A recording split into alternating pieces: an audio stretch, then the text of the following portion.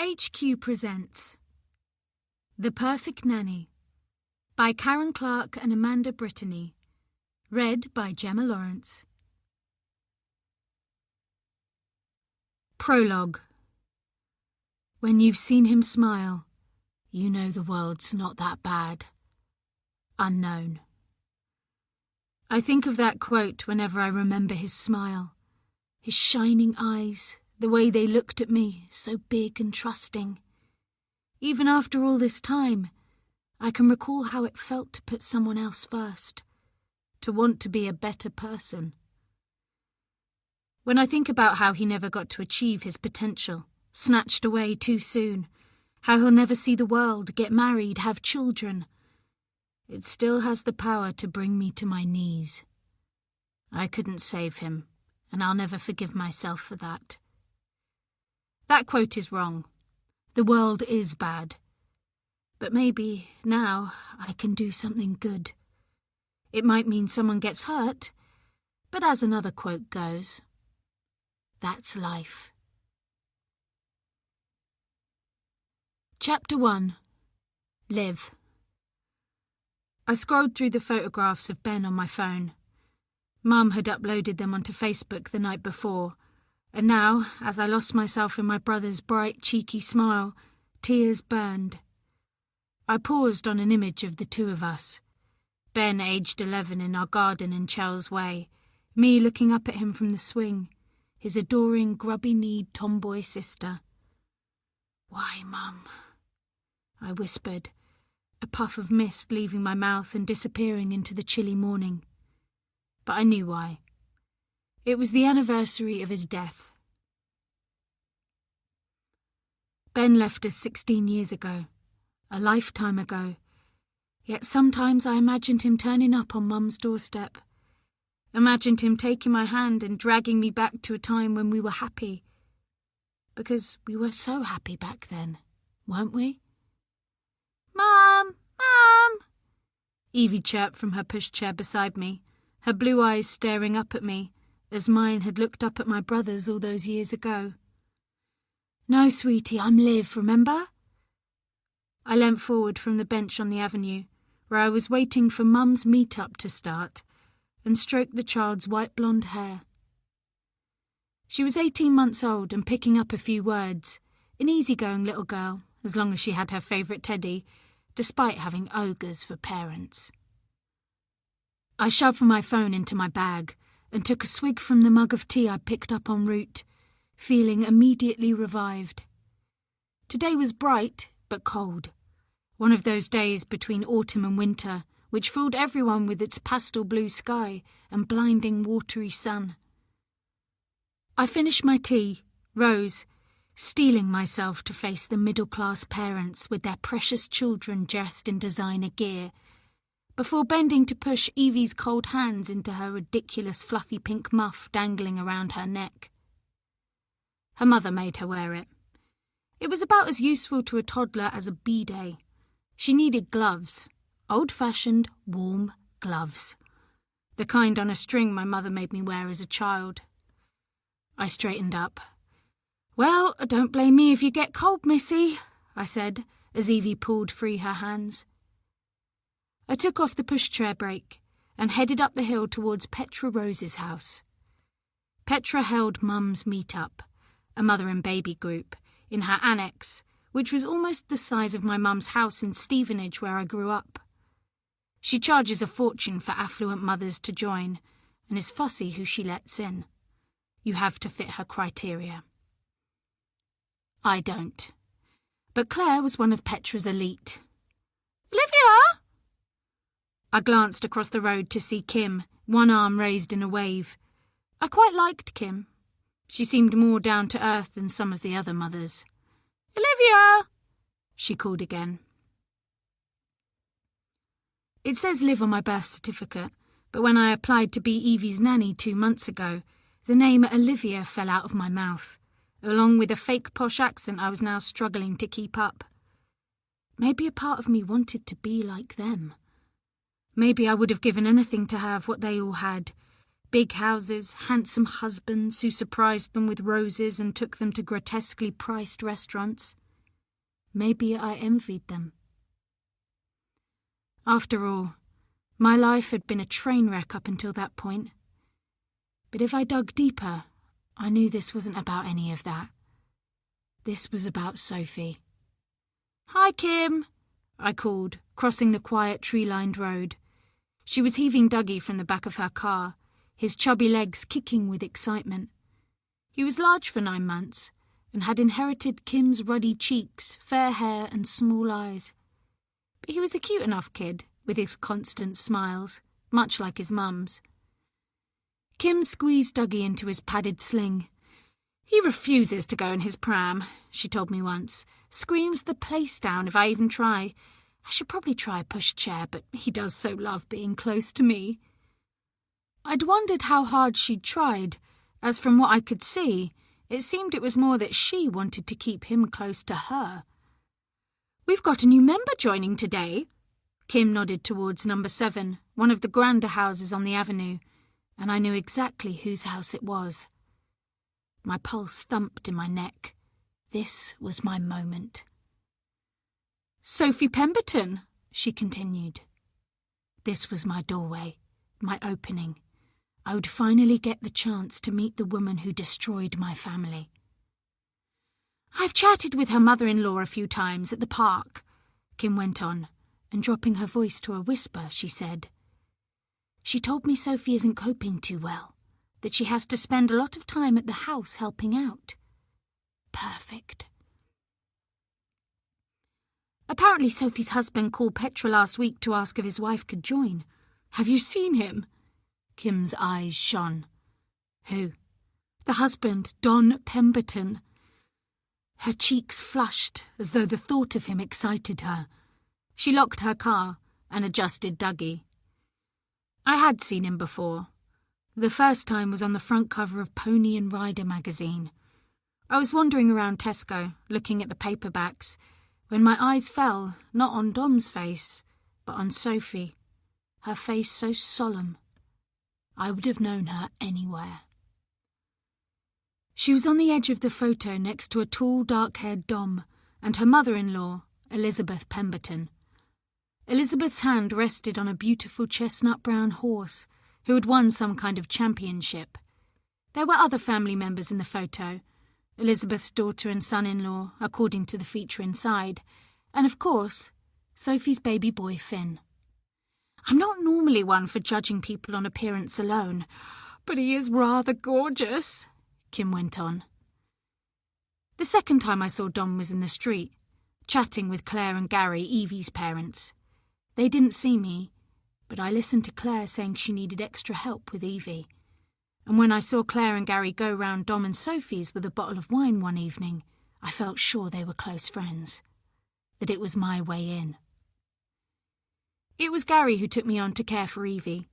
I'd followed him to the park and we got chatting. I told him I was out of work, that I was a qualified nanny. I reeled him in like a trout. I put up with Gary and Claire for one reason only, to get close to Sophie Edwards. Though things hadn't quite gone to plan. I'd thought the couple were friends of Sophie and Dom's, that I would get close to Sophie that way. But I'd learnt from watching her, on the rare times she ventured out, or those moments I glimpsed her standing alone in her bedroom window, that Sophie had no friends, a fact that suited me. My moment would come. I would bide my time. After all, I'd been waiting 16 years for this. Now the door of number 7 stood open, and Dom was shrugging on a black coat as he stepped out. "Oh my word, there he is!" Kim's already rosy cheeks flushed, and she breathed deeply, as though he was a celebrity. "Dom Pemberton?" He turned and lifted a small, expensive-looking pushchair down the 3 white steps, as a woman appeared behind him, snuggled in a knee-length green coat, her red hair tumbling to her shoulders. She was beautiful, but pale, and even from a distance I could see dark rings around her eyes. Sophie Edwards. I would never think of her as Sophie Pemberton. As she moved across the drive, it was as though the world slowed. My heart thudded against my ribs as I was transported back to the night when Ben's best friend Ryan told me about her. To that moment when he showed me the photo of her standing out amongst a group of 20 or so university students, laughing, beautiful. She'd moved to London after university. That's all Ryan could find out about her at the time. She was impossible to find. Until now. "Sophie Edwards," I whispered, my voice cracking. "Pemberton," Kim corrected. "Sophie Pemberton." I could feel Kim's eyes boring into me, but couldn't tear my gaze from Sophie and her husband, despite feeling foolish for muttering her maiden name aloud. "We should go," Kim said, snapping me back to the moment. "You know what Petra's like if we're late." We headed away, but I glanced back once more. Dom was pushing the buggy, Sophie's arm linked through his as though he were holding her up. I was aware Kim was talking. "Sorry?" I said. "I was just saying we've bought a villa in Spain as a holiday retreat. My sister's there at the moment trying to save her marriage." She was rambling as usual. "If she can't, she's going to move in with me at Indigo Cottage." Truth was, although Kim was okay in many ways, she still had everything and more, and I despised her for taking it all for granted. "Well, here we are," she said, keying the code into the gate that led to the annex, which was set apart from the main house with its own entrance. Dougie grinned my way, and I poked out my tongue. "Please don't do that, Olivia," Kim said, as though I was 6. "It's not something I want to encourage." As I stepped through the gate, I took a long, deep breath. I hated my life. I hated everything about it, but I knew, once I'd introduced myself to Sophie, everything would change.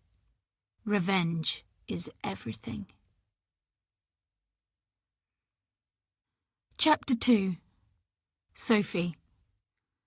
I looked around the noisy group, already wondering how soon I could leave. On my lap, Finn squirmed, his chubby hands reaching for my hair. I should have tied it back, but it had felt like too much effort, like most things did these days.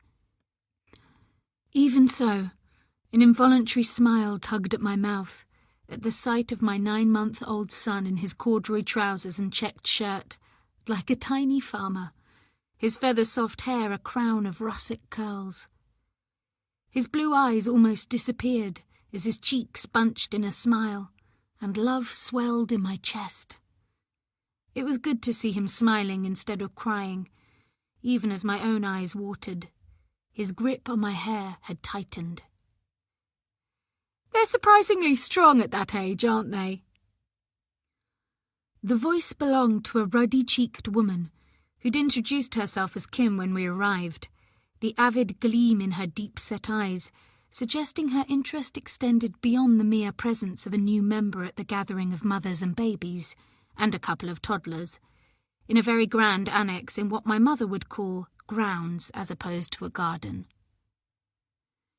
It was bigger and better landscaped than the one at the back of the house a few doors down, where Dom and I had lived for the past 3 months. "He's just started doing this." I tried to release Finn's fingers while keeping a smile in place. My face muscles already ached with the effort of being sociable, after barely leaving the house in weeks. Finn began to grizzle, and I stooped awkwardly to pull his blue dummy from his changing bag. "Oh, he doesn't need that."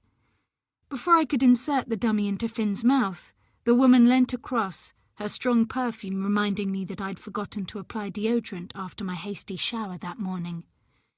"They're horrible things," she said, causing a flush to sweep across my face. I hadn't expected to be in favour of using a dummy to pacify my baby either, but sometimes, when all else failed, it was the only way to stop Finn crying and seemed to comfort him. "I'm Kim Harrison, by the way. I live round the corner down the end of the lane, at Indigo Cottage." She beamed at Finn. "I've met you before, haven't I, little fellow?" she cooed, as she deftly unlocked Finn's grip and held him aloft like a trophy. "His grandmother's Elizabeth, right?" I nodded dumbly, wondering what my mother-in-law had told her. Elizabeth hadn't been able to hide her displeasure at Finn having a dummy either, though she hadn't said anything to me. "We've met at the park a few times," Kim said, before laying Finn on his front on a playmat, opposite a giant baby that looked like her mini-me. "Say hello to Dougie," she instructed Finn. To my surprise, he smiled and gurgled, pushing himself up on his hands and knees, eyes alight with interest, as Dougie dangled a set of plastic keys in front of his face. Maybe Dom had been right to insist I come along. To get us both out of the house where Finn seemed to cry all day, and sometimes I did too. I loved Finn so much it hurt, but I missed my old life. Myself.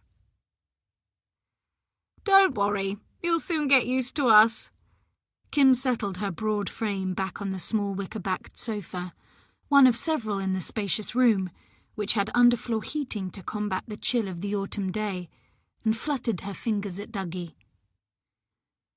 Through a wall of glass, I watched a flurry of dead leaves blowing across the neatly cut grass, and imagined our host, Petra, instructing a gardener to round them up.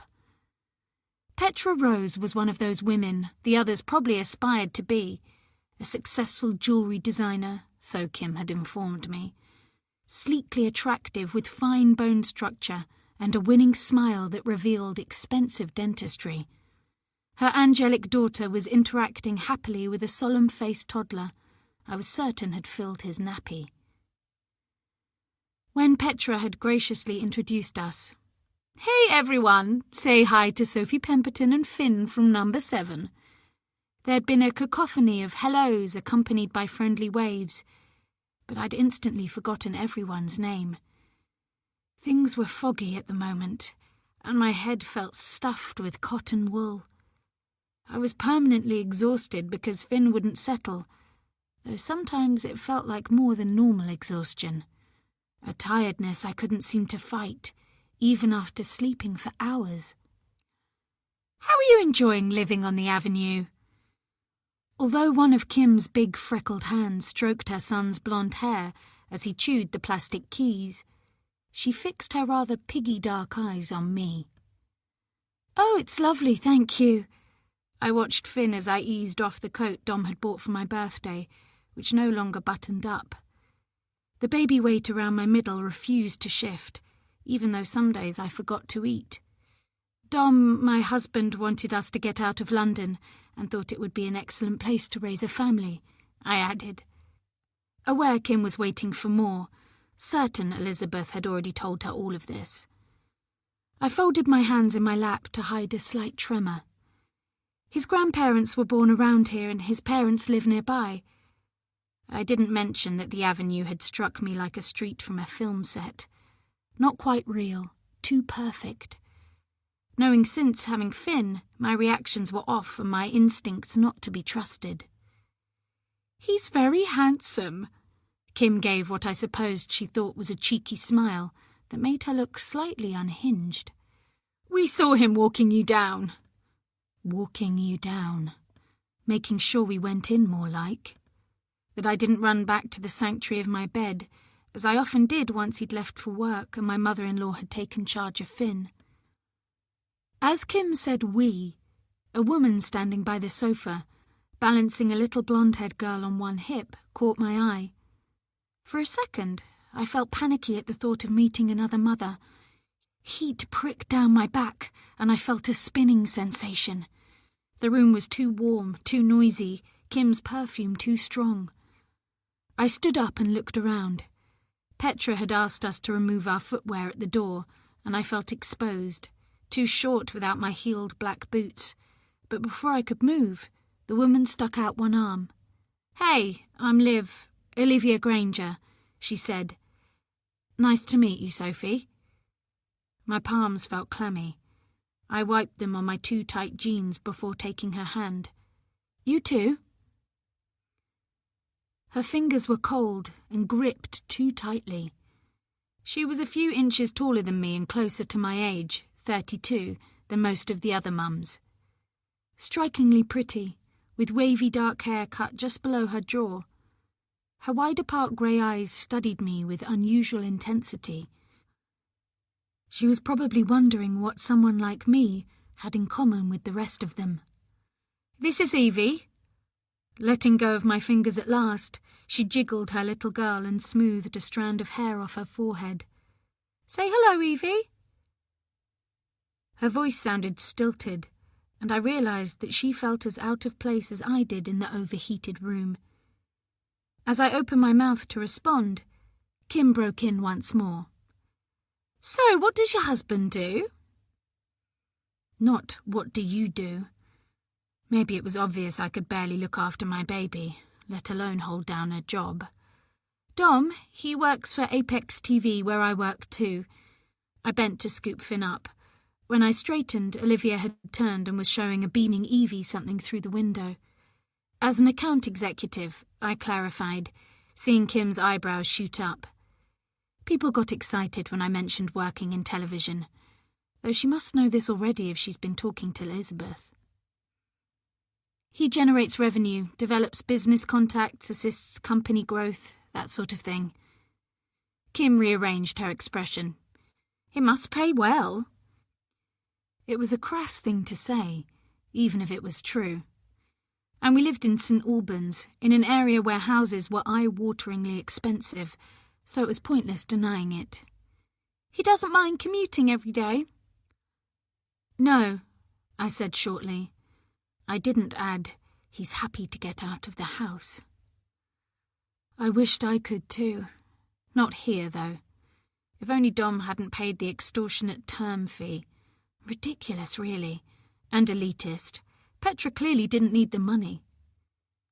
"It's worth it," Dom had said, even though he'd looked shocked by the charge. "It'll be good for you to meet other mothers and good for Finn. If you click, we can invite people around for dinner." The first and last time we'd had guests hadn't been a roaring success. Dom invited a couple from Lavender Drive to eat with us, not long after we moved in, after bumping into the husband at the station.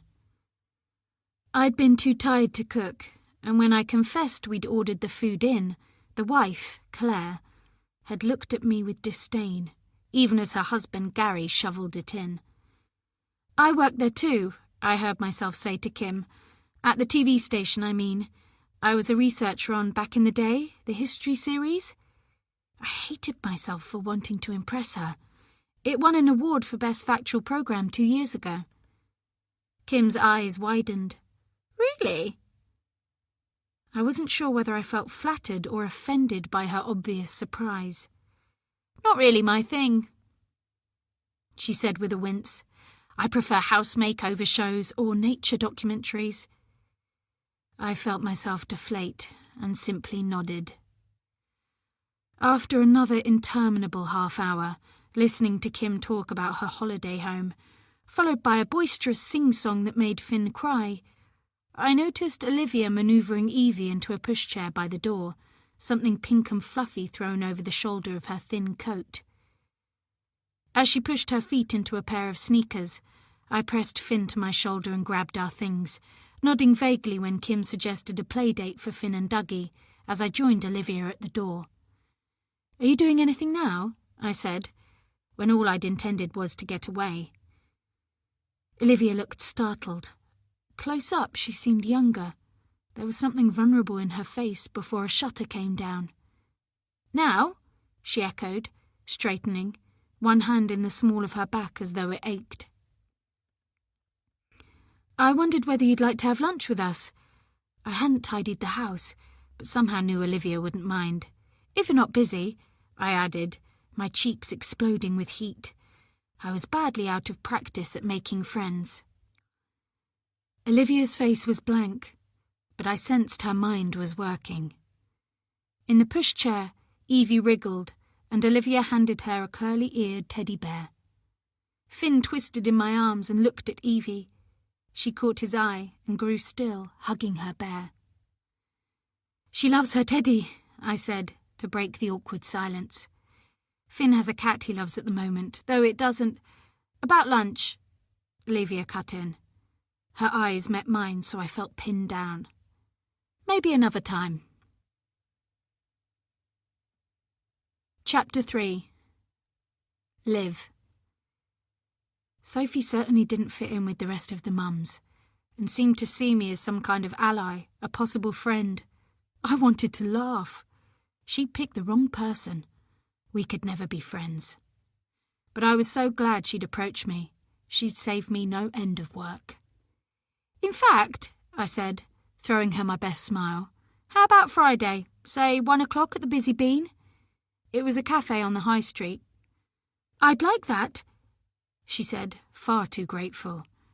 But there was something else. Fear? Doubt? Anxiety? Or maybe you could come to mine for lunch. She didn't like going out. Kim had said she wasn't coping. This was even more perfect. I live at number 7. She nodded down the road. I know. Sounds great, I said. A chance to get inside your house. Lovely, she called as I headed away. As the other mums started to come out of Petra's gate, clustering together, gossiping, I melted into a crop of trees nearby and watched Sophie make her way down the avenue. Eventually, I moved out and followed. She didn't see me behind her, seemed keen to get home. Taking quick strides, her boots clipping the pavement. I'd always found the avenue claustrophobic, with its trees uniform in size and shape, equally spaced, its houses tall and oppressive, most half hidden from view behind walls and immaculate hedges. By the time I reached Sophie's house, she was slamming the heavy oak door. My eyes skittered across the bay-fronted window, the ivy climbing the walls. You don't deserve this, Sophie Edwards. I will take it all from you, like you took my brother from me. By the time I reached Lavender Drive, with its 6 double-fronted detached houses, Evie was sleeping. Gary's white BMW saloon was parked on the drive, next to my Mini, but there was no sign of Claire's Audi TT. I hated it when Gary was home alone. He may have been Evie's father, but he was a total creep. Only last week he brushed his hand against my thigh. It was no accident. He even called me a tease when I shoved him away, said I'd led him on in the park. It was true I may have flirted a tiny bit to get the position, but I was broke and needed a job as much as I needed to get close to Sophie. I pushed the buggy around the curve in the pavement and onto the path. Gary was standing in the window as though waiting for me. He raised his hand in a wave, but I ignored him and picked up speed, heading towards the front door. Once inside, I took off my jacket and trainers and bent to wrestle a waking Evie from the pushchair. "How's my little angel?" Gary said, coming up behind me. He was shorter than me, with cropped white blonde hair and a round, pale face, piercing blue eyes his only attractive feature. "Here, let me take her." He held out his arms. "Go to your daddy, sweetie," I said, handing her to him. "This thing is hardly suitable," he said, shuffling her from the coat I put on her that morning. "Her pink duffel would have been better." I hadn't realised it would turn chilly. It looked bright first thing. I went to move past him, and he leant forward and touched my cheek. I startled. "It's okay, Liv. I don't bite." I hated that he called me Liv when I'd introduced myself as Olivia. It was as though he could see right through me, knew who I really was. He adjusted Evie in his arms. I couldn't believe he would make a pass in front of his daughter. "Your cheeks look pink, that's all." I felt a familiar surge of panic as I wondered what was going through his mind. "I hadn't realised you were working from home today." He smiled. "Any chance I can get these days." He'd started a social media company 10 years ago, which was bought out by one of the giants 5 years later for a stupid amount of money. Now he owned IT companies in London and Italy and spent much of his time travelling between both, unless he was working from home. I hated that he was here. I moved past him and into the kitchen, and trying to keep things civil, said, "Coffee?" "Sounds good." He followed me and slipped his daughter into her high chair. We both reached for the kettle, and he pressed his body against mine. "Where's Claire?" I said, wiggling free. "Shopping." He moved closer. "She's always shopping. You know that, Liv." "You have to stop this, Gary. I will tell her." I hated the tremble in my voice. He laughed. "You need the money, Liv. Even I can see that." He eyed me up and down, focused on the hole in my sock. "And you're a crap nanny. You'd never get a job anywhere else." Anger bubbled. I was a good nanny. Evie loved me. Gary stared, as though waiting for me to respond. His breath reeked of coffee and cigarettes. Though he never smoked in the house, Claire wouldn't allow it. The front door opened, and the tension in my shoulders lifted. Claire. Thank God. She bustled into the kitchen with 3 expensive-looking carrier bags, dropping them on the kitchen table. She hurried to Evie, planted a lipstick kiss on her cheek. "So, how was Mum's meet-up?" she said, aiming the question at me, as she took off her tartan coat. "Fine." "Fine?"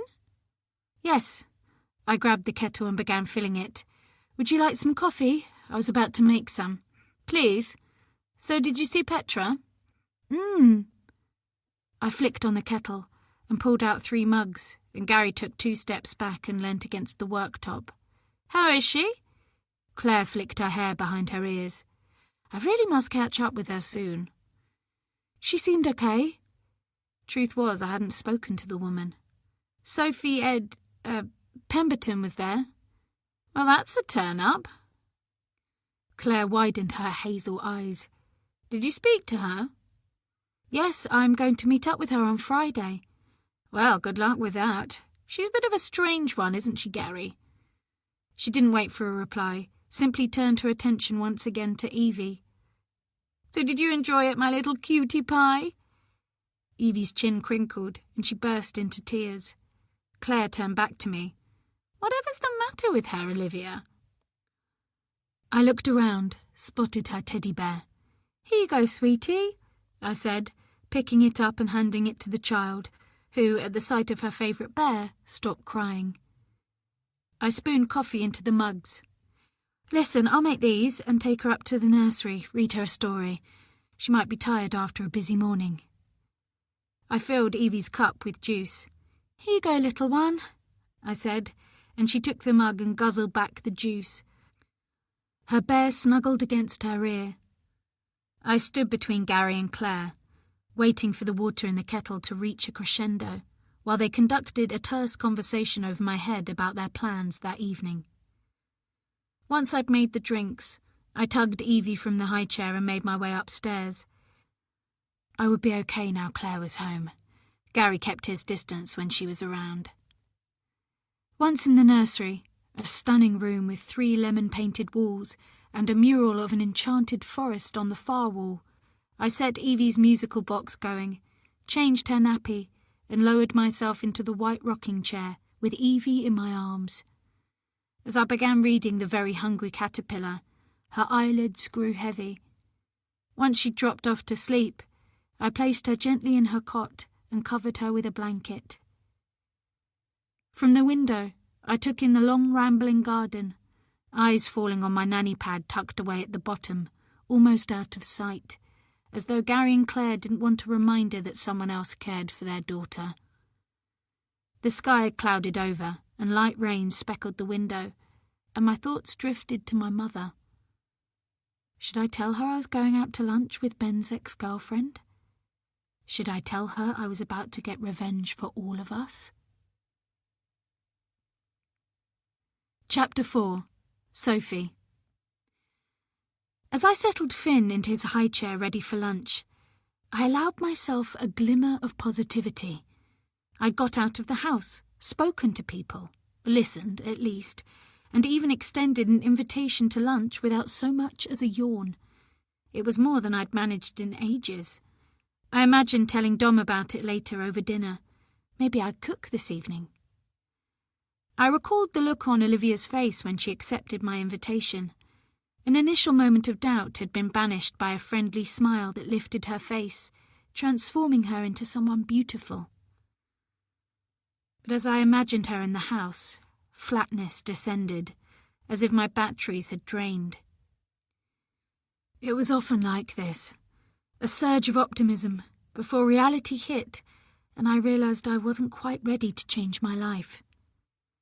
Finn smacked his pudgy fists on the tray of his high chair, his eyebrows raised as if curious about why I was standing in the middle of our high-ceilinged living room, staring unseeingly in the gilt-framed mirror above the stone fireplace where the log burner squatted. I should get the fire going, but the central heating was on, and the house felt warm and cosy. Our dream house, with Farrow and Ball paint on the walls and contemporary coordinating furnishings. Dom's sister Natasha was an interior designer who relished the opportunity to turn our 4-bedroom Victorian house into a stylish home, though it didn't look particularly stylish with Finn's toys scattered around and a heap of laundry in the armchair by the window. At least the laundry was clean. I turned away from a framed picture hanging by the window, a professional family portrait taken at Dom's parents' home, at Elizabeth's insistence when Finn was 12 weeks old. And I was still sleep-deprived and weepy, and I looked at my wedding photo instead. My red hair had been pulled back into a chignon, revealing my narrow nose, freckled cheeks and pale green eyes. I looked solemn, as I tended to in photos, but relaxed, certain of my place in the world. Beside me, Dom was tall and handsome, a softness to his smile, a summer tan emphasizing his blue eyes and long dark lashes. We'd been set up by a friend of his who used to work in production at Apex TV and thought I'd be a good match for Dom, the sort of person he'd described wanting to settle down with but never seemed to meet. And after a dry spell where I'd focused on work instead of men, Dom had seemed perfect. I'd seen him around at work, and my heart flipped when he waited for me to leave the building one day and suggested a drink. He was attractive but unassuming, unaware of the effect he was having, and I'd liked that. I also liked that despite his family background, he wasn't too interested in material things, happy living in the same exposed brick-and-beam warehouse apartment he'd rented for years, overlooking the Tower of London and close to his favourite pub, the Dickens Inn, though he told me his mother disapproved and thought he should upgrade. That was 4 years ago. He'd certainly upgraded now. Shame he wasn't happier, but that was my fault. He loved his son with all his heart, but I wasn't the same person I'd been before having Finn. Maybe I never would be. Another bash of the high chair tray, followed by a sound that might be Mama, brought me back to the moment. "What do you fancy for lunch today, sir?" I adopted a cheery tone because my biggest fear was infecting Finn with whatever had me in its grip. Not depression, exactly, not anymore, but a bone-deep exhaustion and occasional forgetfulness that I couldn't seem to shake. Maybe a nice lamb casserole? I felt guilty Finn's lunch would be out of a jar, albeit organic, and resolved yet again to start cooking from scratch, like my mother-in-law had for her children when they were babies. She'd offered to help, but I knew if I let her, I'd never get around to doing it myself. "Macaroni cheese?" As Finn's face split into a grin that showed his dimples, I experienced a familiar burst of love mingled with fear. What if I wasn't good enough for him? "Play with Jiggles while I heat it up." I plucked his favourite toy off the sofa, a faded and matted blue and white cat that used to belong to Dom, and presented it to Finn. "Dada!" he chortled, grabbing the cat and clutching it under his chin. "Dada will be home soon." I moved through the hallway on autopilot and into the country-style kitchen I'd hoped would inspire me to start baking. I took a jar from one of the glossy white cupboards and decanted it into a bowl before placing it in the microwave, eyeing the half-empty bottle of red wine on the worktop. Dom had urged me to have a glass the evening before to relax me. It had knocked me out. I couldn't even remember climbing the stairs to bed. That happened sometimes, losing time. It was as though I'd gone somewhere in my head, coming to a while later with no recollection of what I'd been doing. I hadn't told Dom. He was worried enough about me as it was, and he had a lot on at work, the details of which eluded me, something about a merger and an ex-employee suing for unfair dismissal. I often zoned out when he was talking, though I'd once loved sharing details of our days, working in different areas of the same company. I opened the dishwasher. There were 2 glasses inside, along with our clean dinner plates, a pair of mugs and gleaming crockery. Dom must have loaded it and set it going before he left for work. Guilt curled through me, imagining him with his shirt sleeves rolled up, while I slept on as though I'd completed a marathon or a full week's work plus overtime. I jumped when the microwave pinged, and again when the landline started ringing in the living room. Dom had taken to calling me on it during the day, as I often forgot to switch on my mobile or charge it up. He'd worry if I didn't answer, but I let it ring out while I checked the temperature in Finn's Peter Rabbit bowl before hurrying through, worried that I'd left him alone, even though I could hear him babbling to himself. "Here we are!" He was keen to hold his little plastic spoon, and dug it into his bowl while smacking his lips together. "Good boy." I'd thought mothering would come easily, but I tiptoed around my son like he was a priceless object I was terrified of breaking. "Let Mummy help." Finn waved the spoon, splattering yellow blobs everywhere. Thank God we didn't have a carpet, the wide oak floorboards forgiving of crumbs and stains. "Why not put his high chair in the kitchen?" Dom had asked, but I liked it where it was, by the patio doors overlooking the garden, where a swing left by the previous owners hung from the branches of an apple tree. A jaunty piano tune erupted from my bag on the floor. I dipped my hand in and pulled my phone out, keeping my eyes on Finn as he scooped a fistful of food out of his bowl and mashed it around his face. "Hi," I said brightly. "Sophie, I called on the landline you didn't pick up." Dom's voice was full of apprehension. "How did it go at the baby group?" he said, as if deciding to skate over why I hadn't answered. "Fine." I perched on the edge of a dining chair, reaching to take the spoon from Finn so I could feed him what was left in his bowl. "Did you meet anyone nice?" The question reminded me of Mum, before Dom and I got together, desperate to pair me off so she felt less guilty about having a boyfriend. "Yes," I said with sudden conviction. "Actually, I did. A woman called Olivia." A movement caught my eye through the window, to the side of the garden. There was a gap in the flint and stone wall where a gate had once been, leading to an access lane at the side of the house. For a split second, I thought I glimpsed a pale face peering round, a whisk of pink. Hadn't Olivia been wearing something that colour? "Sophie, that's great!" The relief in Dom's voice was hard to bear. "You should invite her round." "I already did." I glanced again at the window, but there was no one there, just a flutter of gold as the apple tree shed the last of its leaves. "She's coming for lunch on Friday." Chapter 5. Live. I put Evie to bed around 6:30 and made my way to my nanny pad, away from Gary's roaming eyes and grabbing hands, and Claire's shrill excitement about what she'd bought in town. I was relieved to turn the key in the door and be alone with my thoughts. I stepped inside, closing the door behind me, taking deep breaths. It had a small shower room and a lounge area with a bright yellow sofa, a coffee table, and TV. My double bed, suspended above a row of cupboards with a stepladder to reach it, made perfect use of the limited space, though sometimes I would wake in the middle of the night feeling panicked by how close the ceiling was, feeling as though I was trapped in a coffin.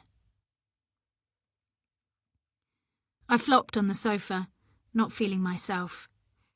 Seeing Sophie had messed with my head, and I couldn't get her out of my mind. I thought about how Mum had closed herself off from Dad and me when Ben died. She went from a bright, fun-loving person to a woman who barely spoke. Dad had tried to bring her out of it, but he was grieving too, and 5 years after Ben's death, he'd left, moved to New Zealand. It was a year after that Mum crashed her car. She was on her way to the supermarket when she thought she saw Ben sitting on a bench in the park, a place he'd taken to going alone in the weeks before he died. It wasn't him, of course. Ben had been gone 6 years by then. But she lost concentration, skidded off the road, her injuries making her permanently paralysed from the waist down. If it wasn't for Sophie, Mum wouldn't be in a wheelchair. Ben would be here now, Dad wouldn't have left us, and Ryan wouldn't be a complete mess. I picked up my phone, deciding to FaceTime Mum, tell her I'd seen her. I clicked on her details. A lump rose in my throat, as it always did when I saw Mum's face appear on the screen and heard her say, "Hello, love." She always smiled, though I was never quite sure how genuine it was. She blamed herself for so many years, saying she should have seen the signs, claiming she was a terrible mother, spending hours analysing the way she'd brought Ben up. Had she been overprotective, pushed him too hard with his studies, given him too much attention, not enough attention? Should she have listened more? But when Freya became her carer 9 years ago, her spirits lifted gradually. Somehow Freya managed to do what Dad and I never could. She got Mum interested in life again. Perhaps because she was separate from the family, allowing Mum to reflect without getting upset herself. She knew the right things to say. Mum fumbled for her glasses and slipped them on. "Loving the new haircut," I said. It was shorter than usual, neat, grey layers close to her head. She was 73, but looked older. She'd met my dad in her mid-30s, had Ben a few years later, and me in her early 40s. "Nice, isn't it?" She touched it gently. "Freya trimmed it earlier. Have you had a good day?" She always asked that when I called her, most evenings. I worried about her, feared the past would creep up on her again, and take her back to the dark place that had swallowed her for so long after Ben's death. I tried to get to see her as much as I could, too. In fact, I was going over at the weekend. "Not bad," I said. "I took Evie to a baby group this morning." "Oh, that's nice," she said, her voice brightening at the mention of Evie. "Did you enjoy it?" "Well, that's why I'm calling." Mum suddenly bobbed out of sight, and all I could see was the lounge where I'd spent a lot of happy years as a child. "Mum?" She appeared again with Sparky, her Yorkshire Terrier, in her arms. "Say hello to Livy," she said to the dog, who looked content in her arms. "Hello, Sparky," I said with a quirky wave. Mum sniffed the dog's head. "He keeps rolling in bird droppings," she said. "I'll have to ask Freya to give him a bath." I smiled. "Mum, I've got something to tell you." "Okay," she said, still sniffing the dog. "I'm listening." "Are you? Because this is really important." "Yes, of course." She stared at the screen, as if to prove she was concentrating. "The thing is, I found Sophie Edwards." "Oh, Liv, not this again." Mum's smile disappeared. "I thought you'd let that go, moved on." "Only because I couldn't find her." I took a deep breath. Mum knew how Sophie Edwards had played on my mind for years. "Her life's perfect, Mum." I could hear tears in my voice, anger surging. "She's married to this bloke who looks like he's jumped out of a magazine, and they live in a massive house in St Albans." "None of that means she's happy. She's got a little boy, a perfect little boy." Mum was crying suddenly. "Oh, Mum, I'm so sorry. I didn't mean to upset you." She blotted her cheek with a tissue. "It just brings back memories, that's all." Her eyes met mine through the screen. "I've told you before, Liv. Ben wouldn't have wanted you to be so full of hate." I bit down hard on my lip. It was okay for her. She'd managed to accept things now. "I'm sorry, Mum, but Ben would still be here if it wasn't for Sophie. Oh, Liv, please let it go. I can't. Bitterness surged through my veins, and my eyes stung with tears. I hadn't realised just how angry I was. She stroked the dog's head, the screwed-up tissue in her fist. We all miss him, love. But she's the reason Dad left, the reason you're in that wheelchair. Sweetheart, please. I thought back to Ben's friend Ryan searching for Sophie just after my brother's death, unable to track her down. How devastated Mum had been when he couldn't find her. At that time, Mum was as angry as I was, to the point she'd stopped eating, couldn't sleep. She'd even started drinking for a while and stopped seeing friends. Sophie never came to Ben's funeral, Mum. She didn't care about him enough to call us when he died. That's why I can't let this go. I gulped. This was 16 years of pent-up rage prickling my skin. A dark shadow appeared behind Mum, and a face bobbed into view. Hello, Liv. Oh, Freya. I dashed my hand across my cheeks and sniffed. You freaked me out for a moment. I hadn't realised you were there. I was in the kitchen making a cuppa. I tried to get my act together, calm down. I love Mum's hair, you've done a great job. Is there nothing you can't turn your hand to? I miss my vocation, clearly, she said with a smile, as she leant onto Mum's wheelchair, her small pale grey eyes studying me. Freya was around 50. Her fair hair was a mass of frizzy curls, and her skin was pale and almost line-free. It was only a little trim, she continued, her voice soft and musical. Just to keep it neat and tidy, Martha. Oh, it is that, Mum said, stroking her hair. Nice and tidy, just how I like it. Thanks, I said, knowing how good Freya was to Mum, always popping round to see her even when she wasn't getting paid, taking Mum shopping or for a coffee at the nearby cafe. She was a good friend to her. My pleasure, she said, bobbing out of view. We have great fun together, don't we, Martha? We do indeed, Mum said, looking up. Freya knows how to cheer me up. I felt a pang of guilt. I wasn't good at cheering Mum up, and had just managed to make her cry. Mum, I said, wanting to say sorry. You're breaking up, love, I can't...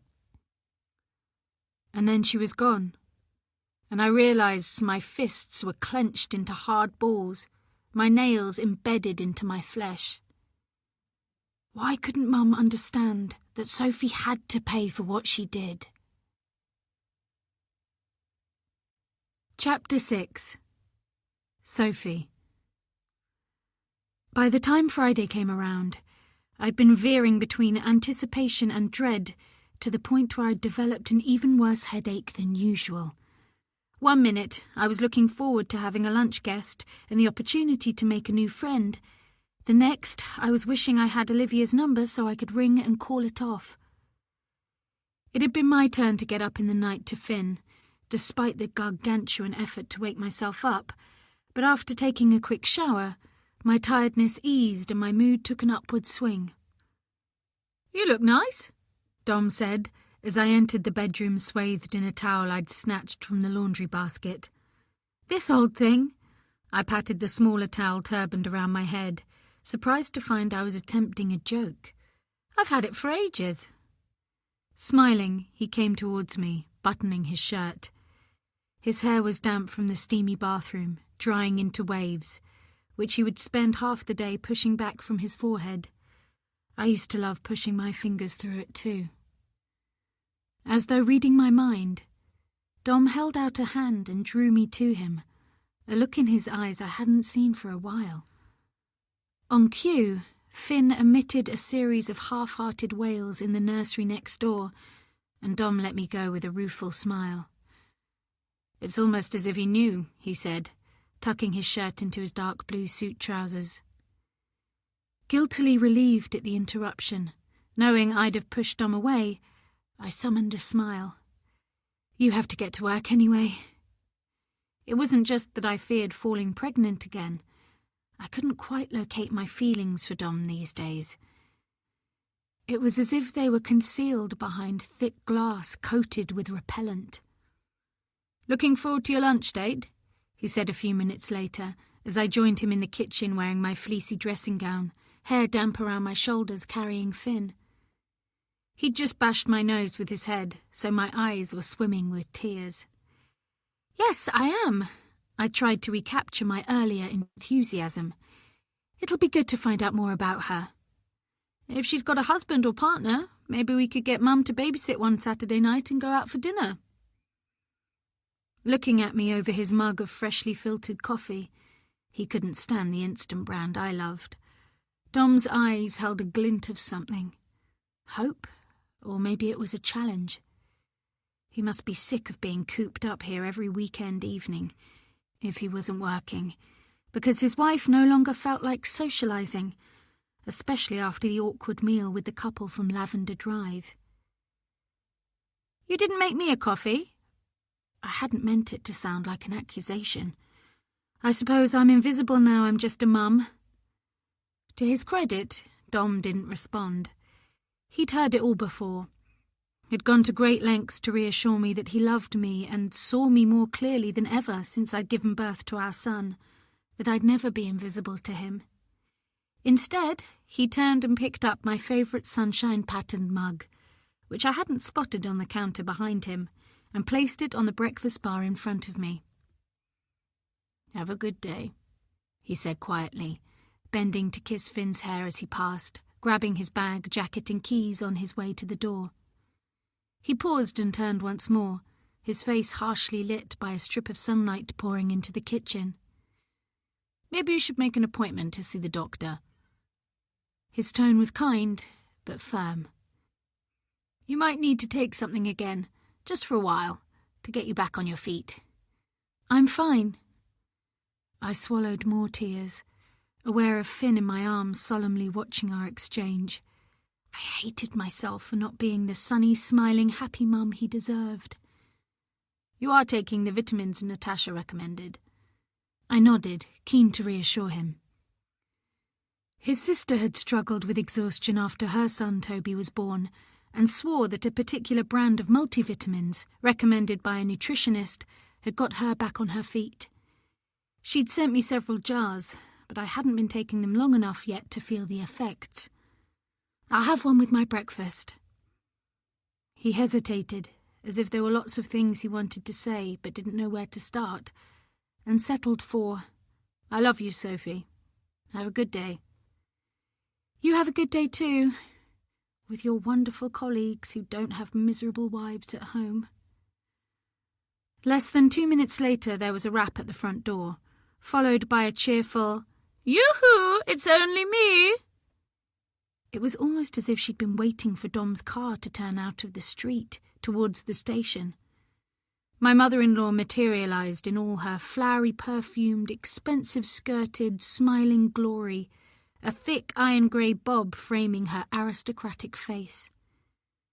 Dom gave her a spare key just after we moved in, insisting she wanted to help so I could get some rest, and she'd taken to dropping in most days, usually after Dom left, as though guessing that once alone I felt out of my depth, still not moulded into motherhood the way I longed to be. "How's my little prince?" she cooed. Flashing me a smile, she put down her tan leather handbag, shrugged off her tweedy jacket, and plucked Finn from my arms. "Hi, Elizabeth," I said dully. I'd stopped asking her to let me know before dropping in. She was only trying to help because we were family and she was in love with her grandson. I'd only broached the subject once, when I began to wonder whether her almost constant presence might be doing more harm than good, creating a safety barrier that meant I didn't have to try to be a better mother. But Dom pointed out how helpful she'd been when Finn was born, when my mother couldn't leave the guest house in Portugal she ran with her boyfriend Tomas, and how much Finn adored her. It was true. Our son went to his grandmother with almost insulting haste, his little face lighting up whenever he saw her.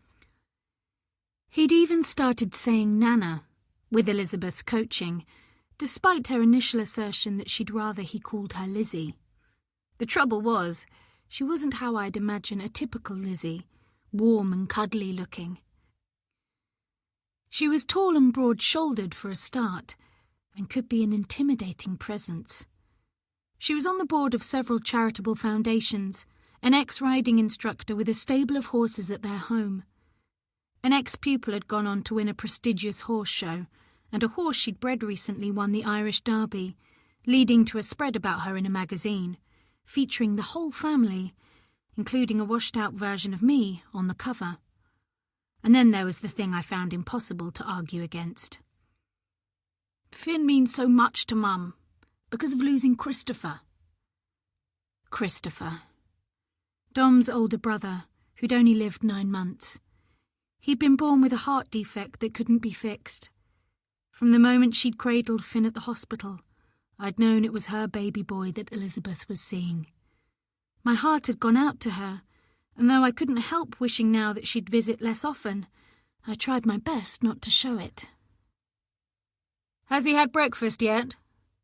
She gave me a sweeping glance as she cuddled her grandson, taking in my bedraggled state of undress. Her blue eyes, paler than Dom's, narrowed a fraction. As usual, she was elegantly made up, her features softened with pricey cosmetics, her barely-there lipstick matching the shade of the cashmere polo-necked sweater worn to disguise the loose skin around her throat that gave away her age. "I was about to give him some porridge," I said, heat flushing my face. Elizabeth looked at Finn, who was gazing at her with such an expression of wonder, a shot of jealousy ran through me. "Why don't I do that while you get yourself dressed?" She didn't wait for a reply, as she moved effortlessly around the kitchen, gently bouncing Finn in one arm. She was strong, from years of training and restraining horses. "Okay." Neither of them gave me a second look as I backed away and trudged upstairs. I stayed up there a while, taking extra care with my appearance for once, while Elizabeth fed my son and sang a lullaby I couldn't quite hear the words to. I wondered whether Olivia had a mother-in-law. Maybe we could compare notes. Did she live on the avenue? She had to have money if so. Perhaps her husband was a hedge fund manager, or she was an entrepreneur selling handmade baby clothes or artisan cakes from her kitchen. Or maybe she was a mummy vlogger, reaching out to millions of subscribers with her parenting tips. Somehow I doubted it, though I couldn't have said why. I chose a navy long-sleeved dress I hadn't worn for at least a year and pulled out one of the scarves Elizabeth had bought me, leaping ponies on a background of cream silk, and looped it around my neck. By her own admission, she wasn't good at gifting. Natasha and I got scarves and expensive perfume for birthdays and Christmas, while Dom and his father received sweaters and luxury ties. Back downstairs, my hair pinned in a top knot and my eyelashes weighted with mascara, I was shocked to see an hour had passed. "You don't need to do that," I said, seeing Elizabeth taking the vacuum cleaner from the cupboard under the stairs, her sweater sleeves rolled up to reveal the slim gold watch Dom had bought her for her 60th birthday 2 years ago. "Well, if you won't get a cleaner—" She let the words hang, her thin eyebrows arched. She'd offered to loan us her cleaner a couple of mornings a week, but I'd refused. "I can manage, thank you." Finn looked up from his bouncy chair, positioned within Elizabeth's eyeline, as if alerted by my unusually authoritative tone. "I've a guest coming for lunch, so—" "All the more reason to let me help." My words seemed to bounce off Elizabeth like ping-pong balls. "I just heated your coffee in the microwave," she said, looking around for the plug socket. "Why not sit down and relax for 5 minutes?" It wasn't a question. I found myself obeying, sitting on one of the cream leather stools at the breakfast bar, while Elizabeth pushed the vacuum around, keeping up a running commentary to Finn, who gurgled happily. I sipped my coffee, grateful she'd bothered to reheat it, a practical gesture typical of how she treated the rest of her family, when she wasn't distracted by her horses. "I sometimes expect a bale of hay for dinner," Dom's father Robert occasionally joked, used to Elizabeth's passion for all things equine. He was less driven than his wife, retired from his civil engineering job and happy to potter in the garden and tend his roses. I spotted the bottle of multivitamins on the worktop, an expensive brand with an artfully drawn label. Dom must have left them out, knowing I'd probably forget to take one if they were in the cupboard, and I swallowed one with the last of my coffee.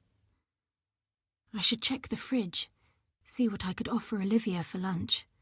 I had no idea what she liked to eat. A salad would be safe if she was vegetarian. I could always add ham or smoked salmon if not, and there should be fresh bread in the cupboard. We'd had a food delivery a couple of days ago. "I'll take him out, shall I, while you have lunch with your friend?" Elizabeth was back, slipping her arms into her jacket. I blinked at her, overcome with a wave of tiredness so strong I wanted to lay my head on my arms and sleep. "Sure," I murmured, looking around with an effort for Finn. He was in his buggy by the door, dressed in his outdoor clothes, his chunky pastel-striped blanket tucked around him. When had she got him dressed? "Don't be too long. We'll be fine." She gave me a concerned look as she picked up her bag. "Are you okay?" I wish everyone would stop asking me that. I regretted my tone when she drew her head back, as though I tried to slap her, a line cutting between her eyebrows. "I was only asking," she said, her well-bred vowels more pronounced than usual. "We do care about you, Sophie." "I know," I said. "I'm sorry." "Maybe you should have a nap." I wanted to say something, tell her to leave Finn with me, that I could be a good mother if only she'd let me try. But she opened the door, letting in a blast of cold air, and seconds later it slammed behind them. Pressure built at my temples. I glanced at the clock on the wall and saw with a shock it was almost 1 o'clock. The room felt unsteady, or maybe it was me. I couldn't face any lunch. I wasn't up to making conversation with a stranger. I wanted to rip off my dress and go back to bed. Should I hide? I only had a second to register the ridiculousness of the thought when the doorbell pealed throughout the house, sending a jolt of adrenaline through me. It was too late. Olivia had arrived. Chapter 7. Liv. I recognised Sophie's mother-in-law from the cover of the magazine where I first saw Sophie. Elizabeth Pemberton was in her early 60s, tall, and had an air of a scary head teacher. She lifted the pushchair down the steps from the front door, chirping sweetly to the little boy who I knew was Finn, though I recognised the expensive pushchair rather than the baby. Elizabeth turned and furrowed her forehead at Evie and me. "Are you here to have lunch with Sophie?" I nodded and she touched my arm. "It's good to see Sophie finally find a friend. Treat her gently, though. She's fragile." She slipped on her sunglasses and hurried away down the road. I climbed the 3 steps and blasted the doorbell and waited. And waited. Despite the sun being out, there was a cutting wind that whipped across the porch, and I shivered. I bent down and opened the letterbox. "Hey, Sophie, it's me, Olivia. It's bloody freezing out here. You gonna let me in or not?" The door opened slightly, and I rose to see Sophie, pale and heavy-eyed, peering through the gap. "I'm not feeling too well," she said. "I'm sorry I've wasted your time. I would have let you know, but I didn't have your number." She looked down at Evie jabbering happily in her buggy. "Sorry," she said again. Was that a slur in her voice? I swallowed a surge of anger. This was meant to be my way in, a way to find out more about her. If I couldn't get close, how could I make her pay? "No worries," I said. "Let's do it another time, shall we?" "Thanks for understanding." She went to close the door, and I pushed my hand against it. "I couldn't trouble you for a drop of juice for Evie, could I?" I hurried down the steps and prized Evie's mug from her sticky fingers. "Sorry, sweetie," I said, pushing back her hair from her forehead.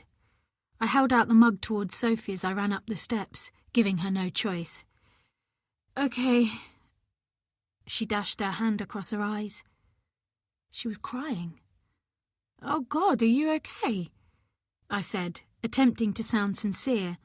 "I mean, I know you don't feel well, but if you need someone to talk to, a friend." The words stuck in my throat. She would never be a friend of mine. She opened the door further, as though glad I'd noticed. "Come in," she said, her head down. I lifted Evie from her pushchair, and we followed Sophie in and through to the kitchen. I didn't want to listen to this woman's troubles. I wanted to grab her by the neck, pin her against the wall and demand an apology for what she'd done to my family. I needed her atonement. Whatever was wrong with her couldn't be as painful as losing a brother when he had his whole life ahead of him. I shook away the voice of my mother telling me to stop what I was doing, reminding me, as she'd done so many times, that when someone takes their own life, nobody is to blame. In the kitchen, Sophie turned and held out her hand.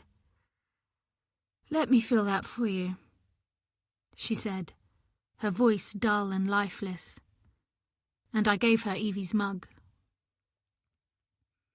While she filled it with orange juice from the fridge, she took several deep breaths, and was she swaying slightly?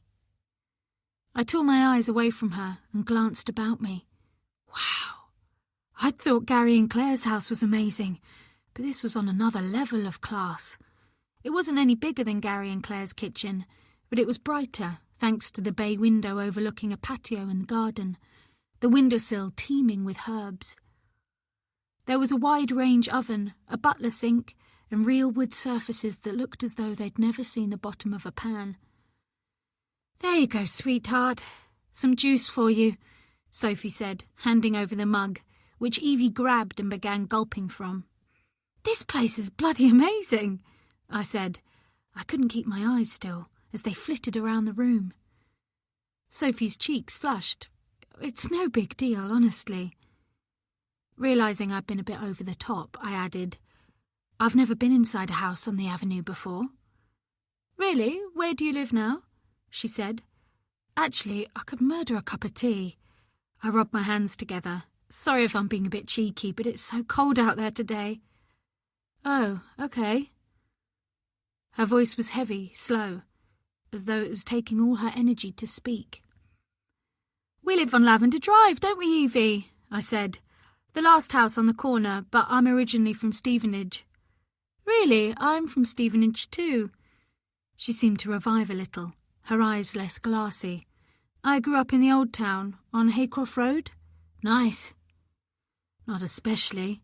She gave a small frown. "It was cramped, the house, really old. It was all my parents could afford at the time, and they never got round to doing it up. My dad died when I was 2, and my mum had to work a lot, so..." Her words trailed off as she turned to fill the kettle. I don't know why, but I thought her childhood would have been different, and opened my mouth to say sorry about her dad, but she was talking again. "We were happy though, don't get me wrong. I was best friends with the girl next door. We went to Almond Hill School. I loved it there." I didn't bother to tell her whereabouts I'd lived as a child, where my mother still lives, and she didn't ask. It was doubtful our paths would ever have crossed as children. In fact, they wouldn't have crossed now if Ben hadn't had the misfortune to attend the same university as her. "Liv, Liv, Liv," Evie said, coming up for air between gulps of her drink and tilting her head. Sophie narrowed her eyes. "She calls you Liv?" "Yes." I took a deep breath. I was suddenly worried Sophie would reject me if she found out I wasn't Evie's mother, but I had to come clean. She would find out somehow. She knew Claire and Gary. "I'm Evie's nanny, not her mum," I said, "and my friends, and Evie, call me Liv." "Oh, I see." Sophie's eyes widened. "I hadn't realised." She dropped a tea bag into one mug, a spoonful of instant coffee in another, before adding boiling water. I'll drink my tea and leave you in peace, I said. You can stay if you like. I've got salad for lunch. I wasn't sure if you were vegetarian. I shook my head, relieved she didn't seem concerned that I was the nanny. No, I'm a meat-eater for my sins. She handed me my tea, a slight shake in her hand. Shall we drink this and then I'll make us something to eat? Sounds perfect, I said, but first, I added, pulling out my phone, let's exchange mobile numbers just in case. The lounge was comfortable and just as classy as the kitchen. Sofas, bookshelves, wall rugs and matte blue walls, a TV fixed to one. I placed Evie on a thick wool rug where she played happily with Finn's toys, and Sophie and I sat on one of the sofas. So was Finn going out with his gran? I said, and she nodded. Shame as they could have played together. Truth was, Evie wasn't much of a team player, inclined to like things her own way, a bit like her dad. Plus she was 9 months older than Finn and would have probably dominated him. She's Dom's mum. She takes care of Finn a fair bit, Sophie said. Was that why she had tears in her eyes? She's the mother-in-law from hell kind. Sophie half smiled. No, not at all. She only wants to help, I think. I'm a bit of a rubbish mum, if I'm honest. Glad she's around. Sophie was all over the place, barely concentrating. I miss my job, she went on randomly. I used to work in London, had a great job. I placed my hand on her arm. Tell me to mind my own business if you like, but when did you last sleep? You look exhausted. I sleep a lot, but I'm still tired all the time. She flopped her head back against the sofa and closed her eyes. Sorry, I'm a pathetic hostess. I shuffled to the edge of the sofa and put down my mug, and when I turned, her eyelids had dropped over her eyes. Was she falling asleep? Sophie? She jolted forward, splashing coffee on her dress. God, I'm so sorry. Shall we have some lunch? She rose and headed into the kitchen. I caught up, carrying the high chair, Evie trotting by my side. I slipped her into the chair and handed her a couple of wooden spoons from a pottery utensil holder. I don't mean to pry, I said, as Evie drummed the spoons on the high chair tray and squealed with delight. But you on some kind of medication? Sophie widened her eyes, and I thought for a moment she was going to tell me to mind my own business. I wouldn't have blamed her, but she shook her head. I took antidepressants for a while after Finn was born. They didn't help. I felt numb and lifeless all the time, so stopped taking them. Now I don't feel low exactly, just exhausted and odd all the time. She shook her head. I can't explain it. But your mother-in-law comes to your rescue. I wasn't happy about Elizabeth being so good to Sophie, always being there for her. I couldn't get close if she was hanging about. I would need to do something about that. Sophie nodded. She spends a lot of time here. My mind flashed to the magazine I'd seen. The picture of the perfect family. Didn't the woman own horses? Well, she needed to bugger off and look after them. And what about Dom? I adjusted my expression into one of concern, pushing down anger that this woman was so pathetic, despite having help on tap. I'm sure he's there for you too. She nodded. He said this morning I might need to see the doctor again, but I don't want to. I'm not depressed, just...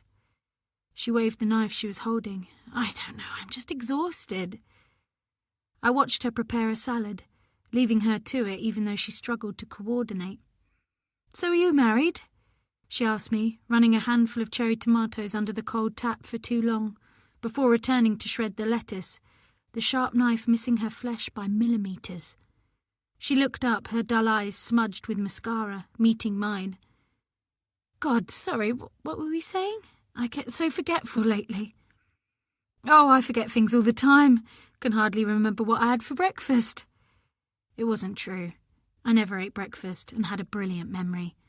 I could remember every moment of that day 16 years ago. You asked if I'm married. Yes, that's right. Are you? I shook my head. I've never met anyone worthy of me, I said with a laugh. She furrowed her forehead as though my attempt at a joke had slipped under her radar. She was a mess, and I realised at that moment just how easy taking my revenge was going to be. Chapter 8. Sophie. Why had I told Liv I was forgetful? I seemed to be saying whatever came into my head, which was throbbing in time with my heartbeat. It was true, though. Just the day before, I'd gone up to the bedroom, determined not to sink onto the sofa and doze while Finn had his afternoon nap, but to read a book, something I hadn't done for ages. Only to find the paperback that had been on my bedside table for weeks wasn't there. Assuming I must have returned it to the bookshelf, I went to check, but couldn't locate it alongside the biographies and crime books Dom had enjoyed reading before we had Finn and work took over. These days, he had his head stuck in accounting figures most of the time. It struck me, too, that my sunshine mug hadn't been in the cupboard last time I looked, and I wondered where Dom had found it that morning. "Oh, I forget things all the time. Can hardly remember what I had for breakfast," Olivia, Liv, said. But even in my tired state, it seemed she was saying it in a token way, attempting to empathise while her eyes darted around, drinking everything in, almost as though she'd never seen nice things before. A prickle of curiosity stirred. Hadn't she said she was originally from Stevenage? An odd coincidence, and now lived on Lavender Drive. I vaguely recalled walking down it once, trying to get Finn to sleep in his pushchair, past 5 or 6 double-fronted homes set in landscaped gardens. I wondered which one was Liv's, or rather, the house where she worked. Funny that I hadn't guessed she was Evie's nanny, though it made sense now she told me. I'd assumed the child must take after her father, as she looked nothing like Liv. I wondered how she'd become a nanny, but couldn't quite muster the energy to ask. It had taken enough effort to find my phone so we could exchange numbers. "So you don't work?" she was saying now. "Used to."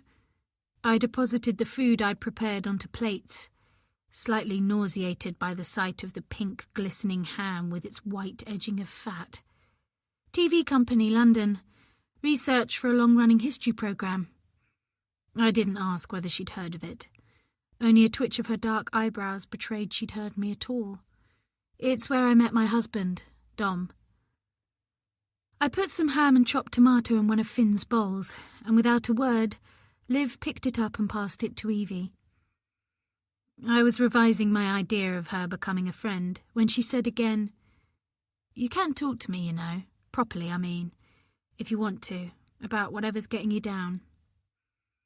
Her wide grey eyes were avid now, as if trying to see inside my head. I glanced uneasily to where Evie was poking her finger in Finn's bowl and wished Elizabeth would bring him back. I imagined briefly telling Liv everything, about the difficult pregnancy that made me so sick throughout that I struggled to do my job, the emergency caesarean that ended with Finn being handed straight to Dom while I was given several pints of blood to save my life, about the flashbacks that still plagued me sometimes, and how I'd struggled to bond with Finn for the first few weeks of his life, how I hadn't wanted to move to St. Albans, hadn't wanted to do anything much, to tell her my mum had sold my childhood home and moved to Portugal just when I needed her, that Dom worked longer hours than ever, and... "Sophie?" I started.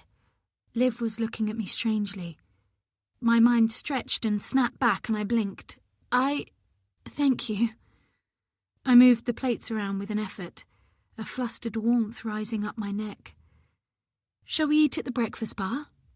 "Might as well." Evie was pushing a piece of tomato into her mouth with one hand and holding a wooden spoon in the other, her hair a spot of brightness in the kitchen. Liv stopped stroking her hand along the breakfast bar and hoisted herself onto a stool. "I'll give you a tour when we've eaten, if you like," I said, sitting opposite, awkwardly tugging my dress over my knees and adjusting the scarf, which had slipped from its loop. "Sure, why not?" Liv pushed one side of her hair behind her ear and picked up her fork. She was wearing a similar pair of jeans and top to the one she'd worn at the baby group, and her face was makeup-free. I felt overdone in my outfit and worried I'd rubbed my mascara onto my face. "You've not lived here long?"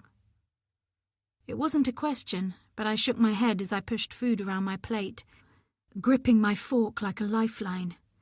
"A few months?" I stifled an urge to yawn. "Did you say you live on Lavender Drive?" Liv nodded, swallowing a mouthful of rocket and ham. "I live in a nanny pad at the foot of Gary and Claire's garden, so I'm close by for Evie." She looked at me as though expecting a reaction.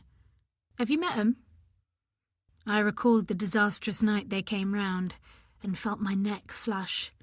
"They had dinner here just after we moved in." "What did you think of 'em?" What was I supposed to say to that? If I told the truth, that I hadn't warned them at all, she might pass it on. "They seem nice," I said blandly. "How's the salad?" Evie started giggling as though I said something funny. The sound was infectious and plucked at my insides, but Liv appeared not to notice, ignoring my question. "Where did you go to university?" How did she know I'd gone to university? Colour crept into her cheeks, as if realising she'd been too forward. She was obviously trying too hard. "I studied history at the University of Hertfordshire," I said, suddenly wanting to make this work, if only so I could tell Dom and Elizabeth I'd made a friend. Liv's nose wrinkled. Maybe she couldn't understand my interest in things that had happened centuries ago. "You take after your dad," Mum had said, smiling, the day I came home raving about a school trip to the Roman Theatre in St Albans when I was 10. "He always had his head in a history book, couldn't get enough of the past." I loved having that link to him, hoped he would have been proud of my chosen career. "What about you?" I ate a slither of ham while I waited for an answer, but it was as if she hadn't heard. She put down her fork and got off the stool. "Do you mind if I use your bathroom?" I stared, not registering her words. She lifted one eyebrow. "The room where the toilet is?" "Top of the stairs, first on the right." I watched with vague surprise as she left the kitchen and walked up the curving staircase without a backward glance, as if she wanted to get away from me. I gave my head a shake. I was being silly. She probably just needed the loo. Maybe she felt ill. I hadn't checked the ham was in date, or the salad, come to that. What if I'd given her food poisoning? Pushing my plate aside, I stood up, my head foggy and my eyelids droopy. "Hey, you!" I lifted Evie from the high chair and took her through to the living room, where I deposited her on the rug. Sitting beside her, I stretched my legs out and leant my back against the sofa. It was odd, seeing a little girl in the house instead of Finn, who seemed more robust than Evie despite being 9 months younger. Evie picked up a cloth book, then lifted her head and studied me with her huge blue eyes. To my surprise, she clambered into my lap and, resting against me, put her thumb in her mouth. Feeling the weight of her, surprisingly heavy, brought unexpected tears to my eyes. It was such a trusting gesture, as if Evie didn't understand how inept I was and thought I'd take care of her. My arms automatically folded around her, and we sat quietly, the only sound her gentle breathing and the tick of the old-fashioned gold clock on the mantelpiece that had been a wedding gift from Elizabeth and Robert. A feeling of peace stole over me, and my eyelids drifted shut, mind wandering to my wedding day, a simple ceremony in the grounds of a hotel that used to be a church, the one where my parents had married, on a perfect windless summer's day that was only tinged with sadness because my father wasn't there. "Evie?" My eyes snapped open. I was back in the living room, Liv towering over us. Bending down, she almost snatched Evie from me. "Sorry about that." she said. No, it's fine. I struggled to get to my feet, feeling clumsy and slow. She's lovely, we were having a cuddle. We should get going. Her voice was curt, and Evie tried to lean away from her, tears springing to her eyes. It's time for her sleep. What about the tour of the house? I said stupidly. Evie could nap in the nursery. But Liv had hurried into the hall and was stuffing her feet in a pair of loosely laced trainers. Thanks for lunch. I followed her on legs that felt like rubber. You're not ill, are you? What? Turning, she gave me an unreadable look. No, I'm not ill. She seemed to wrestle with some emotion I couldn't decipher. I'll see you soon, okay? I don't think I'll go to the baby group again. It came out almost before I knew I was going to say it. It's not for me. Liv became still. It's not for me either, to be honest. It sounded unguarded, and for the first time, I felt like I glimpsed a proper person behind the mask. We could go somewhere else, I said, if you like. Maybe. As she leant back awkwardly to grab Evie's buggy, her coat hanging over the handle, she nodded at the door. Could you? As she settled Evie in the pushchair, I reached past and turned the latch, shivering as a breeze crept around my ankles. The sky had darkened, and fat raindrops pattered on the gravel driveway. Monday? I asked as Liv moved past, one arm in her coat, the other bumping the pushchair down the steps before I could offer to help. 11:30? I thought she nodded, but couldn't bring myself to call after her. Why was I even bothering?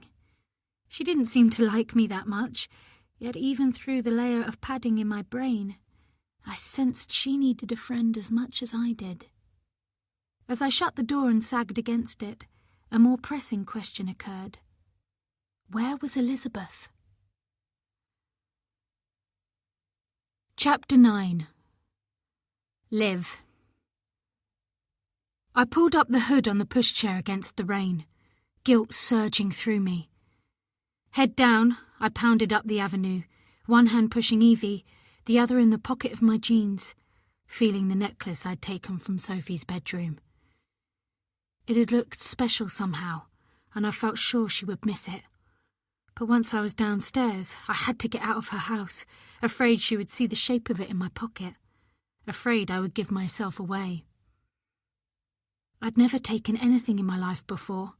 Even when the kids in my youth club pinched sweets from the local shop, I'd raced outside onto the street, scared of being caught.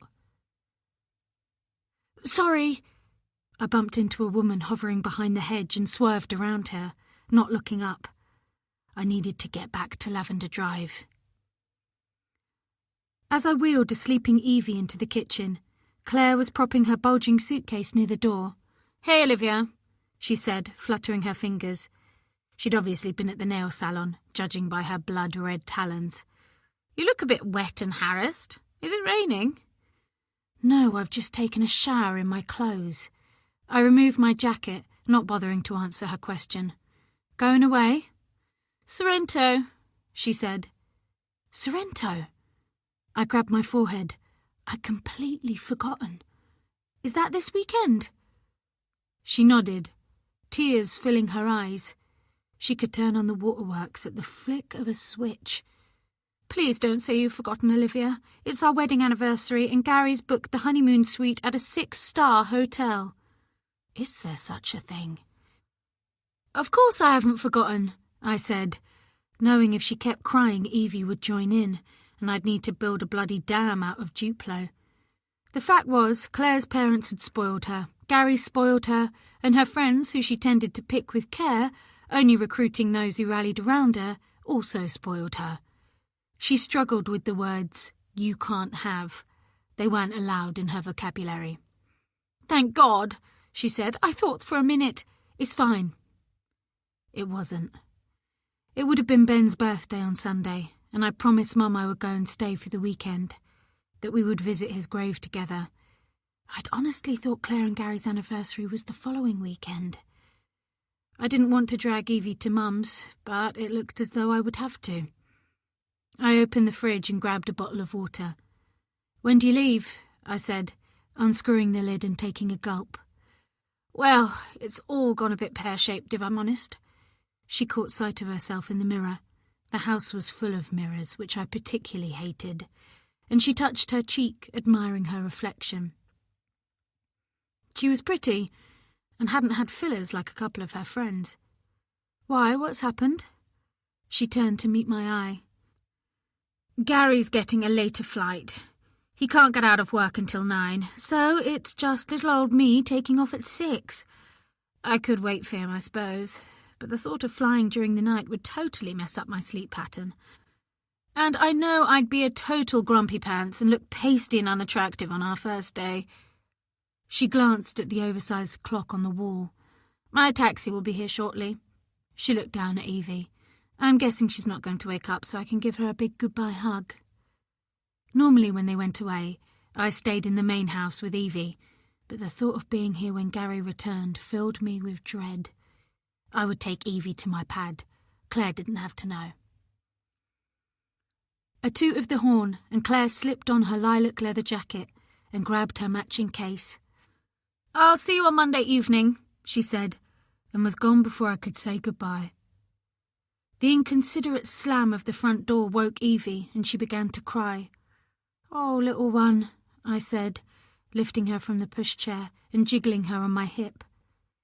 Once she'd stopped crying, I made my way into the lounge and sat Evie on the floor with her toys. While she was playing, I pulled Sophie's necklace from my pocket and dangled it in front of my eyes. It was a filigree butterfly on a delicate silver chain. I smiled, now over my guilt at being a thief. I wanted her to miss it, worry that she'd lost it, doubt herself. There was a noise behind me, and I spun round, my heart thudding against my chest. The local newspaper had landed on the doormat. I looked back at the necklace. I would meet Sophie on Monday, and take more than her necklace. I would take her already frayed sanity. It was almost 10 o'clock when 3 fist thumps landed on the nanny pad window. I had got Evie off to sleep about an hour before and was reading when the sound disturbed me. I got up and turned out the light so I could look through the gap in the curtains. The security light was on, and the sight of him so close to the glass, staring in, startled me. Gary. He raised his hand as I pulled back the curtain and pointed towards the front door. "Open up, Liv," he ordered. "I want to say goodbye to Evie." "She's asleep," I called back. I didn't want to let him in. I didn't trust him. God only knew what Gary was capable of with Claire in Italy. "I don't care," he said. "She's my daughter and I want to see her." He headed towards the door and banged on it. "Let me in." It took a moment for me to realise he'd got a key and was turning it in the lock. I could hardly stop him. He owned the place. The door opened and he stepped in, his height almost filling the doorway. "Da-da, da-da." I turned to the sound of Evie, relieved she was awake and smiling. I felt sure he wouldn't try anything with his daughter awake, would he? "Hello there, little one," he said, crouching down where I'd laid her on the sofa and covered her with a blanket. After a moment he was straightened up, stepped towards me. "You led me on, Liv. You're a tease. A flirt." "What?" I moved backwards. Another step forward. "That's why I gave you this job, Liv. Now you need to fulfill your side of the bargain." "Now, wait a minute, Gary," I said, cross with myself for trembling as I moved into the kitchen area. "You've got it wrong. I was just being friendly that day in the park." "Bullshit." He gripped my upper arms and pushed me hard against the worktop, his face moving closer to mine. "Get off me, you fucking bastard," I yelled, bringing my knee up between his legs. He cowered in pain before rising up and slapping my face. There was a thud and sudden scream behind us. Evie had fallen from the sofa onto the floor. Gary turned and ran towards his daughter, lifted her into his arms. I stared for a moment, wanting to be sure Evie was okay before running towards the door. "Text me when you're about to leave for Sorrento, and I'll come back and look after Evie," I said as I left. He didn't deserve it, but it wasn't the kid's fault her dad was an asshole. As I ran up the garden, not sure what I would do until he was gone, my thoughts slammed back to Sophie. I would tell her about Gary, persuade her she needed a nanny to look after Finn. Chapter 10. Sophie. "You don't look very well." "Thanks a lot, Mum." It was our regular Saturday morning call. "Are you sleeping okay?" "I've a teething 9-month-old, what do you think?" I felt a stab of guilt, remembering how Dom did more than his fair share of nights with Finn, despite having to get up early for work every morning. "Maybe you need some vitamin D," she said. "You don't get enough sunshine over there, especially at this time of year." "Actually, I'm taking a course of vitamins." I brightened my tone. "Dom's sister recommended them." "Well, that's good." Mum's freckled face loomed at the screen. "How's my grandson?" she said, as though trying to spot him in the background. She looked tanned and healthy, and at least 5 years younger than when she moved to Portugal. It was easy to see why Tomás, 10 years her junior, who she'd met on a wine-tasting trip to Arabida with a friend, worshipped the ground she walked on. "He's having a nap, he's tired." I glanced at myself in the corner of the screen and winced. I looked pasty, shadows beneath my eyes, despite doing my best with some concealer before our weekly call. My hair was lank, while my mother's fell in auburn waves to her shoulders, and her blue-green eyes held a sparkle that was missing from mine. "That's a shame." She sounded disappointed. "I wanted to give Finny a wave." I tried to keep him awake, but he didn't have a brilliant night. "You must come and stay as soon as you can," she said, as though it was that simple. My last proper holiday had been 2 years ago, my honeymoon to Italy. I had a flashback to sun-drenched hills, to walking hand-in-hand through ancient cobbled streets and drinking coffee in the shade of the town square, Dom's eyes on mine. "I'd love to, Mum, but it's not possible right now." She gave a soft sigh, then sipped from a floral teacup I recognised as one that used to belong to my grandmother.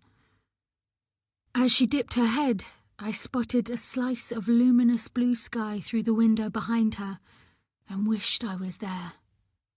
"How's Dom?" "Fine, he's at work." Her pale eyebrows drew together. "On a Saturday?" "He's dealing with a new account, but there's a problem with it."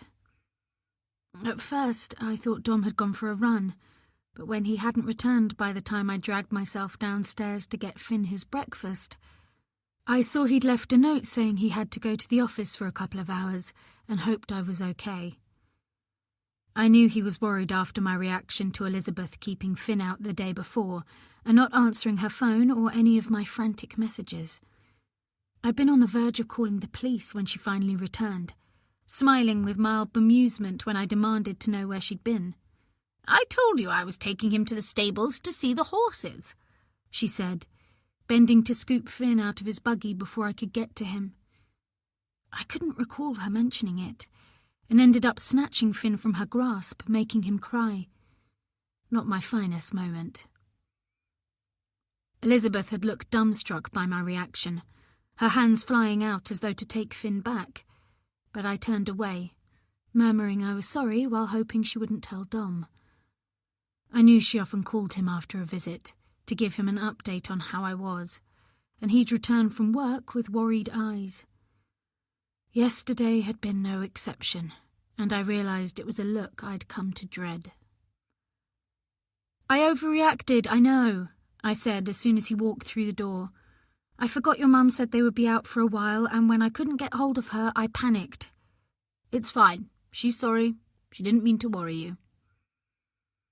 He'd taken me in his arms and kissed my hair. He smelt of his favourite aftershave, the same one he'd worn on our first date, and I wept weakly on his shoulder, my mind lumpy with fatigue. Finn had cried on and off for most of the afternoon once Elizabeth left. I sometimes wish she wouldn't tell you everything. You know it's only because she loves Finn and wants to help you too. Loves him too much, I'd wanted to say. But he moved away to pick up Finn from his playpen, and I dried my face and heated up a lasagna I'd found in the freezer. While we ate, he'd asked about my lunch date with Liv, and I exaggerated how well we'd got on, because I couldn't bear to see any more anxiety and disappointment in his eyes. We're meeting again on Monday, I told him, relieved when his face had relaxed into a smile, reminding me of the cheerful, laid-back man I married. Hopefully Finn will get to play with Evie, the little girl she looks after. I decided not to mention Claire and Gary. He didn't need to be reminded of them. That would be great, he said, reaching over to squeeze my hand. Tuning back into my mother now, I sat forward on the sofa with the mug of coffee I'd made, angling myself to cast my face in a more flattering light. It was tiring, keeping up the pretense that everything was fine for her benefit. She was a hard act to live up to, having single-handedly raised me after my dad died of a brain aneurysm when I was 2. She'd worked hard throughout my childhood to pay the rent and bills on our little house in Stevenage, and to make sure I didn't go without, and had been a loving and supportive parent. If she'd struggled, she never showed it, but while I didn't for a second begrudge her the happiness she'd found with Thomas and her new life abroad, I couldn't help feeling like a failure in comparison. "Where's your necklace?" she said suddenly, eyes dipping to my throat. My fingers automatically went there, feeling its absence. I took it off when I had a shower and forgot to put it back on. I didn't mention it had happened yesterday morning. My grandmother bought me the silver butterfly for my 21st birthday, and although it wasn't expensive, it meant a lot to me. When I realised it was missing at bedtime, after settling Finn, I'd gone to retrieve it from the bathroom, but it wasn't there. It wasn't in the bedroom either, though the paperback I hadn't been able to find the day before was back on my bedside table. I hadn't mentioned the missing necklace to Dom either. I didn't want to give him another reason to suggest I visit the doctor. "So, what have you been up to?" Changing the subject, my mother's tone was hopeful. I knew, despite my efforts, she wasn't convinced I was coping. I suspected she'd been in touch with Dom, but couldn't bring myself to ask. "Actually, I'm thinking of getting back to work," I said impulsively. "Maybe retrain to teach history, or see if there's somewhere local I can put my skills to use." "Sophie, that's great." Her tone was careful, as though I'd suggested taking up ice hockey. "But Finn needs you right now, so don't feel you have to rush into anything." Stung by her lack of enthusiasm, I continued, "Oh, and I've made a new friend. She's called Liv and lives a couple of streets away." I sounded like an 8-year-old schoolgirl, eager for her teacher's approval. "That's wonderful!" Mum instantly brightened. "Does she have a child too?" "She's nanny to a little girl, 9 months older than Finn." "Lovely." Mum's smile was warm. "Talking of nannies, how's Finn's other grandma?" She hadn't exactly warmed to Elizabeth at the wedding, intimidated by my mother-in-law's social standing, worried that a widow with a much younger Portuguese boyfriend wasn't in the same class as the Pemberton clan, who, Elizabeth had confided, were descended from royalty on her father's side.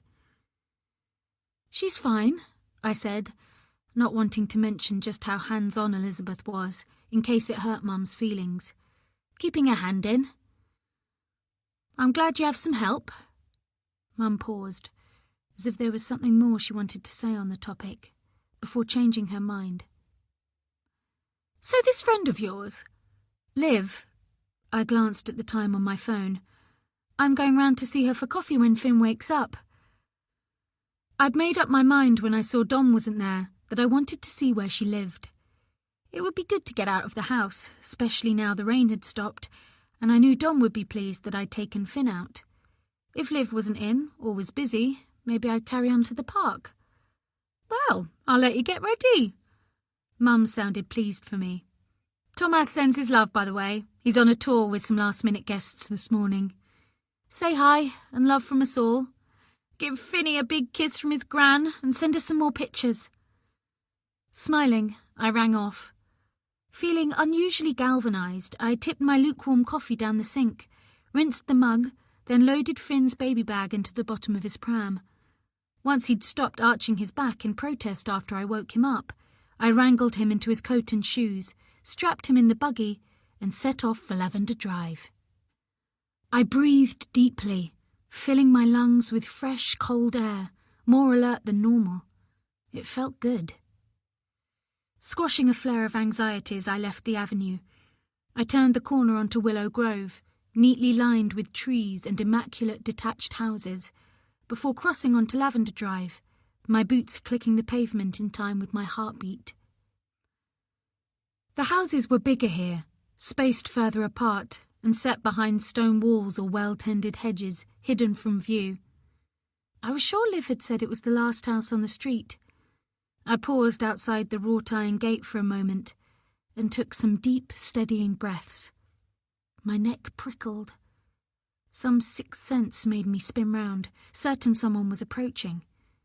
But apart from a shiny car pulling out of a driveway, the street was deserted.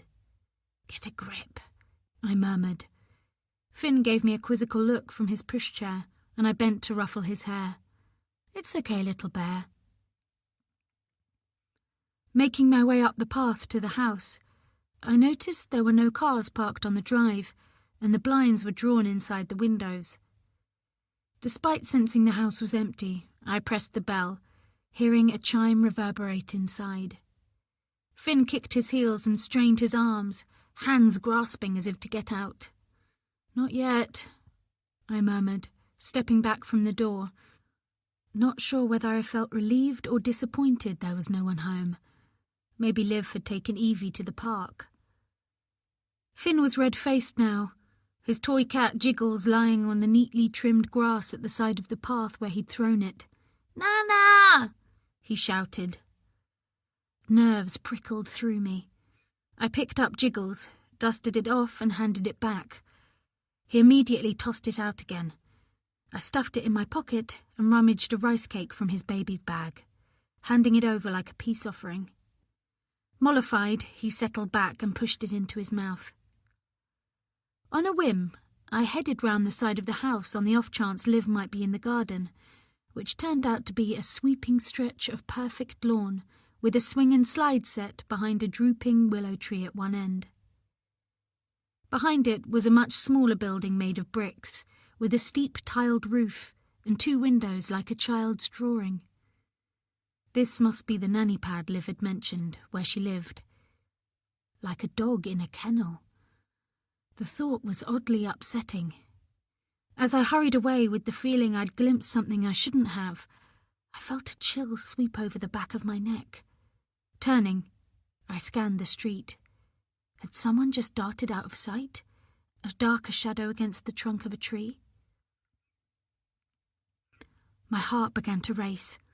Despite the cold, my forehead was clammy. Finn started crying, the rice cake crushed to crumbs down his front. Rain fell in a sudden deluge, and the wind picked up, pushing my hair around. No point going to the park now. I pointed the pushchair towards home and ran all the way back. Chapter 11. Liv.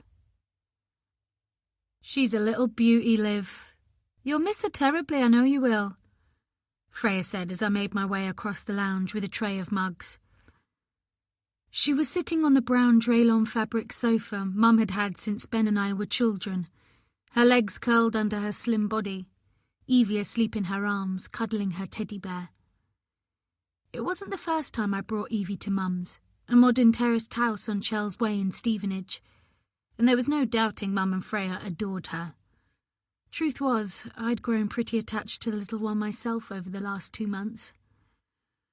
I will miss her, I said, putting the tray on the low table, but I won't miss Gary's wandering hands. She loves this old thing, doesn't she? Freya stroked the pink ears of Evie's well-loved teddy bear. God, yes. If I ever forget it, she sobs her little heart out. It was just gone 11, and I'd been at Mum's for almost an hour, but I'd only just announced I was giving up my job looking after Evie, though I hadn't mentioned Gary was the main reason. It would only upset her. "So have you got another job lined up, Liv?"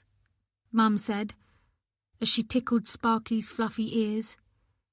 She hadn't mentioned Sophie since I arrived, and neither had I, but now it was time. I handed her one of the mugs of tea and remained standing, feeling more confident that way. I'm going to kill 2 birds with 1 stone.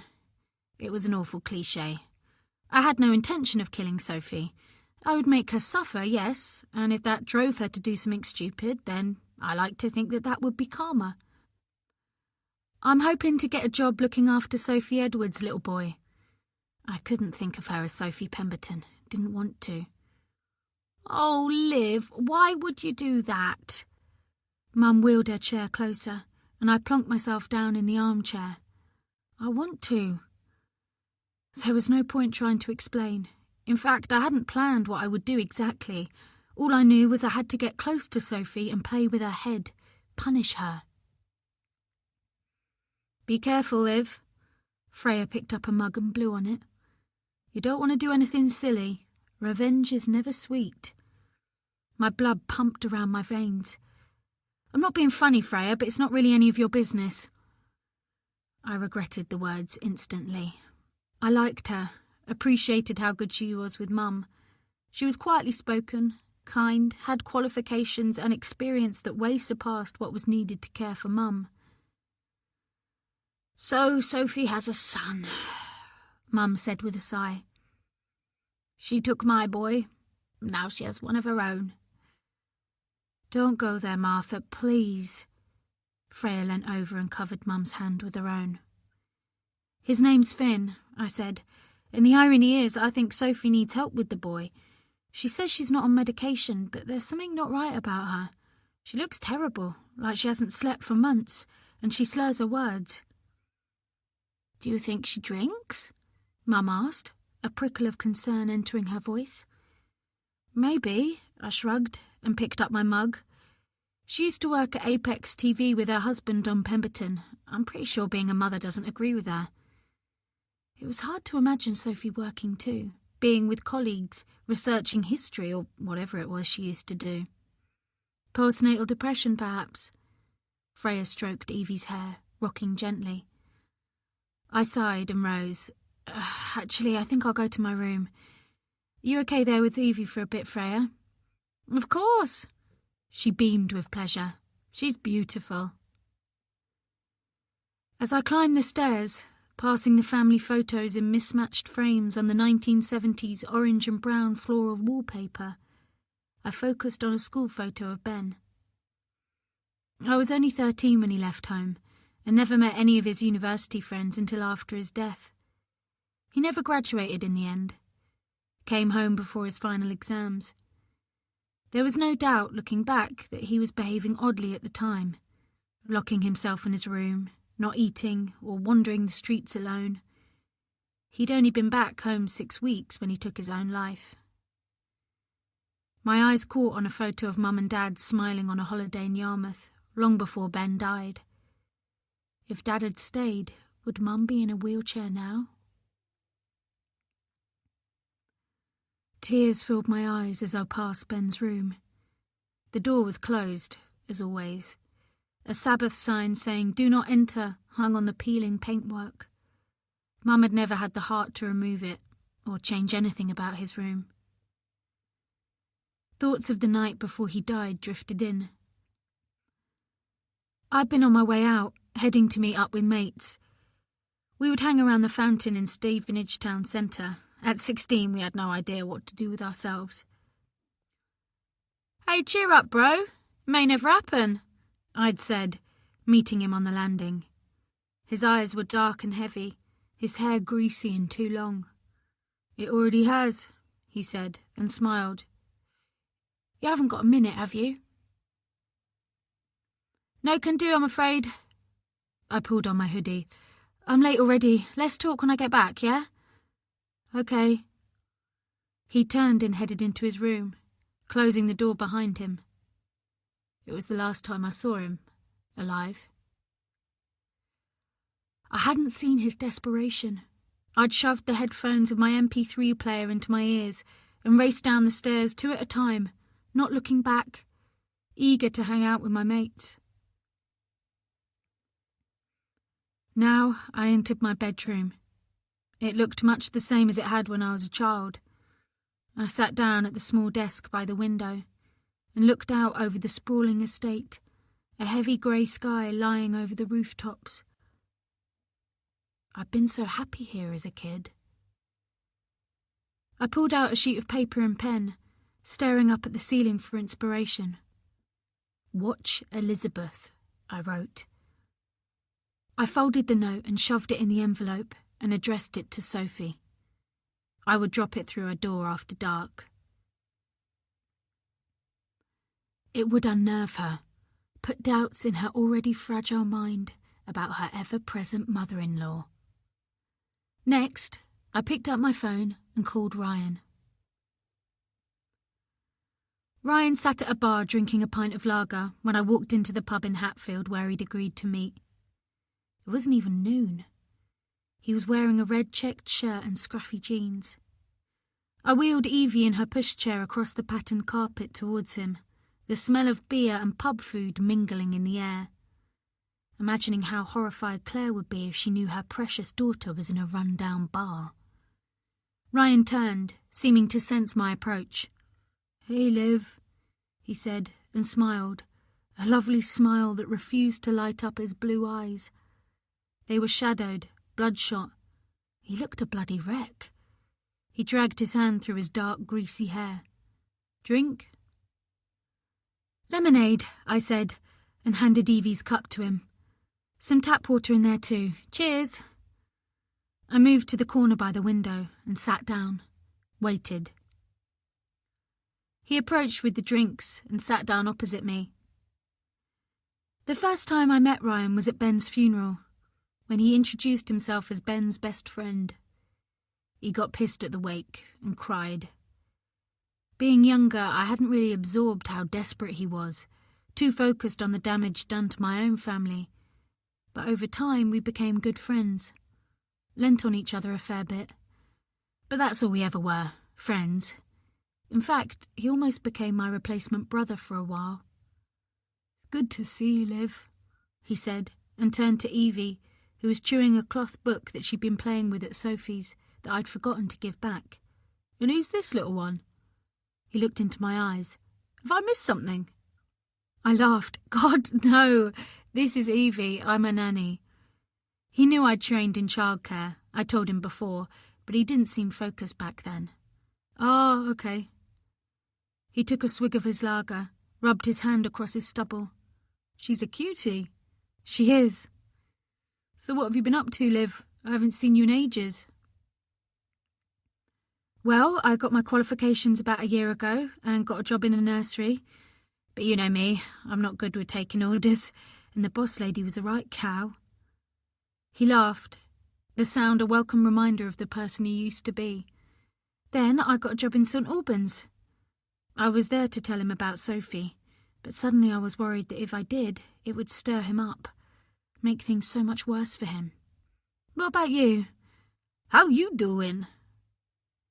I said it like Joey from Friends, recalling the back-to-back episodes we'd watched together. Comfort watching, we'd called it. "Same old stuff." He shook his head, as though disappointed in himself. "Bit of labouring and bar work." "Oh, Ryan. You said you wanted to see me." I stared into his face, wanted to take him in my arms and hold him close. "I just wanted to see how you are, that's all." The door of the pub opened, and Freya appeared, red-cheeked and out of breath, her curly hair flyaway, her smoke-grey anorak zipped to the neck, over straight-legged jeans. She had Evie's pink teddy in her hand. "Freya!" I called, as her eyes darted around the empty bar. "Liv!" she said, spotting me. "Your mum said you'd be here. You forgot her teddy." She dashed over and thrust it into Evie's waiting arms. "Thank you," I said, bewildered that she would come all the way to Hatfield just to bring the bear. "You said Evie gets upset without it." She smiled at the child, and I had the feeling she longed to snatch her up and cuddle her.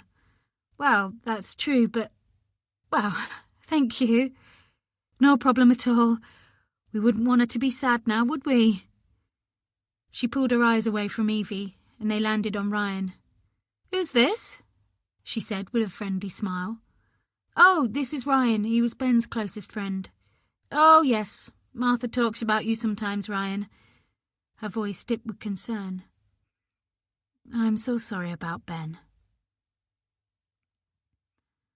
"It was a long time ago," Ryan said, but I knew, to him, to all of us, it felt like yesterday. "I agree," she said, "and it should be left in the past." Her eyes moved from Ryan to me. "That's what I tried to tell Liv. It was in the past, and revenge is never sweet."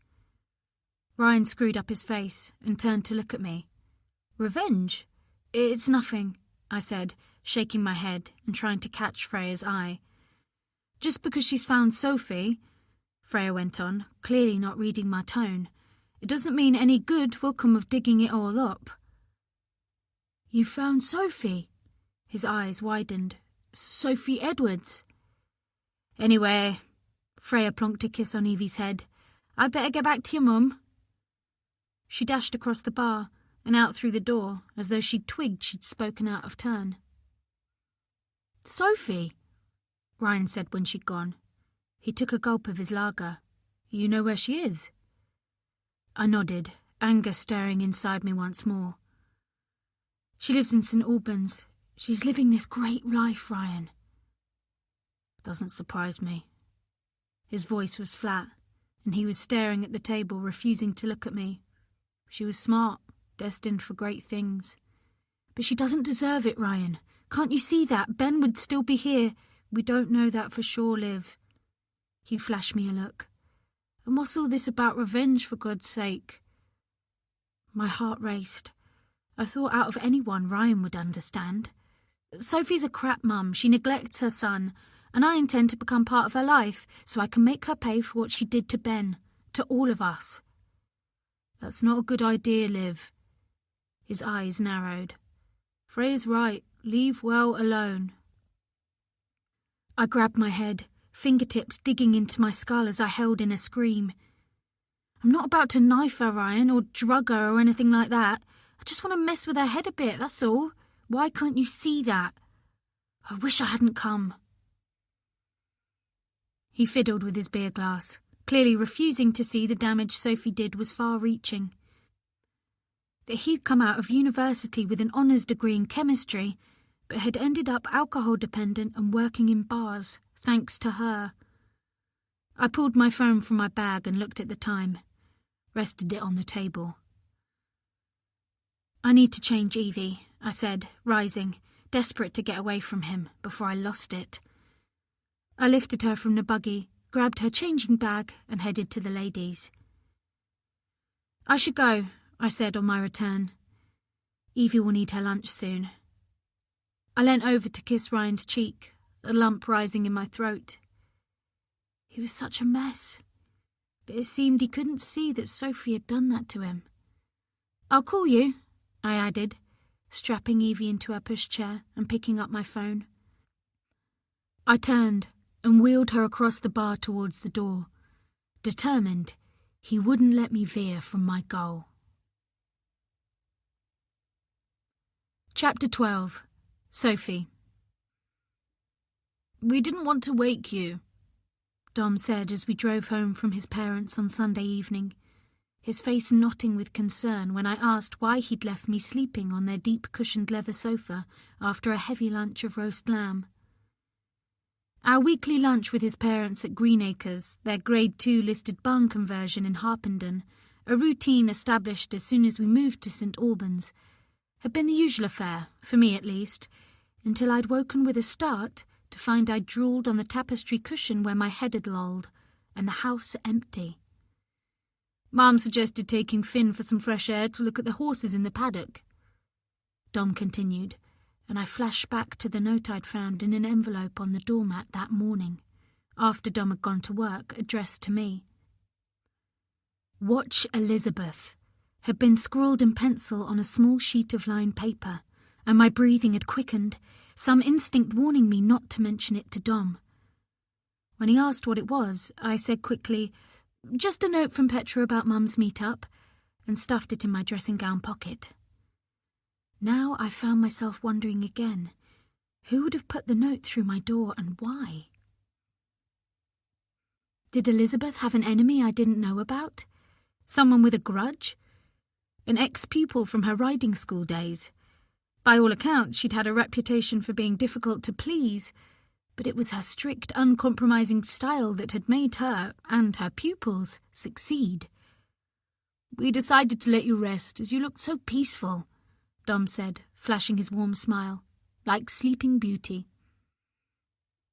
I let out an undignified snort, which provoked Finn's first real belly laugh, a deep, gurgling sound. Dom asked me to do it again, revelling in the sound of our son's joyful response, but the feeling of goodwill only lasted until we arrived home. When I headed straight to bed, reeling with a bone-deep tiredness that made me feel as if my blood had been drained and replaced with sand, I felt incapable of sitting in front of the TV, or playing with Finn, or even talking to my husband, let alone wonder who had it in for my mother-in-law and thought I should be watching her. Dom didn't bother waking me for Finn's bath time, or when he came to bed, and I wondered whether I'd dreamt that I turned over in the night to see his face, glowing in the light of his phone. The following morning, I still hadn't shown him the note, and knew I wouldn't. It would only worry him, and he had enough on his mind. It had been a warning to me, not him. That much was certain from my name on the envelope.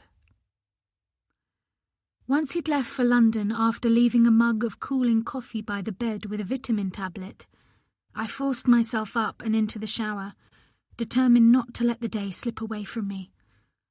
I steeled myself against the sting of cold water, letting it sharpen my senses. I had no idea whether Liv would turn up, but wanted to be ready if she did, not just dressed, hair blow-dried, skin moisturised, but in control instead of the shambolic mess I'd been last time.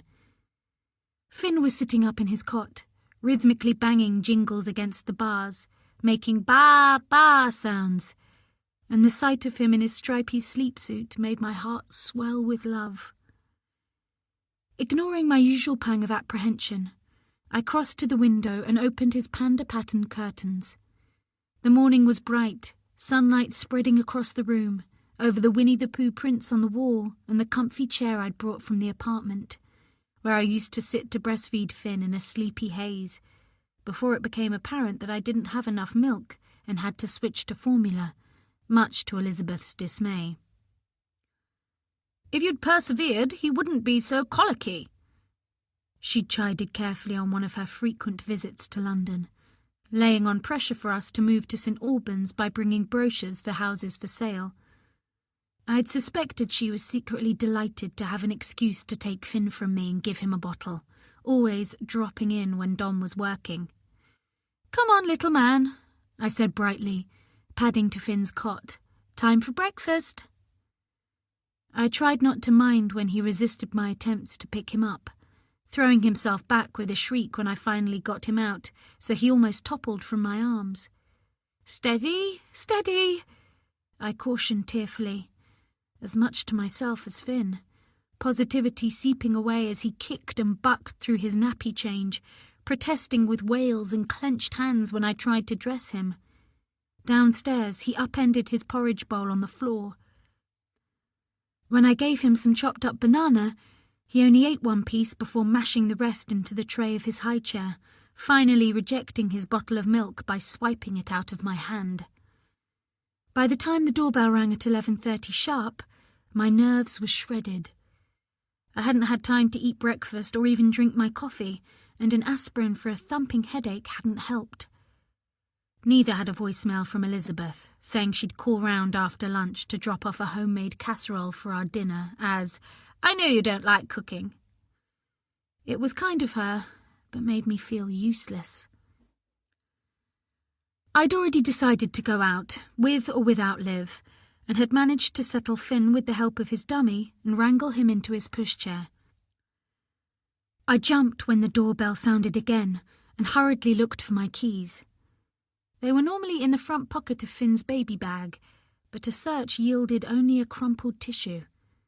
They weren't on the hall table, polished to a sheen by Elizabeth, or in the kitchen. Impatient knuckles rapped the front door, and I flew back to the hall and pulled it open to see Liv backing down the steps. "You said 11:30. There was a challenge in her voice, and her gaze was frosty. "Yes, I'm sorry for keeping you waiting." I thrust a strand of hair back, feeling wrong-footed. "I was looking for something." Her gaze dropped and she jammed her hands in her coat pockets, then lifted her head. "Where would you like to go?" "Maybe the park?" Her nose wrinkled. "How about the Busy Bean Cafe?" She seemed to be making an effort to talk evenly and managed a thin-lipped smile. "It's a bit cold for the park." I wouldn't have minded, especially as the sun was out, but I nodded, smiling at Evie as she waved at me from her buggy. She looked cute in her pink hooded jacket, thick tights and fur-lined boots. "Sounds good." I'd leave the door on the latch, I decided. I couldn't face turning the house upside down for my keys, or phoning Dom to ask whether we had a spare one hidden somewhere. I'd only be an hour or so at the most. "Let me get my coat." It was a 10-minute walk to the Busy Bean. On the way, Finn sleepily sucked his dummy, hands reaching from under his blanket as though trying to catch the clouds scudding across the sky, while Evie peered around the hood of her coat, eyes drinking everything in. Liv walked fast, keeping up a stream of observations about our surroundings that didn't require much response from me, which was just as well, as being outdoors was making me feel lightheaded. Everything was brighter and louder than seemed normal. The beep of a horn from a passing van as we reached the high street sent my heart rate rocketing. "You okay?" As if sensing my tension, Liv paused midway through a comparison of house prices in the area to Scotland and Wales, which I'd only been half listening to. "Sorry if I'm babbling," she said with a shrug. "It's not been a great morning, to be honest." I smiled at her admission, my heartbeat slowing. "I know what you mean." "You too?" When I nodded, she flashed a quick smile, almost as if she'd guessed. Maybe her stream of chatter had been intended to put me at ease. We crossed the road to the cafe, which was sandwiched between a bakery and a shop that seemed to exclusively sell candles, judging by the window display. "This cafe's a bit full of itself," Liv said, bumping the buggy up the curb, causing Evie to clap her hands and dimple into a smile. "They do a good hot chocolate, though. I've only been a couple of times when I managed to escape." She cut herself off, flicking a glance at my face. "When I managed to get a couple of hours off." "Aren't you entitled to a couple of days off a week?" "You'd think," was all she said, as we entered the steamy warmth of the busy cafe. The noise of clattering crockery, a hissing coffee machine and chattering voices was deafening after the quiet I was used to at home, where only the muted TV and Finn's cries broke the silence, unless Elizabeth was there. "My first time," I said, raising my voice above the cacophony, relieved to see other mothers there with pushchairs. I recognised a couple of mums from the baby group, Petra, who gave me a sugary smile that didn't reach her eyes, and Kim, with Dougie strapped across her chest in a complicated-looking sling. Her smile shrank when she saw Finn waving his dummy. "He's a bit of a grumpy bear this morning." I hated that I was making excuses to someone I barely knew. "Nice to see you." I hurried after Liv, who'd parked Evie's buggy at a table in the corner and shrugged her coat off. "Hot chocolate or coffee?" she said. "Hot chocolate." I wasn't keen on cafe coffee, which was either too strong or too milky for my taste. "Sit down, I'll get 'em." Liv headed for the counter before I could protest or get my purse out, waving hello to Kim on the way. I removed my coat and sat down. Finn arched his back, indicating he wanted out of his pushchair. Keen to keep him happy, I undid his straps and lifted him onto my lap, prompting Evie to stretch her arms in our direction. "Me out!" Panic zipped through me as I looked around. What if she ran off? "Liv will be back in a moment," I said brightly. She was almost at the front of the queue, so I bounced Finn on my knees in front of Evie to distract her. As she reached for his wiggling fingers, I looked through the window, catching sight of a familiar figure on the opposite side of the road, hurrying along, dark coat flapping around his knees. Dom? I blinked and looked again, but whoever it was had turned the corner. It couldn't have been Dom. He was in London working. My heart had started racing again. On impulse, I fished one hand in my bag for my phone, then stopped myself. Surely calling to check my husband was where he was supposed to be would only fuel his belief that I needed to see the doctor. There had to be hundreds of men who, from a distance, might bear a passing resemblance to Dom. As I straightened, another figure snagged my attention, hurrying in the same direction, tall, with long blonde hair poking out from a red woolly hat.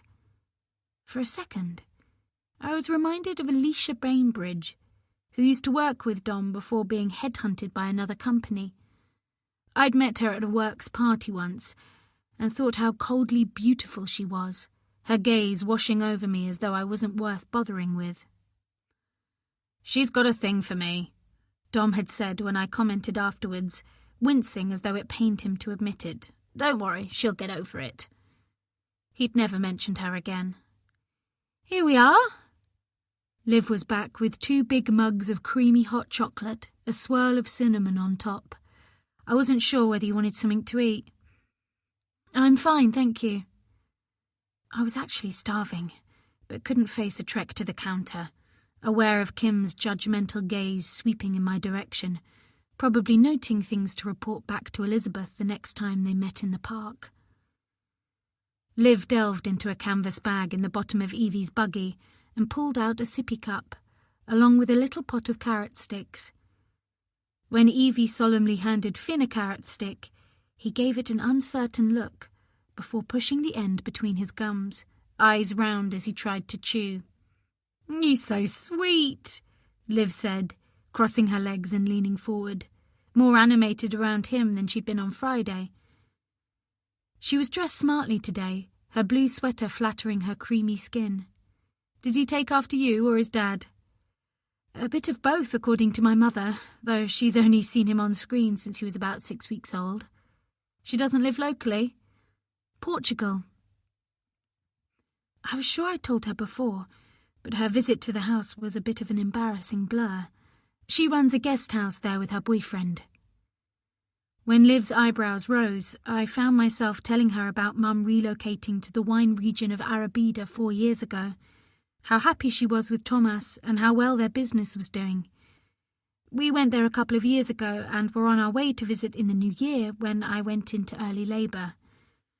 I suppressed a shudder at the flash of memory those words conjured up. The diversion from the airport to the hospital, the escalating pain, Dom's erratic driving through a blizzard, and the certainty that I was going to lose my baby. "Sounds great." Liv took a long swallow of hot chocolate, glancing to check that Evie was okay. Having a place in Portugal, I mean. I thought I detected a trace of bitterness in her voice, but I told myself I'd imagined it. "Are you an only child?" I blinked at the change of topic. "Yes," I said. "My dad died young." I felt the usual pang. My only memories of my father the photos Mum had, of a smiling man with the same unruly red hair I'd inherited and a cheeky smile. One of him looking at her adoringly on their wedding day, another of him gazing at me in his arms just after I was born. His expression dazed but happy, and one where he was pushing me on a little swing in our back garden. Sometimes I thought I could remember the feel of his woolly sweater against my cheek, the smell of the soap he used, the sound of his gravelly voice, singing me nursery rhymes, and I hoped the memories were real. My mum and I get on well, but now she's living abroad, well, I miss her. I always thought it would be nice to have a brother or sister. A pulse ticked in Liv's jaw, her mug poised close to her lips, eyes intent on mine. I felt a ripple of unease. I have a sister-in-law called Natasha, I hurried on, not sure why I felt compelled to fill the weighty silence that had fallen. She's the one who decorated our house, or should I say, styled it. I made quote marks with my voice, jiggling Finn on my lap.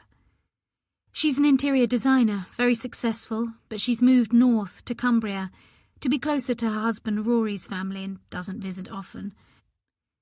I think my mother-in-law misses her and Toby. That's her son, he's 5. Shut up, Sophie. Natasha and Dom were very close growing up. He misses her too. Liv's expression was blank. Perhaps I was boring her as much as I was annoying myself. What about you? I picked up my mug and took a few quick sips, feeling the milky foam cling to my upper lip. Do you have any siblings? It was a moment before she spoke. I had a brother, she said at last. Ben. Had. I felt a roll of nausea. Is he dead? She said flatly. Oh God, Liv, I'm so sorry. Before I could gather my thoughts and speak again, she began playing peekaboo with Finn from behind her fingers until he chortled happily. Evie joined in, pressing her fingers over her eyes and shouting, "Boo!" Liv seemed to have recovered herself, reaching for Finn to place him on her knees and clap his hands together.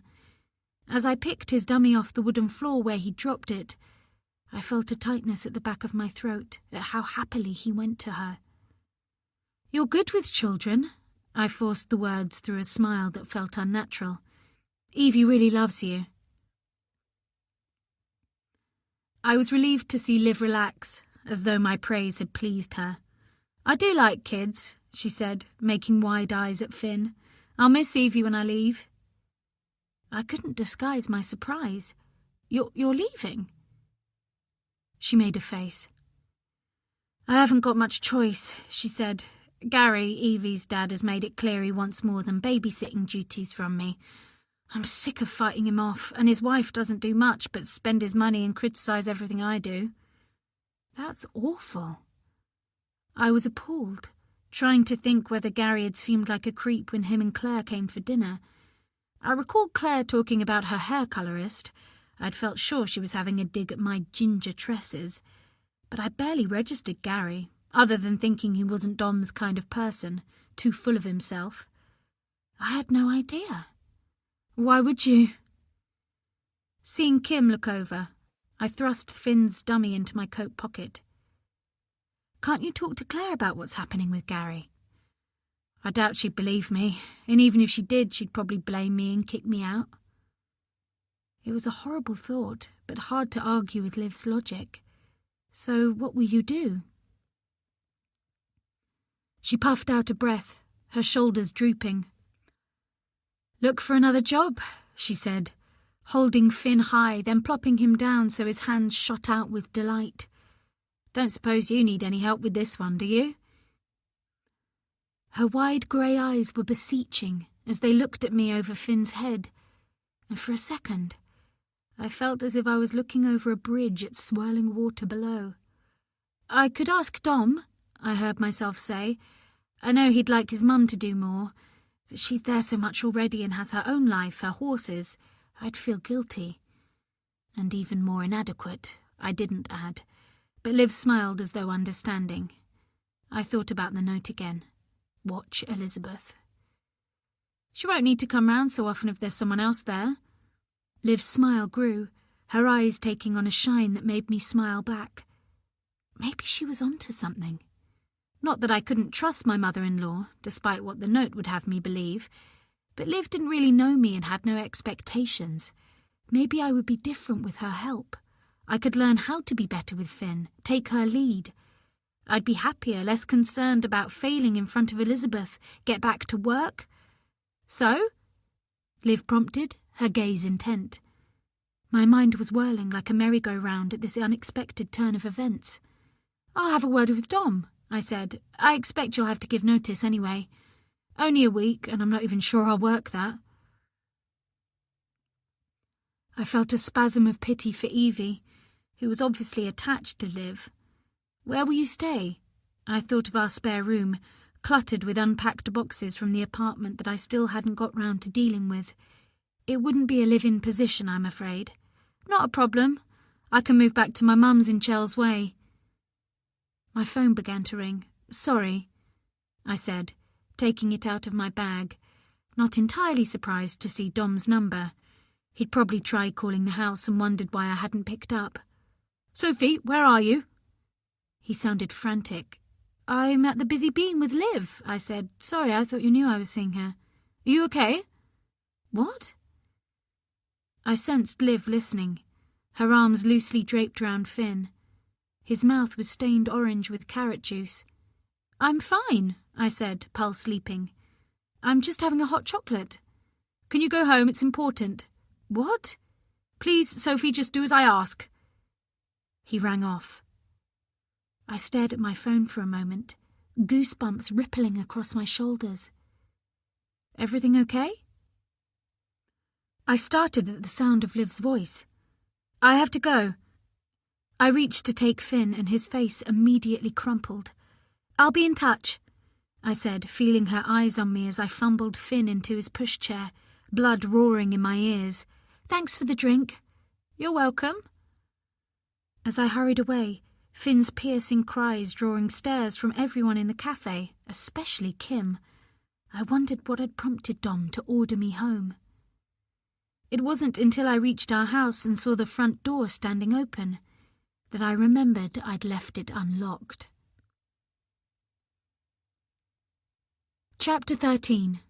Liv.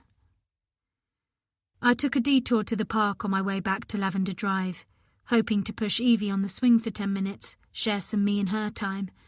But by the time I'd wheeled the buggy onto the brightly coloured play area, she was asleep, her teddy bear snuggled to her nose. I sat down on my usual bench and stroked her soft cheek with my finger. I'm so sorry, sweetheart, I said, and as I watched her chest rise and fall, tears were close.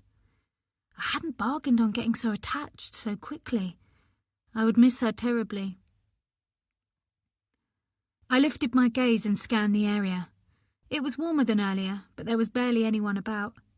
Only a woman with a dog in the distance, and 2 young women sitting on the grass deep in conversation, their little ones racing around, squealing and giggling. I closed my eyes, and, almost like turning on a TV, her face appeared in my mind's eye. Sophie Edwards. She looked just like the beautiful young woman in the photograph Ryan had shown Mum, Dad and me just after Ben's death. But she was different to how I thought she would be. I suppose I'd conjured up a mental image of a monster when I thought of the woman who caused the death of my brother. But Sophie was no monster. In fact, she was more like a rather sad dormouse. I thought back to her at the Busy Bean earlier. I'd half expected her to mention the note I'd put through the letterbox, but I supposed it was too much to expect her to confide in me that someone had warned her to watch her mother-in-law. She didn't see me as a friend yet. I hadn't intended to mention Ben, but when she'd asked about siblings, I had no choice, his name burning a path to my heart as it left my lips. She had shown pity, felt sorry for me that I'd lost my brother, but there had been no real reaction. Surely the name Ben in itself would have stirred emotions, forced a flicker of remorse. My eyes snapped open, stinging with tears, my fists clenched, nails buried in my flesh once more. Anger had brewed in me for so long, corroding my insides, but life would be better soon, once I was inside the walls of Sophie's perfect home, getting even, balancing the scales. The sound of female chatter carried on the air, as women headed across the park towards the play area, towards me. Amongst them I spotted Kim with Dougie in his sling, and a couple of other mums pushing buggies. I jumped to my feet and hurried away, unable to face them and their small talk. Gary and Claire weren't back from Italy when I returned to Lavender Drive, but they wouldn't be long. Claire had texted me to say they'd landed and would be home around 2. I'd already packed my hold-all.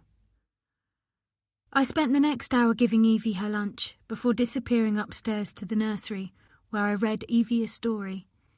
It's unusual for her to sleep in the day, but the trip must have made her more sleepy than usual as she dropped off in my arms. I was putting her into her cot when I heard the front door open. "Olivia?" It was Gary, using my full name as he always did in front of Claire. They were back, and I was tempted to keep quiet, pretend I was out with Evie for as long as I could. "Olivia?" It was Claire, and I softened. She would want to see her daughter. I left the nursery and made my way downstairs, past photos of Evie that dotted the silver-embossed wallpaper, and into the hallway. Gary and Claire's cases stood next to the front door, and the sound of water streaming into a kettle came from the kitchen. I made my way across the hall and stood in the doorway to see only Gary. "Where's Claire?" I said. He turned to face me, the kettle in his hand. "Those tight jeans suit you," he said, his tone low and even. My heartbeat quickened. Thank God I don't have to be around the creep much longer. He shoved the kettle onto its base and flicked it on.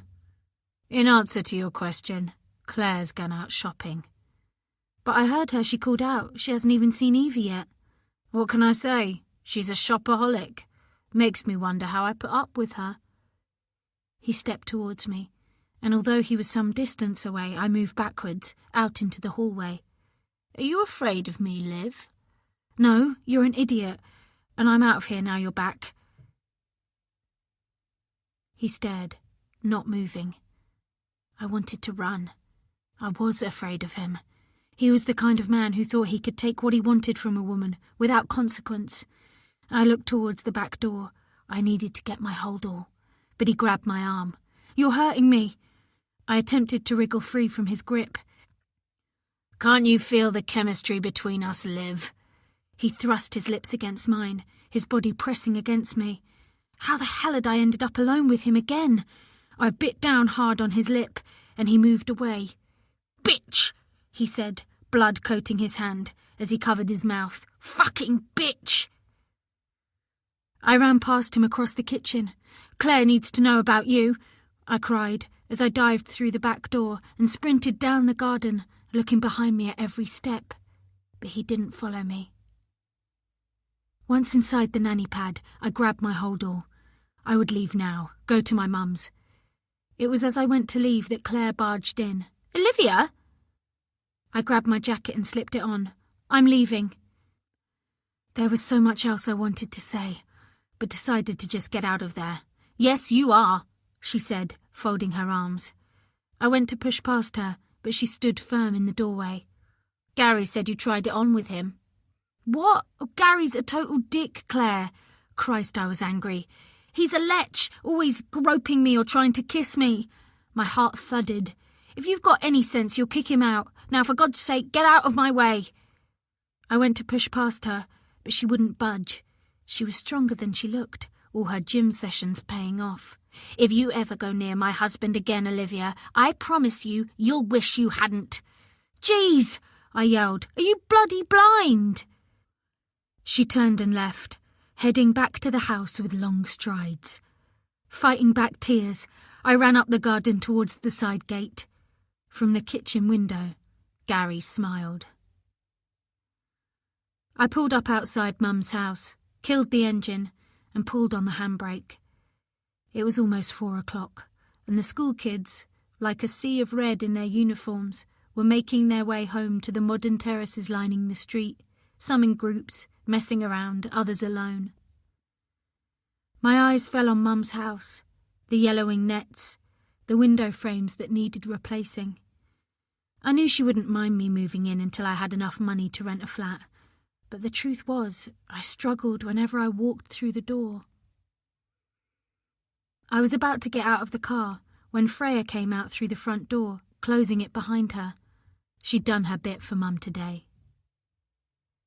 I watched her scurry up the road, taking quick steps as she made her way to the bus stop. She owned a Volvo estate, but would often take the bus to and from Little Wilmondley, the village where she lived just outside Stevenage, in an effort to protect the environment. I realised at that moment, as I watched her disappear around the corner, that I knew very little about her personal life. But then her life story had never been of interest to me. She did a good job for Mum, and that was all that mattered. "Can I stay a while?" I said to Mum once I'd let myself into the house. I still had my own key. In fact, it still had a Harry Potter keyring attached to it from when I was obsessed as a teenager. "Of course you can," she said, as Sparky jumped up at me and I tickled his ears. "Selfishly, I love you being here," she smiled. "So I'm guessing you've left your job looking after Evie." I nodded, and we chatted for a few moments. She seemed to deliberately avoid any talk of Sophie, before saying, "You look tired, Liv." I realised I was. I hadn't slept properly since first seeing Sophie, mind spinning into the small hours, memories rising and turning to thoughts of payback. "I know I've only just arrived, but would you mind if I went to my room?" "Course not, love." I lugged my hold-all up the stairs and into my room, and after a few moments of staring from my window in a daze, I bent down and pulled my memory box from under my bed. I settled, cross-legged on the floor, to look through it. There were photos of Dad and me fishing or going to the football, pictures of friends through the years, greeting cards, mainly birthday cards from Dad. But I wasn't looking for any of these, however distracting they were. I was looking for the picture of Sophie with Ben. I found it at the bottom of the box. It was of 20 or so university students ready to set off on a skiing trip to France. I recalled how Ben had desperately wanted to go on the trip, how Mum and Dad struggled to help him with the cost. I'd been jealous at the time, had never been abroad because our parents couldn't afford to. Dad had been a delivery driver, and Mum only ever worked a few hours in the supermarket, always wanting to be there when I came home from school, so their wages couldn't stretch to many extras. A surge of guilt that I was such a pain-in-the-arse teenager pulsed through me. I'd moaned that we never went abroad, that my parents couldn't afford the latest trainers. I couldn't see that I had everything I could possibly need right there. I narrowed my eyes, taking in Sophie, so beautiful with her red tumbling hair, standing next to Ben, slightly taller than him. I smiled at Ryan's playful pose as he stood the other side of Ben, his arms flopped over my brother's shoulders. He looked so handsome and carefree back then, laughing into the camera. It was as I put the photograph back into the box that I saw Ben's suicide note. I don't know why I kept it. Perhaps I thought one day it would lead me to Sophie. Before I could stop myself, I picked it up, tears rising in my chest, a pain in my heart. It was folded, just as he'd left it the day he cut his wrists, here in this house, in his bedroom. I'd like to think he hadn't expected his 16-year-old sister would be the one to find him. I'd come back from being out with my mates with a pounding headache after trying tequila for the first time. Mum and Dad were at the cinema and would have been home before me, normally. My parents should have found him. No, nobody should have found him, because he shouldn't have died. I read the note for the millionth time, bashing away tears that flowed down my cheeks. 16 years later, the pain wasn't any less. Life's not worth living if I can't share it with the one I love. Chapter 14. Sophie. I can't keep saying it, Dom. My keys weren't there. I looked twice. I know you think you did, but how do you explain them turning up exactly where they were supposed to be? I slumped against the pillow, worn out from going over it again and again, stomach vaulting as I recalled my shock when I'd run into the house the day before to find Elizabeth on the sofa, fresh from the stables in her quilted jacket and shiny brown boots, an orange casserole dish on the coffee table in front of her. I came to drop this off and the door was open, she'd said, rising and moving past me with small, neat steps to the hallway, where she bent to remove Finn from his pushchair, as though releasing a helpless animal from a cage. You should have called me instead of bothering Dom at work. I'd clutched my chest, a wave of helplessness washing over me as I'd watched her ease Finn from his outdoor clothes and carry him into the living room, patting his back and making soothing sounds. I felt as guilty as if I'd gone out and left him home alone. I did, but you weren't picking up. Elizabeth's voice was sharp, though her expression was soft, as she sat down and bounced Finn on her corduroy-trousered lap. Recalling the note, I had looked at her more closely than normal, realizing with a jolt that I didn't know her that well. There was something self-contained about her, a barrier that was hard to break through, despite the friendly facade. I remembered Dom saying that having Finn was the first time he could remember his mother being fully engaged with him, as though he'd finally achieved something she could relate to. I knew he and Natasha had grown up in Christopher's shadow, the tragic death of the brother they'd never known always at the forefront of their mother's mind.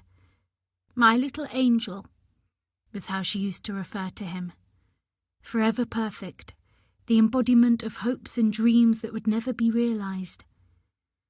I hadn't fully absorbed Dom's comment at the time, but not long after that, she'd upped her campaign for us to move out of London so we'd be closer and she could help with Finn. I was worried, which is why I called Dom. Elizabeth's voice had pulled me out of my scrutiny. He wanted to come home, but I managed to persuade him there was no need once he'd got hold of you. I was certain Elizabeth hadn't called me, that I'd have heard the ringtone even though the cafe was noisy, yet when I pulled my phone from my pocket, I could see I'd had a missed call from her. Dom had been torn between relief and bewilderment that I'd left the door on the latch before going out, having forgotten his mother had planned to drop off our dinner. "It's a good job she did," he'd said, voice strained. "Anyone could have let themselves in." After Elizabeth had gone, I insisted Finn needed an afternoon nap. I'd searched once more for my keys, finally locating them in the front pocket of Finn's baby bag at exactly the same moment Dom walked through the front door after leaving work early. "I couldn't concentrate," he said, which I interpreted as an accusation, though he swore it wasn't. "I'm worried about you, Sophie." I recalled how I thought I'd spotted him from the cafe window, but it hadn't seemed a good time to bring it up or tell him about my conversation with Liv and her offer to be Finn's nanny. Now Dom brought our son through from the nursery and laid him next to me on the bed, checking my face as if trying to read my mood. I had a feeling he was going to ask me again to make an appointment to see the doctor, so I sat up straight and made myself smile at him. "I found someone to help." I lifted Finn to nestle against my shoulder. He immediately went rigid, twisting his head to look for his dad. "Help?" Dom paused in the act of pulling a tie from the wardrobe. "A nanny," I said, laying Finn across my legs. I tried to clap his hands together, but he resisted. "It's Liv." "Your lunch date?" I wondered how many Livs he thought I knew. "She's desperate to leave her current job." I smiled as Finn finally relaxed, curling his fingers around my thumbs. "Evie's dad has been coming on to her." Dom made a face. "It's Gary, actually." He spun around, eyes widening. "Our neighbour, Gary?" "The one who came for dinner with his wife." Dom's mouth turned down. I must admit I didn't like him that much. I felt a burst of relief that he was on Liv's side. "They never invited us back to theirs." "Would you have wanted to go if they had?" No, not really. Me neither, he admitted with a grimace. Encouraged, I said, I felt sorry for Liv, and she's great with Evie and Finn. She'll be a good nanny. We could ask my mum to help out more, and it won't cost anything. He fastened his tie and swept a hand round his jaw as he settled his gaze on me. You know she'd love to be more involved. You only have to say the word. She has her own life, Dom, and does so much already. It'll be good for Finn to see someone new, and I think Liv and I could be friends. That seemed to clinch it for Dom. To no longer have the spectre of his lonely, friendless, listless wife hanging over him at work must seem like a gift. He nodded and said, In that case, let's give it a try. She wouldn't live in, I rushed on in case he changed his mind. She's moving back to her mum's in Stevenage. I suddenly remembered her telling me about her brother Ben's death and the way she'd looked at me for some reaction. My emotions were blunted with tiredness sometimes, and I hoped I hadn't come across as heartless. To have lost her brother so young, it was hard to imagine the devastation. I wondered how old she'd been when it happened, and made a mental note to ask her. Did you discuss payment? Dom said, aiming the words at his reflection. Sorry? How much does a nanny cost? I said I'd talk to you before we went any further. He nodded, smiling at me in the mirror. Do whatever you think is best for you and Finn. I'll call her today. Having finished dressing, he pressed his fingertips to his lips and placed them on Finn's forehead, just as his phone vibrated on the dressing table. He snatched it up and looked at the screen. The groove between his eyebrows deepened. Work? For a second, it was as if he hadn't heard me. He kept staring at the screen, before switching his phone off and shoving it in his trouser pocket.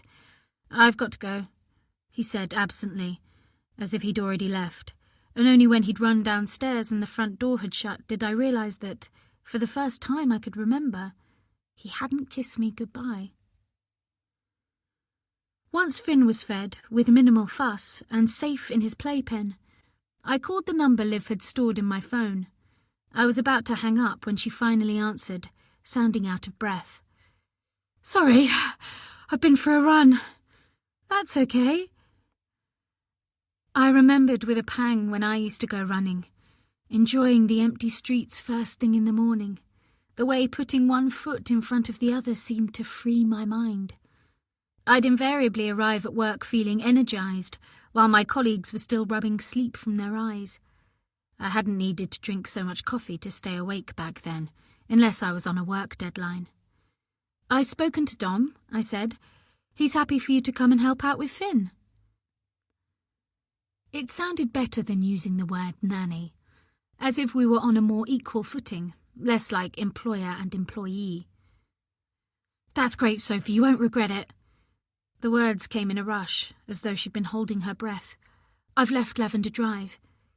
I felt a pinch of alarm. Already? Gary tried to grab me when I got back yesterday, then told his wife I'd been coming on to him. Liv, that's terrible, I said, horrified. Do you think you should report him? No doubt they'll get what's coming to them. Bad people always do. I believe in karma. Her voice was airy, as if they were the least of her problems. They're welcome to each other. What about Evie? I do feel bad, and I'll really miss her, but maybe instead of going shopping and spending hours in the gym, Claire will spend some time with her little girl. I hope so. As if I was qualified to comment on someone else's mothering. Was everything okay yesterday? Liv said. You left the cafe in such a hurry. I hesitated, not wanting to put her off by admitting I hadn't locked the house before going out. Just a mother-in-law emergency. I tried out a wry laugh. Nothing I couldn't handle. There was a long pause at the other end. I wondered whether I'd said the wrong thing. So, you can start right away? Whenever you like. A surge of something blossomed in my chest. Excitement or hope, maybe. It was the idea of having someone new on my side. Tomorrow morning? I reached for my jar of coffee. I'd been so busy with Finn I hadn't had one yet. We should probably discuss payment and hours first. I didn't want her to feel as if I was somehow superior. At Apex TV, everyone had worked as a team, and that's what Liv and I would be. Team Finn. "Let's play it by ear to start with," she said, something in her tone matching my own. It must feel good to not have to worry about finding another job. "What sort of time? 9:30? That would give me time to get up and dressed, get Finn ready. I tried not to think about Elizabeth's reaction to me hiring a nanny. "I'll be there," Liv said. "Maybe you could have some time for yourself while I get to know Finn better. Meet your husband for lunch. I bet you haven't done that for ages." It seemed an alien idea, like flying to France for the day. Maybe. When she'd rung off, I curled up on the sofa, still in my dressing gown, and sipped my mug of coffee. Watching Finn pull himself onto his hands and knees, I murmured words of encouragement. When he beamed, tears filled my eyes. Beautiful boy. A yawn took hold of me, the morning lethargy setting in.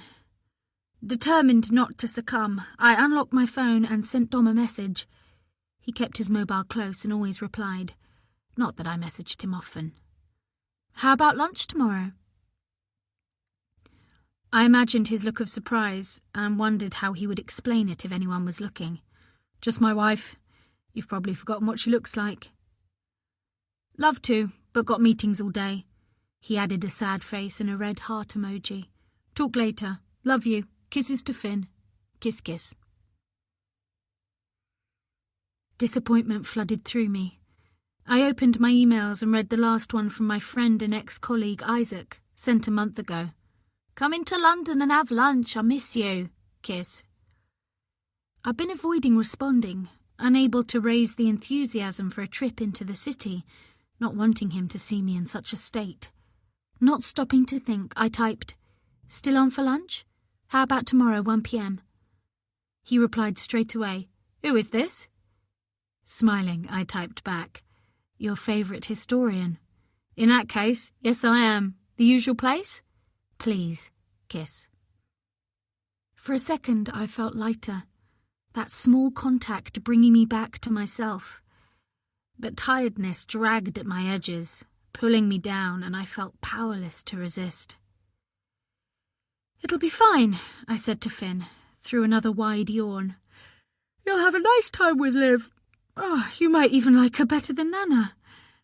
I gave a sleepy chuckle, even as I acknowledged that Elizabeth wouldn't like that. Watch Elizabeth. Oh, I wished I hadn't seen that stupid note. I would throw it away later, I decided. Pretend it hadn't happened. I settled against the cushions, a warmth in my belly that had nothing to do with the coffee I'd drunk. "Things are going to get better," I murmured. "I promise, Finny baby." I'd have a look at some job sites online, once I'd done a bit of housework and put some washing on, see what was out there for someone with my skill set. I'd been stuck in a rut for long enough. It was time to make some changes. But first, I just needed a little doze. Chapter 15. Liv. A smile crossed my lips as I recalled telling Sophie yesterday that I was on a run. Truth was, I'd simply rushed up the stairs to answer my phone. I don't know why I'd lied. Maybe I wanted her to think I had a life. But it boded well how easily lies tripped off my tongue. I pulled my dressing gown tightly around me and stared out at the jungle of a garden that had once been a haven for Ben and me. Dad had kept it nice back then, a neat lawn with flowering borders. It was small, but enough space for a swing and a paddling pool in the summer. I wiped away a tear with my fingers. Crying wouldn't help. I needed to stay strong and resolved. I would be inside Sophie's house by 9:30, caring for her child. My plan may not bring back Ben or Dad. It may not make Mum walk again or even stop Ryan drinking his life away, but it was sure as hell make me feel a whole lot better. It was almost 9 when Freya arrived. She had her own key, and I found her in the hall hanging up her grey anorak when I headed downstairs dressed in jeans and a blue sweatshirt, ready to descend on Sophie's world. You're here early? Freya pushed her wayward curls from her face and smiled as she bent down to slip off her boots. I'm going to be living here for a bit. I grabbed my jacket and shrugged it on. Mum's in the conservatory on her laptop. I decided not to tell her where I was heading. She'd seemed keen that I left Sophie alone. I opened the front door. Bye, Mum, I called. And before Freya could say another word, I dived into the cool air and closed the door behind me. I'm here, I said, giving a jazz wave when Sophie answered the door, my overly bright behaviour feeling unnatural. Finn was in her arms crying, and she was still in her dressing gown, her eyes red, although from tears or a restless night, I wasn't sure. Hey, little fella, I said, stepping in and holding my arms out to Finn. He came to me instantly, and Sophie sighed with what sounded like relief. Now, go have a shower, get ready to meet your gorgeous husband for lunch, I said to Sophie. I'm guessing he can't wait. Actually, just go. I flicked my hand towards her and laughed, hoping the sound wasn't as false to her ears as it was to mine. Are you sure? She said as I closed the front door behind me. Of course, that's why I'm here, silly.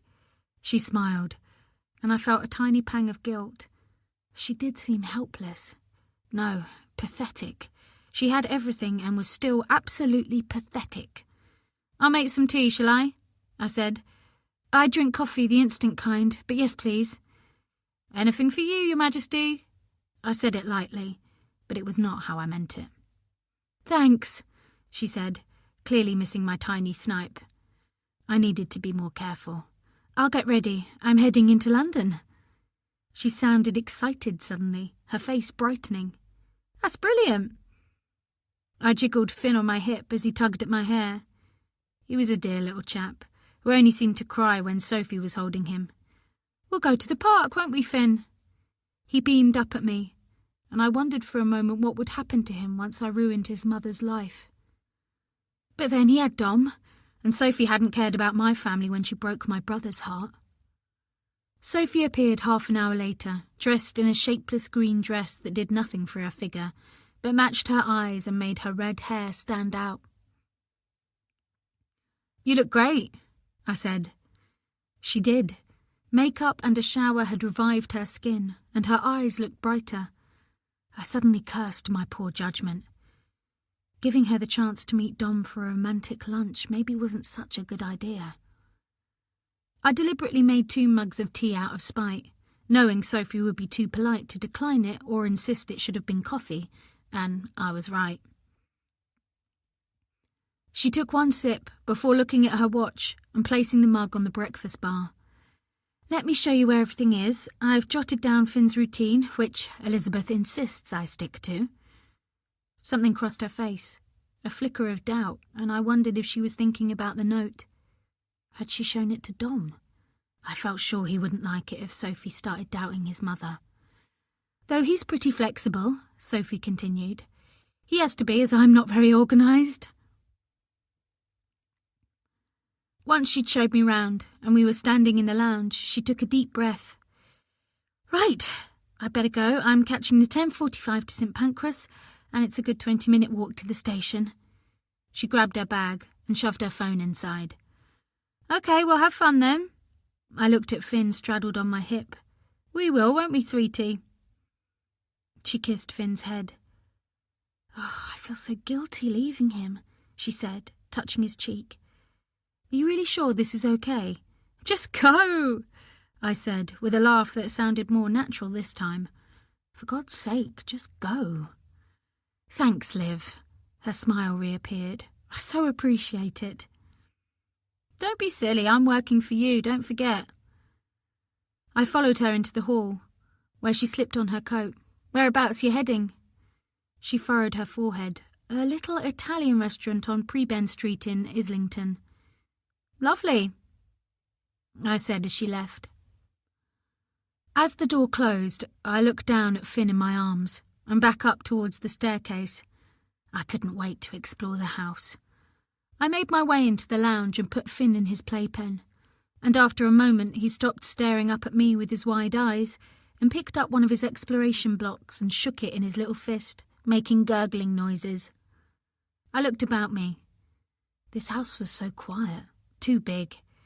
So I picked up the remote controls and turned on the TV and quickly searched for kids' programs, finding Octonauts, which grabbed Finn's attention. Photographs of Finn and one of Sophie and Dom's wedding day lined the high mantelpiece, and a professional picture of them all when Finn looked to be about 3 months old hung on the wall near the door.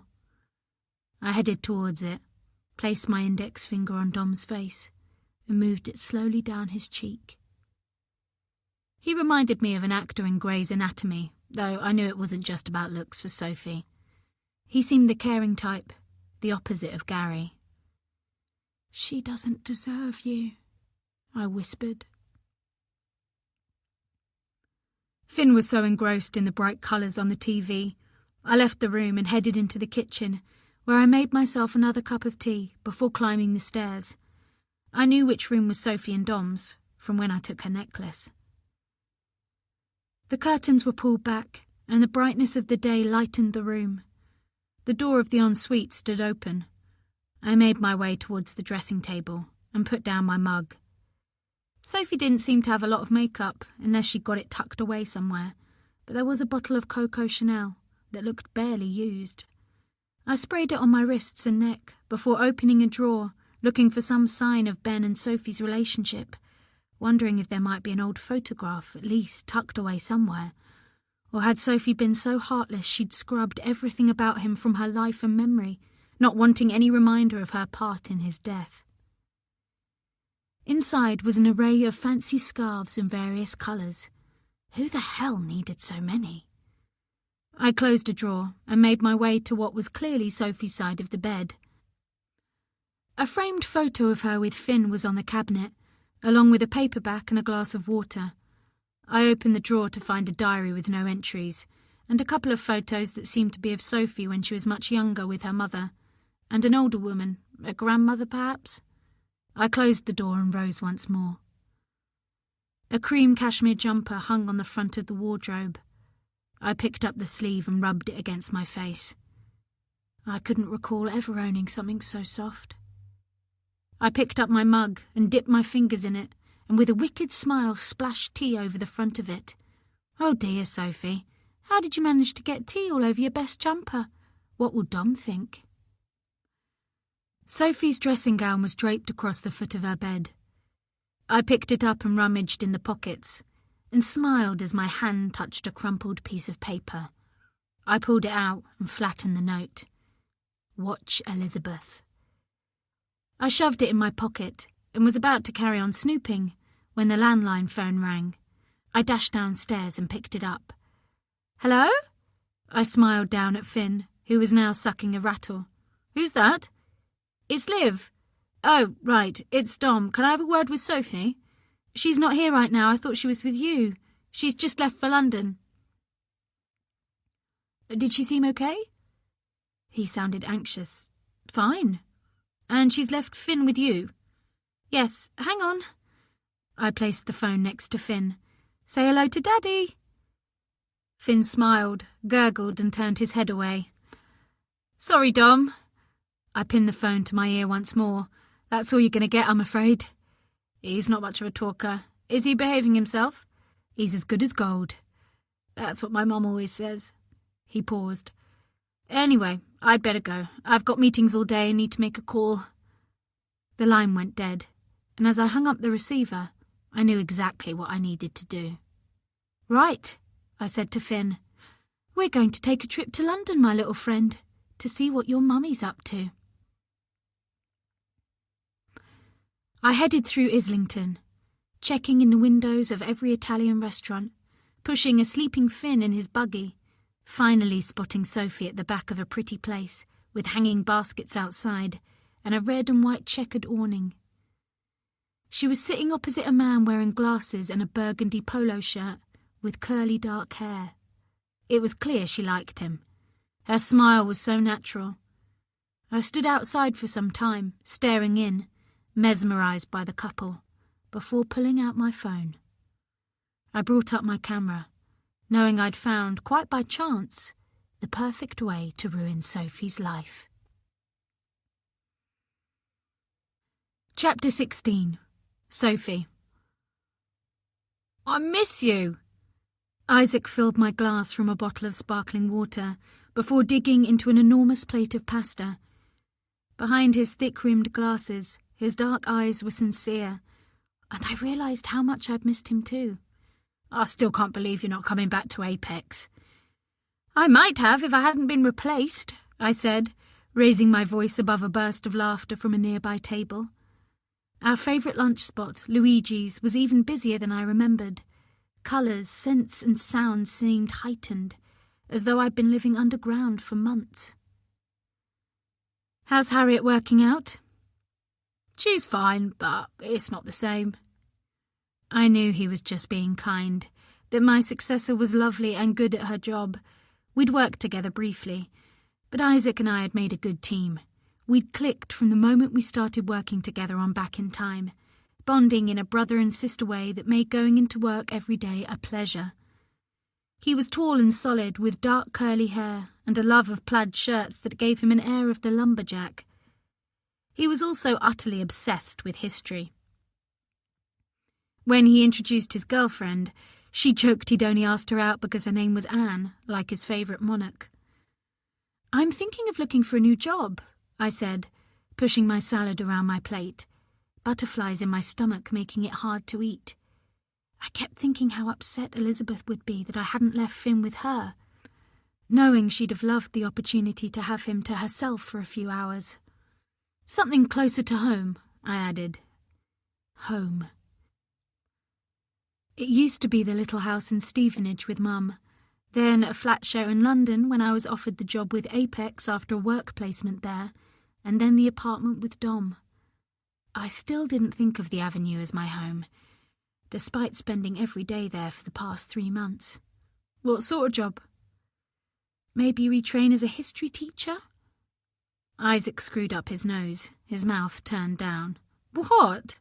The history part's fine, but there'll be pupils involved, probably bored and more interested in their phones. It would be my job to make them interested. He had a point, though. It was the research element I loved, not so much dealing with other people, particularly young, impressionable people from a position of authority. The idea was suddenly ridiculous. Maybe not, I said. If you really want a job, I could put some work your way. Isaac expertly twirled linguine around his fork. We're working on a new programme for next year, a quiz show for history buffs. We need someone to write and research the questions. Isaac, that would be great. Suddenly, it felt as if a window had opened in my mind, letting in fresh air. Would you have mentioned this if I hadn't replied to your email? His gaze dipped to his plate. I mentioned it to Dom, but he said he thought it was too soon, that you were still struggling a bit since, you know. Flushing, I recalled Isaac and Anne coming to visit me in the hospital before I was discharged. Their thinly veiled shock that rather than a tired but glowing new mum cradling her newborn, they were greeted by a vision of white-faced, lank-haired apathy with painful stitches, too exhausted to sit up and greet them properly, while Dom paced with the baby, who he hadn't yet named as I'd been sure I was having a girl. I think he was worried it would be too much pressure right now. My flush deepened. I'd known in an abstract way that as Dom still went to work every day, he was bound to see my ex-colleagues and that they would ask about me, perhaps talk about me, but it hadn't really made an impact. Now I wondered what on earth he'd been saying. Dom liked Isaac, and I knew he was looking out for me, but I wanted to make my own decisions. Maybe having something besides Finn to focus on would make me feel better and more alert. I think I can cope, I said, keeping my tone light. I'd love to give it a go. Sure? Isaac gave me a frank look. Dom said you're exhausted all the time, and to be honest, you do look tired. Thanks for that. I'd looked a bit clownish in makeup, so I'd swiped it off and made do with mascara and lip gloss, before pulling on an olive green dress that skimmed my stomach, but I clearly looked different to the version of me Isaac was used to. Namely, someone who didn't think much about what she wore, but was better put together and generally smiling. "This is me on a good day," I said. I'd been on a high, leaving the house after showing Liv around, making sure she knew Finn's routine and where everything was, with a promise to call if anything cropped up. But now my spirits were drooping. Maybe I shouldn't have come. Dom didn't even know where I was. What had I been thinking? I'd left our son with a virtual stranger to have lunch in London after barely setting foot outside for months. "You've probably got the new mum blues," Isaac said, eliciting a puff of laughter from me. "I took some tablets for that. If anything, they made me feel worse. Maybe you should go back to your doctor." "That's what Dom says." I took a sip of water. "I'm taking a course of vitamins, which are starting to kick in."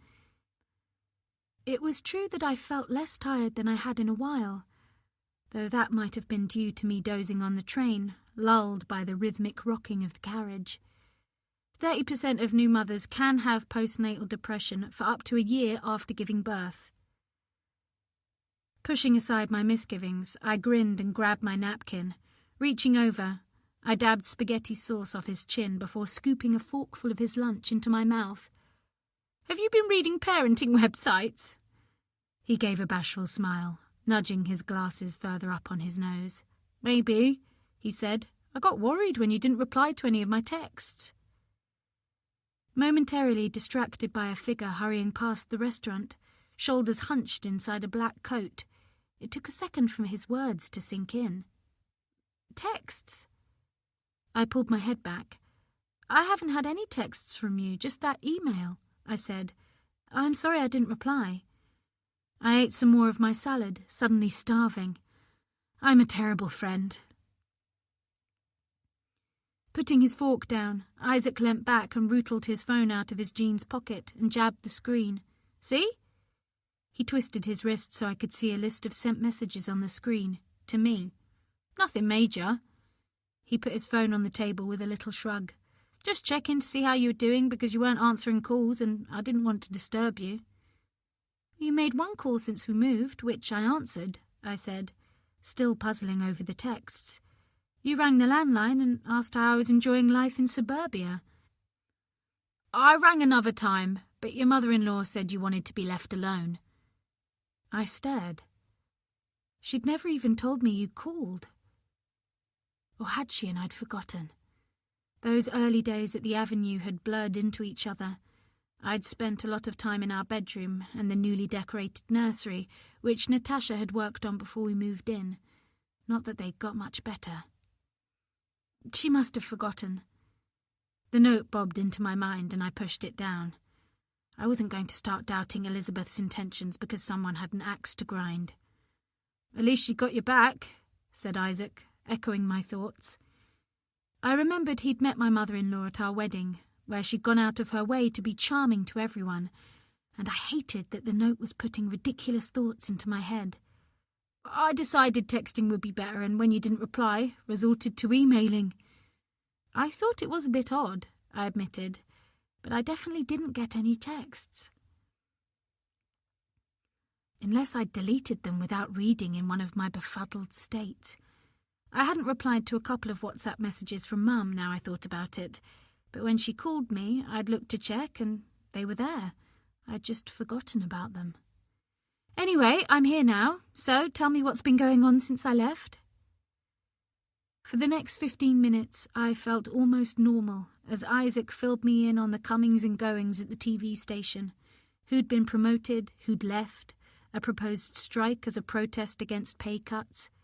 Dom surely must be involved in that. He hadn't told me about it. Or perhaps he had and I wasn't listening properly. I was finishing my lunch when my phone rang.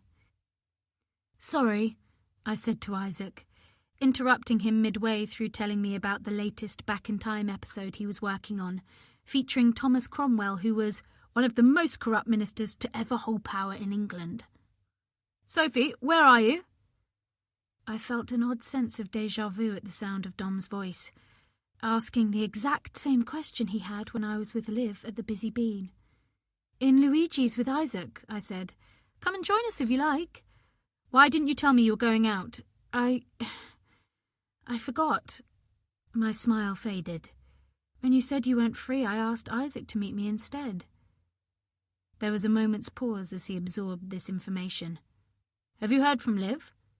Liv? My heart turned over. No, why? She's not at home. I let out my breath, aware of Isaac's concerned gaze. She was taking Finn to the park. A thought struck. How do you know she's not at home? I knew what the answer would be before he said it. Mum popped round to the house to see if everything was okay. Something tightened in my chest. Did you ask her to check up on me? They're not at the park, he said, ignoring my question. Mum said she saw them heading to the station. She followed them. Why would Liv be going to the station? His words cut through my flare of anxiety. Why was Liv going to the station? I don't know, I admitted, my pulse beginning to race. I'll call her. Ring me straight back. What's going on? Isaac's face was creased with alarm. It's the nanny I told you about. I pressed in Liv's number and jammed my phone to my ear. Sophie, hi. Where are you? I said sharply. What do you mean? Someone saw you going to the station. Oh, right. She exhaled a small laugh. Well, Finn wouldn't stop crying, and I remembered that if Evie was upset, she always settled down if we went on the train. Not very far, just a stop or two. I thought it might work with Finn. Relief mingled with something else. Did it? Sorry? Did it work? It did. Her tone became jolly. You loved it, didn't you, Finny? I imagined her bouncing my baby, beaming down at him, his eyes shining up at her. He went very quiet, and we looked out of the window for a while, and then he became sleepy, so I put him back in his pushchair. He's been as quiet as a mouse ever since. Envy coursed through my veins at the thought of my baby having a new experience without me, even though getting on a train with him would never have occurred to me. That's great, Liv. My tone was cool. I just wish you'd asked me first if it was okay. There was a brief silence at the other end of the line. I'm sorry. Her voice was subdued. I suppose it was second nature. I wanted to make him feel better and... She sounded close to crying. I'm so sorry, Sophie. I immediately felt bad. No, it's fine, I'm sorry. I caught a frown from Isaac and tried to smile. I'm glad Finn's okay. It's hard when he cries all the time. He really is happy. I'll send you a picture. That would be lovely, I said, feeling silly. He phoned to see where you were. Sorry? Dom, Liv said carefully. It sounded as if he didn't know you were going out. I swallowed, feeling my face heat up. It was a misunderstanding, that's all. What must she think of me? Listen, Liv, I'd like you to meet him. You don't have to rush off later, do you? Of course not, she said without hesitating. I was going to suggest it anyway. It would be good to meet Finn's daddy. I'll see you soon. No rush. I ended the call and stared at my phone for a few seconds, jumping when it alerted me to a message. Liv had snapped a photo of Finn in his woolly hat with the teddy bear eyes, his head cocked to one side.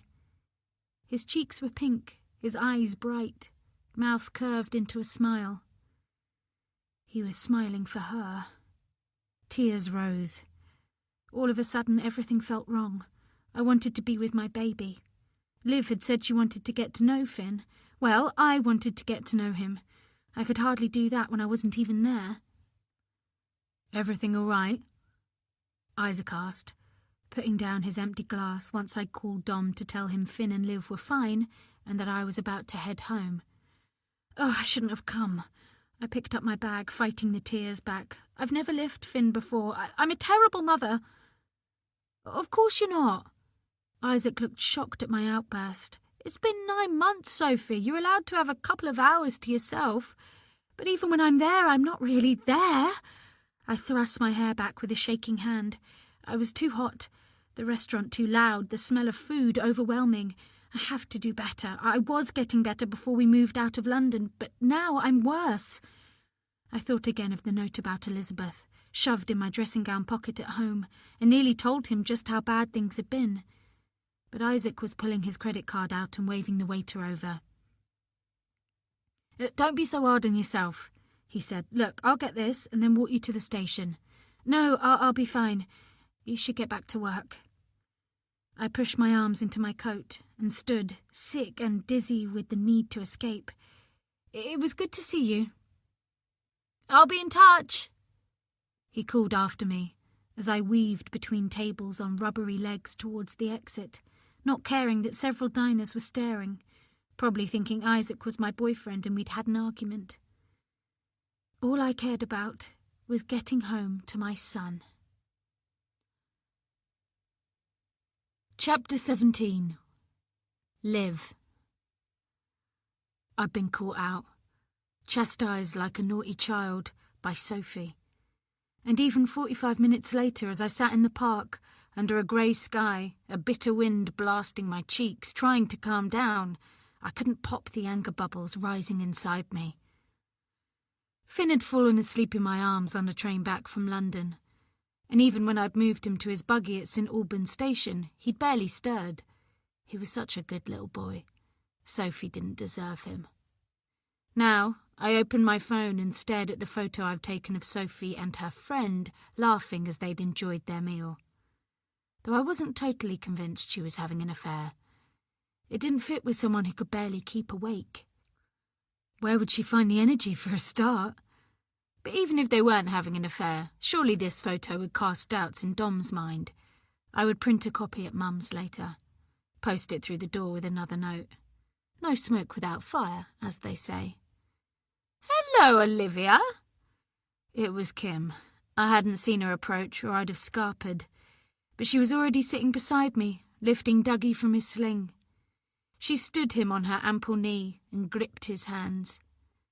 I had to hand it to the little fella. He was the happiest baby I'd ever seen, and Kim clearly adored him. I could see the love in her eyes. "No Evie today?"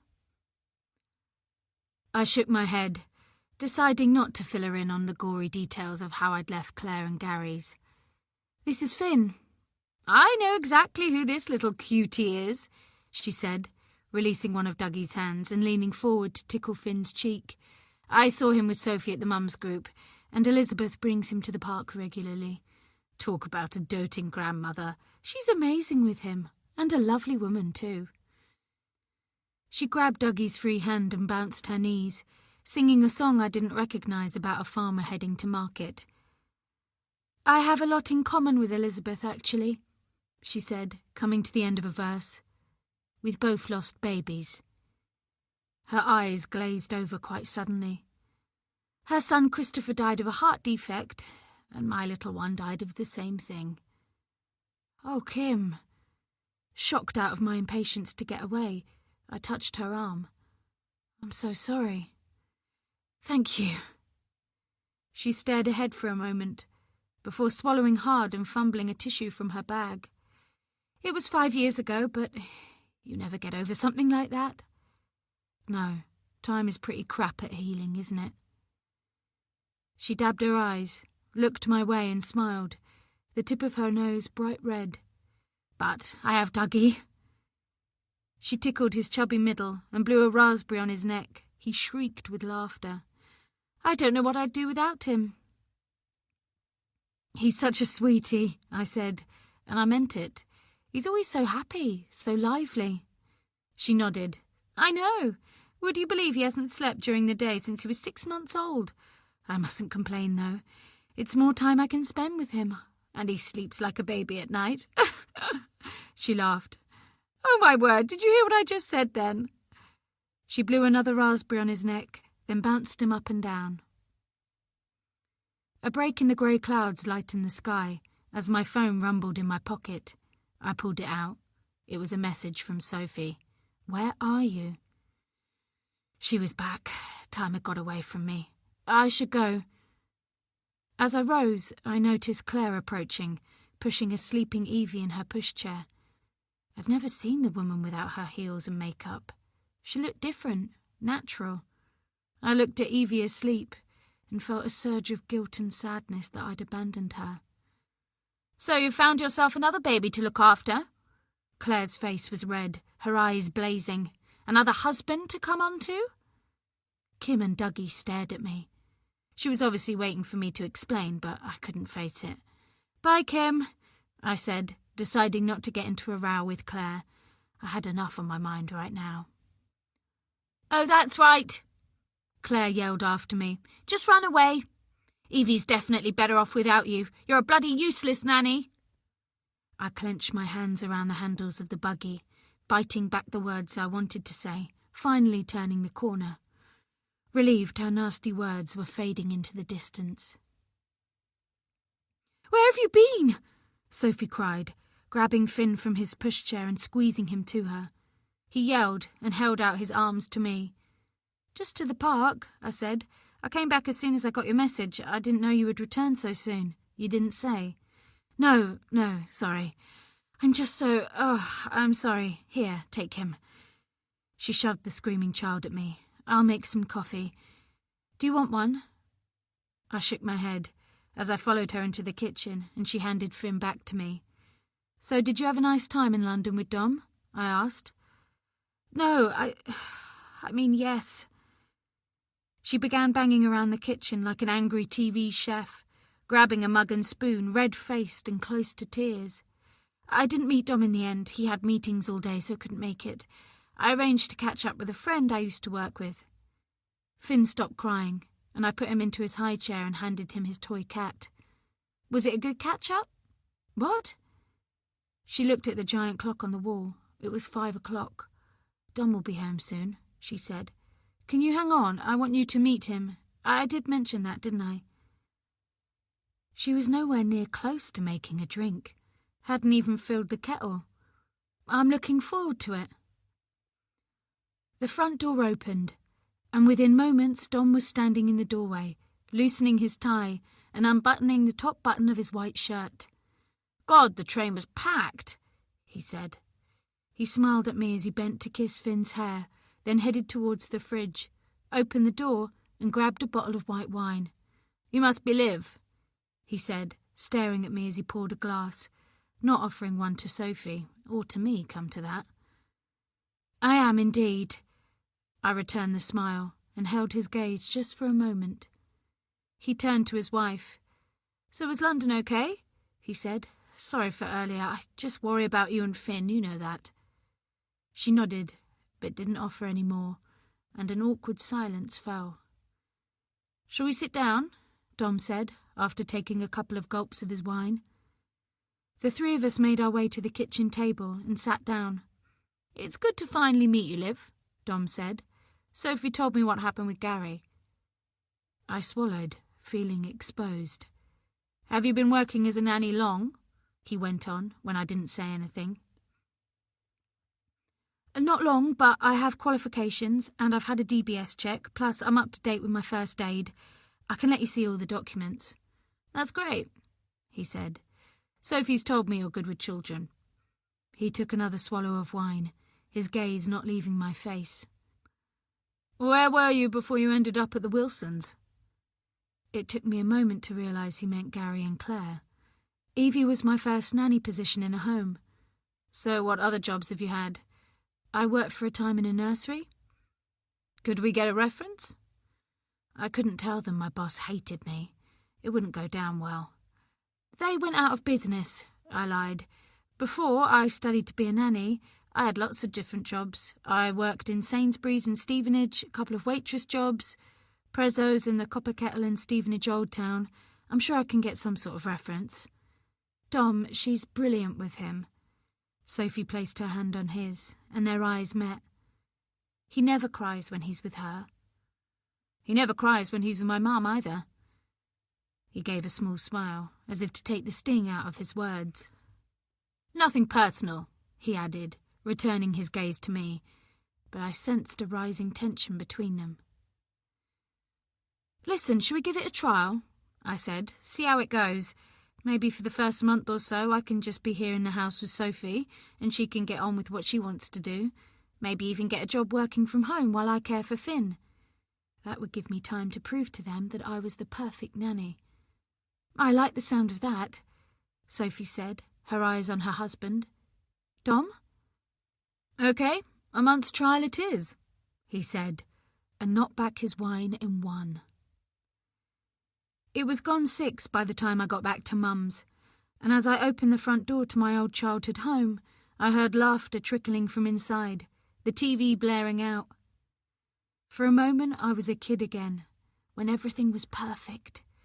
My parents watching Inspector Morse, Ben playing on his PlayStation, the rich smell of baking from the kitchen, and our old dog Molly chasing her tail and barking at nothing. In the lounge, Mum and Freya sat one each end of the sofa, Sparky curled up between them, as they watched Mrs. Brown's Boys. Mum looked up as I entered, her cheeks red from laughing. "It's Mrs. Brown's Boys, Liv," she said. "Your favourite." I shook my head. It wasn't my favourite, but I decided to keep quiet as I flopped down in the armchair, exhausted, just as the programme ended. Mum pointed the remote at the TV and muted the sound. "So, how was your first day?" "Good." I glanced at Freya, knowing she would ask questions. And I was right. "You've changed jobs then?" "Yep." "So you're not working with little Evie anymore?" "Liv is working for Sophie Edwards," Mum said. Freya narrowed her eyes. "Please tell me you're still not planning some sort of revenge." I shrugged. "Pretty sure Sophie and Dom will destroy themselves without any help from me," I said. "He's a bit too wrapped up in his job, and as I said before, Sophie's always falling asleep and is pretty useless with Finn. That's the little boy. He cries at the bloody sight of her." "Why is that, do you think?" Freya tilted her head like a counsellor. I shrugged again. "Kids get a vibe, don't they? Can sense when someone isn't coping." "Well, Ben used to cry a lot when he was a baby," Mum chirped in, "and I was a brilliant mum." "You still are," I smiled. "Listen, is the printer working?" I remembered the photo on my phone and wanted to get away from the conversation. "Yes, fresh ink yesterday." Mum pointed the remote at the TV and turned it up as another episode of Mrs. Brown's Boys started.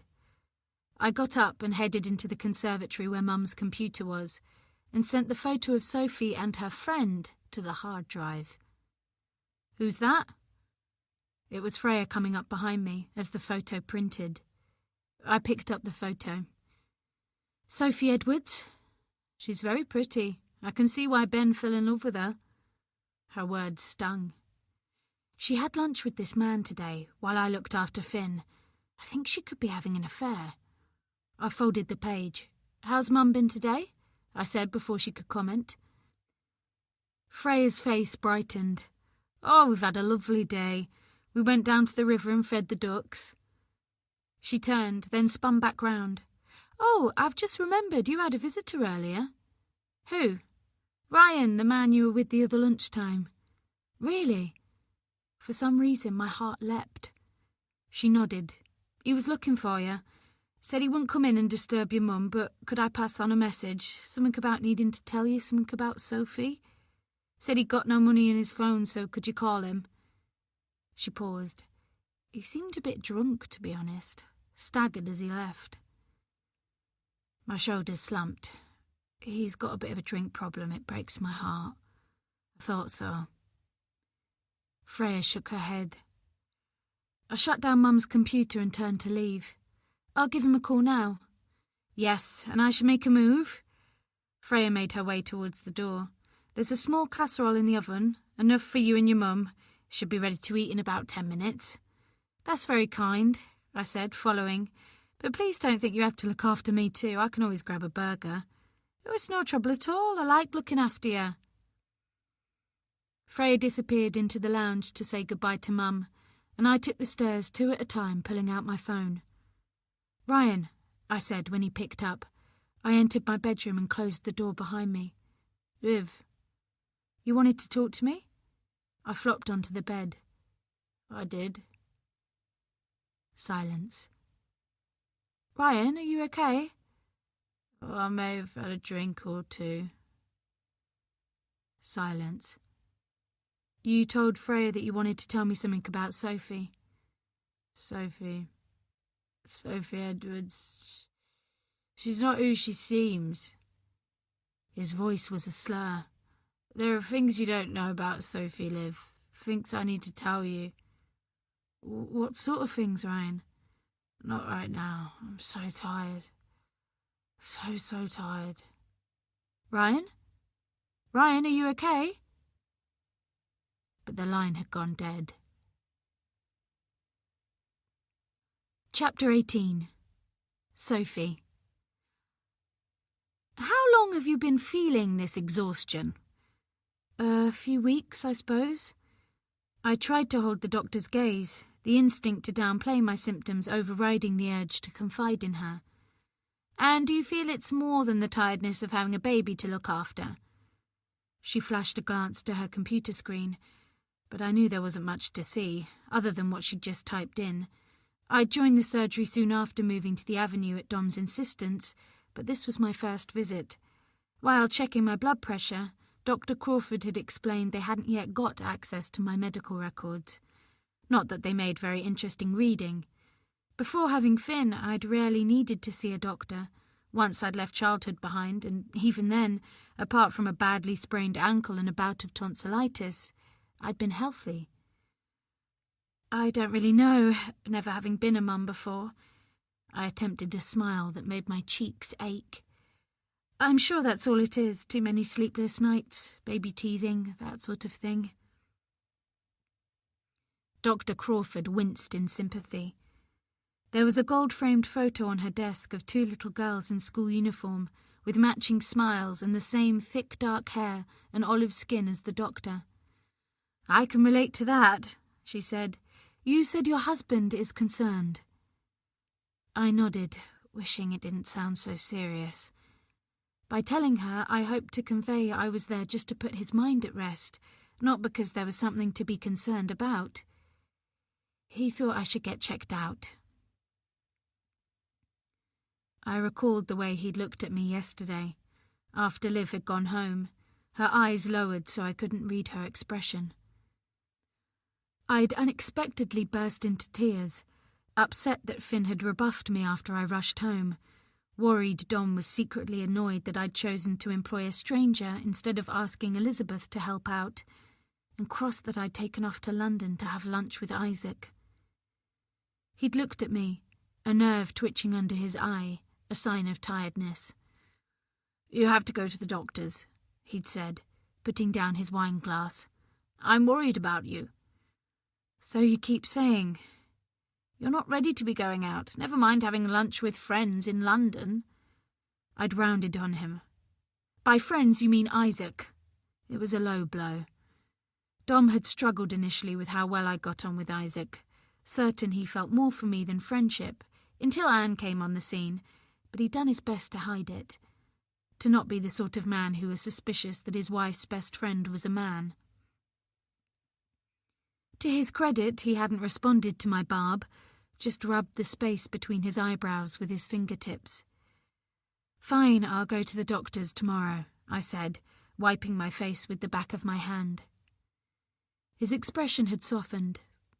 "Tell her everything." He came round the kitchen counter and rested his hands on my shoulders, eyes probing mine as if looking for the real me, the one he married. "I'll come with you if you like."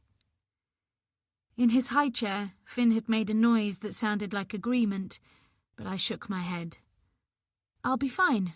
Liv can come and watch Finn." She was in the waiting room now, entertaining Finn, whose face had lit up earlier at the sight of her. Dom had just left for work, clutching a white envelope he'd picked up from the doormat, pulling the car onto the road with a screech of tyres seconds before Liv arrived. She was clearly curious about why I was going to the doctor's, but hadn't probed when I told her it was a routine checkup. "In touch with your health visitor?" the doctor was saying as I tuned back in. "Was everything fine at your last postnatal checkup?" I nodded, recalling the woman who turned up at the flat for a fortnight after Finn was born, and how I'd felt compelled to pretend I was coping in case she reported me, despite her assertion that it was normal to feel a bit shell-shocked after my emergency C-section, blood loss and transfusion. You had a terrible ordeal, Sophie. Don't be afraid to ask for help. Not that I was going to tell Dr. Crawford about that, or that I'd been prescribed a course of antidepressants. It was ridiculous to hold back, because she'd find out once she had my medical records. But for now, I wanted to be someone without all that history. "We'll do some blood tests," she said. "You could be anemic or have an underactive thyroid, which is common after giving birth, and your blood pressure's a bit low." She paused. "Anything else?" Her eyes were kind, and tears blocked my throat. "Plenty of help at home?" I nodded, forcing my jaw to relax and my fingers to stop plucking at the cuff of my jumper. "I've just taken on a nanny and my mother-in-law's not far away." "Well, that's good." As if sensing she wasn't going to get anything else out of me, the doctor made a call to the practice nurse and gave me a form. "She'll do your bloods now." Her eyes lingered on my face as I stood up, knocking my bag on the floor. "We should have the results in a week, but if there's anything else in the meantime, don't hesitate to come in." The blood test was over quickly, and Liv suggested we cut through the park on the way back. I was grateful she didn't ask any questions after giving me an inquisitive look when I came out of the consulting room.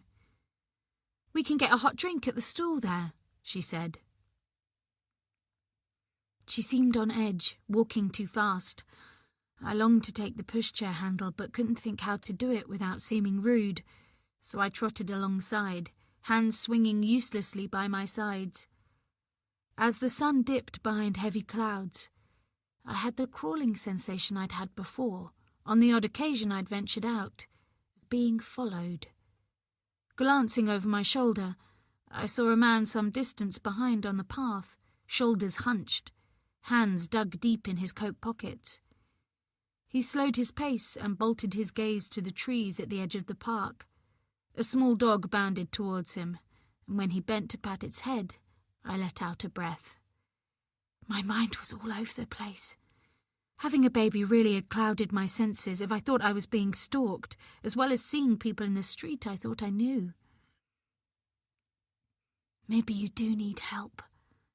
The voice in my head sounded a lot like my mum's, and I suddenly wanted to see her so much. I felt an ache in my chest. "What's wrong?" Liv had stopped. I realised I was motionless, staring into the distance. "Nothing, just—" "Oh, isn't he a sweetheart?" An elderly woman with a bird's nest of white hair had paused to peer at Finn, nostalgia written all over her weathered face. "Oh, he's the spit of my William at that age." She gave Liv a gap-toothed smile. "You're a lucky woman," she said, before moving on with dainty steps, pulling a tartan shopping trolley behind her. "Thank you," Liv called after her, smiling as though Finn was actually hers. My mouth had fallen open, ready to form a protest, but nothing came out except my breath, misting the air in front of me. I shivered, huddling deeper into my coat, something close to hysteria threatening to bubble over. "I'd like to go home." I sounded hostile. Liv turned, as if startled at my tone. "Sure, let's go." She turned the pushchair, bumping over the grass verging the narrow path. "Come on, I'll race ya." "What?" Confused, I watched as she took off, hair swinging, heels kicking up as she headed through the park gates, steering the pushchair like a dodgem car. "Wait!"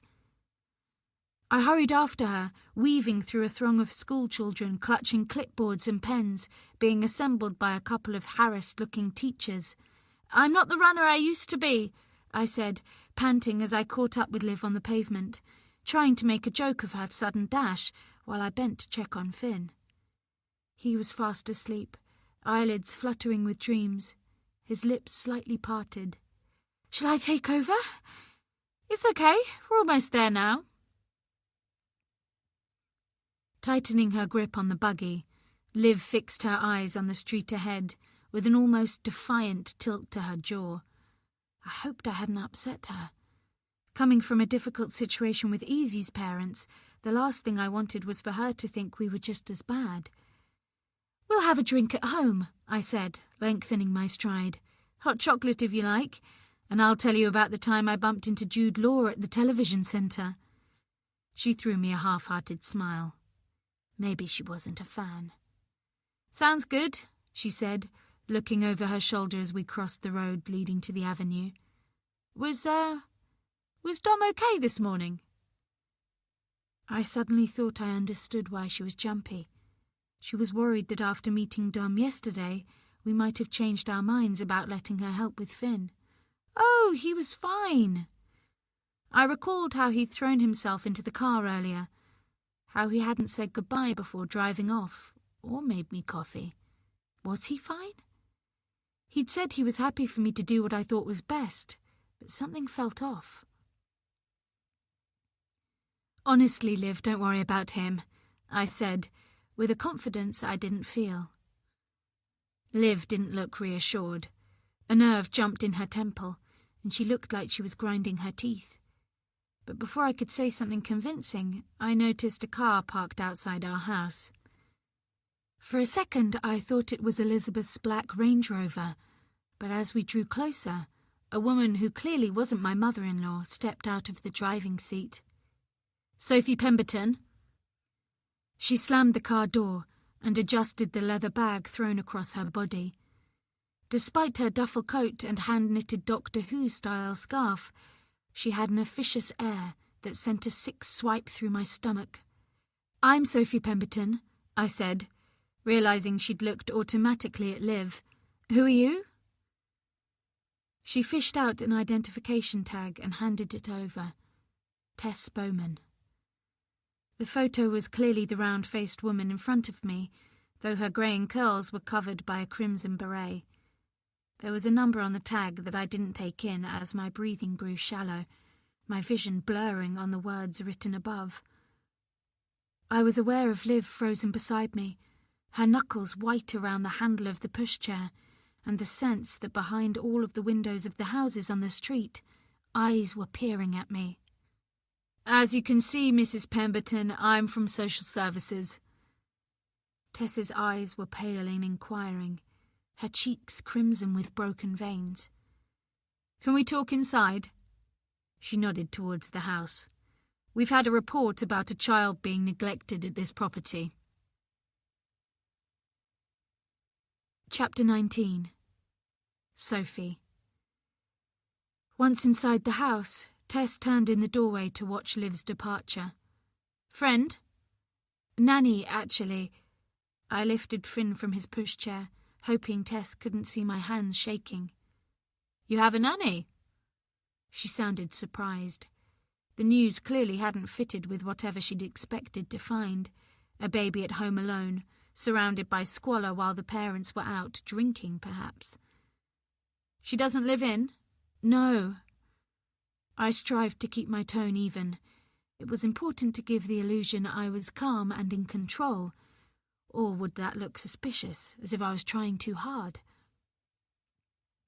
"She has family nearby, she lives there." No need to tell Tess that Liv had only just started. "Can I ask who reported us?" "I'm afraid I'm not allowed to discuss that." Tess's thin lips stretched into a smile as I wrestled Finn out of his outdoor clothes. At least he seemed content to be in my arms for once. Freed of his padded all-in-one, he beamed. I pressed my lips to his cheek, which was surprisingly warm. "It's a bit chilly in here," I said with a shiver, as though Tess was a friend, popped round for a chat. "I thought I'd left the heating up." I fiddled with the thermostat on the wall, my hand not quite steady. "Can I make you a cup of coffee?" "No, thank you." Tess held out her arms. "I'll hold baby, shall I, while you take your coat off, then we can talk." It didn't feel like a question. I handed Finn to her, aware she was probably checking him over, looking for evidence of neglect. I felt sick to my stomach at the thought. "I should ring my husband," I said, missing the hook so my coat pooled on the floor, blood rushing to my head when I bent to pick it up. "I'd like him to be here." "No need." Tess bounced Finn in a comfortable way that spoke of years of experience. "If I have any concerns, I might need to speak to him, but for now, I'd like to talk to you." Is it specifically about me?" The split-second hesitation before she inclined her head towards the living room door told me the answer was yes. The nauseous feeling intensified as I led her to the sofa. She settled easily before handing Finn back, her pale eyes taking everything in as she unwound her scarf and undid the toggles on her coat. I could have sworn the room had been reasonably tidy before I left the house, and was horrified to see it was a tip. The laundry basket was on the dining table, trailing clothes. Cushions were scattered everywhere. And hadn't I pulled the curtains back earlier? Finn's toy box was tipped on its side, the contents spread over the floor, and several books had been inexplicably pulled off the shelf and piled by the armchair. I noticed with a shock that my wedding photo was face down on the mantelpiece, and the family portrait on the wall by the window was hanging at an angle. I couldn't recall putting the TV on either, but it was glowing with the daytime quiz show, the volume muted. I'm so sorry about the mess," I stammered, placing Finn in his bouncer before opening the curtains and switching the TV off, stumbling as my foot caught on a wooden train lying on its side on the rug. "It's not normally this bad." "Don't worry, I've seen worse." Tess's eyes scanned the surfaces, her expression neutral. "Now, sit down and let's chat." It was all straightforward enough, though I couldn't contain a tremor in my voice as I answered her careful questions. Thankfully, she seemed reassured that Finn was being looked after properly, relaxing enough to pull a series of comical faces to make him smile as I held him on my lap. But throughout, all I could think was, who? Who had done this? One of the mums from the baby group? A neighbour, but why? What had led someone to make the assumption I wasn't looking after my baby? I knew I stood out among the glossy residents of the avenue and adjoining streets, that I was hardly a Stepford wife. But surely I hadn't given anyone a reason to go this far. Yet underneath my thoughts was an oily seam of guilt, because I hadn't exactly been doing a great job with Finn, had I? Once Tess had left, apparently satisfied, even apologising for the intrusion, I called Dom in tears, and he came home early, threatening to ring social services and demand to know who'd reported me. "Please don't, they won't tell you," I pleaded, "and it might make everything worse." The following morning, we faced each other across the breakfast bar, the air between us thick with tension. I knew he'd wanted to talk more the night before, but I'd gone to bed early and crashed into a deep sleep that hadn't done much to revive me.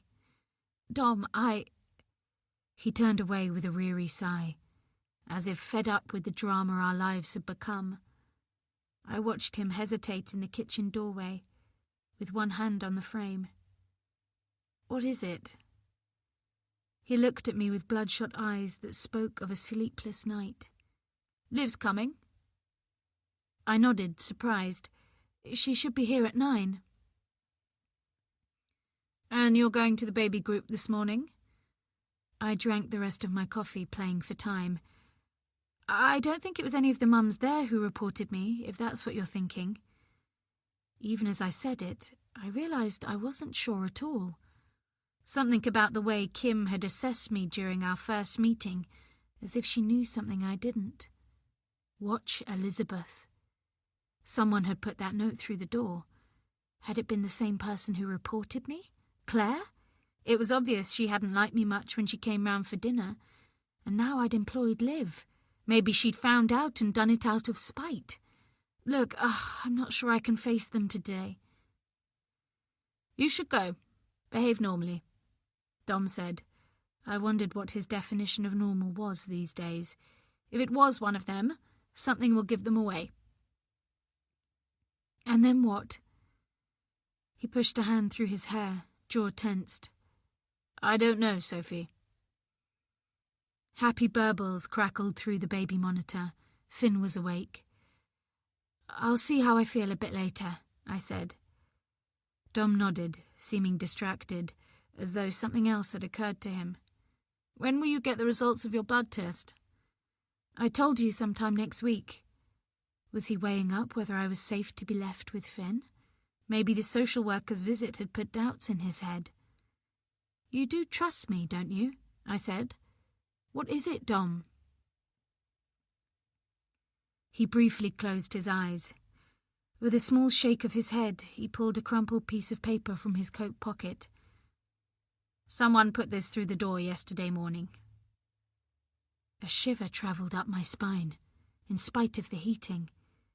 I belted my dressing gown tightly, aware the note about Elizabeth was still in the pocket. What is it? He shook out the sheet of paper and held it in front of me. As I strained forward for a better look, something tripped in my chest. It was a picture of Isaac and me at the restaurant, blown up and grainy, but unmistakably us. I was laughing, reaching to dab spaghetti sauce off his chin, his head close to mine. It looked intimate, as though we were more than friends. Dom, it isn't what it looks like. I slid off the stool, reaching to take the sheet from him, but he scrunched it up and shoved it back in his pocket. Why would... My mouth was dry, my voice too high. I've no idea why anyone would take a picture. You know Isaac and I are just friends. Dom's face looked clenched.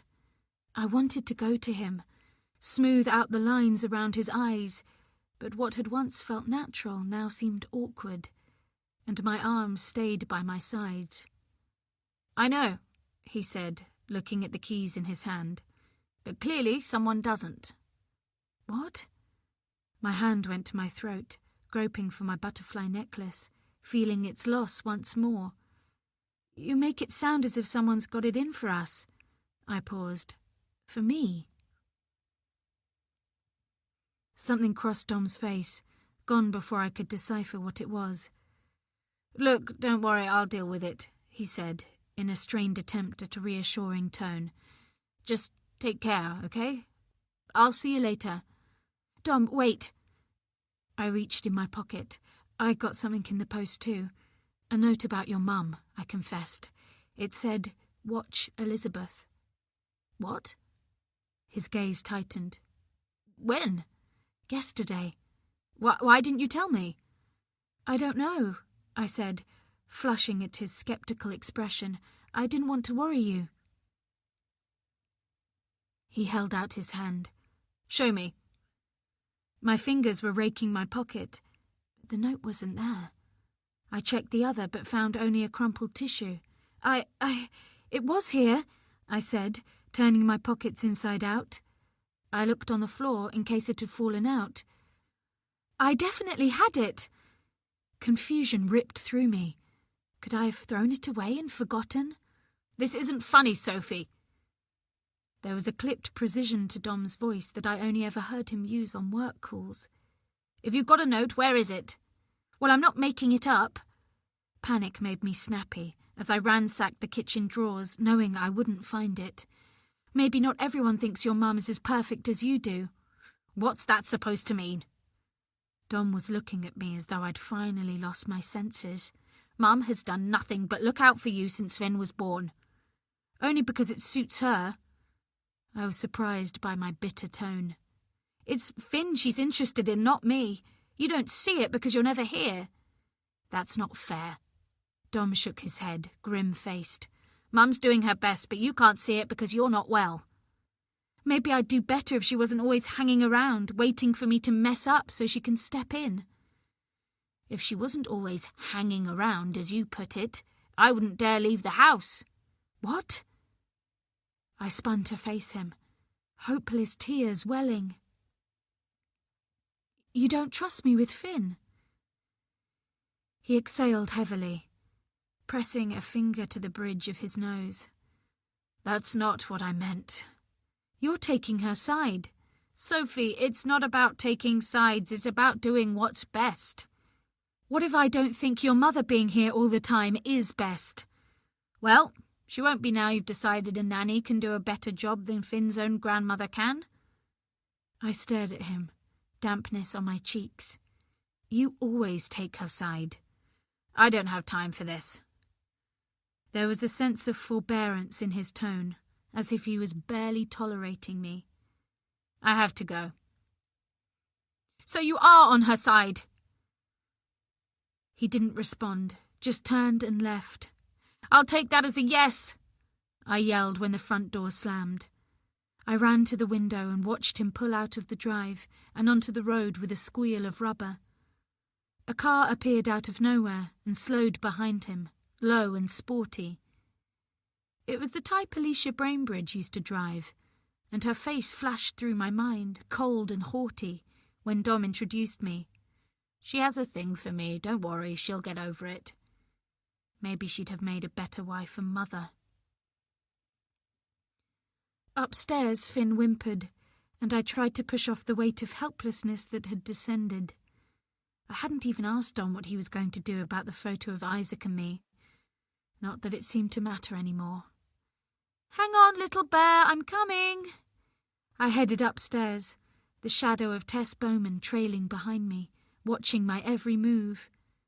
What would she have made of my exchange with Dom? Let's get you some porridge.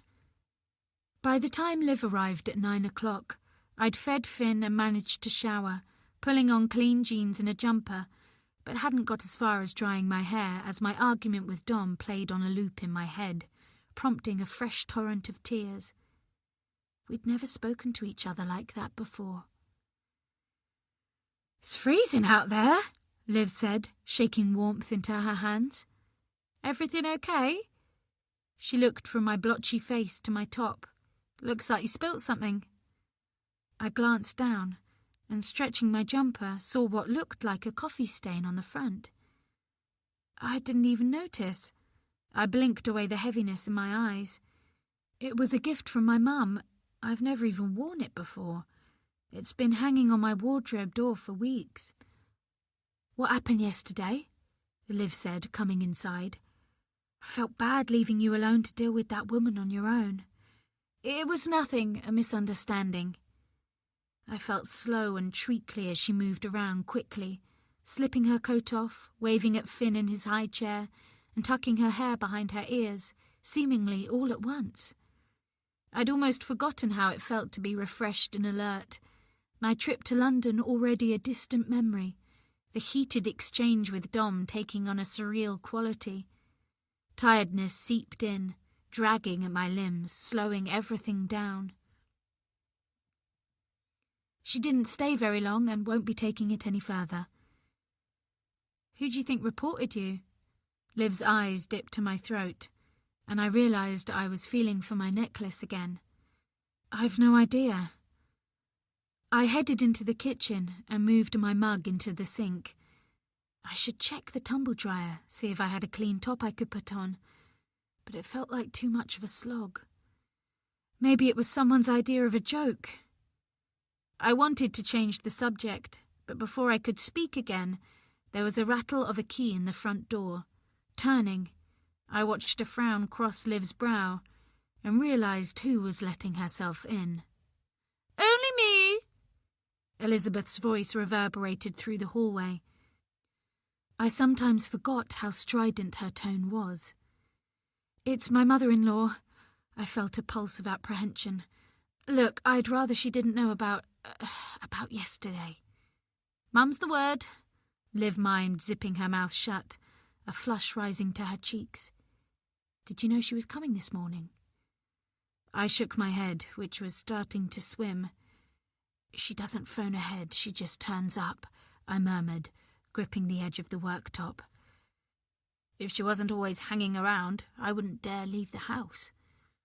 My skin felt suddenly cold where the ends of my damp hair had soaked through my coffee-stained jumper.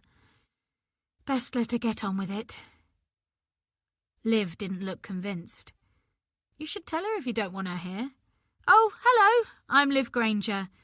she said as Elizabeth strode in, bringing a smell of outdoors and a tang of manure. She must have come from the stables. I think we met briefly before. Elizabeth had stopped in her tracks, eyeing Liv warily, as though I'd invited a homeless person inside. Yes, you're Sophie's friend. She pulled off her leather gloves as she crossed to Finn and dropped a kiss on his curls. She was clearly making an effort to be amiable, despite her obvious surprise at seeing someone else in the house before her. Nanny, actually, Liv said, before I could offer an explanation. Started this week. Elizabeth's whole body froze. Sophie knows I'm always on hand to help out, she said, a frown ruffling her brow. I'm sure she doesn't want a stranger taking care of her son. Seeing anger cloud Liv's face, I held up a hand. Elizabeth, you know how much I appreciate everything you do, but Liv's giving me a hand at the moment, so you don't need to break up your day. My attempt to be conciliatory was spoilt by a jaw-splitting yawn. Elizabeth's glance took in my dirty sweater and damp hair, and my stomach tightened. But you don't know anything about her, she said, as if Liv wasn't there. I realised afresh how cut glass her accent was, accentuated by an undercurrent of genuine anger. It's ridiculous to employ someone when I've made it clear I am at your disposal. Seeming to sense the disintegrating atmosphere, Finn began to cry. Oh, now look what you've done. Elizabeth put down her bag, but Liv had already moved to lift Finn from his chair, holding him high, then dropping him down, so his cries stopped and he gave a whoop of delight. He's fine, she said, handing Finn to me. You don't have to stay, Elizabeth. Ignoring the way Finn stiffened, I pressed him against my shoulder. I was holding my breath, forcing my eyes to stay open, as I watched a succession of emotions chase across Elizabeth's carefully made-up face. I'll get on with some cleaning, then. Patches of red seeped through her foundation. This place is a bit of a mess. I didn't get round to tidying up yesterday. I recalled my shock at the state of the place when I came home. Oh, don't worry about that, Liv said. A house is supposed to look lived in. Honestly, Elizabeth, you should go, I repeated. I'm sure you've got lots to do. Her gaze fell on Finn, and I felt bad when I saw the longing in her eyes. You can't stop me seeing my grandson. Of course not, I began, but she picked up her gloves and bag and stalked out, closing the front door quietly behind her. Whoops, Liv said, taking Finn as he struggled to break free out of my arms. Looks like you're in trouble. She'll probably phone Dom. Would he mention the note? He probably thought I was making it up, that I was the one who had it in for his mother. A crushing weariness bore down, and before I'd thought it through, I said, Sometimes I think the only thing she really likes about me is Finn. You don't think she did that, do you? What? Liv was looking at the stain on my jumper. Why? Just, you said it was brand new and hanging on your wardrobe door. How did the stain get there unless it was deliberate? Liv shook her head. She seems pretty possessive, that's all. Like she's really angry with you. Watch Elizabeth. Of course it wasn't her. I forced a laugh. I'm always spilling things. I must have done it myself, or maybe Dom did when he was bringing me some coffee. You're right. Sorry, I didn't mean to... She smiled apologetically. So are you taking him to Mum's meet-up this morning? She jiggled Finn, who was making a grab for her hair. Actually, I don't feel up to it. Another wave of exhaustion crashed over me. I'm so tired already. Listen, why don't you go and have a lie down and I'll take him? I looked at her, feeling as though I was standing on the opposite side of a glass wall. Won't it be weird not taking Evie? I'll just explain I'm working for you now, she said with a shrug. They won't mind, and it'll be nice for Finn. I know I should go too. Liv was on a month's trial and Dom wouldn't be happy I was letting her take Finn out without me. But wasn't that what nannies did? Wasn't the whole point of a nanny that they cared for your children when the parents couldn't? And I was so sleepy. My eyelids were sagging. Well, if you're sure, I managed through another yawn. I'm positive. She gave an encouraging nod. Go on up and we'll see you later. I gave a feeble wave and headed upstairs. Too tired to climb under the duvet or even take off my jumper, I collapsed across the bed and dropped into a fathomless sleep. Chapter 20. Liv. I grabbed the front door key, just in case Sophie was still asleep when I returned, and headed up the road, pushing Finn in his pushchair. My eyes skittering over the oppressive houses in the avenue, wondering if someone behind those elegant bay windows had called social services on Sophie, and if so, why? Did someone else bear her a grudge? Or what about Elizabeth? There was something a bit off with her, though Sophie couldn't seem to see it. My mind flashed back to the day before, seeing Sophie in such a state, visibly shaking when Tess What's-Her-Name appeared. The woman's words had given me so much pleasure. In fact, I'd wished I'd thought of ringing social services myself. I tried to follow them, couldn't wait to go inside the house and watch Sophie squirm. But then things changed. Sophie hadn't wanted my support. She placed her hand on Finn's buggy, as though claiming it, claiming him, letting me know Finn was her child. Go home, Liv, she'd said, and I knew at that moment I had a long way to go before she fully trusted me. I hurried up the avenue, past a pair of identically lycra-clad women I didn't recognise, who stopped running when they saw me and watched with blank expressions as I shot past. I turned the corner and my phone buzzed in my pocket. Ryan? I'd left a couple of voicemails for him, desperate to know what he'd wanted to tell me about Sophie. Did he know more about her than I did? That she'd worked in London since university, that she'd met Dom at work and got married. I pulled my phone from my pocket and looked at the phone screen. It was an unknown number. Hello? I said, pinning the phone to my ear, pushing the pushchair one-handed. Liv, it's Dom. Hey, Dom. Why the hell is he ringing me? Is Sophie with you? He sounded anxious. She's not answering her mobile or the home phone. No, she's in bed. I'm taking Finn to Mum's meet-up. Is everything okay? He was silent on the other end, and I remembered I'd promised to stay with Sophie for the first month. Dom? Yeah, fine, no worries. I was going to try and finish work early. To be honest, I'm worried about her. Christ, was he confiding in me? My mind raced. This was my chance. I agree, she doesn't seem herself. I expected him to bite back, say I had no idea what Sophie's self was. And he would have been right. I didn't know her at all. You're right, he said. I keep turning to my mum to give Sophie support, but I'm not sure I'm doing the right thing. He sounded desperate, as though he had no idea who to turn to. To be honest, I think Sophie needs to cope without your mother's help. I smirked. I couldn't help it. And I noticed Sophie was brighter when she'd been to London. Yeah, Isaac's a good friend to her, always has been. He's a great bloke. Maybe I should invite him and his girlfriend round for a meal. I could cook. I felt my body sag. So Isaac was a friend, nothing more. The photo and my trip to London had been a complete waste of time. Are you sure?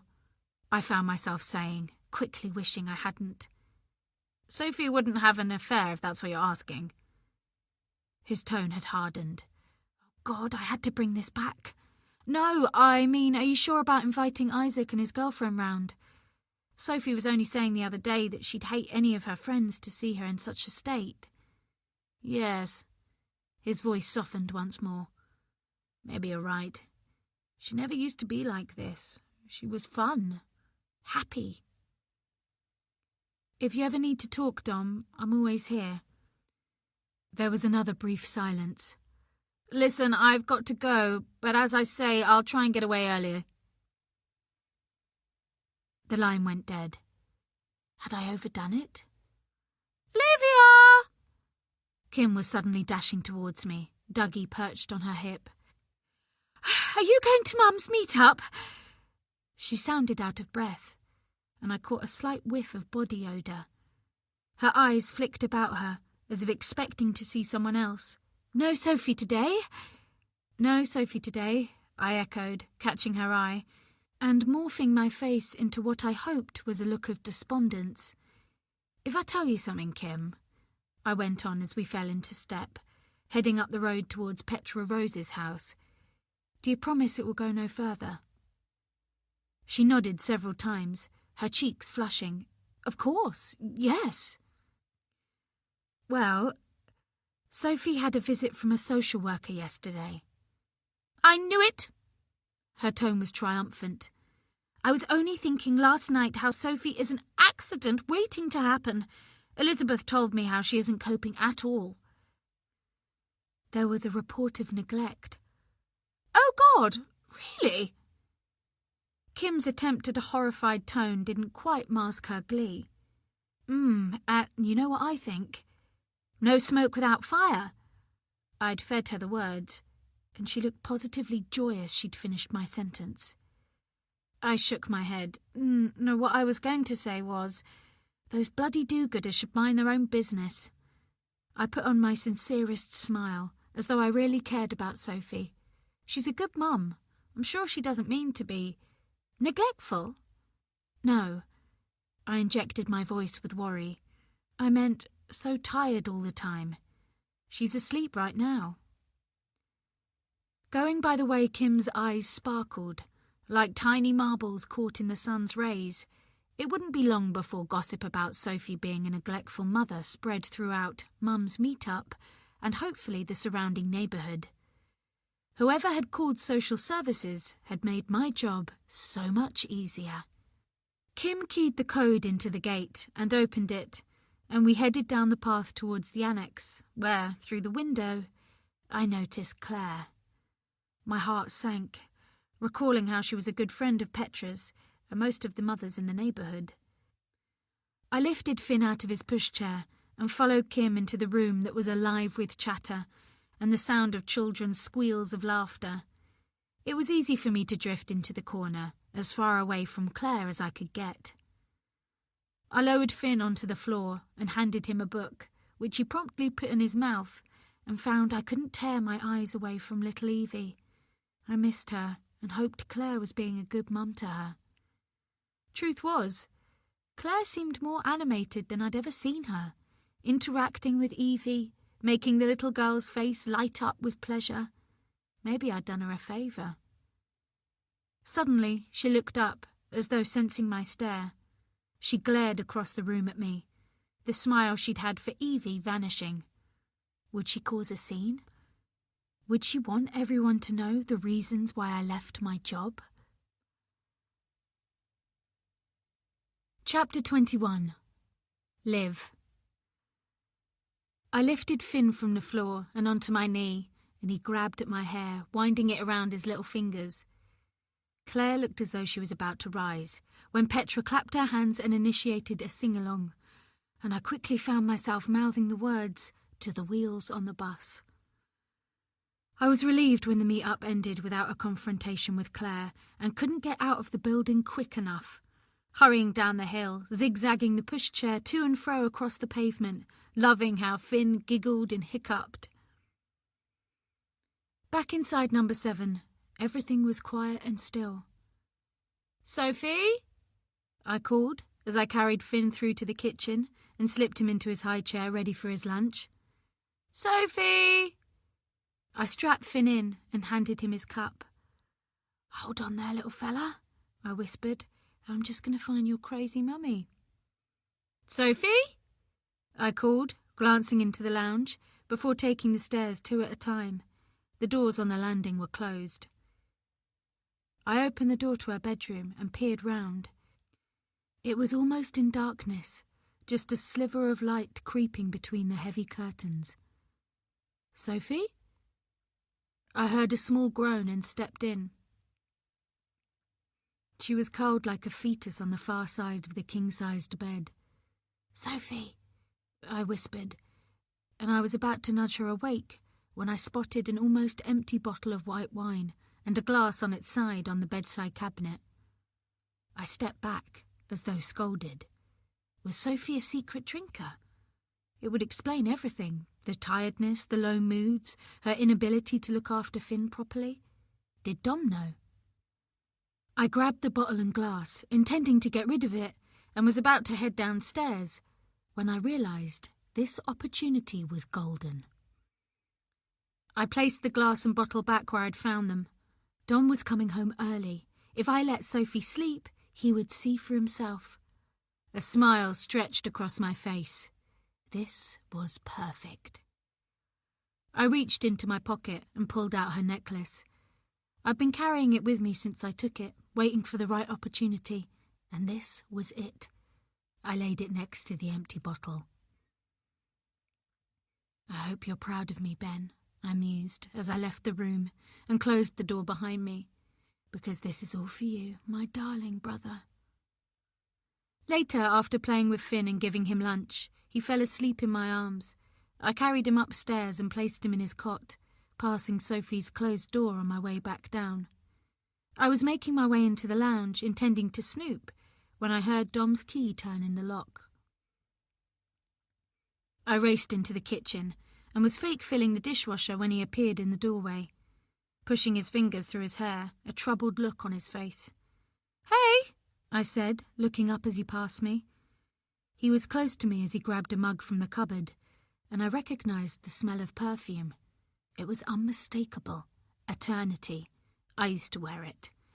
And I knew Sophie didn't. "Where's Sophie?" "Still asleep." He rubbed his hand across his chin, his eyes turning to meet mine. "Listen, why not take off, Liv? I'm here now." "Okay, if you're sure." "Yep, positive. I need to talk to Sophie alone." "Okay, well, Finn's asleep in his room." I pointed at the baby monitor next to the fridge. "He'll let you know when he's awake, I'm sure." I headed from the kitchen, raising my arm in a wave. "I hope you guys sort things out." "Thanks," he said, turning away from me. Once in my car, I keyed Ryan's number into my phone. It went straight to voicemail. "Hey," I said, "you left me hanging last night.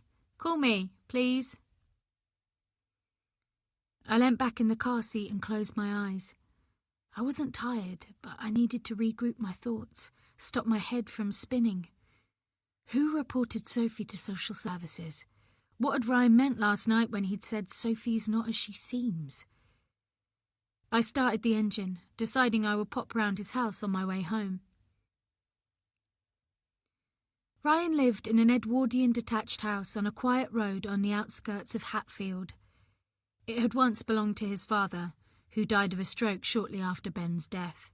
He left the place to Ryan. I hadn't been there for ages, but there had been a time, when I was in my 20s, that Ryan and I had grown claustrophobically close. Two broken reeds trying to hold each other up. We kissed once, I remembered, but it hadn't felt right. In fact, we'd laughed at the awkwardness of it and then got steaming drunk. We drifted apart around a year ago, me suggesting he needed help with his alcohol problem, that he should attend AA, him refusing, claiming he liked the feeling of oblivion alcohol created. I deliberately didn't call him after that, unable to watch him slowly kill himself. Well, until the other day. Now, as I stood on his doorstep studying the grubby windows, the front garden overrun with weeds, I felt a pang of guilt. Perhaps I should have tried harder to be there for him. I took a deep breath and knocked on the door. No reply. I knocked again and again, before crouching down and opening the letterbox. "Ryan!" I called through, feeling sure he was in there, ignoring me. "It's Liv. Open up, please." As I made my way back down the path, I shuddered and turned quickly, my eyes scanning the windows. It was as though I was being watched.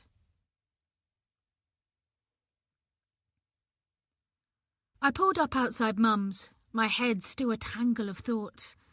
Sophie Edwards' life was spiralling out of control, with little help from me, and I wrestled down a sudden feeling of doubt. Sophie didn't seem to be the wicked, evil witch I created in my mind following Ben's death. She was a sad, lonely creature. I got out of the car and walked up the short path. I didn't really want to talk to Mum and Freya. But as soon as I was in the house, Mum called me.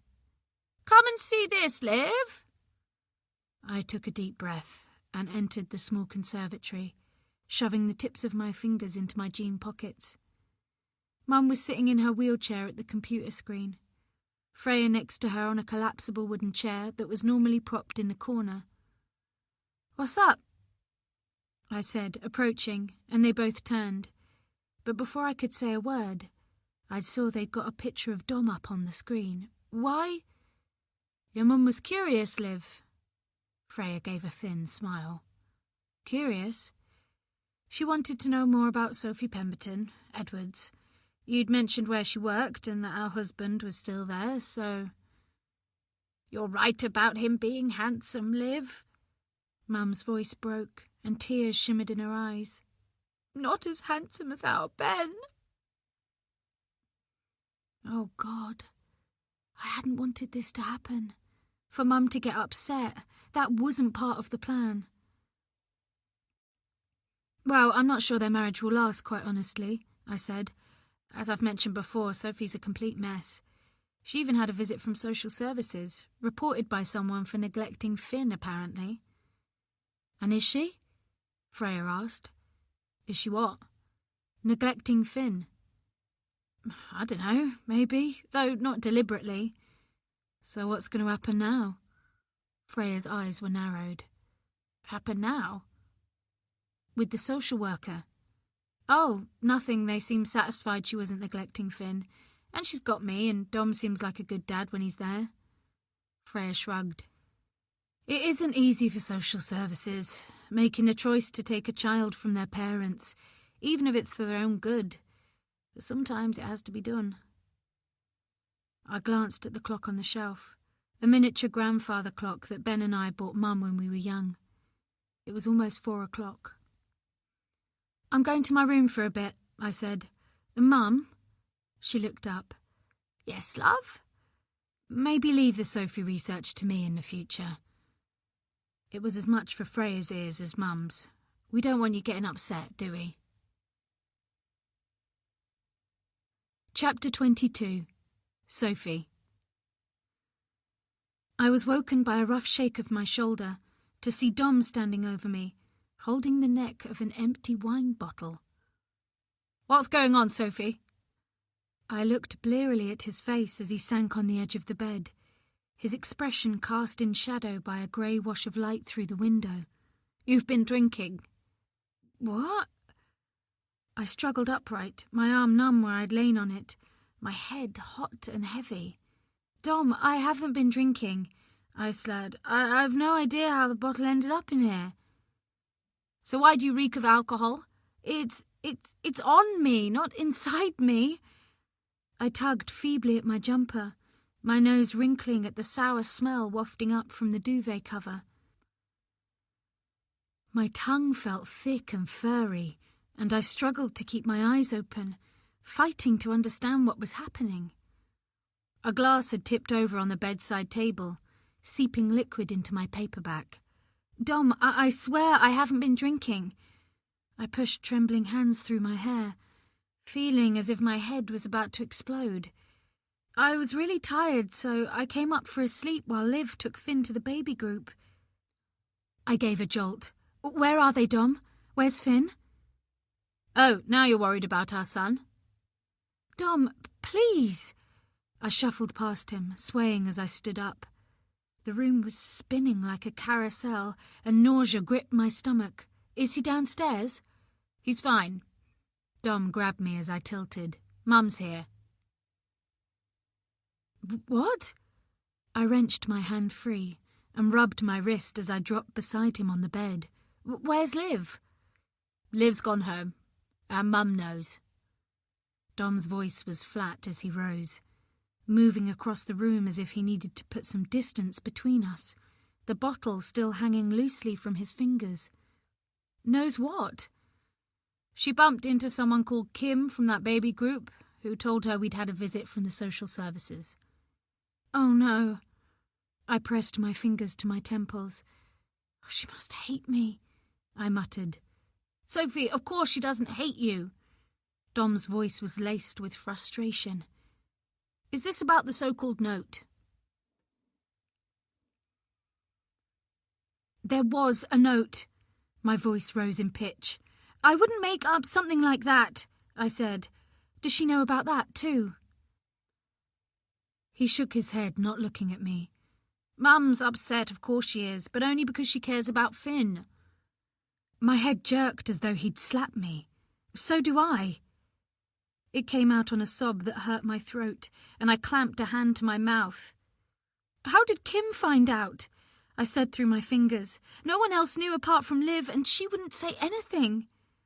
"I'm afraid she did." Dom's tone held no room for argument. "What? Why would Liv do that? It would be round the whole neighbourhood now. I'll talk to her tomorrow." Dom was shaking his head. "I don't want her here any more." "No!" I was suddenly desperate to keep Liv, to not go back to only having his mother's support. "Just let me talk to her, please," I begged. "There has to be another explanation." "If there is, I can't think what it is." Dom's voice was cool. "All I want is our son taken care of properly and to know he's safe. That's what I want too." He looked at me a moment longer, and the sadness in his eyes pierced my heart. He released a heavy sigh and waggled the wine bottle. "We'll need to talk about this again, but I'm hungry and tired and need to be with my son." "Me too." More than anything, I wanted Finn in my arms. Dom dropped his chin to his chest. "Not like this." Tears rose. "Dom!" "Drink some water, take a shower, then come down and have some dinner," he said. "If you're feeling better, you can put Finn to bed." "Your mum, yes, I'll talk to her, don't worry. It'll be fine." He turned in the doorway. "Oh, and Sophie?" "Yes?" I waited, desperate for a kind word, knowing I didn't deserve one. "She really does care, you know. We both do." He closed the door softly, leaving behind a trace of a floral scent I didn't recognize. It mingled unpleasantly with the alcohol fug from the bed, making my head swim. I removed my jumper, wincing as the throb in my head intensified, then dragged the duvet cover off. I hadn't been drinking, I was certain of it. But how else could the wine have got up here? Maybe I'd sleepwalked downstairs and brought it up, tried to drink it and spilled it on the bed. My eyes panned over the bedside table, where something glinted in the pool of wine on the surface. My necklace. I reached for it, heart racing. Had it been there all along, with the paperback I was convinced I'd lost? What was happening to me? As I clutched the butterfly chain in my palm, my stomach rose, and I dashed to the bathroom on shaky legs, making it just in time. I knelt over the toilet bowl, my body convulsing, wishing for a horrible moment that I hadn't woken up.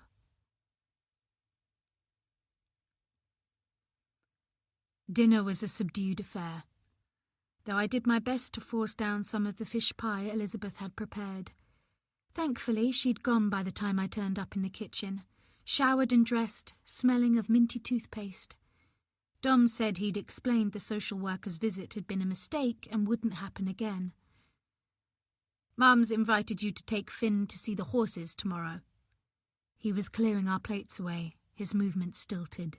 "I think you should go. It'll be good for you both." Elizabeth had never invited me to their home without Dom. "But Liv, just you and Finn." "So she can keep an eye on me?" Watch Elizabeth. Now she was the one watching me. Sophie, you can't really blame her. Dom closed the dishwasher and set it going, turning to me with a look of exasperation. Finn's her grandson. Maybe she reported me. I was surprised by the conviction in my tone.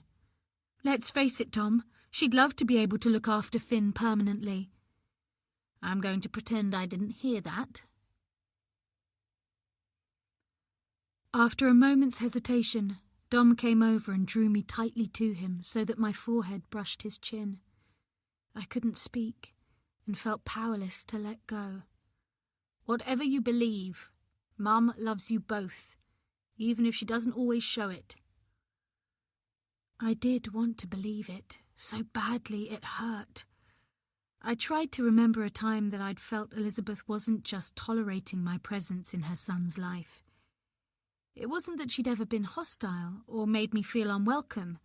She always said and did the right things and could be charming, but she lacked a natural warmth and could be distant.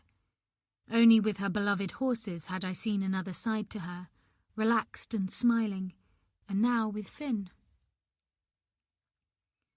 No wonder Dom was happy to have her around as much as possible, basking in reflected glory after years of feeling disconnected from her. I knew I should be happy too, yet I envied Natasha, living at the opposite end of the country to her mother. I'm sorry, I mumbled into his shoulder, breathing him in, wondering whether I'd imagined the smell of perfume earlier. I didn't mean it. She'd be so hurt if she knew what you'd just said. Would she? Sophie, don't. Dom let go of me, exhaling a sigh, and I felt as if I'd lost a battle I hadn't known I was fighting. Have you taken your vitamin pill today? For all the good they do. You have to stick with it. Natasha said, fine, I'll take another if that will make you happy. Knowing it was childish, I crossed to the counter and snatched up the bottle. Sophie, stop it. I shoved 2 in my mouth and almost choked as I gulped them down dry. Satisfied? I opened my mouth to show him it was empty, my eyes watering. For God's sake. He turned away, but not before I'd seen that look again. The one that said he no longer knew who I was. He hovered while I bathed Finn and read him a bedtime story, then insisted on sleeping in the nursery on cushions brought up from the sofa, so you can get some rest. The sorrow that came from feeling he no longer trusted me was overwhelming. Half expecting him to hang around to confront Liv the following morning, I was surprised when he said curtly that he had a meeting he couldn't get out of, and left after extracting a promise I'd talk to Liv and would call if I needed anything. I gave Finn his breakfast and settled him in his playpen with his toys while I got dressed and put the washing machine on, then waited for Liv to arrive. My nerves jangled like coins as I paced about, mentally rehearsing what to say, imagining her reaction. She'd probably storm out and not come back. But I couldn't let it go. If she'd told Kim about the social worker's visit, it meant she was, at best, a gossip, and at worst, what? Unless my instincts were completely off, she was someone I thought I could trust. Someone who'd make a good friend once I got past the guarded, spiky exterior she tried to hide. She knocked on the door at 9. I checked Finn was engrossed in his favourite book and went to let her in. Hi. Hey, she said, taking her coat off, eyes darting to my neck. You found your necklace? My fingers went to the chain. I couldn't remember telling her I'd lost it, but supposed I must have done. Yes, it was... I didn't need to tell her I'd found it in such an obvious place. Liv, I need to talk to you. She paused on her way to the living room, shoulders stiffening beneath her long grey sweater. What is it? Her face was blank. You told Kim? My heart thudded unevenly. I hated confrontation, but made myself hold her gaze. About the social worker coming to see me. Oh, that... She looked at the floor, and I waited for her to deny it. I'm really sorry, Sophie. When she raised her eyes, they were clear. It was just that she saw the whole thing as she was driving back to her house, and I couldn't think on the spot. And when she said the woman looked like a social worker, I felt myself go red, and she knew she'd guess right. Her words were rushed, her tone apologetic. I told her I didn't know the details, and that I was sure it was a misunderstanding. But you've seen what she's like. She's such a nosy cow. Her hands were wringing together. I made her promise not to say anything, and I honestly don't think she will. She's a mother herself. She'll understand how awful it was for you. How do you look like a social worker? I said. Liv gave a half smile. I don't know. Maybe it's more than that. Maybe she knew her. She sounded so sincere, my shoulders unclenched. Maybe my instincts about her hadn't been wrong after all. The thing is, I clasped my hands together to stop them trembling. Kim went and told my mother-in-law, and she came round here, and Dom's upset, and... Suddenly I was crying, great heaving sobs that made my shoulders shake. He thinks I've been drinking while he's at work, but I don't even remember it happening, and it's not the first time I haven't been able to remember something. I know Elizabeth thinks I'm a terrible mother, and now Dom does too. I don't deserve to have a baby. As the last few words flew out on a series of hiccups, I felt Liv's hand on my elbow, steering me to the sofa and pressing me down. She disappeared and came back with a sheet of kitchen roll, which she thrust at me. "Bloody Kim, I could kill her," she muttered.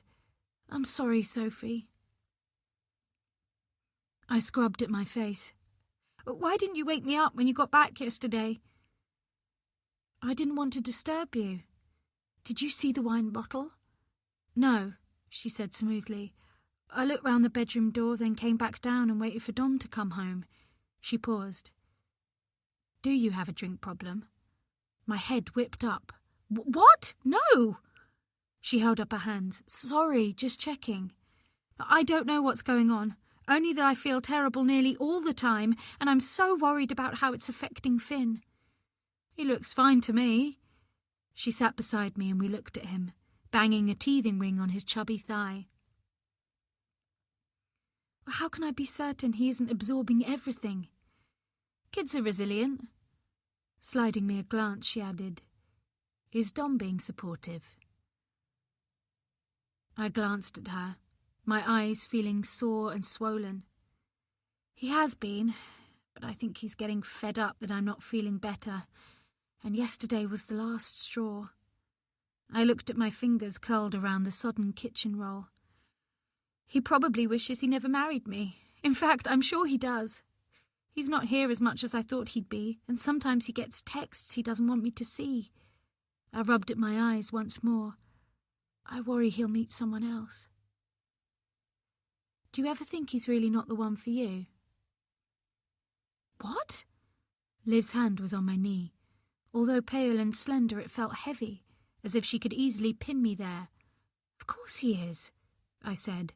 "I loved him from almost the moment we spoke. We just clicked." "So no one special before that?" Her gaze prodded like a finger, eyes wide and unflinching. "Not really." I sensed my answer was important in a way I didn't understand. A couple of boyfriends at university, one quite serious, and one relationship after, which fizzled out after a couple of years, and then I met Dom. I remembered Liv saying when we met that I could talk to her about anything. "He got a photo the other day of me and my friend Isaac having lunch in London." "Oh?" Liv's hand fell away from my knee. "That's weird." "I know." Finn gave a bird-like screech that made me jump. "Someone's trying to make trouble for us, and I know it sounds stupid, but..." "Go on." Liv stood and lifted Finn out of his playpen, taking him to the patio doors to look outside. I cursed myself for not recognizing his screech had been a signal he wanted picking up. I couldn't even read my own son. "I'm starting to think it might be Claire," I said. "She's the only person I can imagine having it in for me after, you know." I looked at her. Because you're working for me now.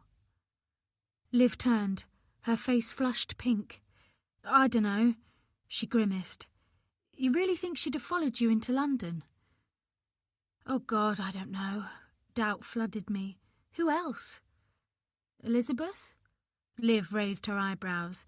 I know I keep saying it, but she's the one closest to you with a vested interest in Finn. She swooped him high and he giggled. She obviously doesn't want me around either. Maybe you're right. I pulled at my bottom lip. I got a note about her, I confessed. It said, "Watch Elizabeth." Really? Liv's eyes widened. Where is it? That's the thing, I said, feeling foolish. I can't find it now. Oh, right. She lifted a hand to her forehead and smoothed her hair back. Did you throw it away? I can't remember. I sounded ridiculous. Look, it's probably nothing, a joke. Have you told Dom? I shuddered, recalling the look of disbelief on his face. I did, but I wish I hadn't, I admitted. When I couldn't find it, I could tell he didn't believe me. He thinks I've lost my mind. She can do no wrong in his eyes. Or maybe you should record her or something. I stared. Doing what? Liv's shoulders rose. Ignore me, she said, as if tiring of the subject, despite having raised it in the first place. Why don't we take Finn to the park? She said. It's sunny out. I don't know about you, but I could do with some fresh air. I sagged. Elizabeth's invited me to her place with Finn to see the horses. A flicker of frustration crossed Liv's face. Then she turned to Finn with a smile. We'll enjoy that, won't we? Just the two of us.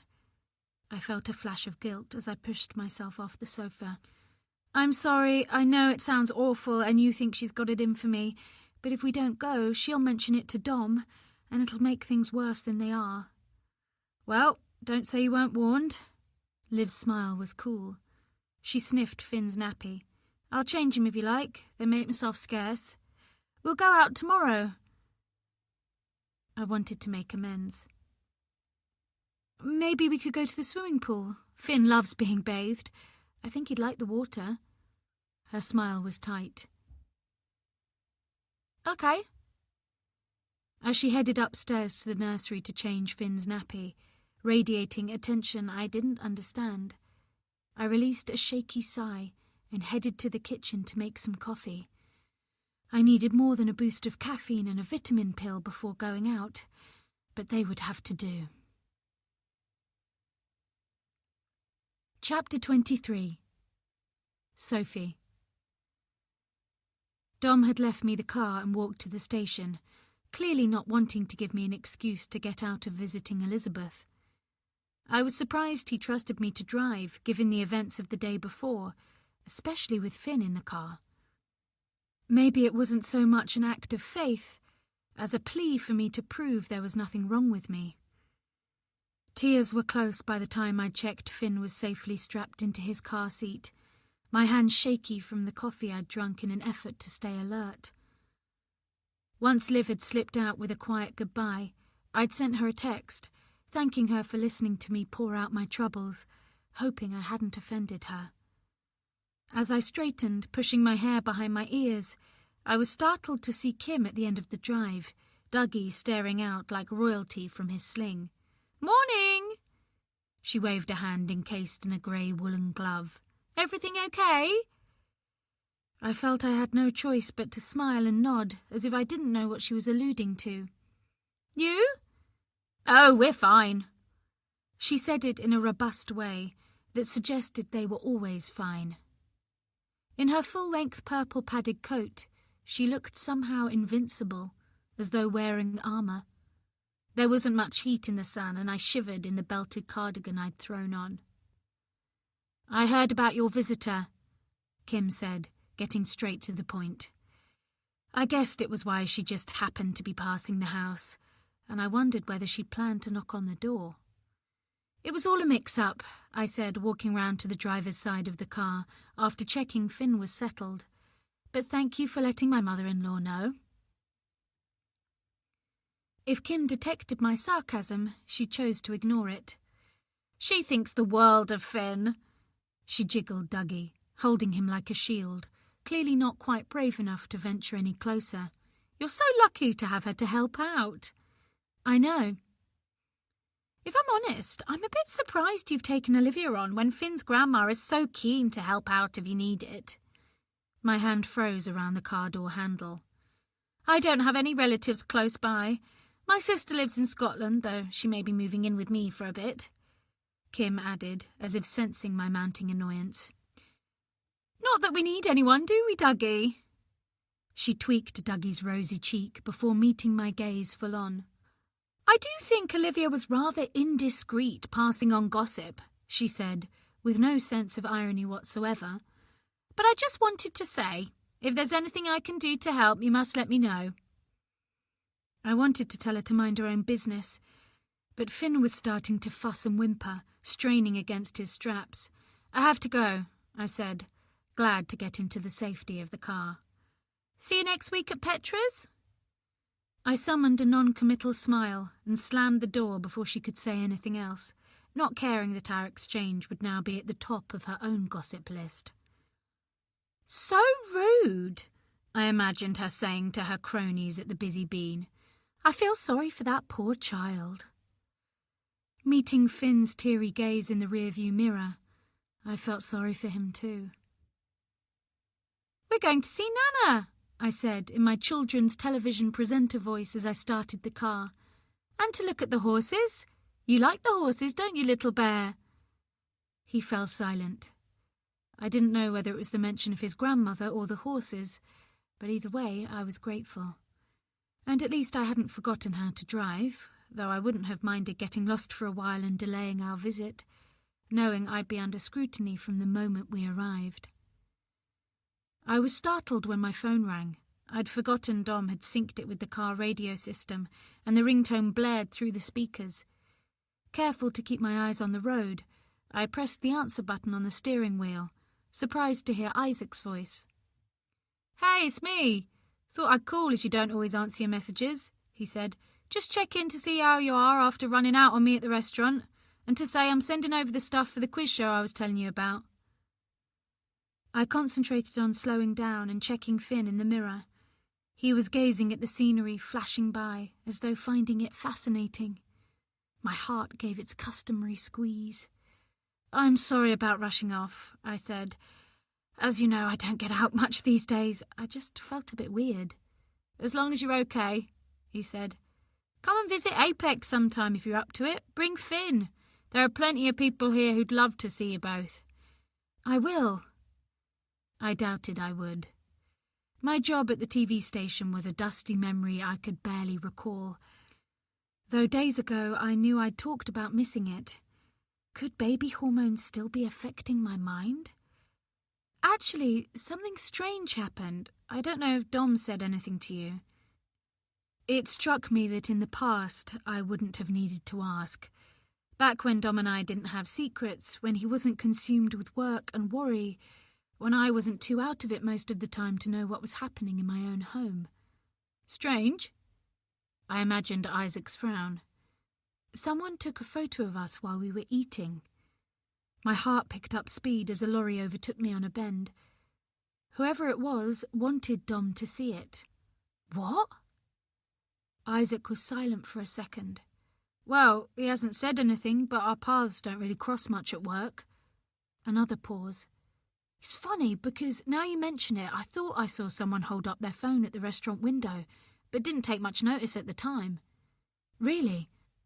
Now my heart was racing. Did you see who it was? I think it was a woman with a pushchair. He paused as though thinking. Dark hair, maybe? I'm not sure. For some reason, Liv came into my mind. Was she wearing a dark coat? Could have been. Why? Oh, nothing. But the image of Liv wouldn't budge. Could she have followed me to the restaurant? Elizabeth had seen her going to the station after all, and Liv had definitely been on a train with Finn. But why would she photograph Isaac and me and give the picture to Dom, unless she was trying to make trouble? Maybe Isaac was wrong about a woman with a pushchair, but it seemed too much of a coincidence. Oh, God! I'd just unburdened myself to Liv, sent her a thank you text, and now I suspected her of spying on me. A woman I'd invited into my home to look after my son. Something was going on here. I was sure of it. Watch Elizabeth. My breathing faltered. Could Liv have sent the note and then removed it? She'd been quick to point the finger at Elizabeth, accusing her of all sorts, maybe wanting her out of the way, and she had access to my house. Perhaps Liv was the one I should be suspicious of. Isaac, I'd better go. I'm on my way to my mother-in-law's with Finn. 2 trips out in 1 week. You doing well? He was joking, but there was an undercurrent of worry in his voice. Listen, call if you need to talk about anything, won't you? I will. And you'll look at the stuff I'm sending. It's right up your street. I promise. I pressed end call and released a long breath, but there was no time to dwell on anything else as I'd arrived in Harpenden. I pulled the car onto the circular drive in front of the house and adjoining stables and sat for a moment, gripping the steering wheel, looking at the impressive wood and brick exterior. The wisteria that had draped extravagantly across the front of the building earlier in the year was withered and brown now, the roots exposed and ugly. I'd been wowed the first time Dom brought me here. By the house, the idyllic setting, the horse-riding and dinner-party lifestyle, which was the opposite of my ordinary upbringing with Mum in our modest end-of-terrace and Stevenage. I'd been so excited to get to know my future in-laws. Dom and I had been seeing each other for a couple of months, and he'd already said he wanted to marry me. I've never felt like this about anyone, Sophie. I want to be with you all the time. I'd understood, because I felt the same, since our first date in the Dickens Inn, where we'd talked non-stop until closing time, and kissed in a shop doorway on the way back to his apartment, like a couple in a romantic film. I hadn't known then his family were what Mum called well-bred, and hadn't thought it mattered until I met Elizabeth, when I'd finally understood what Dom had meant when he told me she could initially come across as unapproachable. As I unclicked my seatbelt with a heavy feeling in my chest, the wide oak door at the front of the house was flung open, and Elizabeth strode out. She was wearing jodhpurs, shiny boots and her tweed jacket, no doubt fresh from a riding session. All that was missing was a whip, or crop, as she'd once corrected me. I tensed as I stepped onto the drive, noticing the toes of my boots were dusty, and braced myself for a barrage of questions about the social worker, about Liv, about my supposed drinking the day before. But to my surprise, she was all smiles as she nodded a greeting before dipping into the back of the car to release Finn. You can carry him in his car seat, I'd said. But she'd already plucked him out and was nuzzling his cheek with pursed lips, making kissy noises that delighted him. Come inside, it's freezing, she instructed breezily as I spotted a familiar car parked next to Elizabeth's Land Rover. Natasha's popped over, she said, seeing me looking. She was down this way visiting a client and thought she'd come and say hello. Isn't that lovely? Natasha's here? My spirits rose at the thought of seeing my sister-in-law. She's gone for a ride on Lady Madonna. Hasn't been on a horse in ages. Seeing Elizabeth's indulgent smile made me realise how ridiculous it had been to allow doubts about her to enter my mind because of Liv. I was certain now that she must have slipped the note through my door. She probably had her eye on a nannying job with me and wanted to discredit my mother-in-law. She'll be back soon, Elizabeth went on. We'll have coffee first. I've got some lovely snacks for my little soldier. In the huge copper and slate kitchen, where double doors at one end opened onto the courtyard, she neatly divested Finn of his all-in-one polar fleece, her smile slipping slightly when she saw the miniature grey jogging pants and matching hoodie underneath. I thought it was cute, but to Elizabeth he probably looked like a young offender. She'd no doubt prefer him in a tuxedo and trousers with a crease, the sort of outfit she liked Robert in. despairing that my father-in-law was happiest at home in well-worn chinos and comfy jumpers. After slotting Finn into the padded bouncer she'd bought specially and offering him a sensory cube from the pile of toys she kept stacked in a basket, she moved across to the kettle on the marble worktop. Was she humming? I'd never heard her hum before, and nearly giggled, but was ambushed by a yawn that made my jaw click. "You look tired." Turning, Elizabeth gave me a more familiar look, as I pulled my cardigan closer and sank on a chair at the table, where she hosted informal lunches for her horsey friends.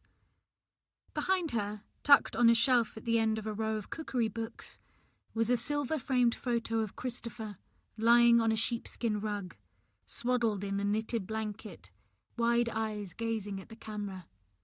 No sign of the heartbreak about to be wrought by his tiny, failing heart. There were several pictures of him in prominent positions around the house, so that visitors' eyes were drawn there first, and not to the photos of Dom and Natasha at various ages. Several of them were on horseback, though Dom wasn't a fan of riding, preferring his feet on the ground. After having a go myself to humour Elizabeth not long after meeting, I'd understood why. I hadn't stayed in the saddle long, to Elizabeth's undisguised disdain. "A coffee should wake you up," she announced now, preparing 2 earthenware mugs, splashing in milk from a bottle. No supermarket cartons for her. "Thanks, I said through another yawn, which I covered with my hand. Pulling my gaze from the photo of Christopher, I looked at my mother-in-law, imagining grief still flickering inside her, like one of those candles that regenerates while it's burning. She handed me one of the mugs and examined me coolly. I had the feeling she was going to bring up the wine episode from the day before, but instead she glanced at Finn, who was happily gnawing his cube and blowing raspberries, before returning to the worktop to stir her coffee. "At least the sun's out," she said, looking at the garden, as if the weather was the safest topic she could think of. It struck me in a distant way that our conversations never dipped below the surface. She'd rarely asked about my job when I was working, seeming happy to leave the small talk to Robert, who had a fascination for history, her gaze often suggesting she was somewhere else in her mind, galloping round a field on horseback, perhaps. "It's chilly, though. I should have worn a coat." I yawned once more, willing the foggy, dragging sensation to go away. I hastily gulped half my coffee, welcoming the scalding sensation on my tongue. I needed to be on form, not fumbling towards sleep. "Is Natasha staying for lunch?" "Who knows?" There was a sudden brittleness to Elizabeth's tone. Her smile had vanished. "She never stays long these days." It was true that Natasha rarely visited, but I knew how busy she was since relocating her family and interior design business to Cumbria. "It'll be nice to see her." Elizabeth didn't respond, just carried on looking outside while nursing her mug, steam curling above her head. From the back, her hair looked like a helmet. Silence fell. I looked at Finn, waving his cube, a gummy smile on his face. There seemed to be 2 of him. Blinking, I finished my coffee and put my mug down. "Hello, baby." My words sounded garbled, as though I'd drunk too many cocktails. Elizabeth turned, a frown marring her face, as though the sight of me defeated her. "Why don't you walk Finn to the stables and show him Parsley, his favourite horse?" she said amiably. "I'll make some soup for lunch." When I hesitated, unsure whether I had the energy to stand up, she added, "It's warm in there. He'll be fine." As if my only concern was the temperature. "Sure." I rose with an effort, blinking to clear my vision. It was important I gave her the impression of being in control, despite feeling far from it. I'll just fetch." I pitched forward and grabbed at the table.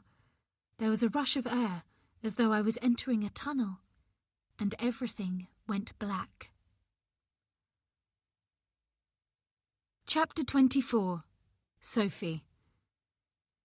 When I opened my eyes, I was lying on the sofa in Elizabeth's lounge, Natasha sitting in front of me on a velvet-buttoned footstool. "Hey, you!" Her worried expression cleared. "Oh, you gave us a shock, fainting like that." "Hmm?" I pushed off the woolen throw wrapped around me and struggled to sit up. My head felt like a block of concrete. I fainted. More like collapsed in a deep sleep, according to Mum. She found you in the stables. What? It's okay. Natasha's tone was soothing as I fell back on the cushions. I don't think you've been out long. What time is it? Just after 3? I'd been asleep for ages. How had I got to the stables?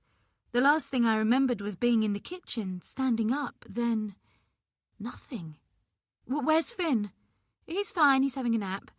Mum said she brought him in, then went back for you. I took Finn out there with me. This time I sat up straight, despite the pain in my skull. Well, yes, I suppose so. Natasha made a sympathetic face. I got back after the event, I'm afraid. And your mum got me in here on her own. Why couldn't I remember? She's stronger than she looks, Natasha said wryly. And let's face it, she looks pretty strong. A smile warmed her face, which was like a female version of Dom's.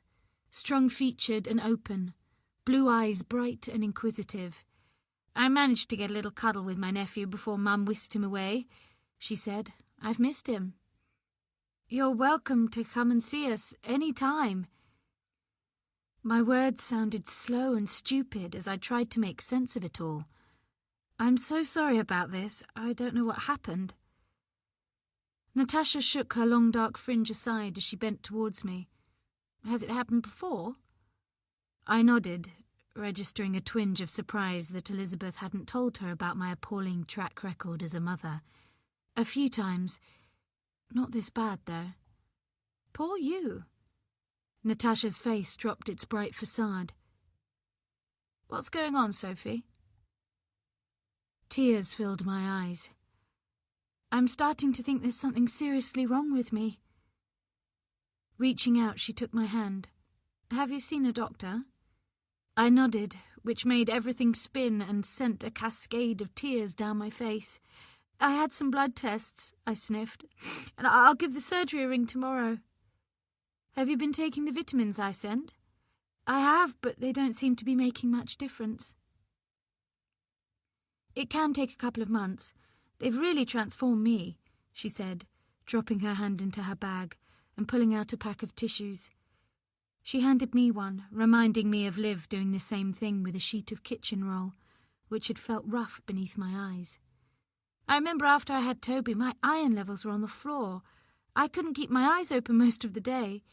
Maybe it's the same for you. Slightly reassured, I wiped my eyes before swinging my legs to the floor. It felt like there were tiny hammers banging inside my head. Did you get terrible headaches and sometimes do things you couldn't remember doing? Natasha's eyebrows lifted. I did get headaches. She gently touched my knee. I don't think I ever lost time, though. Mind you, she gave a soft laugh. Those first few months with Toby are a bit of a blur. He had terrible colic for ages. I remember you saying.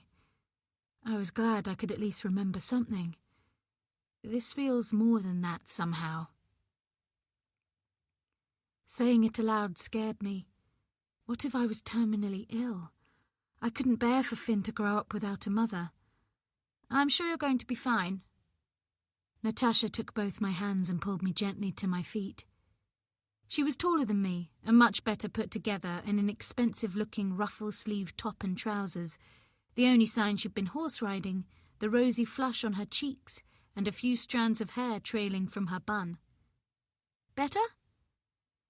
I felt horribly sick, but nodded, swallowing the rush of saliva that filled my mouth.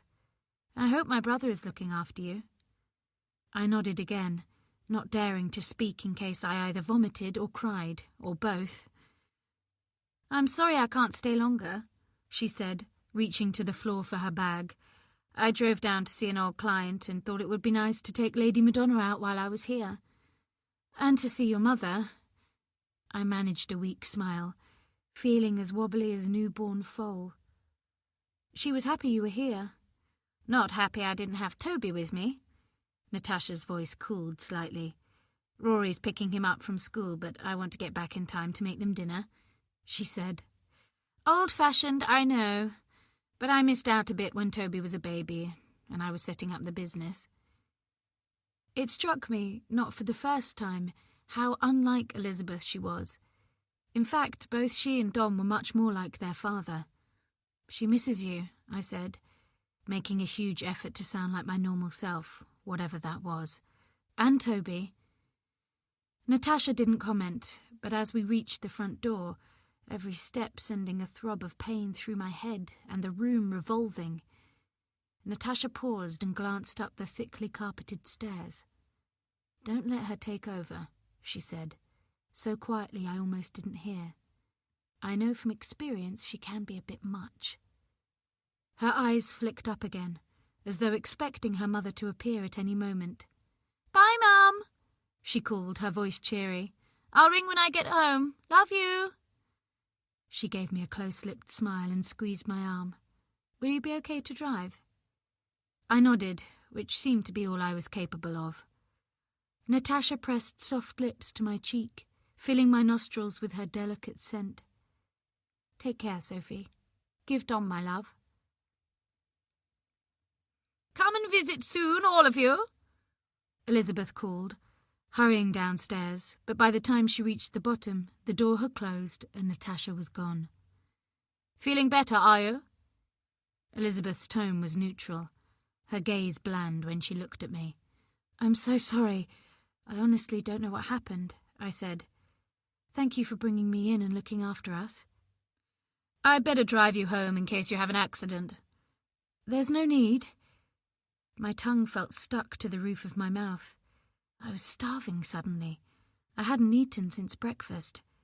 I'll just go and get Finn. You mustn't drive with a baby in the car. She tensed her jaw so the tendons in her neck stood out. It's not worth the risk.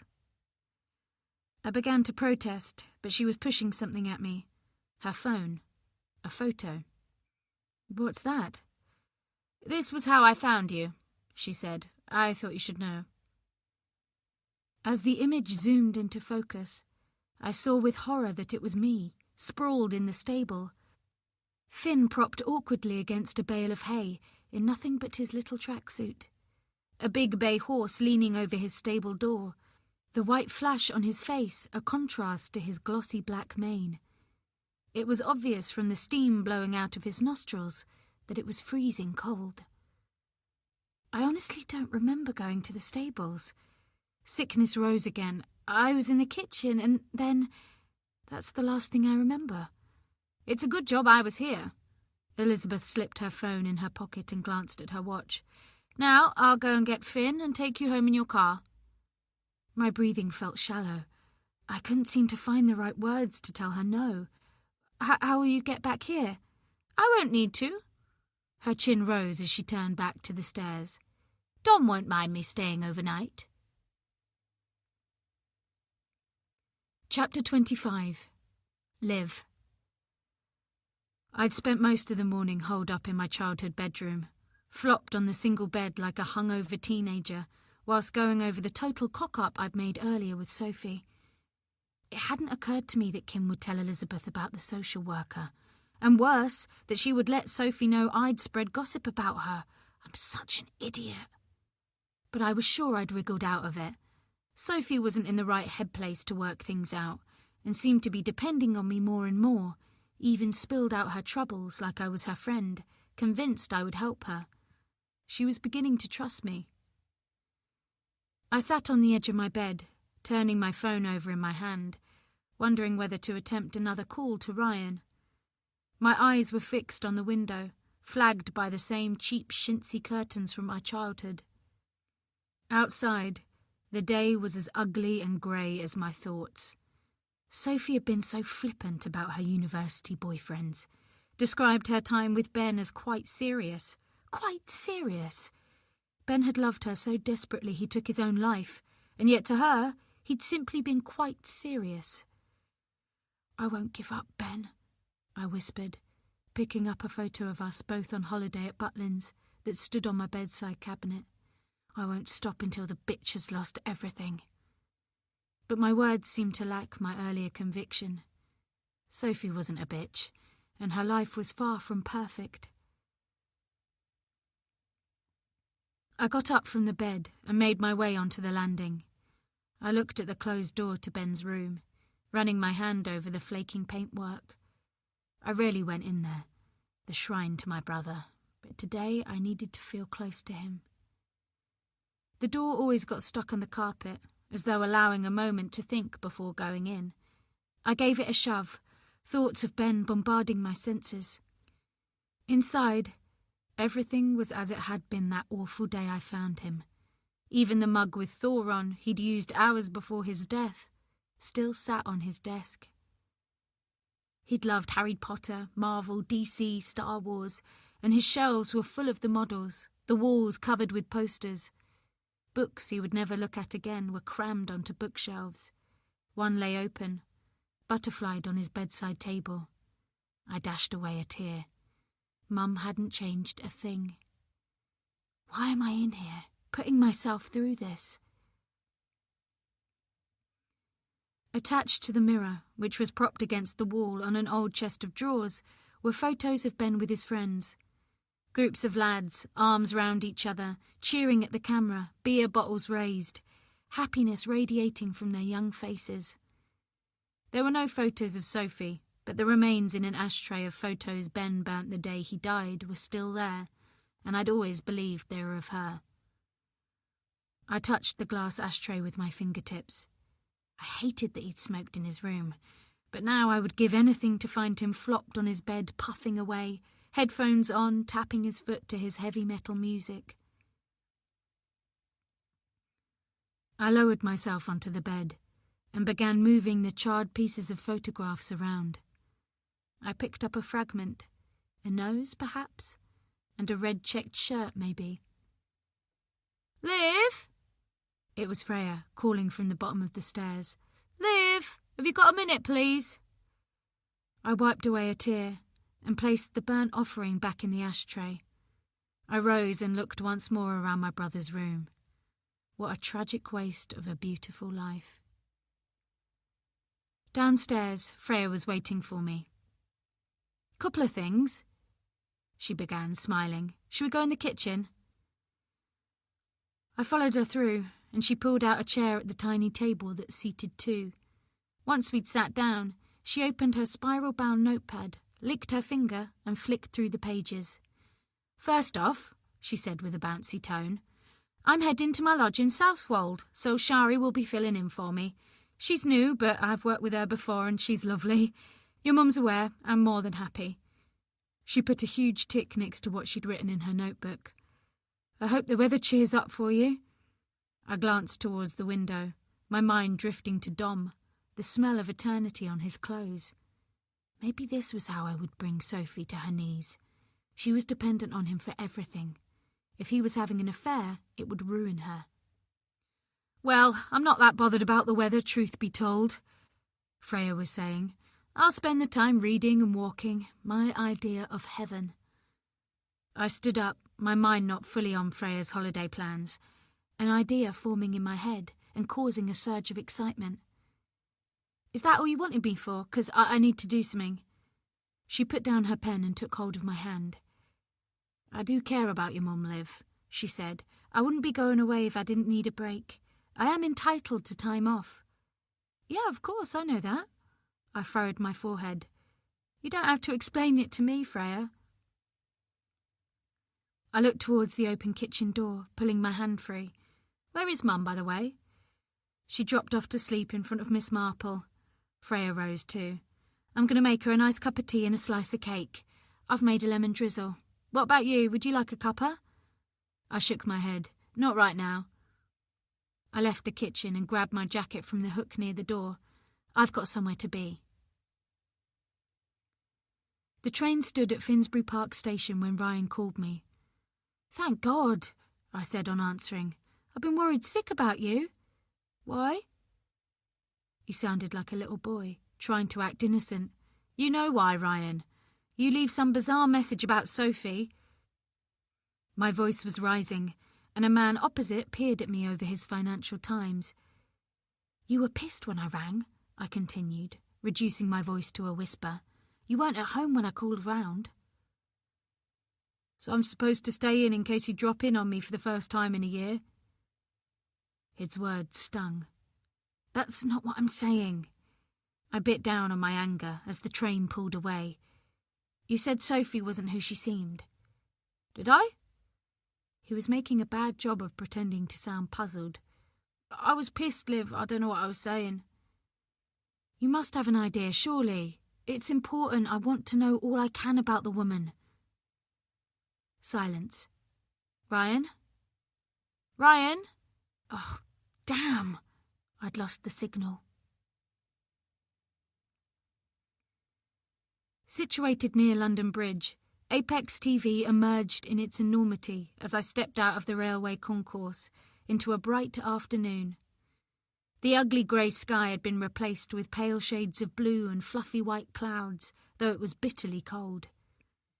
It was almost 5 p.m, and office workers in their flat shoes carrying laptops surged towards me, heading homeward. I stepped to one side, my eyes skittering around the area. I was there to catch Dom out, but in cold reality, how likely would it be that I would see him at all, let alone catch him with his other woman? And the affair was only an assumption anyway. Based on what? Unfamiliar perfume on his clothes? The fact his wife was falling down a rabbit hole of depression and possibly alcohol abuse, driving him away? People streamed from the tall building. My hopes rose as I stepped out of sight behind a bus shelter and rummaged in my bag for my phone. If he did appear, with her, I needed a photograph. Following a stream of workers, I saw him, making his way through the revolving glass doors in narrow black trousers and a calf-length black coat, the collar up. I dived from behind the bus shelter, my heart pounding, and followed him. He moved fast, heading away from the station. I had to trot to keep up, my phone camera at the ready, feeling like a private detective. He went into a chemist, and I hung about outside, peering in through the window as he queued, keeping his distance from other shoppers. It was as he stepped back out onto the wide pavement, dragging his fingers through his dark hair and looking into his bag, that I saw her. Tall with long blonde hair and high cheekbones, dressed in a navy coat belted at the waist, a pink scarf in the neck. She linked her arm through his elbow, and as he looked up and into her face, a surprised expression on his, she moved in closer. As she touched his cheek, he grabbed her hand, said something. Her name, perhaps? I was too far away to hear. I fumbled with my phone, bringing up the camera app, but when I looked up, they'd gone. I spun on the spot before heading down the road. The London street had got busier, and my heart raced as I rounded the corner and searched the throng of people for Dom. A black taxi hooted as I stepped into the road without thinking, but I still couldn't see them. I turned and headed back to the station, my heartbeat slowing as I realised it didn't matter. I didn't need a photo. I'd seen him, and that was enough. All I had to do now was suggest Dom was having an affair, cast doubts in Sophie's mind, and I felt sure she would begin to believe it. Then I would reveal how I'd seen him with another woman. Chapter 26. Liv. "Livy, is that you?" Mum called. It was 6:30, and I felt like crap, my head pounding. How people travelled to and from London in rush hour every day was beyond me. "Yes, it's me. The prodigal daughter has returned." I shuffled free from my jacket and peered around the lounge door. "What are you two up to?" I said, although it was obvious. Freya and Mum were sitting close together, their heads almost touching, as they worked on a jigsaw puzzle of a village scene. "We're pretty sure Sparky's eaten a few pieces." Mum smiled as she stroked the dog, curled up on her lap asleep. "There's definitely a corner missing," Freya said, slotting a piece in place. "And we're sure the church spire is working its way through the dog's digestive tract as we speak. Aren't we, Sparky?" The dog looked up at the mention of his name, chocolate brown eyes curious. "We probably won't be able to use the pieces when they appear again," Mum said with a laugh. "Where have you been, love?"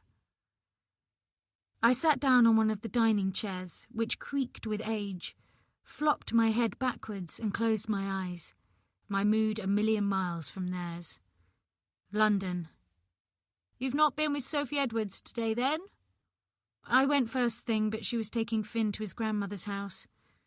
I opened my eyes, my thoughts roaming from Elizabeth to Dom. Something's not right in that house. "Such a shame, especially as there's a little boy in the mix," Mum said. "He'll be the one who suffers in the long run." "Indeed he will." Freya slotted a piece of jigsaw in place. "The child will end up in care if things don't improve." The words reached deep into my conscience. I thought how Sophie desperately wanted to be a better mother, how unwell she seemed. But then Finn did nothing but cry in her presence. He'd be better off without her, wouldn't he? He'd still have Dom, and Elizabeth. "Are you okay, Liv?" Mum said. "I'm fine," I muttered, rising to my feet and heading for the door. "I just need to go out for a bit." I pulled up outside number 7 and killed the car engine. I wasn't sure what I was going to say to Sophie. My head seemed to be a mass of tangled thoughts. I climbed out of the Mini. Dom's car was on the drive, and my heart galloped. Was he home? What if he'd seen me in London spying on him? No, I was being ridiculous. Of course he hadn't seen me. I headed up the steps and pressed the doorbell and waited. The avenue was dark and silent, the houses brooding and watchful. Another blast of the bell, and the door opened. My heart sank. "Elizabeth! Liv!" She eyed me up and down, making my skin prickle with unease. "Whatever are you doing here at this hour?" I could ask you the same question. "Is Sophie here?" I said, keeping my voice even. "She is, yes, but she's having a lie down. Actually..." She looked back over her shoulder and into the house, and lowering her voice, added, "She did say she won't need you anymore. I'm staying for a while to help out." "Really?" "It couldn't have escaped your notice that Sophie is suffering with mental health problems. It's a family issue." "But I'm her friend. I can help too. She needs professional help, and I will make sure she gets it." A child's cry from inside the house sent Elizabeth scurrying down the hallway, and a failed attempt to slam the door on me gave me a chance to follow her in. I reached the kitchen where Elizabeth was now holding Finn, singing to him, rocking him to and fro. There was no sign of Sophie. "You can't just walk into someone's house uninvited," Elizabeth said, lowering Finn into his playpen. "But it's not your house, is it?" I spoke with more confidence than I felt. "Where's Sophie?" Elizabeth's face relaxed into a smile. "Perhaps we've got off on the wrong foot," she said. She reached for the kettle. "Let me make you a coffee, and perhaps we can have a little talk." I stared as she grabbed mugs and took a jar of coffee from the cupboard, spooned in granules. "Sugar?" I shook my head. Wanted to say I preferred tea, but it didn't seem important. Once we were sitting one each side of the breakfast bar, I looked deep into the woman's eyes, searching for who she really was. "I've got 2 grandsons," she said as I sipped my coffee. "And I like to think that I'm a good grandmother. I do my best. Natasha always says that." "Natasha?" "My daughter, Dom's sister. I don't get to see her much, and rarely get to see Toby. That's why it's so good to help Sophie out. Be here for little Finn." She threw him a fond glance. "Liv?" I looked up to see Sophie standing in the kitchen doorway. She looked so pale, her red hair falling about her face in a tangled mess. I jumped to my feet. "Is everything okay?" She looked at Elizabeth, then back at me. Sophie's not too well, are you, dear? Elizabeth's words were firm. What's the time? Sophie glanced at her wrist, though she wasn't wearing a watch. I seem to have lost track again. Within moments, the front door opened, and Dom's heavy footsteps sounded oddly menacing as they carried him down the hallway. What's going on? He said as he entered the kitchen, looking at each of us in turn. I'm going to stay for a bit, darling, Elizabeth said, putting her mug of coffee down. She nodded to a small case propped against the wall. Sophie isn't at all well. What's wrong? Dom looked over at his wife, a crease between his eyebrows. I'm tired, that's all. I'm always tired. I found Sophie asleep in the stables, Elizabeth said. Finn left unattended. Dom stepped towards Sophie, his face full of anguish. Is this true? I urged Sophie to speak up, order Elizabeth out of her house, but she looked vacant, her eyes too big, her face sallow. Elizabeth opened her handbag and took out her phone, tapped the screen and showed it to Dom. Here, she said. I felt awful taking it, but thought you should see for yourself how bad things are. He took the phone from her, his hand shaking, his eyes watering as he stared at the screen. Sophie? A deafening silence fell, as though time had stopped, and Sophie covered her face with her hands. Eventually Dom looked at his mother. I'll call Dad to fetch you, Mum, he said, handing her phone back.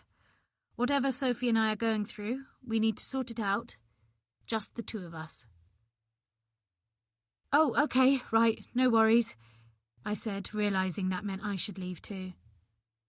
My eyes met Sophie's as her hands dropped back to her sides. If you're sure you're okay, Soph. She's fine, Dom said, pressing his phone screen with his index finger. Elizabeth's lips formed a thin line. Well, I'll be back in the morning, Sophie, I said. You have my number if you need me. I said she's fine. Dom gave me a hard look, before turning his back. Dad, it's me, he said into his phone, and I headed for the front door and out into the start of a downpour. I sat for some moments in my car, watching raindrops wiggle their way down a glass, morphing into different shapes on the windscreen, my head still pounding from earlier. I felt a sudden, all-consuming exhaustion. Maybe it was the trip into London or the emotional roller coaster of that day. Whatever it was, I needed an early night. Chapter 27. Sophie. Once Robert had picked up an unusually subdued Elizabeth and led her away, I tried to explain that the photo she'd shown him didn't mean I was neglecting Finn, but even I had to agree the picture was damning. I can't even remember going to the stables, I said, hearing the desperation in my voice. You have to believe me, Dom. For God's sake, Sophie, what am I supposed to think? Dom's eyes were hard, and tension rippled his jaw. Something could be wrong with you that's putting our son's life at risk. His words landed like punches. What would have happened if Mum hadn't have been there? I didn't bother to argue or mount a defence. How could I? Seeing that photo, it really brought home how bad things are.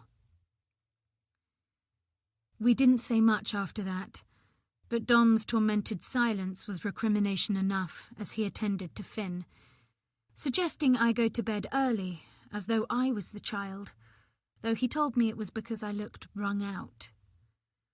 I didn't mention my worries about the photo at the restaurant, and whether Liv might have taken it, as well as sending me the note about his mother, the one he didn't believe existed. I did tell him that Kim had seen the social worker, which Liv had confirmed, that she wasn't gossiping, and promised I would call the doctors the following morning, but it didn't do much to banish the by now familiar tightness in his expression. The results aren't back, I told Dom, once I'd hung up the phone to the surgery. They said to try again tomorrow.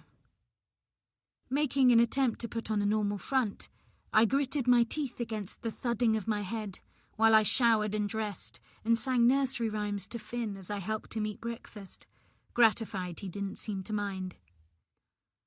I loaded the dishwasher while Dom circled around, looking grey with tiredness, my stomach churning like a tumble dryer. I couldn't face coffee, so made some mint tea and toast, which Dom ate standing up, his phone in his hand. He kept glancing at it with a harried expression. It had been pinging with texts since he got up, and just as the sound of the doorbell pealed through the house, he said reluctantly, "I'm sorry, but I have to go to the office and deal with this." He let Liv in, eyeing her warily as he asked her to keep an eye on me, adding sternly, "I've asked Mum to come over too. She'll be here at 10:30. He squatted to kiss Finn and stroke his hair. "She wants to make sure he's okay," he said, catching my expression, daring me to argue. "She won't stay long."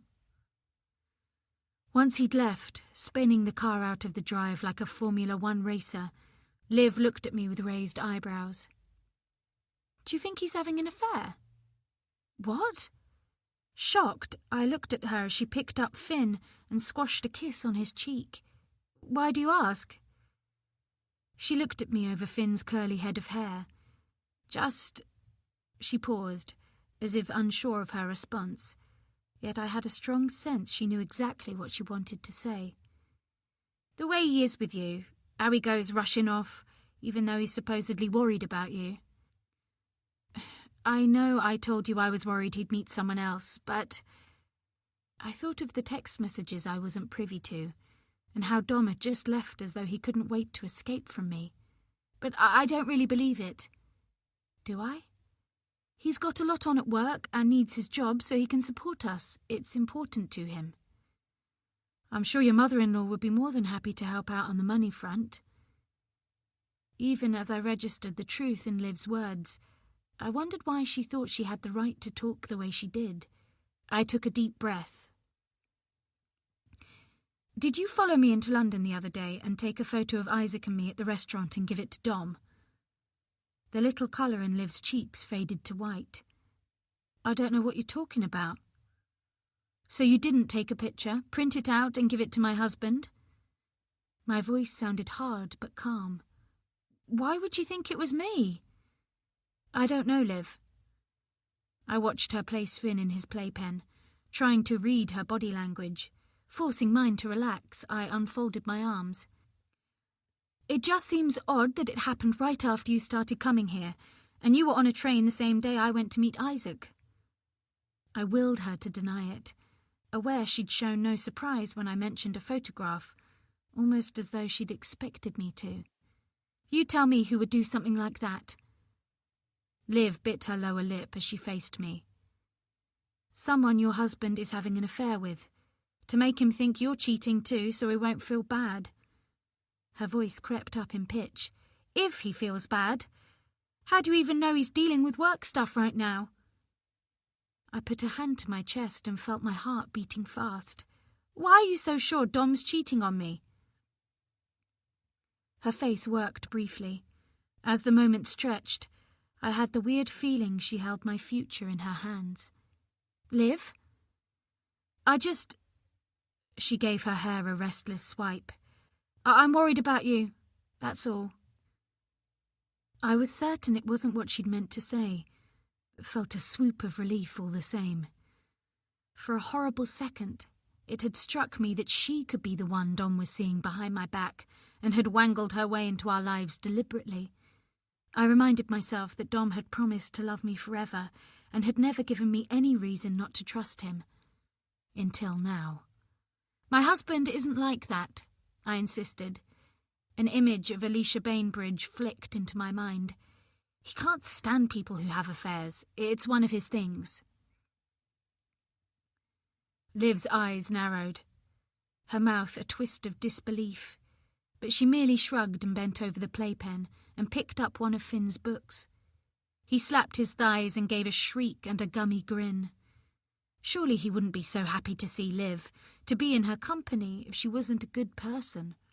I thought of the note about Elizabeth and how it had vanished. Liv could have taken it while I was in London. She could have sent it. For some reason, I couldn't bring myself to ask.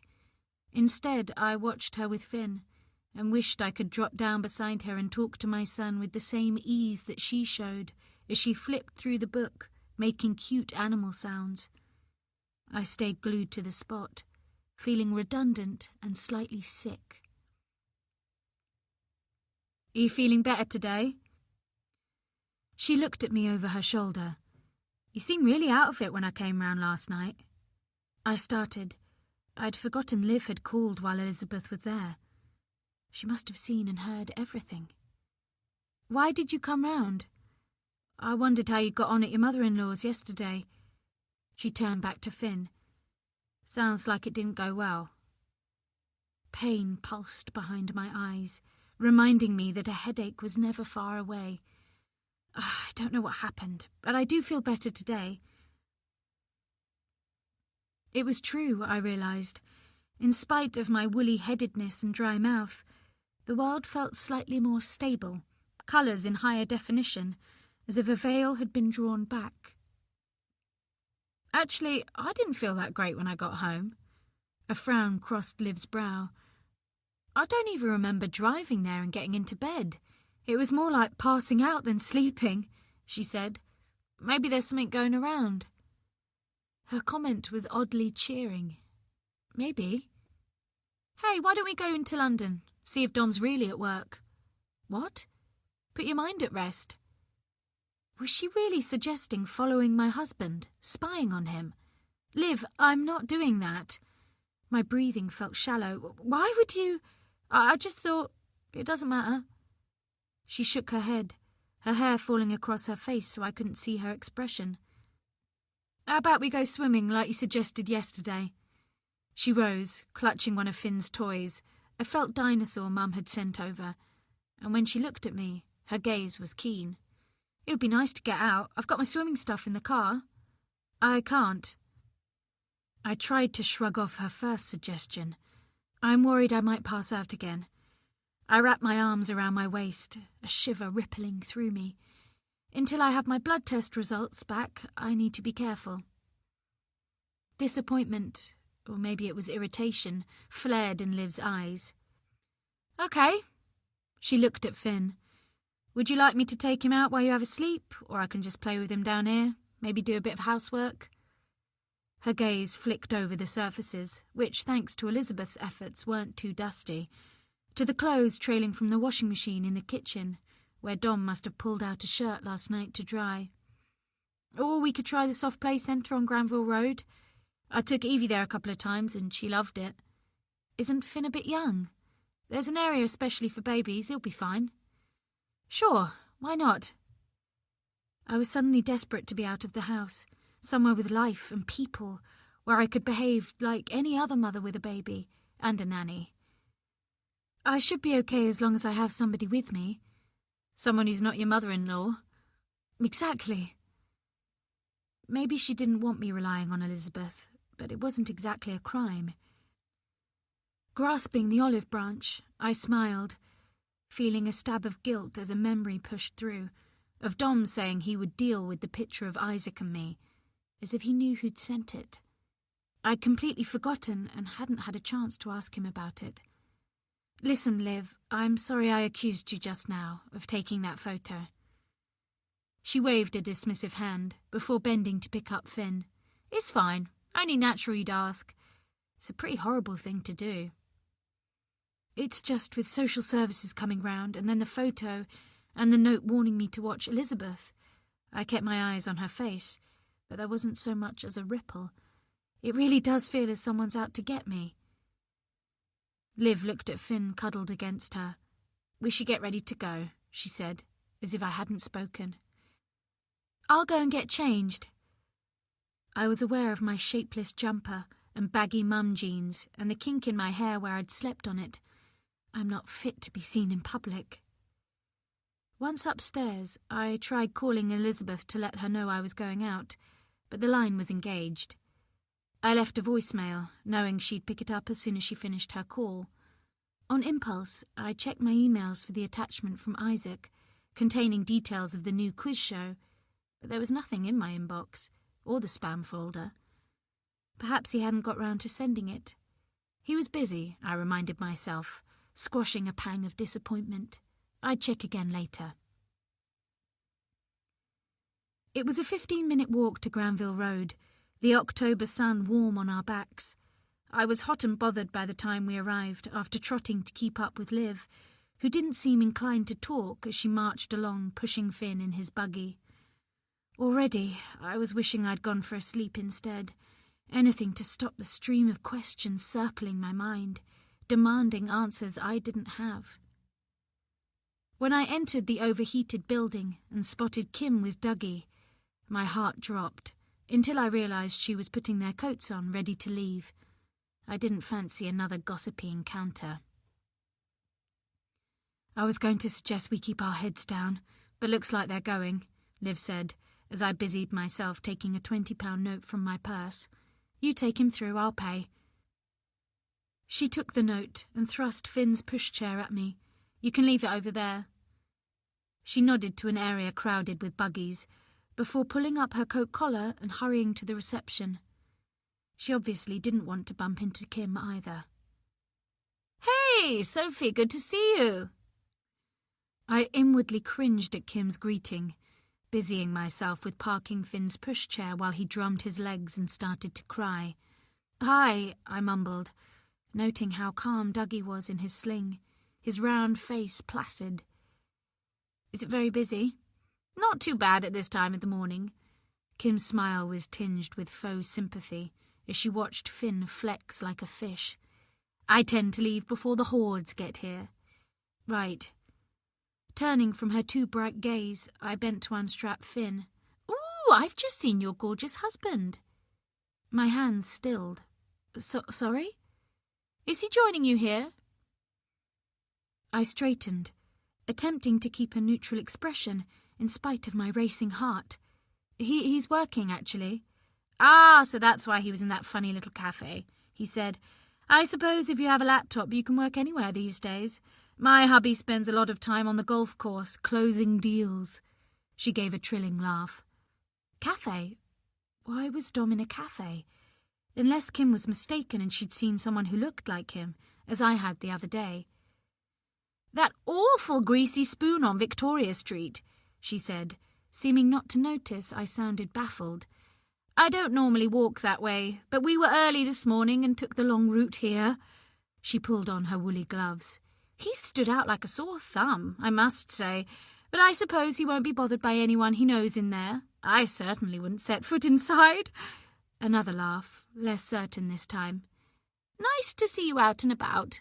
I do hope you'll make it to Mum's meet-up next week. Her greedy gaze scanned towards the exit.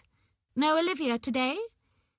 Still struggling to understand why Dom wasn't in London, I turned. There was no sign of Liv. She must be in the ladies' room.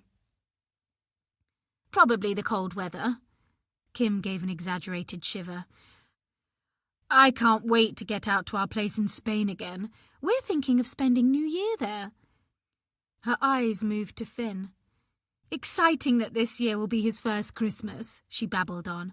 Not that they remember anything about it, but it's nice for the grown-ups.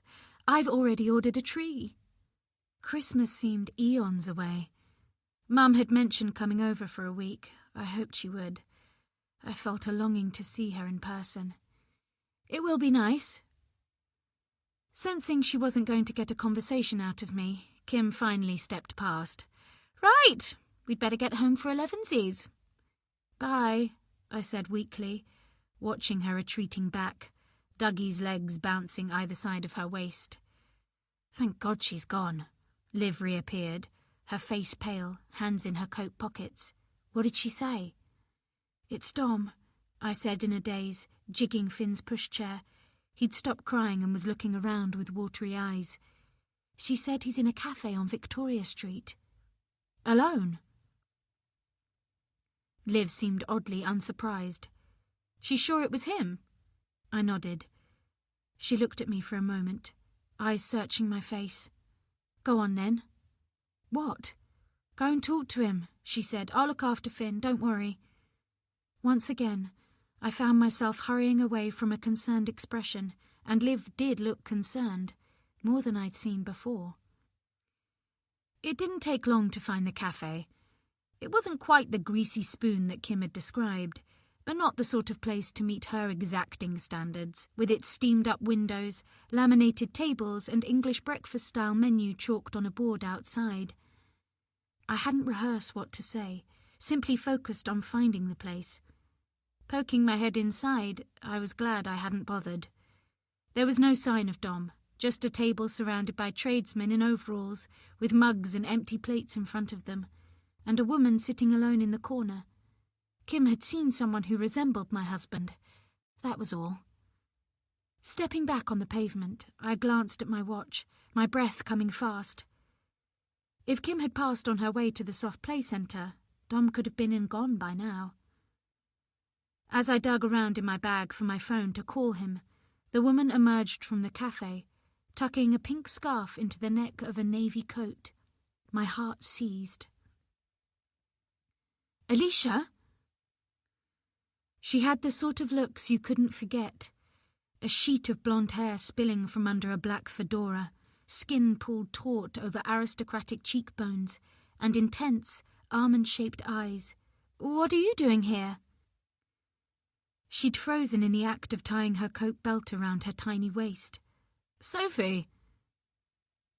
Her voice was deeper than I remembered, husky as though she'd been crying, though her irises were clear as she took me in. "I suppose you're looking for Dom," she said casually. It was so unexpected, all I could do was stare, wondering whether I'd passed out again and was experiencing a nightmare. "I don't know how you found out about us, but it's probably better that you have." She pulled the strap of her soft black tote bag onto her shoulder. "If I were you, I'd let him go without a fight. You can't want to be with someone who doesn't want to be with you." "We have a baby." The words came out as a whisper, my body trembling as though I had a fever. "He knows I'll be a good stepmother." Blood roared in my ears. "Leave him alone, Alicia." Her eyes blazed with sudden passion. "We're in love." "I don't believe you." "He's realised he should have married me, but he feels sorry for you." "Sophie?" I turned to see Liv approaching, coat flapping as she thrust Finn's pushchair along the narrow pavement. "What's going on?" I spun round to see Alicia striding away, head down as she turned the corner out of sight. "You were right." I looked back at Liv through a haze of tears. "Dom's been cheating on me." Chapter 28. Liv. "Who is she? Do you know her?"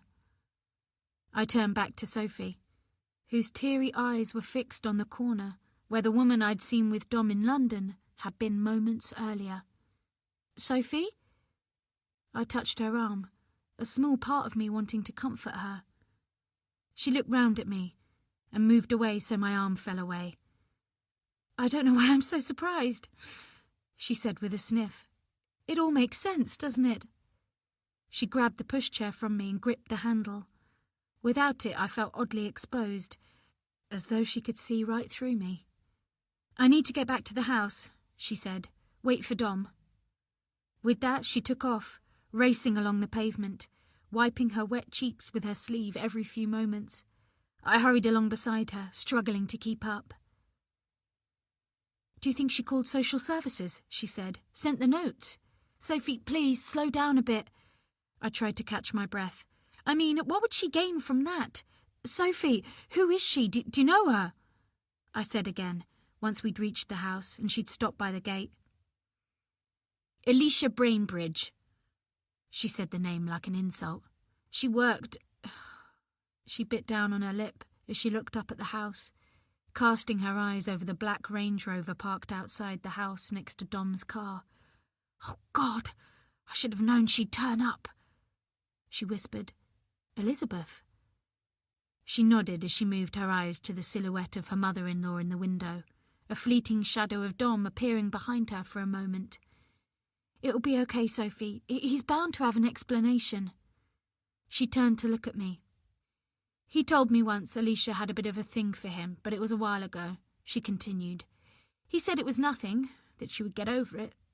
But now..." She covered her mouth as though stifling a sob. I don't know what to say to him. I feel so angry, so stupid. Maybe there's an explanation. Maybe it's not what it looks like. I wasn't sure I believed my words, but I knew I didn't want it to be true, though I couldn't explain why. Surely this was what I wanted all along, and yet... Give him a chance to explain. She nodded. I need to talk to him alone, find out what's been going on. I took the hint. Okay, fine. But as soon as you get inside, tell that awful mother-in-law of yours to take a hike. A small smile flickered and died on her lips. Are you sure you don't want some moral support? She shook her head. I need to do this by myself. But thanks, Liv. Of course, no worries. I moved forward, tempted to give her a hug, but changed my mind. You know where I am if you need me, right? She nodded, took a deep breath and pushed Finn up the path towards the front door. And Liv, she called without looking back, please don't say anything to anyone. As the door closed, Elizabeth moved away from the window and I headed towards my Mini parked on the street. A couple in their 60s wearing matching blue jackets appeared with a white Labrador from a house opposite and headed up the avenue with uniform strides. I looked back at number 7, trying to imagine what was going on inside, and my curiosity got the better of me. I pulled up my hood and hurried down the path that ran along the side of the house. There was a gap in the wall where the gate didn't latch properly. I pushed the gate open. Can I help you? The female voice, high-pitched and aristocratic, came from an upstairs window of the house next door. Without looking up, I hurried away, back onto the street, bumping headlong into Kim. Olivia, she said, as though I was exactly the person she wanted to see. No Finn today? I glanced up at number 7. Not today, I said, trying to manoeuvre past her, but she trapped me at the end of the pathway.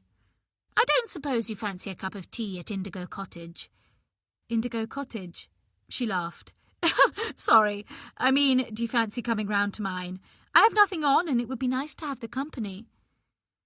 I wondered if she was lonely, or perhaps she wanted to show off her house. Either way, I didn't have anything else to do, and was curious where this woman lived. I smiled at a sleeping Dougie in his sling, head pressed against Kim's chest, dribble running down his chin. Why not? I said with a shrug. Chapter 29. Sophie. I hadn't been surprised to see Elizabeth's car parked outside the house. Deep down, I knew she would ignore my message and turn up anyway, because she wouldn't miss an opportunity to see Finn. She must have been upset with Dom the night before, for asking his dad to take her home, and would no doubt be cleaning and tidying, perhaps even cooking, keen to insert herself at the centre of our lives once more. My heart thumped, and my breathing was jerky, as I parked Finn's pushchair in the hall, wishing I'd thought to ask Liv to take him to the park. I didn't want him absorbing a difficult atmosphere, but I couldn't let my encounter with Alicia go unmentioned. You're back? Dom emerged from the living room wild-eyed, his hair rumpled, shirt half untucked. I imagined him with Alicia, their lips locked, the pair of them wishing I'd disappear.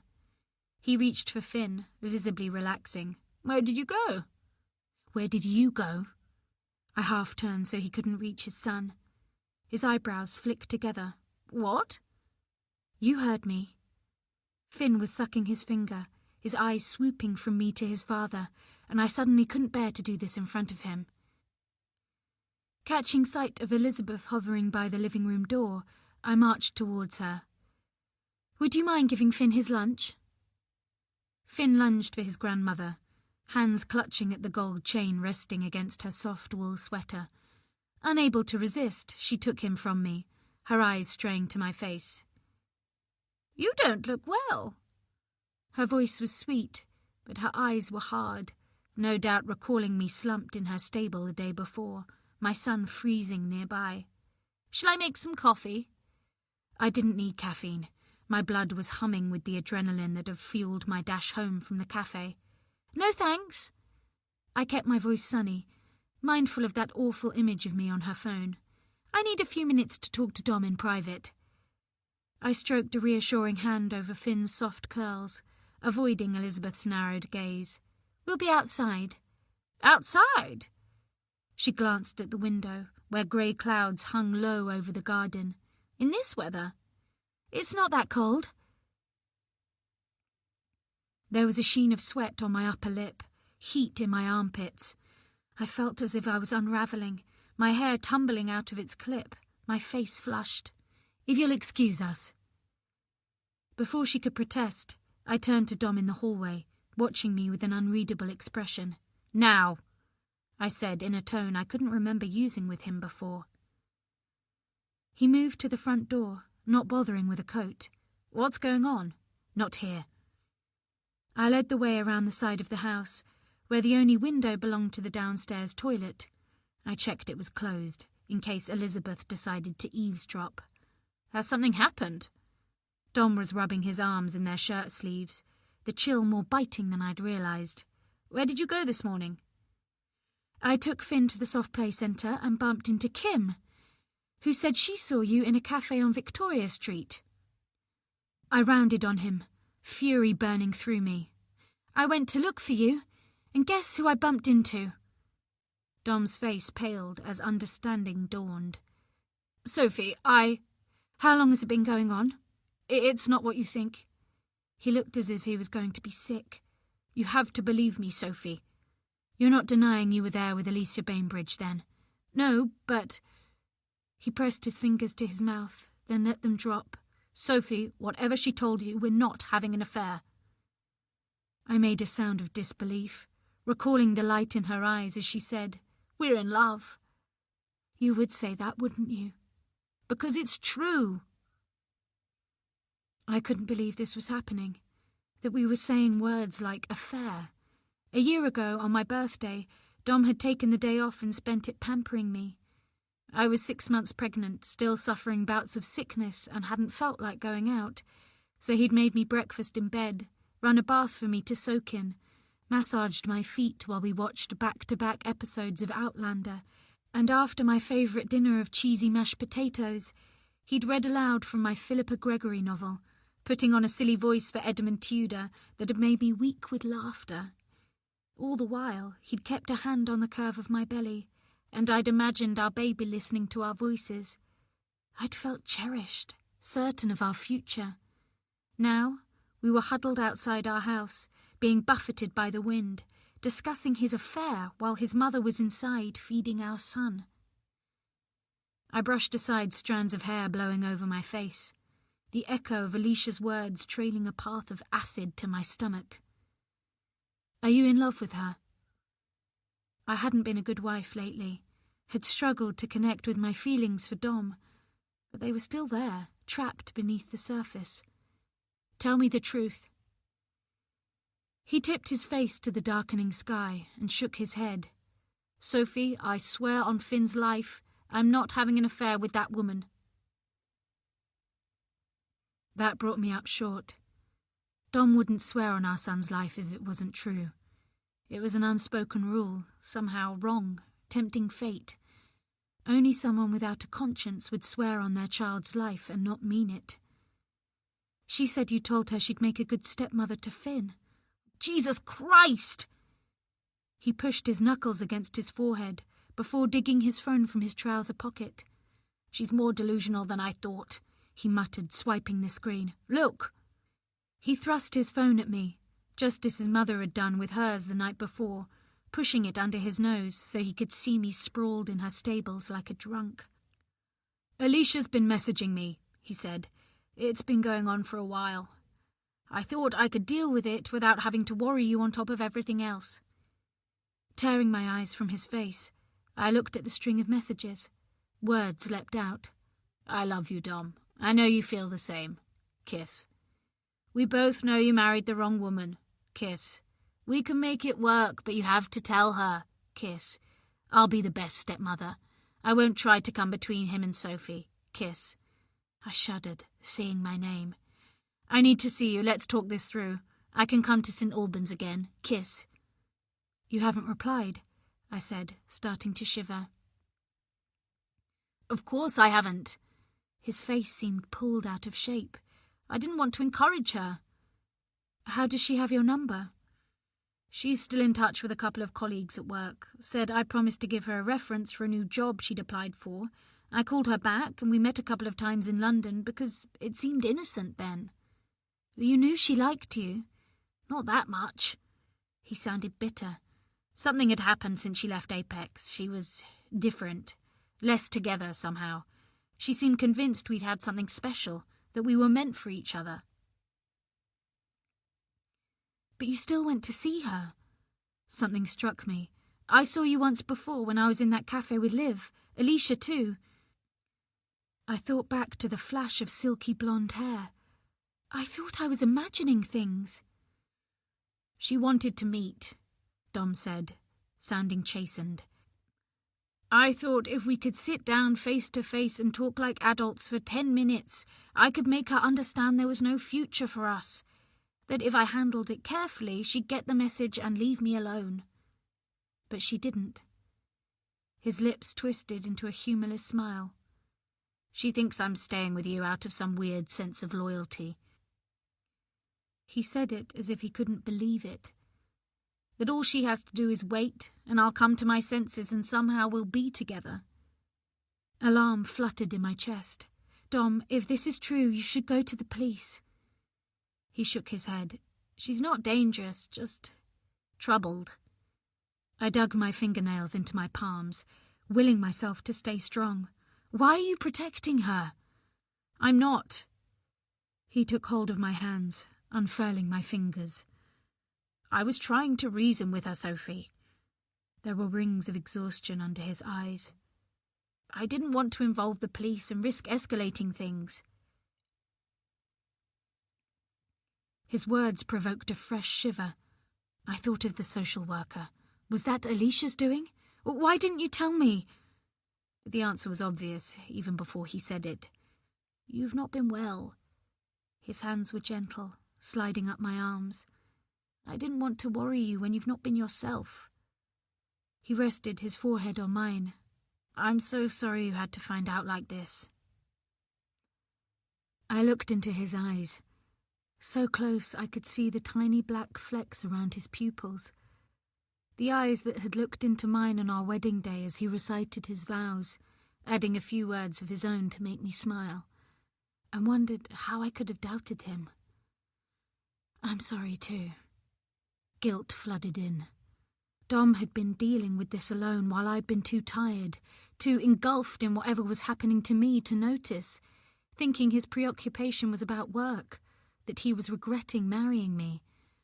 I shut my eyes, tears squeezing out. Hey, don't cry, please don't cry. Dom stroked away my tears with his thumb. I'm glad you know, if I'm honest. It's been hard keeping it from you. Do you think she took that photo of Isaac and me? He took a deep breath and nodded, letting me go as he pushed his phone back in his pocket. She swears she didn't, but I'm sure she thought if I saw you like that, with him, I'd leave you. That's what Liv said. His shoulders tensed. Liv knows. I nodded, wiping my face with the heels of my hands. I needed someone to talk to, Dom, stuck here feeling so awful all the time. You can talk to me. His words trailed off. I suppose I haven't been around much, but Mum, please don't say it. I held up both hands, warding off what I knew was coming. I can't confide in your mother, I'm sorry. We don't have that kind of relationship.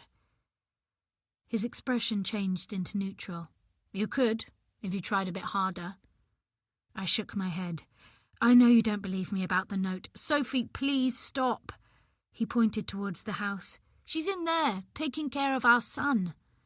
Yes, I'm aware of that, I said tightly. Biting back the urge to say more, I forced a calming breath. What are you going to do now? I said, about Alicia. He exhaled heavily. I honestly don't know. Ignore her, I suppose. And if she doesn't go away? Then I'll go to the police and see about getting a restraining order.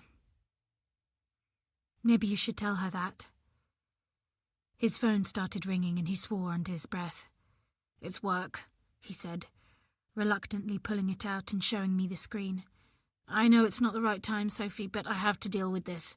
I've been letting things slide a bit, what with everything." "It's fine," I said tightly. "I'll go and get Finn." I grabbed at the doorframe as I went indoors, my knees buckling. I felt sick suddenly, my stomach rising. The walls zoomed towards me as I doubled over, and sweat prickled down my spine. "Sophie?" Gasping, I looked up to see Elizabeth looming over me, her gold chain swinging in front of my eyes. "Where's Finn?" I managed. "You know, there are women who'd give anything to have what you have, and you don't appreciate any of it." She sounded close to crying. And even as I battled the nausea surging through me, I thought of Christopher, the baby she'd lost, and felt a wave of pity, until she leant closer and whispered, "You don't deserve to be a mother." "Sophie?" Dom had come in and his hand was on my back. "What's wrong? Did you hear what she just said?" "What?" Dom's hand dropped away. "I think she's having a panic attack." Elizabeth's voice was laced with concern, and I wondered whether I'd imagined her cruel words. "Sophie, why don't you go and sit down, and I'll make some coffee?" I shook my head as my stomach spasmed once more. "I'm going upstairs." I pushed the words through gritted teeth. "I'll be fine." As I ran up to the bathroom, the last thing I heard was Elizabeth saying kindly, "Go and do what you have to, Dom. Sophie and Finn will be safe with me." Chapter 30. Live. We'd walked to Indigo Cottage, a large Victorian house at the far end of a cobbled drive, the entrance flagged by pillars, a Mercedes parked on the drive. Kim looked at me for what felt like a reaction as we made our way into the house. I never gave one. From a spacious hallway, she led the way into a dark wood kitchen that smelt vaguely of baking. "Give me a hand," she said, as she heaved Dougie from the sling, and I leapt forward to pull it away from her hefty body. Once he was free, his chubby legs kicking, she propped him on her hip as she filled the kettle and flicked it on, and he watched her every move with bright eyes. We carried our over-milky tea through to the lounge, which looked out over a long stretch of garden, and I perched on one of the free, expensive-looking sofas, cradling my mug. Toys were scattered everywhere, and Kim finally let go of her grip on Dougie and placed him amongst them. He grabbed a drumstick and banged it on a toy xylophone. "So how are you enjoying working for Sophie so far? Is it any better?" "She's getting there," I said, making a resolve not to discuss Sophie any more. She'd got enough on her plate without Kim gossiping about her. "Funnily enough, I saw Claire earlier. She didn't seem herself at all. Very quiet." "Really? Is Evie okay?" "Oh yes, bright as a button." "That's good," I said with relief. My eyes drifted around the room, landing on the many photos of Kim with a balding man I assumed was her husband. There were photos of Dougie too, mainly professional, and a picture of Kim hugging another woman, their resemblance uncanny, and I wondered if it was the sister she'd spoken about, the one in Spain trying to work out things with her husband. "How is your sister?" I said, for something to say, the sound of Dougie clanking on the mini xylophone grating on my nerves. She nodded, took a long sip of her tea. "Fine," she said, leaning forward to take the drumstick from Dougie, replacing it with a stacking cup. And I guessed the state of her sister's marriage wasn't up for discussion today. What followed was Kim's attempt to brag about her life, and I realised, not for the first time, that I had nothing in common with the woman. She painted a picture of her happy family, her wonderful husband, how they planned to renovate Indigo Cottage, travel. My life was an empty canvas by comparison. I didn't envy her exactly. There was something sad about Kim I couldn't quite put my finger on, but at 32 I'd achieved nothing. My whole life, since I was 16, had been a grieving fest for my brother. I gulped back my tea, looked at my watch and rose. "I need to get home," I said. I didn't offer a reason, and she didn't ask. She lifted Dougie from the floor and perched him on her hip. "I'll show you out," she said. Mum was in the kitchen baking when I got home. The aroma reminded me of my childhood, when I would stand on a chair wearing an apron and lick the icing bowl after we'd made cakes together. I poked my head round the door to see her reversing her chair and sliding a red velvet cake into the oven. "Hello, love!" I raised my hand in a wave. "I'll want a slice of that later," I said with a smile. "Or maybe two." "Of course." She smiled back as she closed the oven door. I headed up the stairs, towards the sound of a vacuum cleaner, and fluttered my fingers at Freya, who was whizzing the vacuum around Mum and Dad's old room. She tended to clean upstairs once every 6 weeks or so, as, other than the times I stayed, the rooms were no longer used. The dining room had been transformed into Mum's bedroom after her accident, and she always used the downstairs shower room. In some ways, it was good that she couldn't come upstairs and lose herself in Ben's old room, where she'd spend hours in the months after his death, lying on his bed, holding one of his T-shirts to her face, or weeping into his pillow, while Dad sat alone downstairs, blaming himself for not seeing how unhappy his son was, when he should have been blaming Sophie. "You're home early," Freya called above the noise, pushing her hair from her face. "How's Finn?" "Fine. Sophie and Dom just need some time alone to sort things out." Her eyes widened as though she wanted to hear the latest saga of the Pemberton household, but I didn't want to talk about it, and before she could say anything else, I stepped into my bedroom and closed the door. I lay on my bed, my head full of Sophie. How had she ended up with a husband who cheated on her, and a mother-in-law who, from what I could tell, seemed set on being in Finn's life full-time? A huge part of me needed to know more about Sophie, the woman she was before she married Dom. Had he made her into the crumbling wreck she seemed to be? Had Elizabeth? Was she suffering with what my mum called the baby blues? Or was there more to it? I remembered what she'd said about a quite serious relationship at university. Had what happened to Ben affected her in some way? Had she buried it in her subconscious, and it was revealing itself now? Could I get her to talk about it? We'd known so little about Sophie when Ben fell in love with her. Just that he'd found someone special, and he would introduce us soon. Mum and Dad were excited. Ben hadn't had any serious relationships before Sophie. Far too bookish and studious, Mum always said. She had been thrilled Ben was so happy, quickly joking about one day being a grandma and saying she couldn't wait to pick out a big hat with feathers for the wedding.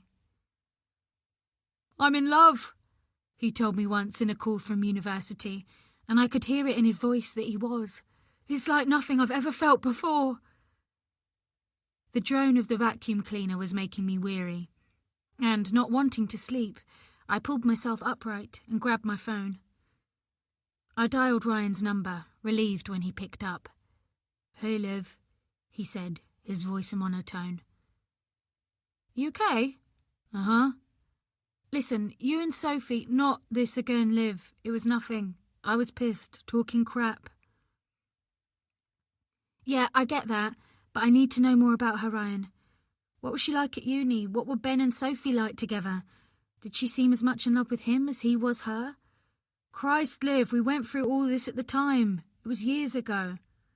"So you're telling me that you've forgotten Ben?" I sounded bitter. Ryan hadn't forgotten Ben any more than I had. "Sorry, that came out wrong. Sorry." "It's fine, no worries." He pauses for a moment before adding, "But like I said back then, I didn't really know Sophie. Ben wasn't with her long, Liv. It was all a bit of a whirlwind, you know that." "Yeah, I remember. But she obviously meant a lot to him." I bit down on my lip, trying to hold in my annoyance. She clearly made a big impression. There must have been something special about her. He sighed. "Well, as you probably know already, she was pretty. She had a confidence about her, was clever, popular, but that's all I've got." He paused. "You need to let this whole obsession with Sophie go, Liv. People make mistakes, especially when they're young. Maybe she didn't mean to hurt him. Maybe something stood between them. Something she could do nothing about. I get all of that, Ryan, but she barely seems to remember him. How can she forget someone who was so deeply in love with her?" The sound of the vacuum cleaner rhythmically banging against the door was irritating. I was about to get up and ask Freya to stop for a few minutes, when the noise ended and a plug was pulled from the wall. There was a knock on my door. "Hang on," I said into the phone, and walked across the room and opened up to a smiling Freya, who was winding the wire around the cleaner. "I'm about to make a few sandwiches for your mum," she said. "Would you like some?" "Sounds lovely." I realised I was hungry. "Give me a minute and I'll come down and give you a hand." "That's very kind," she said, lifting the vacuum cleaner and heading away. I closed the door once more. "So when can I see you?" I asked Ryan, feeling calmer.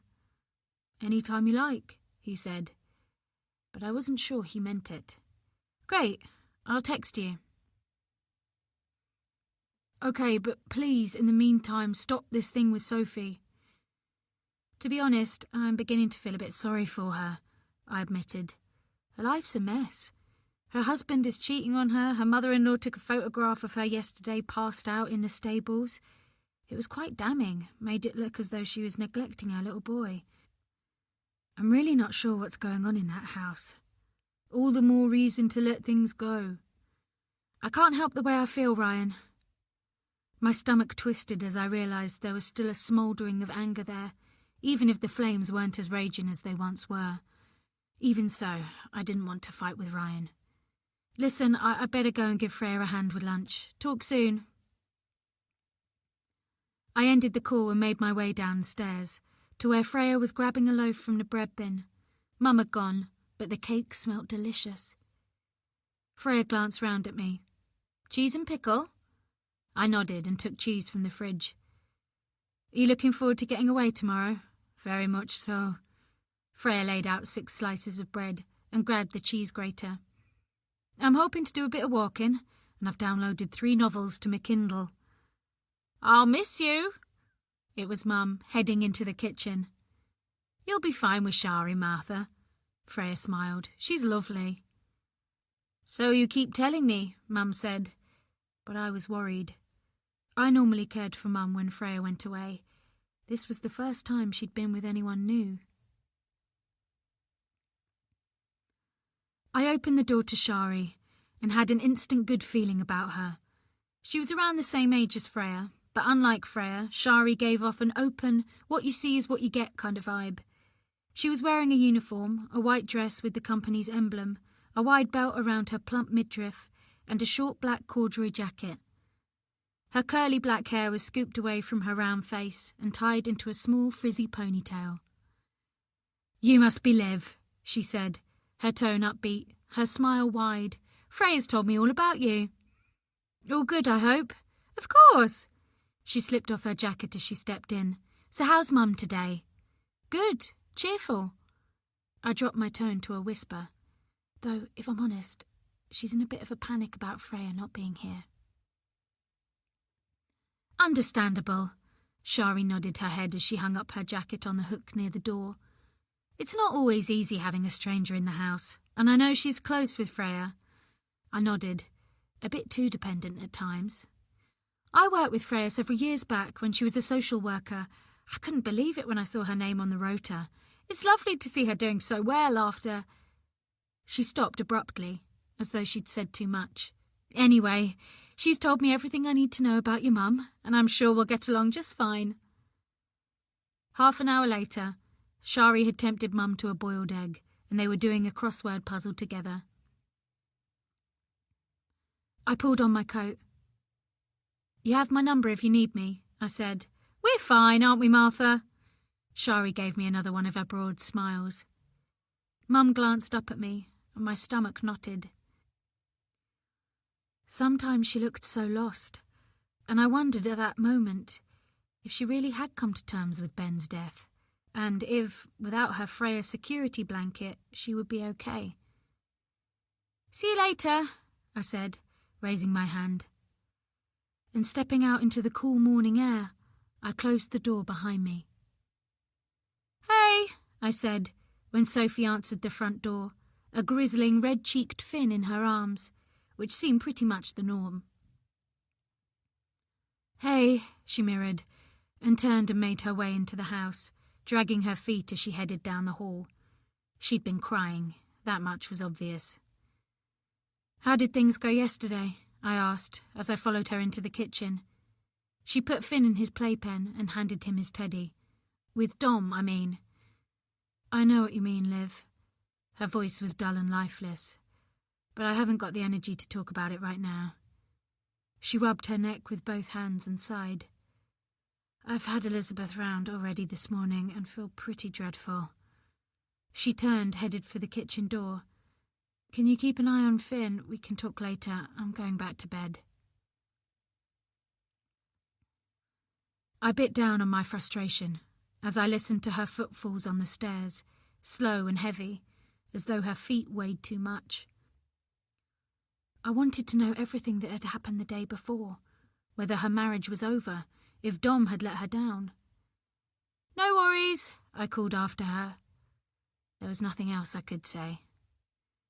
I turned to Finn. "Right, sweetie." I lifted him from the playpen and held him to me, kissing his head, breathing in his baby smell. "Let's have a bit of quality time, just me and you, shall we?" I walked into the lounge, Finn propped on my hip, enjoying the feel of his little fingers touching my cheek, before putting him down on the floor next to the sofa. I handed him his favourite book, which he immediately stuffed into his mouth.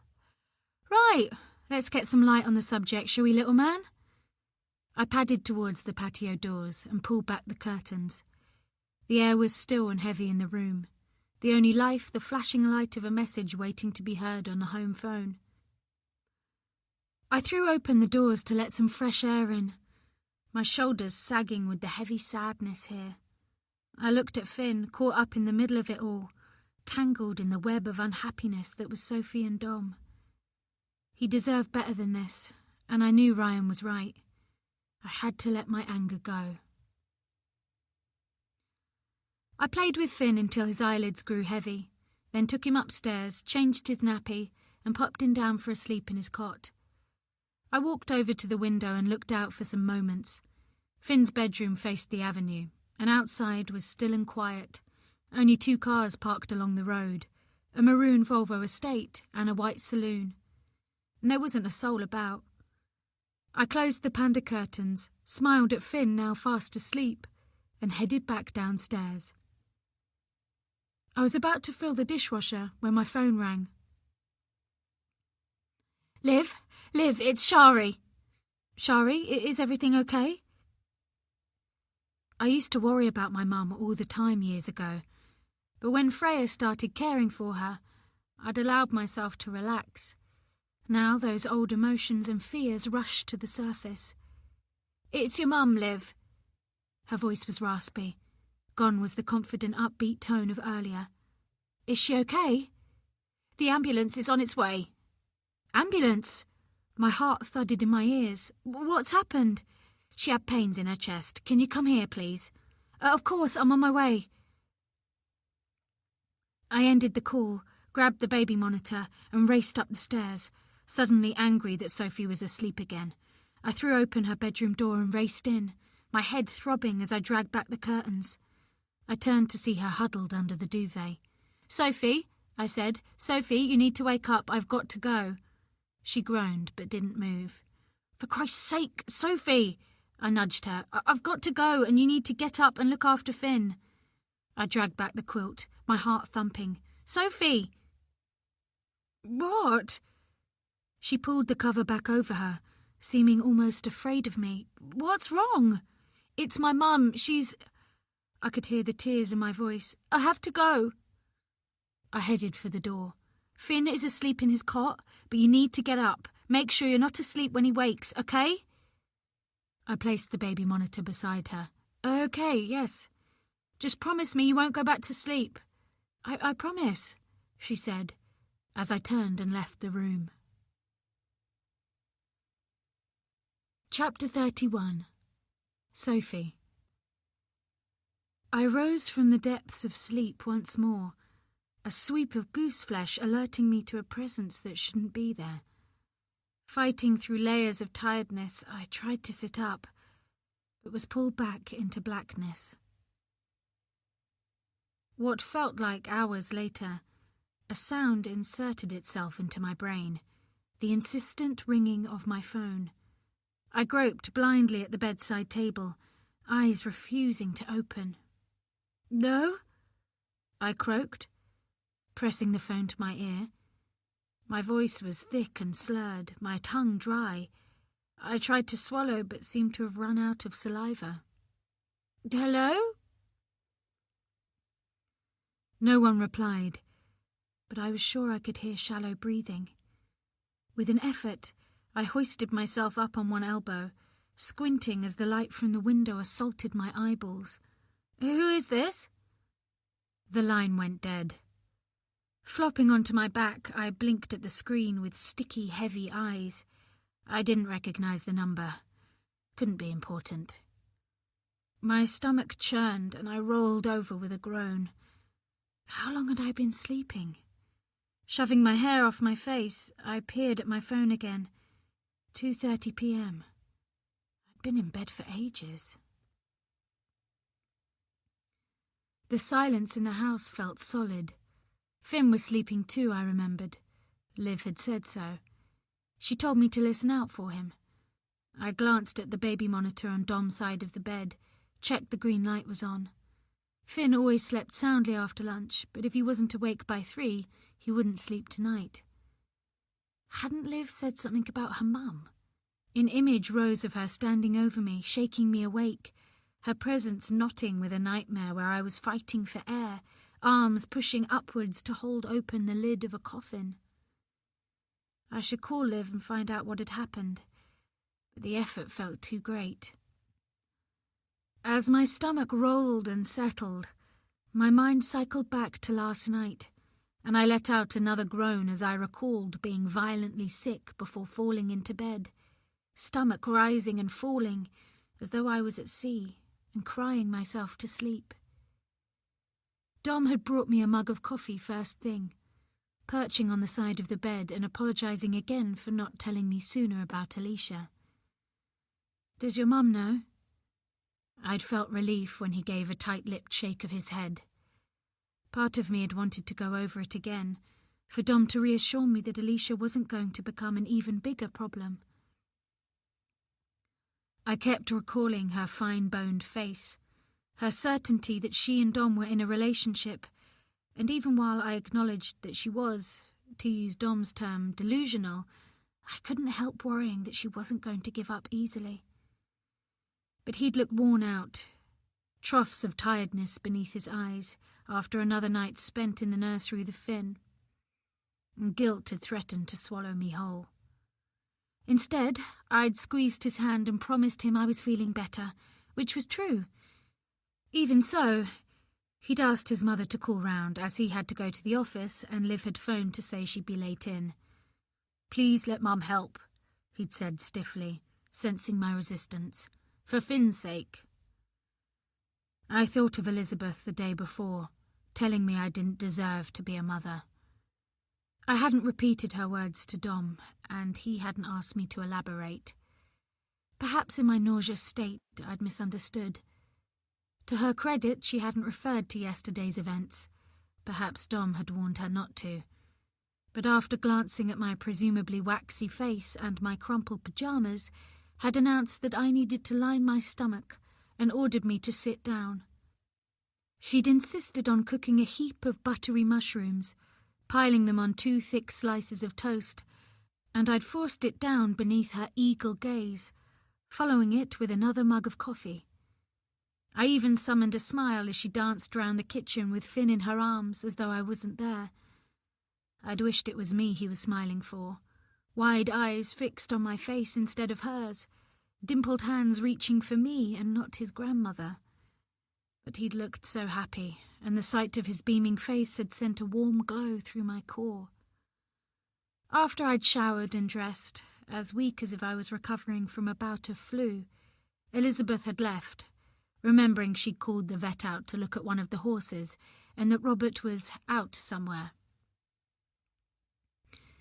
Almost as soon as she'd gone, the tiredness that had started to lift rolled over me in thick waves, so by the time Liv arrived, all I wanted to do was drop back into bed, pull the duvet over my head and shut out the world. Finn hadn't settled until Liv took over, as if sensing the scale of my incompetence. I'd felt like wailing with him, but my eyes were dry, the effort of holding them open almost too much to bear. Sympathy had burned brightly in Liv's expression, but I'd glimpsed something else as I handed Finn over. Scorn, perhaps, that I was so weak, unable to look after my son on my own. She was probably starting to think Dom would be better off with someone else, that Finn could do with a nice new mother, one who wasn't too exhausted or ill to care for him. I knew she wanted to talk about the day before, find out what had happened with Dom, but I couldn't explain until I'd had a sleep.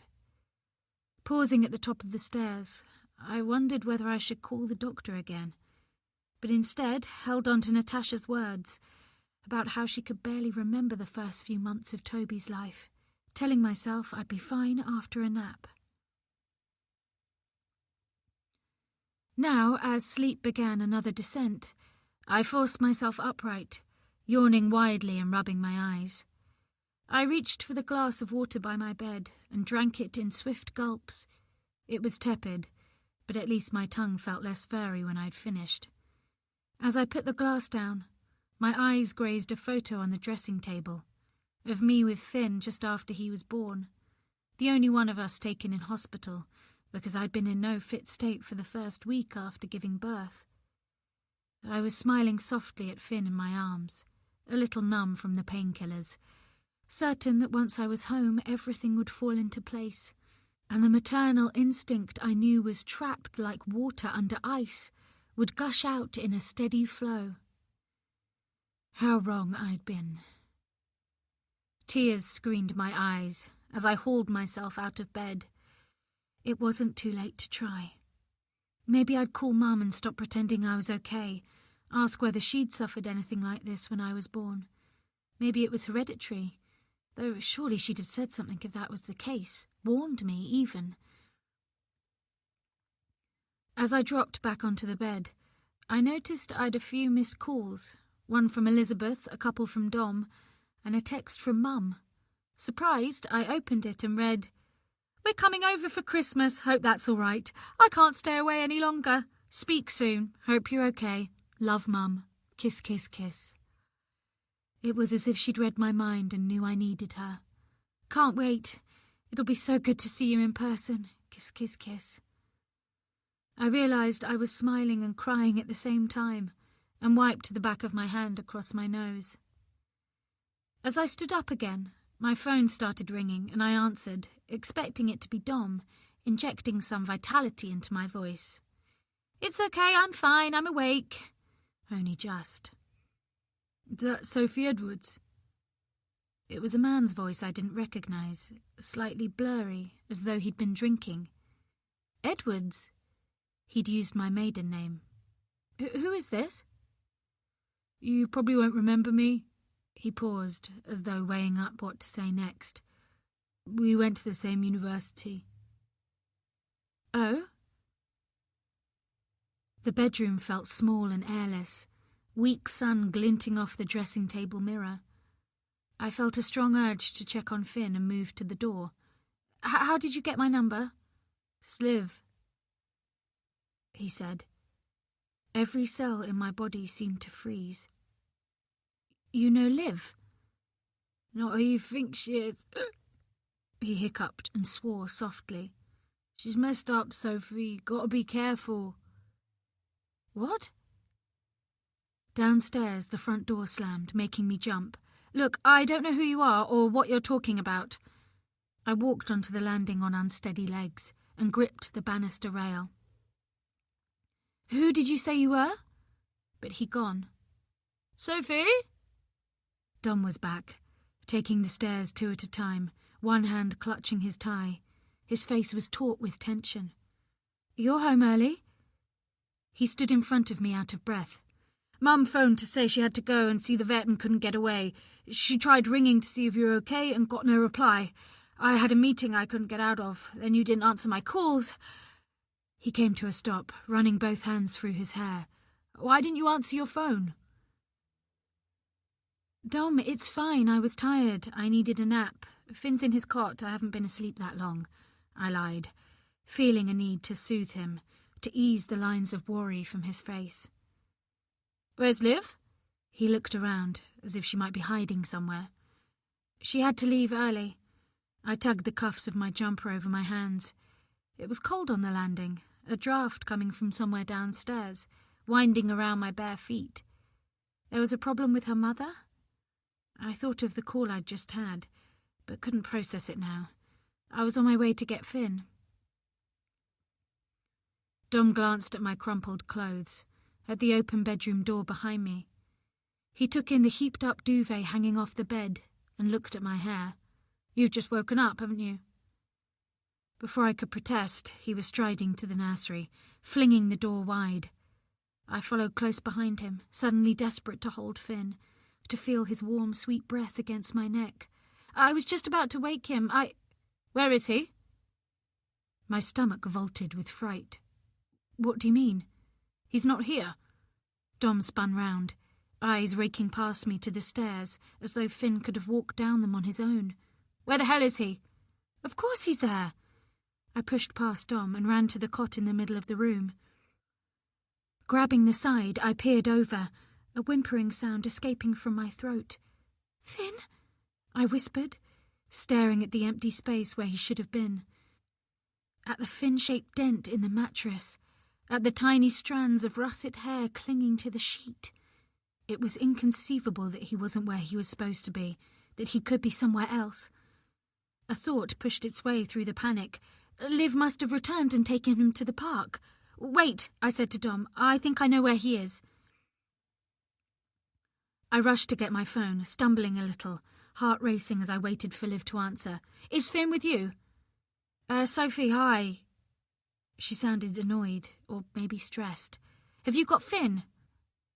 What? No, of course not. I'm at the hospital with my mum, she said. I told you I was leaving. I tried to wake you up. She took a breath, as though forcing herself to be calm. What's going on? Oh, nothing. Another thought had occurred. Elizabeth must have him. Are you sure everything's okay? I hung up. He must be with your mum, I said to Dom, who was standing right behind me in the bedroom. Call her. I felt dangerously out of control and knew I wouldn't be able to hold back if I spoke to her myself, if she'd taken him out without telling me. Dom was shaking his head in a way that made me want to scream. No, she's helping organise a horse riding event in Berkshire this afternoon. She mentioned it when she rang to tell me she couldn't get a hold of you. What? My breath blocked my throat. So where is he? Where's Finn? I heard Dom's feet thundering down the stairs, his voice shouting out our son's name, as if he could answer. Here I am. I found myself back in the nursery, palm pressed to the mattress in the cot. It was still warm. There was no sign of Jiggles, which Liv would have put there with him. Why are the patio doors open? Dom was heading back up the stairs. I couldn't drag my eyes from the cot, willing Finn to reappear, to form beneath my hand, living and breathing, to open his big blue eyes and smile at me. Sophie! Dom's hands dragged me away, spinning me to face him, his eyes pools of torment in the whiteness of his face. Did you leave the doors open? What? I was shivering in convulsive bursts. I don't know. I don't think so. No. Terror leaked in.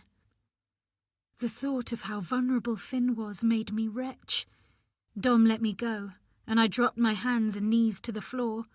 Oh my God, where is he? I choked the words out, tears falling and catching on the backs of my hands. Call the police. Dom was breathing hard. He pulled out his phone, dropped it, fumbled to pick it up. As I lifted my head and watched him press the screen, a thought hit me like a juggernaut. Alicia!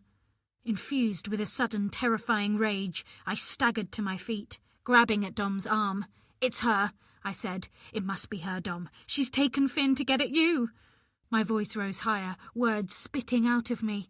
"It's got to be her. She has motive. You have to talk to her, Dom. He could be in danger. You have to talk to her now."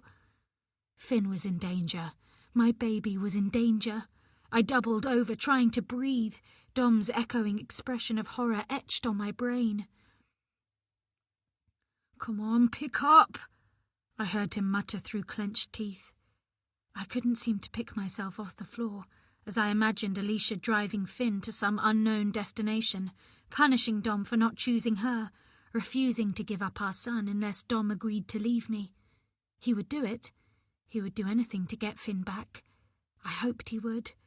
"Agree to whatever she wants," I cried, my throat raw. "Find out where she is. Keep her talking. I'll call the police." Fear took hold once more, paralysing my limbs. Something unspeakable could be happening to Finn. I wanted to scream, yell, claw my nails down Alicia's perfect face. I was his mother. I should have been taking care of him. "Alicia, it's Dom. What have you done with my son?"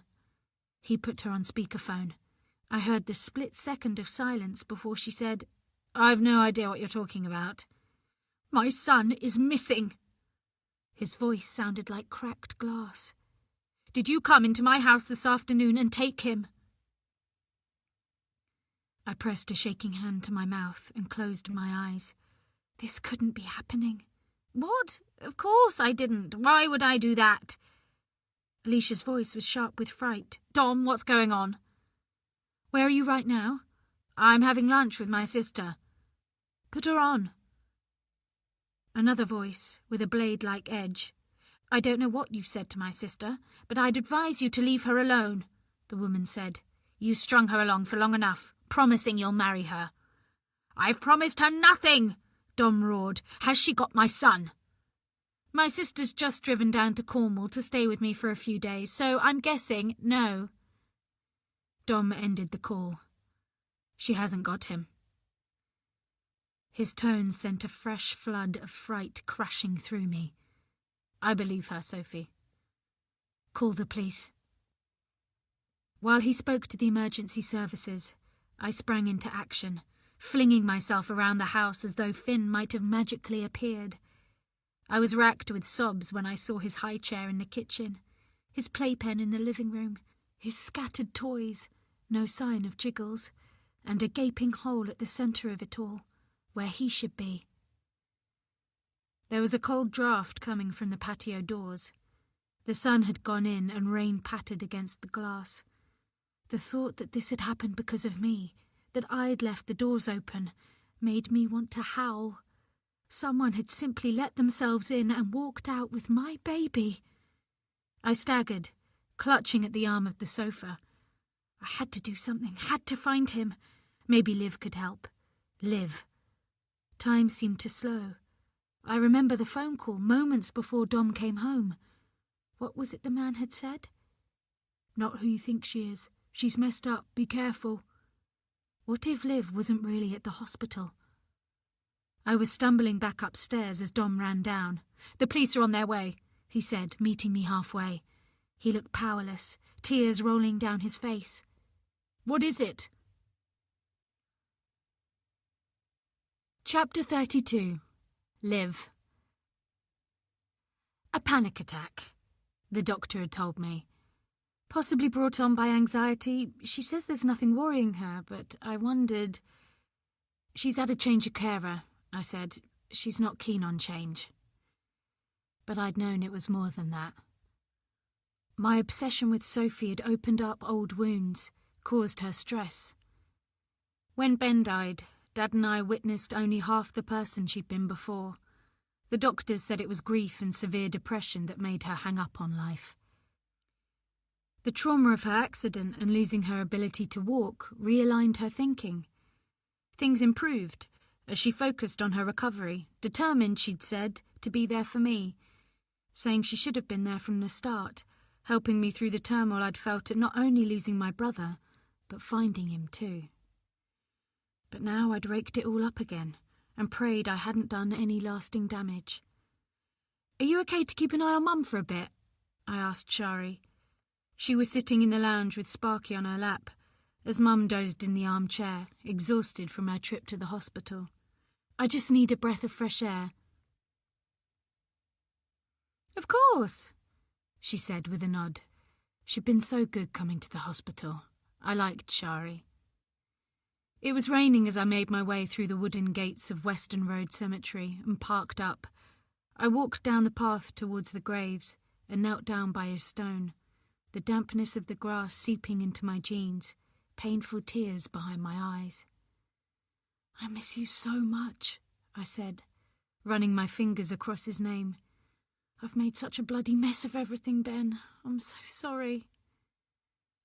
My phone vibrated in my pocket, jolting me from my sadness. I pulled it out and looked at the screen. Sophie. "Where is he?" she yelled down the phone as I put it to my ear. I barely recognised her voice. "What the hell have you done with him?" "What? Slow down." I rose to my feet. "What's going on?" "It's Finn. It's my baby. He's gone." Sophie's voice broke off. She sounded terrified. "What have you done with him, Liv? Why would you take him?" "Hang on, Sophie." My heart thudded against my chest. "What do you mean, Finn's gone? I thought Elizabeth had him." "Liv?" It was Dom. "Can you come round, please?" His voice was calmer than Sophie's, but I could hear a tremor. "We've called the police. It would be good if you could be here too." Okay, but I don't know what Sophie's talking about. Finn was in his cot." "Just come round, Liv, please. The police will need to talk to you." I ended the call without a response, my heart galloping as I stared down at my phone. Somebody had taken Finn, and panic shot through me as his little face came into my mind. My head spun. I should have made sure Sophie was out of bed. God, I'd left the patio doors open. Had the intruder come in that way? Was this my fault? Would the police think I took him? I closed my eyes, imagining how devastated Sophie must be feeling right now. Whatever she'd done to Ben, she didn't deserve this. After calling Shari to say I wouldn't be home straight away, insisting she ring me if Mum needed me, I climbed into my car and started the engine, my mind reeling. As I pulled out of the cemetery, the loud beep of a car horn made me jump, and I braked hard. The woman in the Fiat glared as she swerved round me, and I could feel tears rising, my hands trembling on the steering wheel. "Sorry," I mouthed. Once at Sophie's, I pulled up behind a silver Audi, noticing a couple of police cars parked along the road. I climbed out of my car and headed up the path, preparing myself for more accusations. A slim woman in her 40s, with sleek black hair pulled back in a ponytail and a heavy fringe resting above brown eyes, opened the door. "Liv Granger," she said, and I nodded. "I'm Detective Sergeant Joe Lane." She stepped aside. "Come in." I followed her into the lounge, where Dom, head in his hands, and Sophie sat on the sofa. Sophie was twisting a tissue, tiny pieces falling from it like snow onto her creased trousers. A man in his 50s looked up from where he was sitting in an armchair. "What have you done with him, Liv?" Sophie's voice was weak, trembling, the anger she'd shown on the phone muted by grief. My eyes skittered around the scattered toys Finn and I had been playing with earlier, and a lump rose in my throat. "I haven't done anything, Sophie, I promise." I moved towards her, but stopped, seeing her tense. "Finn was in his cot when I left. I'm so sorry."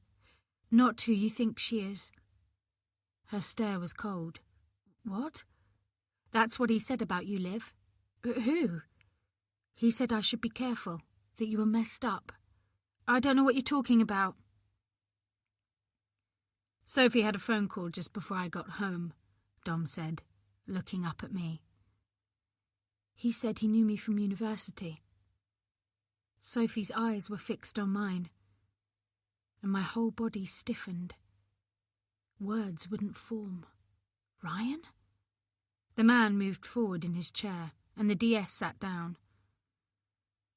I felt on show in the middle of the room, my arms folded, being weighed up by curious eyes. "I'm Detective Inspector John Barker," the man said. "I understand you were the last person to see Finn." His question was aimed at me. "Yes, but that was hours ago. What are you doing to find him?" "We're searching the immediate area, Miss Granger, doing house to house. Leave that to us. We just need to ask you a few questions." I nodded, rubbing the back of my neck. "Fine, but I'm not sure what I can tell you. I had to go in a hurry. My mum was taken into hospital. I woke Sophie, who'd been asleep for some time, and told her I had to go." "And did anyone see you leave?" the DI asked. "Yes, Sophie." I looked towards her, but her gaze didn't meet mine. "Sophie saw you leave the house?" He glanced her way and back at me. "No, but she knew I was leaving." "And what did you do during the time you've been away?" "I've been at the hospital with my mum. You can call her and check if you don't believe me. Call the hospital too, if you like." The officer nodded. "We will." "If you ask me, you need to ask Dom about Alicia." "Alicia?" The DI looked at Dom. "She's in Cornwall with her sister," Sophie cut in, her head down. "Dom called her. She hasn't got Finn." "We'll need her details," the DI went on, and Dom nodded. "What about Elizabeth? Have you spoken to her?" I said. Dom shot me a look. "Mum, she's in Berkshire. This has nothing to do with her." "Are you sure about that?" I looked at Sophie. "Have you told him about the note?" I was aware I'd sent the note myself, but it couldn't hurt to divert their attention from me. And, if I told the truth, I didn't trust Elizabeth. "You told her about the note?" Dom turned to the DI. "I never saw it," he said. "It apparently disappeared." Sophie flashed me a frosty glare. "Someone put a note through the door." She wiped what was left of the tissue across her nose. It said, "Watch Elizabeth." She looked at Dom. "I know you don't believe me, but it's true." "So, where did it go?" Dom stared at us all in turn. "How could it just vanish?" "I don't know." Sophie lowered her head, twisted the tissue. Dom rubbed his face in disbelief. DS Lane looked up from jotting something down. "So, Elizabeth is your mother," she said to Dom. "We'll need to speak with her." "Of course, yes, but she has nothing to do with this. She's been like a second mum to Finn, helping Sophie. She wouldn't... why would she take Finn? She can see him whenever she likes. She loves him. She would never want to worry us like that." The DI stared at Sophie. "What do you think?" Sophie shook her head, tears falling. "I don't know any more," she said in an almost whisper, rising from the sofa, still twisting the tissue. "But sitting here talking about it isn't going to bring my baby back."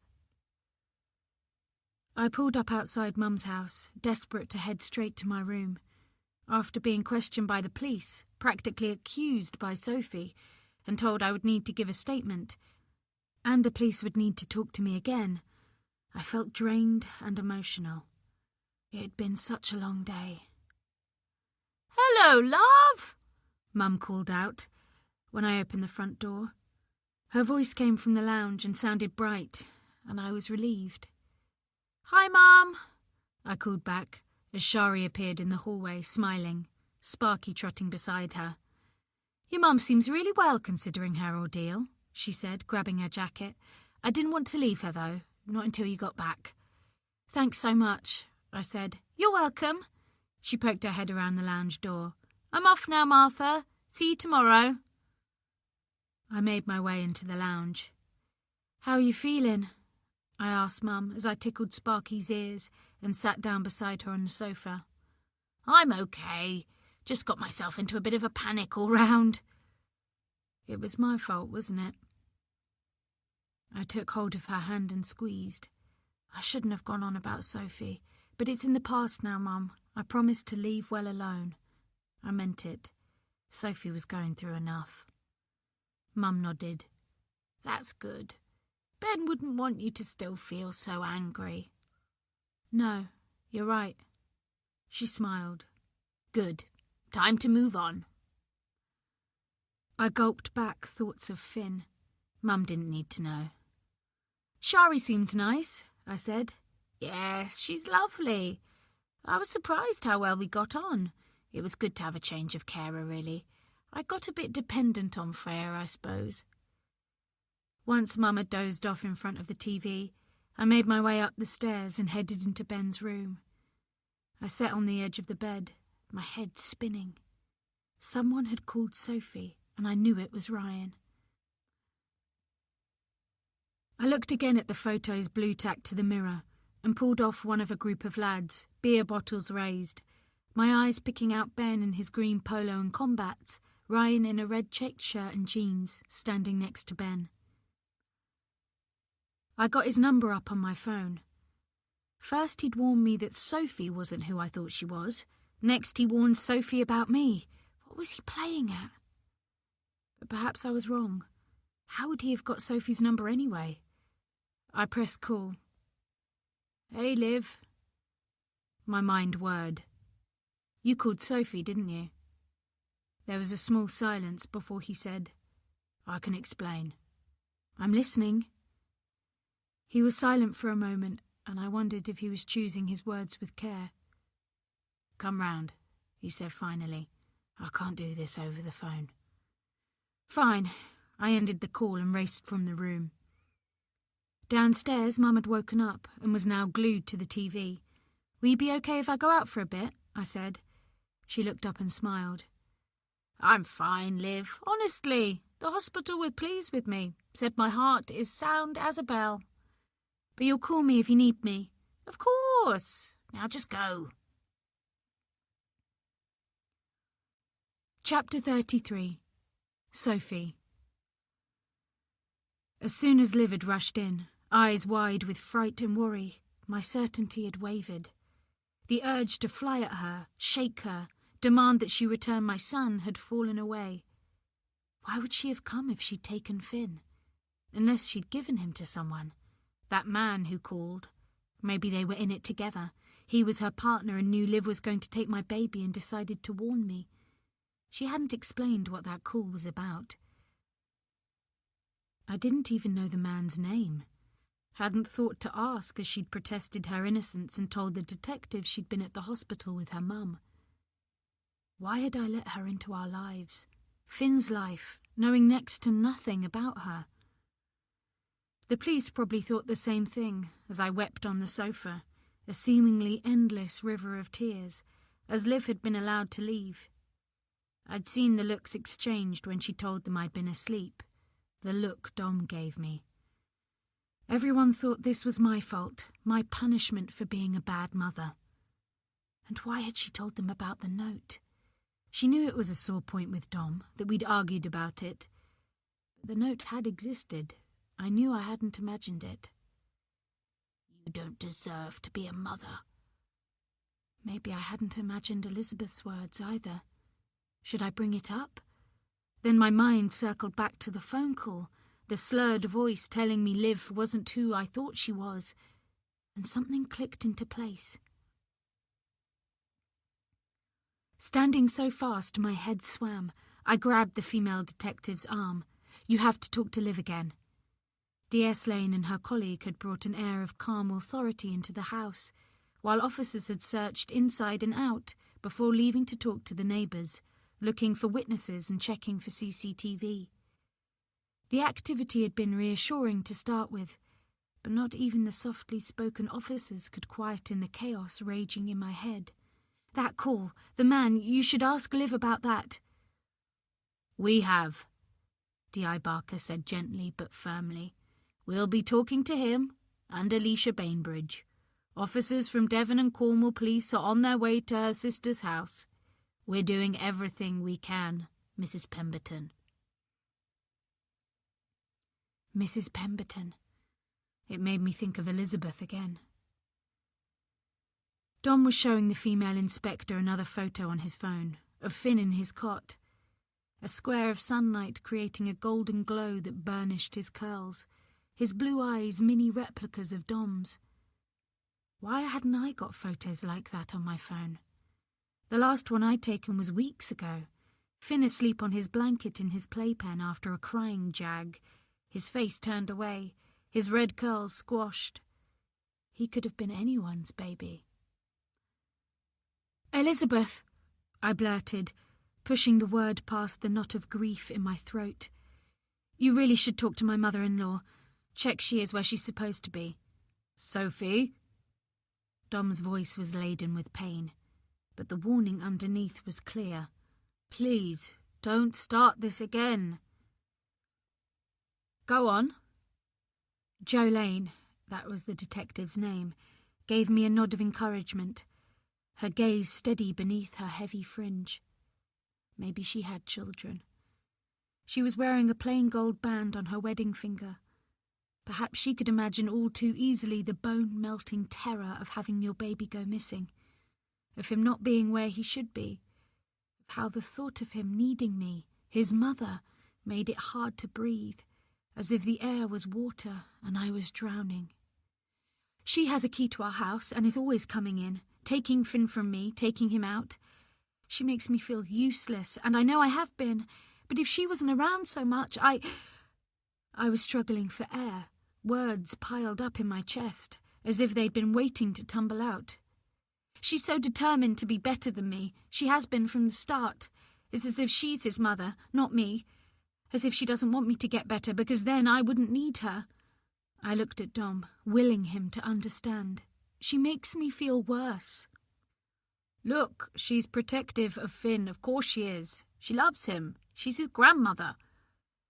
Dom massaged his brow with shaking fingers. "She's been a godsend while you've not been well. I wish we'd never moved out of London." My words were oiled with a sudden fury. "You were so desperate for us to move out here for a better standard of living, yet you can't wait to get back there every day, regardless of whether or not I'm ill." I made quote marks with my fingers, bits of balled-up tissue falling to the floor.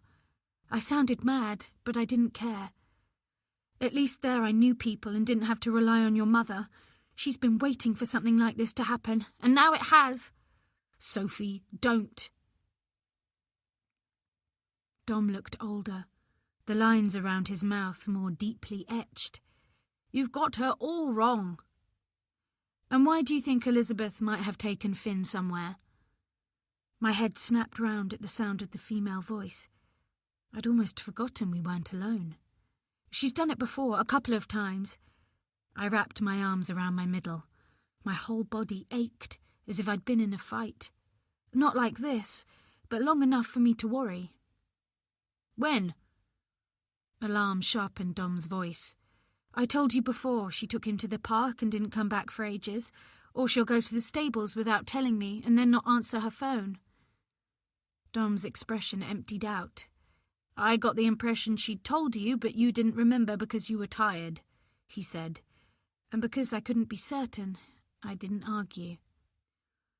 "And I'm only not home as often as I should be because as soon as we moved here, things got complicated at work, and I can't risk losing my job by not going in.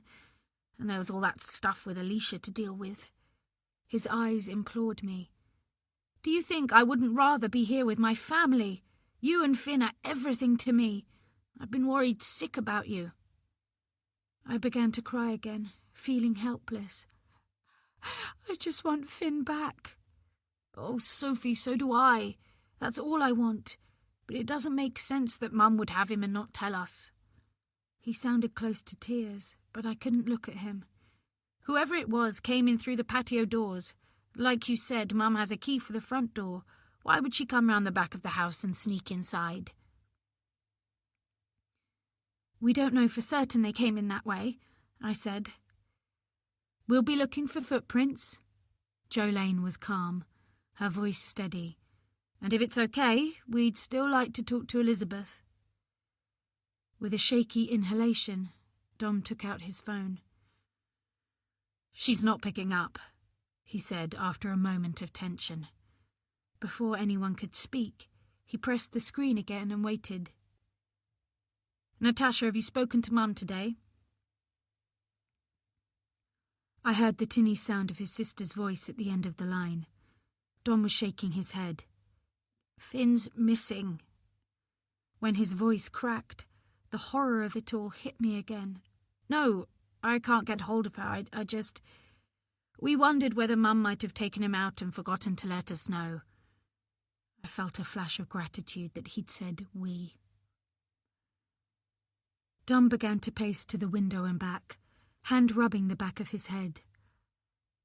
No, of course I don't.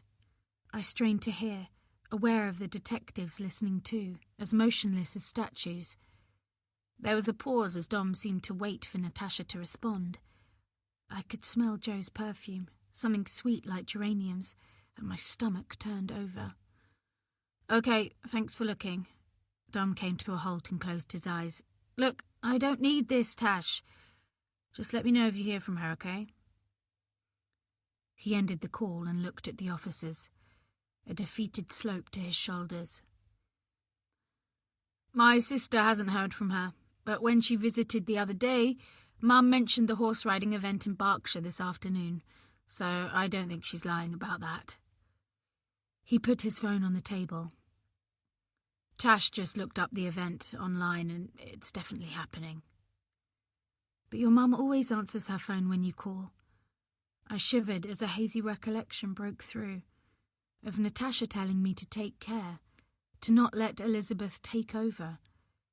For the first time, I wondered whether Elizabeth had behaved the same way after Natasha had Toby. And that was why the family had moved to Cumbria, not so much to be closer to Rory's family, but to get away from Elizabeth. What else did Natasha say? Something about Mum being possessive with babies because... He swallowed, his Adam's apple sliding up and down. Because our older brother Christopher died when he was a baby. He hesitated, as if something unpalatable was taking shape in his mind. But she'd hardly go to these lengths when she has access to Finn whenever she wants, he said quickly. And it's not as if we're planning to move away like Natasha did. I don't blame her. I wanted to be cruel. I can completely understand her wanting to escape your mother. A nerve twitched in Dom's jaw. I sensed the effort he was making to not argue, and wished he would so I could shout, rant, make something happen. As D.S. Lane cleared her throat, breaking the silence, reality slammed into me once more. Please, I said, wanting to fall on my knees in front of her. Please, please find our baby. What can we do? Dom's voice rose. There must be something we can do. The best thing is to wait here. D.I. Barker was standing now. He looked at me with such fatherly concern that, for a second, I wanted to press myself against his chest and sob all over his suit jacket. You've been assigned a family liaison officer, Laura Deacon, he said. She'll look after you and keep you updated of our progress, and you can ask her anything. He nodded to a woman in the living room doorway. I'll put the kettle on, she said briskly. I had no idea how long she'd been there. She looked too young, too inexperienced to understand what we were going through. As the detectives made to leave, there was a kerfuffle at the front door, and my mother-in-law burst into the living room. What's going on? What's happened? Her eyes were wide and unfocused as she looked around her, her hair blown sideways by the wind. Where is he? What have you done? She lunged at me, and Dom pulled her back, gripping her by the arms. For God's sake, Mum! Sophie hasn't done anything. She collapsed against him, looking up into his face.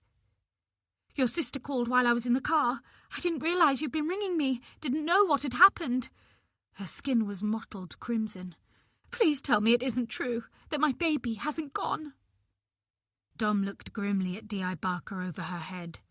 I think it's clear my mother knew nothing about this. Oh, Sophie!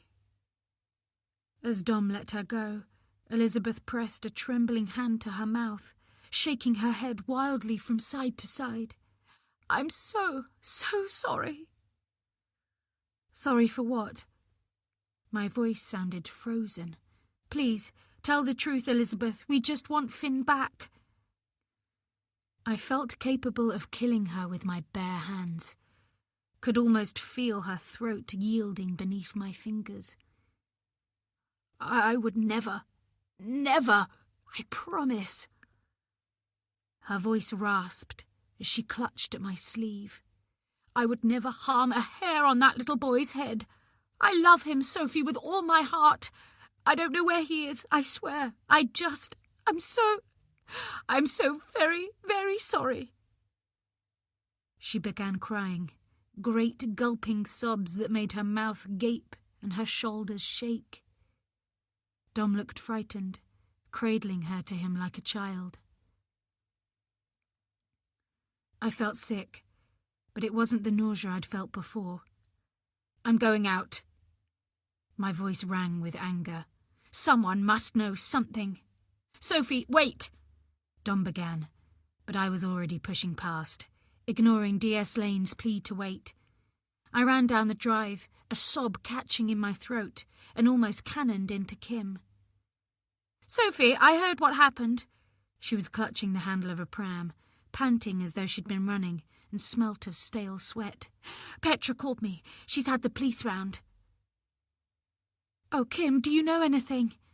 It was cold, the wind biting through my clothes, but my cheeks felt hot. Please tell me. I saw a car. She took one of my hands, her fingers icy. Darkness had fallen, and everything looked nightmarish. No streetlights to dispel the blackness. As clouds pulled away from the moon, Kim's face looked ghostly.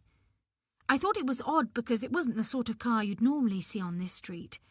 She was blinking too fast. I only noticed because I was taking Dougie for a walk, trying to get him to sleep. My heart hammered. Did you see the driver? It was a woman, I think, but she was wearing a hood. She nodded firmly, as if trying to convince herself as much as me. Maybe the police can check to see if anyone has CCTV that might have picked up the car. It was a maroon Volvo Estate. My father used to have the same model. She hesitated. You don't think Olivia had anything to do with this, do you? What?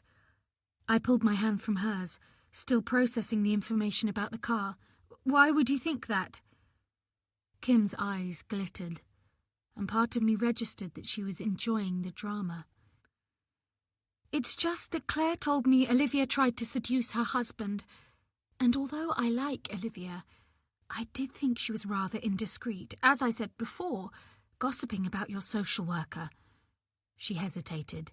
It made me wonder whether she was behind it all, had made the call herself.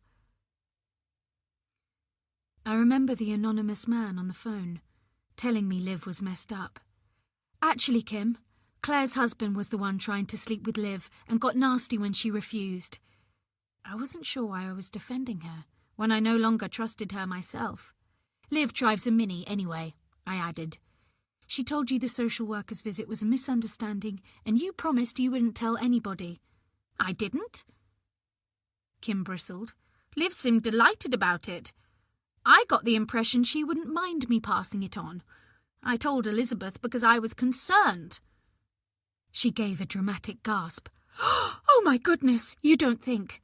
Could that social worker have taken Finn?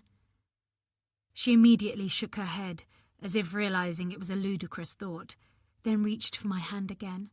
Look, if anything happened to my Dougie. She glanced anxiously at the pram. I don't know what I'd do. Her eyes were wet with tears. I'm just saying, there's more to Olivia than meets the eye, that's all. Kim was the second person to have said it. Well, the police are talking to everyone, so if she's involved, they'll soon find out. Good. Kim squeezed my hand and let go. Tell them about the car, she said. I hope you get your baby back soon. Her voice wavered. If I can do anything at all, come and get me. She wasn't wearing a coat and had started shivering. Maybe she was just trying to help, but I was desperate for her to leave. Thank you, I managed. She nodded, biting her lip before turning the pram and hurrying away, swallowed by the darkness at the end of the drive. I stood for a moment, welcoming the cold air on my face, letting it sharpen my brain, half aware of voices in the house behind me as my phone began ringing in my trouser pocket. I pulled it out, saw Isaac's number, and answered on autopilot.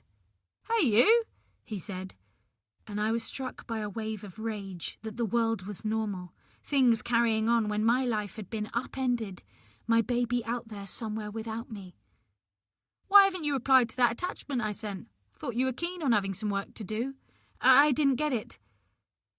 The words jerked out through chattering teeth. "Weird," he said. "I definitely sent it." "Finn's missing." There was a beat of silence. "What?" "I have to go, Isaac." I cut off his exclamation and hurried back inside for the car keys. The answer phone light flashed on the landline phone on the hall table, though I couldn't recall moving it there. Dry-mouthed, I picked it up. Had we missed a ransom demand? Would kidnappers leave a message? It seemed absurd, but I picked up the phone and pressed play. Looking through the living room door, I saw Dom's mouth moving and the liaison officer's brows pinched together, but all I could focus on was the call. "Hello, Sophie, it's Dr. Crawford. I left a message on your mobile. I hope you got it okay. I've made an appointment for you to come in and see me tomorrow at 9:30. Let me know if you can't make it." The message had been left yesterday. I slammed the phone down and grabbed the car keys lying next to it. "Sophie, where are you going?" Dom's voice was hoarse from talking and crying. "I have to go out. I can't sit here doing nothing," I snapped. "I just spoke to Kim and she saw a maroon Volvo Estate hanging around a while ago. The police need to look into that." "Sophie, you mustn't drive." Elizabeth had shot out of the living room, looking as if she was unravelling, her face swollen and blotchy with tears. It seemed obvious now, seeing the state she was in, that she wouldn't have taken Finn. "I have to," I said. "Not in this state. It's not safe." "You heard the police, Sophie. We're better off staying here." Dom glanced from the liaison officer to the detectives in mute appeal. D.I. Barker was making a note in his pad. "The woman you spoke to," he said. "What's her name?" "Kim Harrison. She lives at," I tried to remember, "Indigo Cottage." "Why didn't she come in and speak to us?" I felt as if there was a gale-force wind in my head, tossing my thoughts about. She was about to when I bumped into her. Enjoy the stillness between chapters. Let the music cradle you gently until we resume. Thank you for being a listener.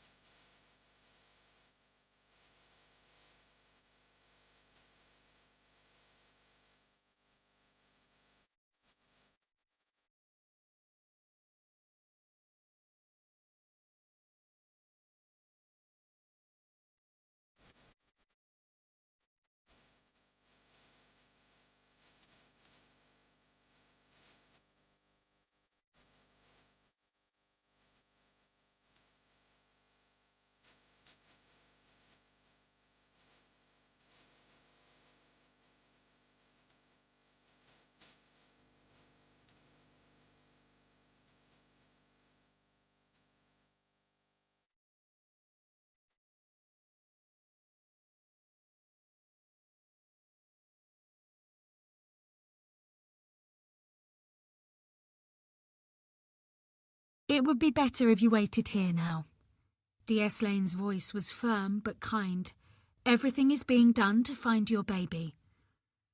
I thought about Liv telling Kim I'd had a visit from social services and how she'd sounded delighted, had wanted Kim to pass it on.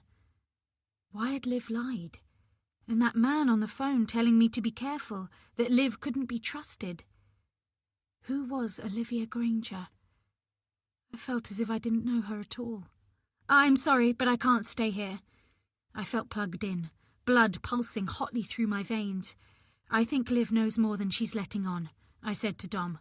I'm going to find out. Chapter 34. Liv. I'd driven to Ryan's house in a heightened state of anxiety, thoughts leaping to Finn. I even became convinced Ryan had taken him. Imagined him drunk, creeping into Sophie's house and snatching Finn out of some twisted revenge of his own. After all, Ben had meant everything to him too. But now, as I pulled on the handbrake and looked up at his house, those thoughts seemed ridiculous. Ryan wasn't capable of stealing a child. He answered the door within seconds, his dark hair in disarray. "Hi, Liv." He rubbed his red-rimmed eyes and moved to one side. "You better come in." Despite feeling sure Finn wasn't in the house, I find myself searching for signs of a baby as I followed Ryan to the lounge, but as far as I could tell, there were none. There was a hum of alcohol in the air, and I noticed a glass half full of a clear liquid on the smeared, cluttered coffee table, and knew it wasn't water. The curtains at the window had been there since before his dad died. Expensive once, but now dated and faded. The same went for the three-piece suite. The TV was on, some sci-fi thing, muted. Ryan sat down on the sofa. "Finn's been taken," I said. "Finn?" His forehead furrowed as he leant forward and picked up the drink, took a gulp. "Lemonade," he said, as though I was judging. I was. "Sophie's son. She was asleep when—" I gulped back a lump in my throat. "He was taken from his cot. Someone walked into their house and just took him away." "Jesus." He put down a glass, rubbed a hand over his stubbled chin. "Shit," he went on, voice breaking. "A little lad, that's awful. Who the hell would do that?" I sat down next to him. "It wasn't you." "What?" His eyes widened as though he couldn't believe what I'd said, that I would even consider it. "So why the hell did you call her, Ryan?" I held up a hand. "No, wait. How the hell did you even know her phone number?" "I found it on your phone the day we met up." "What?" "I looked it up when you went to change the baby and copied it into my phone." He massaged his temples with his fingers. "I wanted to warn her." "About me?" "Yes, about you, Liv." He picked up his glass and put it down again. "I'm sorry, but I felt sorry for her. I hoped you'd stop the whole revenge thing." He stared into my eyes. "But you didn't, did you?" I looked at him for a long moment, trying to take in what he was saying. "What did you think I was going to do, Ryan?" "Well, I don't know. What were you going to do?"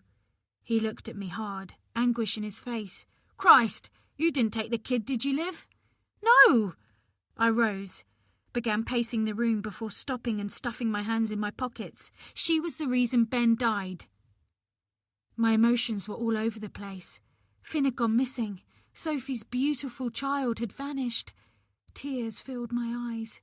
"But I don't know, it's like I want to hate her, but I can't." I brushed away tears. "I feel sorry for her. Sometimes I think I'm ready to forgive her for what she did." "She doesn't need your forgiveness, Liv." What? What are you talking about?" He closed his eyes for a moment, tears resting on his lashes. "Are you okay?" He opened his eyes and took a long, deep breath. "Sophie wasn't to blame for Ben's death." "What? Of course she was." "No!" he yelled. "I lied to you, Liv." Tears fell from his eyes, rolling down his face. Ben died because of me. What are you talking about? I was weak. He dropped his head into his hands. Ryan? He looked up at me. I should have had more courage. Hey! I sat down once more and placed my hand on his arm. What are you trying to tell me, Ryan? But through the silence that followed, the pieces fell into place. The burnt photos in the ashtray, the singed pictures, Ryan's red checked shirt. They hadn't been photos of Ben and Sophie. They were of Ben and Ryan. We were in love, he said through his tears. But Dad was a total prick. He would never have understood. But it wasn't the 1950s, Ryan. Dad thought it was. Well, you met him, Liv. You knew what he was like. I had met him. Just the once after Ben died, and shortly before his own death. He was a complete arse of a man, who seemed to have control over Ryan, criticising him at every turn, ignoring him when he spoke. I couldn't hack it, Ryan continued. The thought of Dad making our lives hell. Tears rolled down his cheeks. I had to choose, Dad or Ben, and I've hated myself every day since for making the wrong choice. I've never got over Ben. I loved him so much, Liv. He gasped. God, it feels better to say that. My body stiffened, but I kept my hand on his arm. He loved you too, I said through a sob of clarity. He nodded, his eyes straight ahead of him, face damp with tears. He was going to introduce me to you guys as his partner, but I wimped out. Couldn't face my father knowing I was gay. I ended it, and I've never regretted something so much in my life. I'm so sorry, Liv. He turned to look at me, and my heart cried out in pain. I hate myself every single day. But why pretend? I pulled a tissue from my pocket and swiped it across my nose. All this time I blamed Sophie. Why pretend it was Sophie who broke his heart? As a family, you needed to know who he was in love with, and I was afraid you'd realise it was me, blame me for his death. We never would have, I said. He tilted his head. Are you sure? I wanted to believe I never would have, but the truth was we'd needed someone to blame for Ben's death, to take away the guilt we all felt. I thought about Sophie, Ryan said. I knew she'd already left university. With a name like Edwards, I felt sure you would never find her. She was even in the photo of the skiing trip, although she didn't go in the end. She seemed perfect. My emotions were all over the place. Sophie hadn't let my brother down. She wasn't the reason he killed himself. Ryan was. I need to go, I said, rising. I need to think this through. Please. He tried to grab me, but I moved away. Forgive me, Liv. I stared at him for a long moment, but I wasn't seeing him. I was thinking about Ben. There had been signs. He dropped out of university, withdrawn into his room, refusing to see anyone, his appearance shabby and unkempt. He'd fallen into a depression we couldn't pick him up from. My parents had thought it would pass, naive about mental health. When he died, they blamed themselves for not spotting how desperate he was, for not doing something. And I'd ignored him on that awful night, desperate to see my mates, barely giving him a second thought, and that guilt had gnawed away at me for years. I rubbed my eyes, pushing back tears. I don't need to forgive you, Ryan, I said, reaching down and touching his cheek, realising the two of us had a lot in common. We'd tried to cope with the part we thought we'd played in Ben's death for 16 years. You're not to blame, I said. None of us are. As I left the room, his relief that it was out there now was tangible, and I'd wondered for a moment if I'd finally forgiven myself too. Outside in the car, I leant over the steering wheel and sobbed, tears dripping onto the vinyl. Everything I thought for years about my brother's death had been founded on a lie. Sophie hadn't even known Ben, and yet I'd set out to ruin her life. I was so desperate to shift blame away from the fact I'd walked out on him when he needed me most. I'd ended up targeting a stranger who was going through hell already. I would never forgive myself if anything happened to Finn. "Oh, Ben, what a bloody mess!" I cried, as though he could hear me. I attempted to dry my eyes on my sleeves and check my phone for messages. There were none. I desperately wanted to call Sophie, ask if there was any news on Finn, if there was anything I could do, but I knew she wouldn't want to talk to me. I started the engine. I would go home, wait to hear. There was nothing else I could do. As I came through the front door, I heard Mum talking. I hung up my jacket and made my way to the lounge. Mum had Freya on speakerphone, her voice sounding far away. "I'm glad you're okay, Martha," Freya was saying. "And I'm glad you've arrived safely," Mum said. "You really didn't seem yourself when you left. I was worried about you." "No, well, hopefully a bit of sea air will make things right. Escaping here usually sorts my head out." There was a noise in the background, a cry of a seagull perhaps, though it sounded bizarrely like a baby's cry. "They've added hot tubs since I was here last. Will you use them?" "I doubt it. Not really my thing." I entered the room and sat down on the sofa, and Mum smiled at me from her chair. I was still reeling from Ryan's revelation, unsure if I should tell Mum. "I wouldn't mind sharing one with Tom Jones," Mum was saying, and Freya burst out laughing. "You are naughty, Martha," she said. "Anyway, I'd better go and finish unpacking." "Are you okay, love?" Mum said once she'd hung up. That was the thing about my mum. She could still pick up if I wasn't myself, even though I tried hard to hide it. "I'm fine," I said. "Is Freya okay? I heard you say she wasn't herself when she left." "She was getting herself in a pickle about Finn, that's all." "Finn? Why?" I leant forward, met Mum's eyes. She looked so well, considering her earlier ordeal. "She was just worried about him." She bit down on her lip. "If I tell you something, you have to promise not to be cross with Freya. She only did it because she was worried." "Did what?" "She called social services." "That was Freya?" My heart pounded. Why would she do that?" "She made a wrong decision once, a long time ago. She was a social worker. A child died." "Oh my God, that's awful." "There had been reports from neighbours about the little boy being neglected by his mother. She was always asleep, and the husband worked long hours. Freya visited the mother a couple of times and was convinced by her. She told Freya the neighbourhood had it in for her. A week later, the woman smothered her child and took her own life." I covered my mouth in shock. Freya blamed herself, gave up her job after that, said she couldn't cope with the responsibility and didn't want to be put in that position ever again.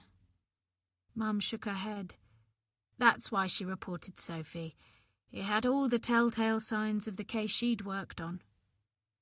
I suppose I sort of do get it, but Sophie's nothing like the woman who killed her son. She would never hurt Finn. My mind drifted to Freya's reaction when I told her about the social worker descending on Sophie. It isn't easy for social services, making the choice to take a child from their parents, even if it's for their own good, but sometimes it has to be done. I'd seen a maroon Volvo estate outside Sophie's house the day Finn had disappeared. Freya owned a maroon Volvo estate. Oh God, she had been worried about Finn. Would she have taken him? Had the sound I'd heard on the phone line been a baby's cry after all? My pulse raced. What's the site called, the one where Freya is staying? Mum shrugged. Hearts and Roses, I think. I dived to my feet. I have to go. I said. "I may be late. Will you be okay?" "Of course I will. Where are you going?" "Just out." If Freya had taken Finn, I would get him back and make everything right. Chapter 35. Sophie. I drove on autopilot, half expecting to be chased by a police car as I headed into Stevenage, passing through the old town where I grew up, past the little house that belonged to someone else now. I cried when it was sold, helping Mum pack our belongings, our memories into cardboard boxes. I hoped the owners were as happy as I'd been, back when things were simple, my future a fuzzy daydream. My eyes strained at road signs through the darkness as streets grew unfamiliar, in parts of the town I'd never been to before, until I reached Chell's Way, a seemingly endless road of near-identical two-storey houses with lit-up windows, their curtains pulled across. I didn't know which house belonged to Liv's mum, but was prepared to hammer on every door until I found her. Halfway down, a familiar figure hurtled out of a short driveway onto the pavement, and I slowed the car, my heart catapulting into my throat. It was Liv, yanking at the door of her Mini, her coat flapping in the wind. In the sodium glow of the street lamp, her face was drawn, lips parted as though in shock. Was she going to him? To Finn? I wanted to leap out and shake the truth from her, rattle her until her eyes rolled back in her head, but knew as I pulled up to the curb a couple of cars behind, I had to be careful not to scare her off. I didn't know Liv's agenda, and my instincts screamed that to find my baby, I needed her. On the dashboard, my phone lit up with another call from Dom. He'd been ringing since I left the house, but I'd ignored it, as well as the raft of messages he'd sent. Hopefully he'd call his father, kind, dependable Robert, who would comfort his wife, reassure Dom that Finn would be found, that I would be fine, that everything would be okay. If only I believed that. I forced myself to focus on the car's tail lights as Liv reached the end of the street and turned left, taking care to hold back in case she spotted me. I was grateful for the darkness that swallowed us up as we left the lights of the town behind. It was unlikely she'd recognize the car, even if she suspected she was being followed. I fleetingly thought about calling the police, but if Liv knew they were onto her, she could change her mind, decide not to reveal where Finn was. The thought made my stomach flip. I couldn't risk it. As we reached the A1 motorway, fear flooded my veins. Where was she going? My shoulders were rigid with tension as I gripped the steering wheel. Tears scalded my cheeks and my breath came in bursts when I looked in the rearview mirror and saw Finn's baby seat in the back, his blue blanket strewn across it. "Hold on, baby boy, I'm coming to get you." Maybe Liv thought Finn would have a better life with her and her mystery man than with a mother who slept her life away, hardly present even when she was awake, too frightened to take proper care of her own child. The strange thing was, I didn't feel tired anymore. The cotton wool feeling that had blanketed my senses for so long had peeled away, leaving my nerves exposed. I could feel everything. The blood pulsing hot and thick in my temples, my limbs fizzing with pent-up energy, my heart beating a rapid tattoo in my chest. Find Finn, find Finn, find Finn. I started to bargain with a god I didn't believe in. Let Finn be safe, and I'd never take my eyes off him again. I would get to the bottom of whatever was wrong with me and be a better mother, take more interest in our lovely house. I'd be a better wife to Dom, apologise for accusing his mother of stealing our son. I would even forgive Liv for whatever her part in this was. She was clearly troubled, had wormed her way into my life for a reason. I'll do anything, God. Just let my baby be safe. My eyes were tight and sore with tears, and from keeping Liv's car in view, as she darted from one lane to another, breaking the speed limit. My foot ached on the accelerator from resisting the impulse to catch up, to let her know I was there.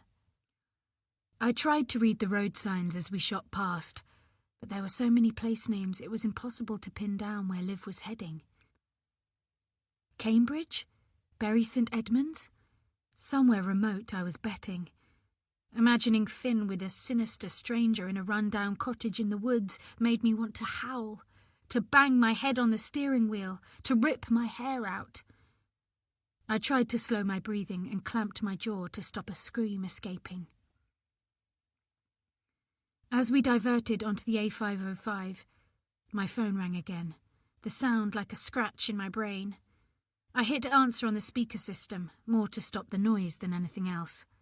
Dom, Sophie, it's Mum. I swerved the car and the lorry driver behind me blasted his horn before overtaking. Where are you? Oh, Mum. It came out sounding strangled. Finn's been kidnapped. The words sounded as though they belonged in a film, not my life. He's missing. Dom told me. Her voice was thick with tears and dread. He said you've taken off and they don't know where you are. I'm going to find my baby. It seemed obvious. She, of all people, would understand. Mum had fought so hard for me, to give me the best childhood she possibly could. She'd have done anything for me. He said you've not been well. I gave a dull laugh. I'm fine, Mum, I said, brushing tears from my cheek with my wrist. I have to bring him home. Sophie? Her voice grew muffled, as though she'd pressed a tissue to her face. Why didn't you tell me what was going on? I could have come over. It doesn't matter, I said. I just need to find Finn. That poor baby. More smothered weeping, then her voice came back, stronger this time. Do you know where he is? No, but I think I know someone who does. My resolve tightened, a hard ball in my chest. I'm following her now. Mum gave a whimper of fear. Sophie, you should let the police deal with this. Her words were a plea. It's not safe. You're not safe. You're my baby, she was saying. Her worst nightmare would be something happening to her child, just as mine was something happening to Finn. I have to go. My throat was tight. I'll let you know when I found him. I ended the call, knowing she could at least tell Dom I was alive. Liv was several cars ahead now. Panic sliced through me as I put my foot down, the glare of headlights on the other side of the motorway making my head pound. What if, after all this, she was simply taking a break, getting away from me? There could be a suitcase in the boot of her car. My baby could be in her car. Oh God, why had the police been so quick to let her go? I thought how quick Liv had been to deflect suspicion from herself by accusing Elizabeth, and wondered whether that was part of her plan. Time had taken on a nightmare feel, speeding up and slowing down. It seemed as if we'd been driving for hours when Liv took the slip road onto the A14. Nausea rolled in my stomach. I was thirsty, my eyes like burnt coals in my throbbing head, but my thoughts took on a pin-sharp quality as I realised she'd been following signs to Suffolk and sensed we were almost there. It started raining, splattering the roof of the car and bouncing off the tarmac. The windscreen wipers swayed hypnotically as I peered harder at the Mini in front. I could make out the shape of Liv's head, unmoving above the car seat. What was she thinking? She'd seemed so fond of Finn. Surely she wouldn't hurt him or let him come to harm. Please, God, don't let her hurt my baby. As the roads grew narrower, more rural, my heartbeat accelerated. There was less traffic. It would be more obvious Liv was being tailed. I had to hope she was so intent on her destination she wasn't checking the car behind her. Even so, I veered into a lay-by and let a car overtake before pulling out again. When she stopped and indicated, I hung back. As she turned the car into what looked like an entrance to a field, I drove past slowly and saw a sign, spotlit from above. Hearts and Roses Holiday Lodges was painted in dark cursive script. It was a holiday site, the sort of place Mum and I had stayed sometimes when I was growing up, but with lodges instead of caravans. Had Liv booked one in advance, knowing all along this was where Finn would be brought? Was this where her accomplice was staying? It seemed so unlikely, but maybe that was the point.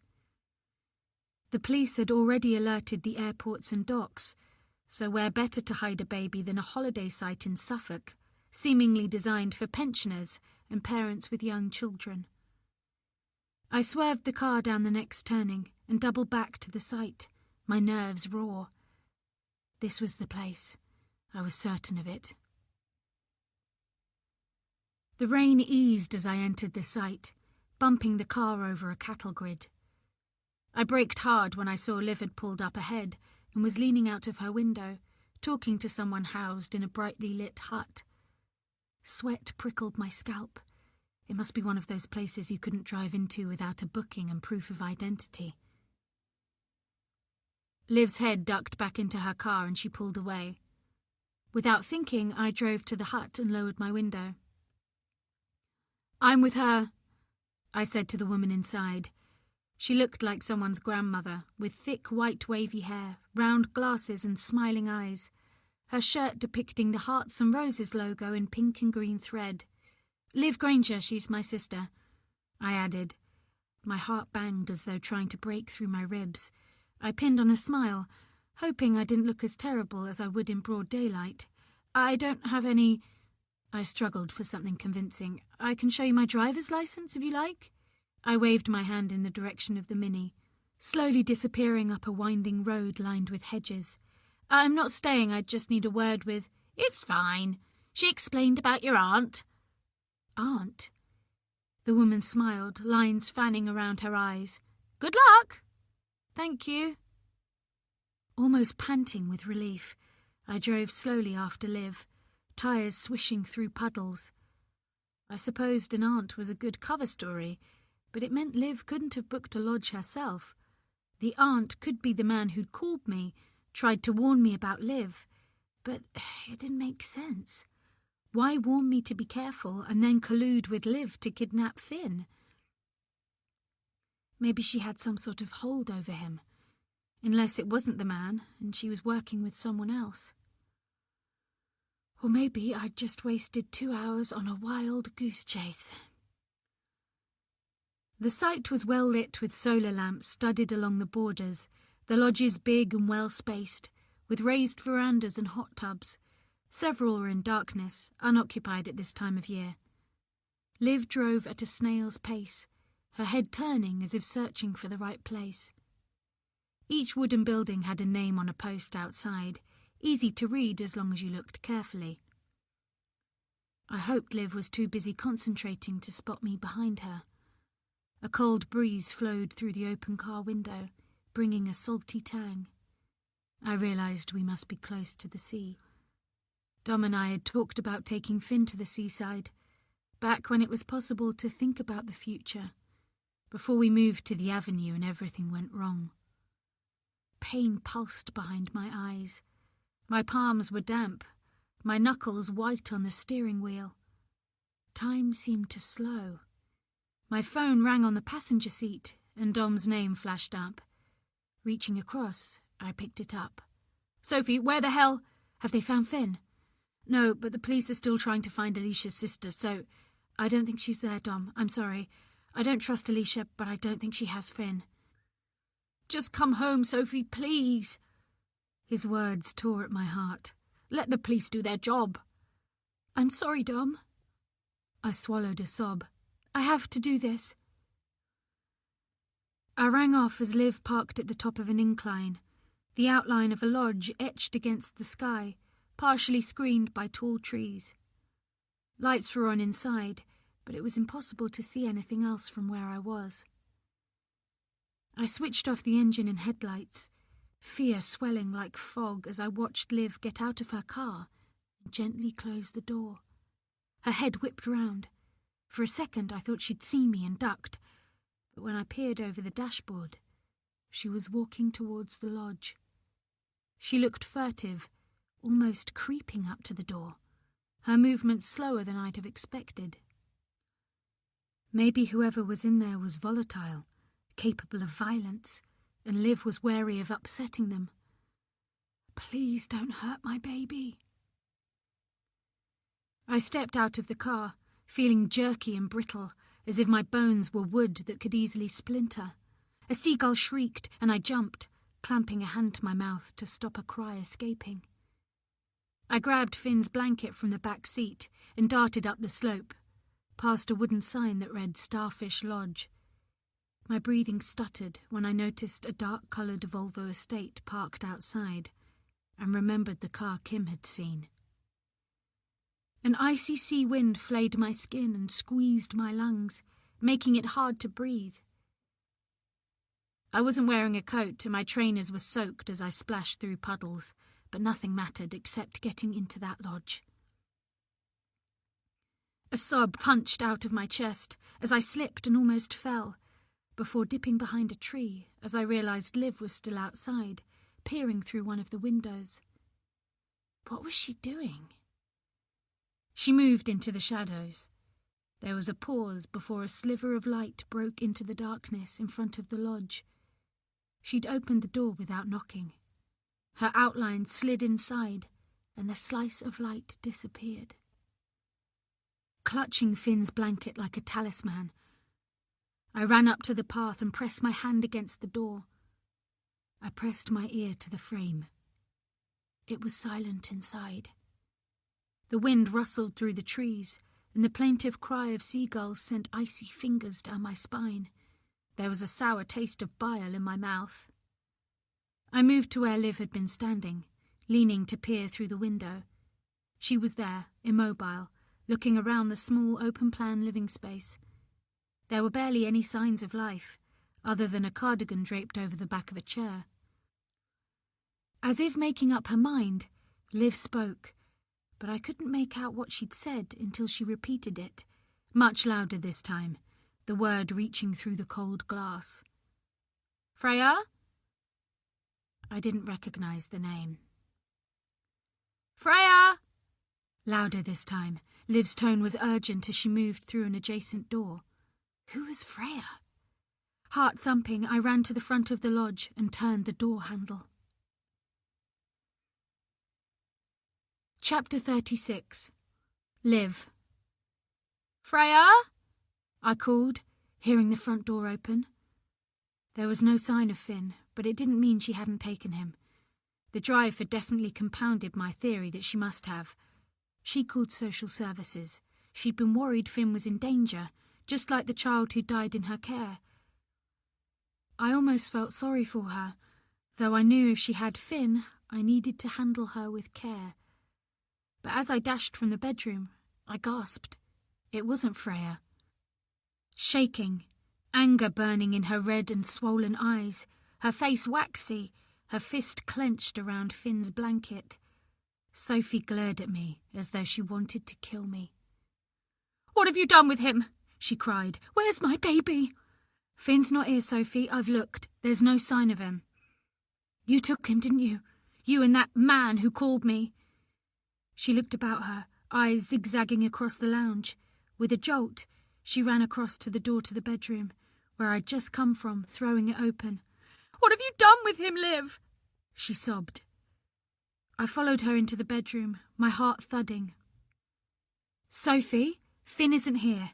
There's no sign of him, but I think—" She swung round, her eyes meeting mine. "You think what?" "I think Freya may have him." "Freya?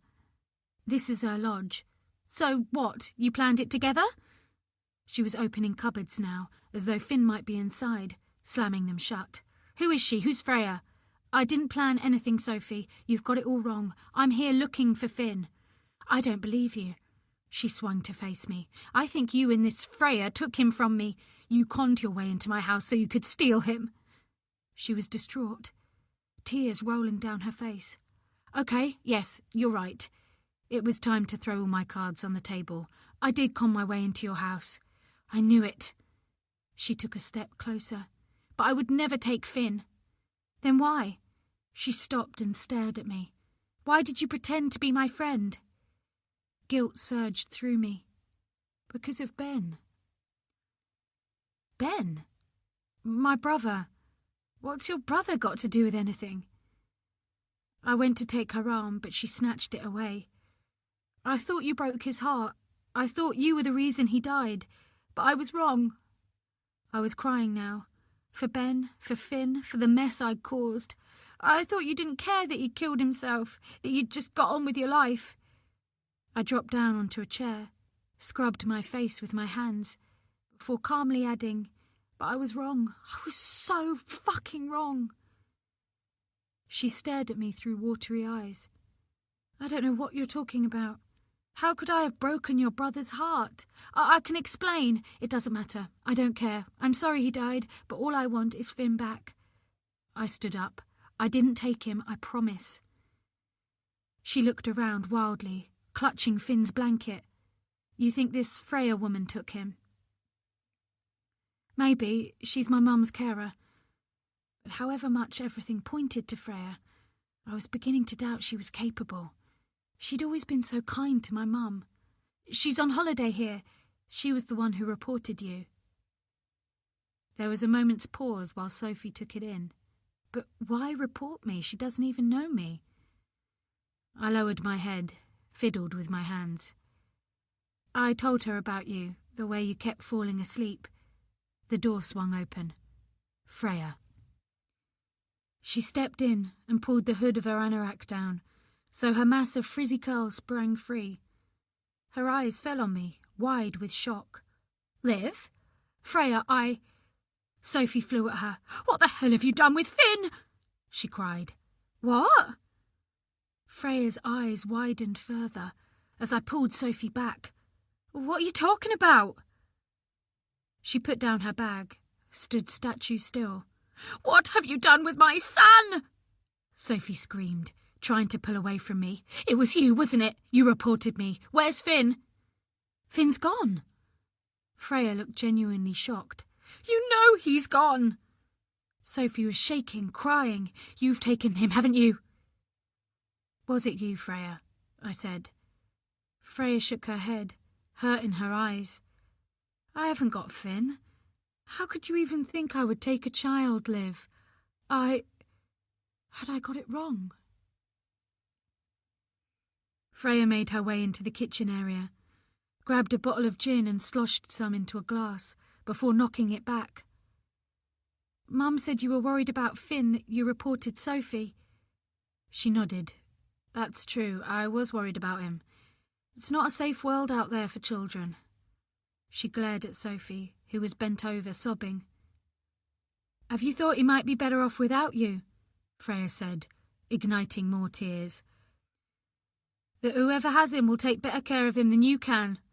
Freya, please, I said. Sophie's devastated, can't you see that?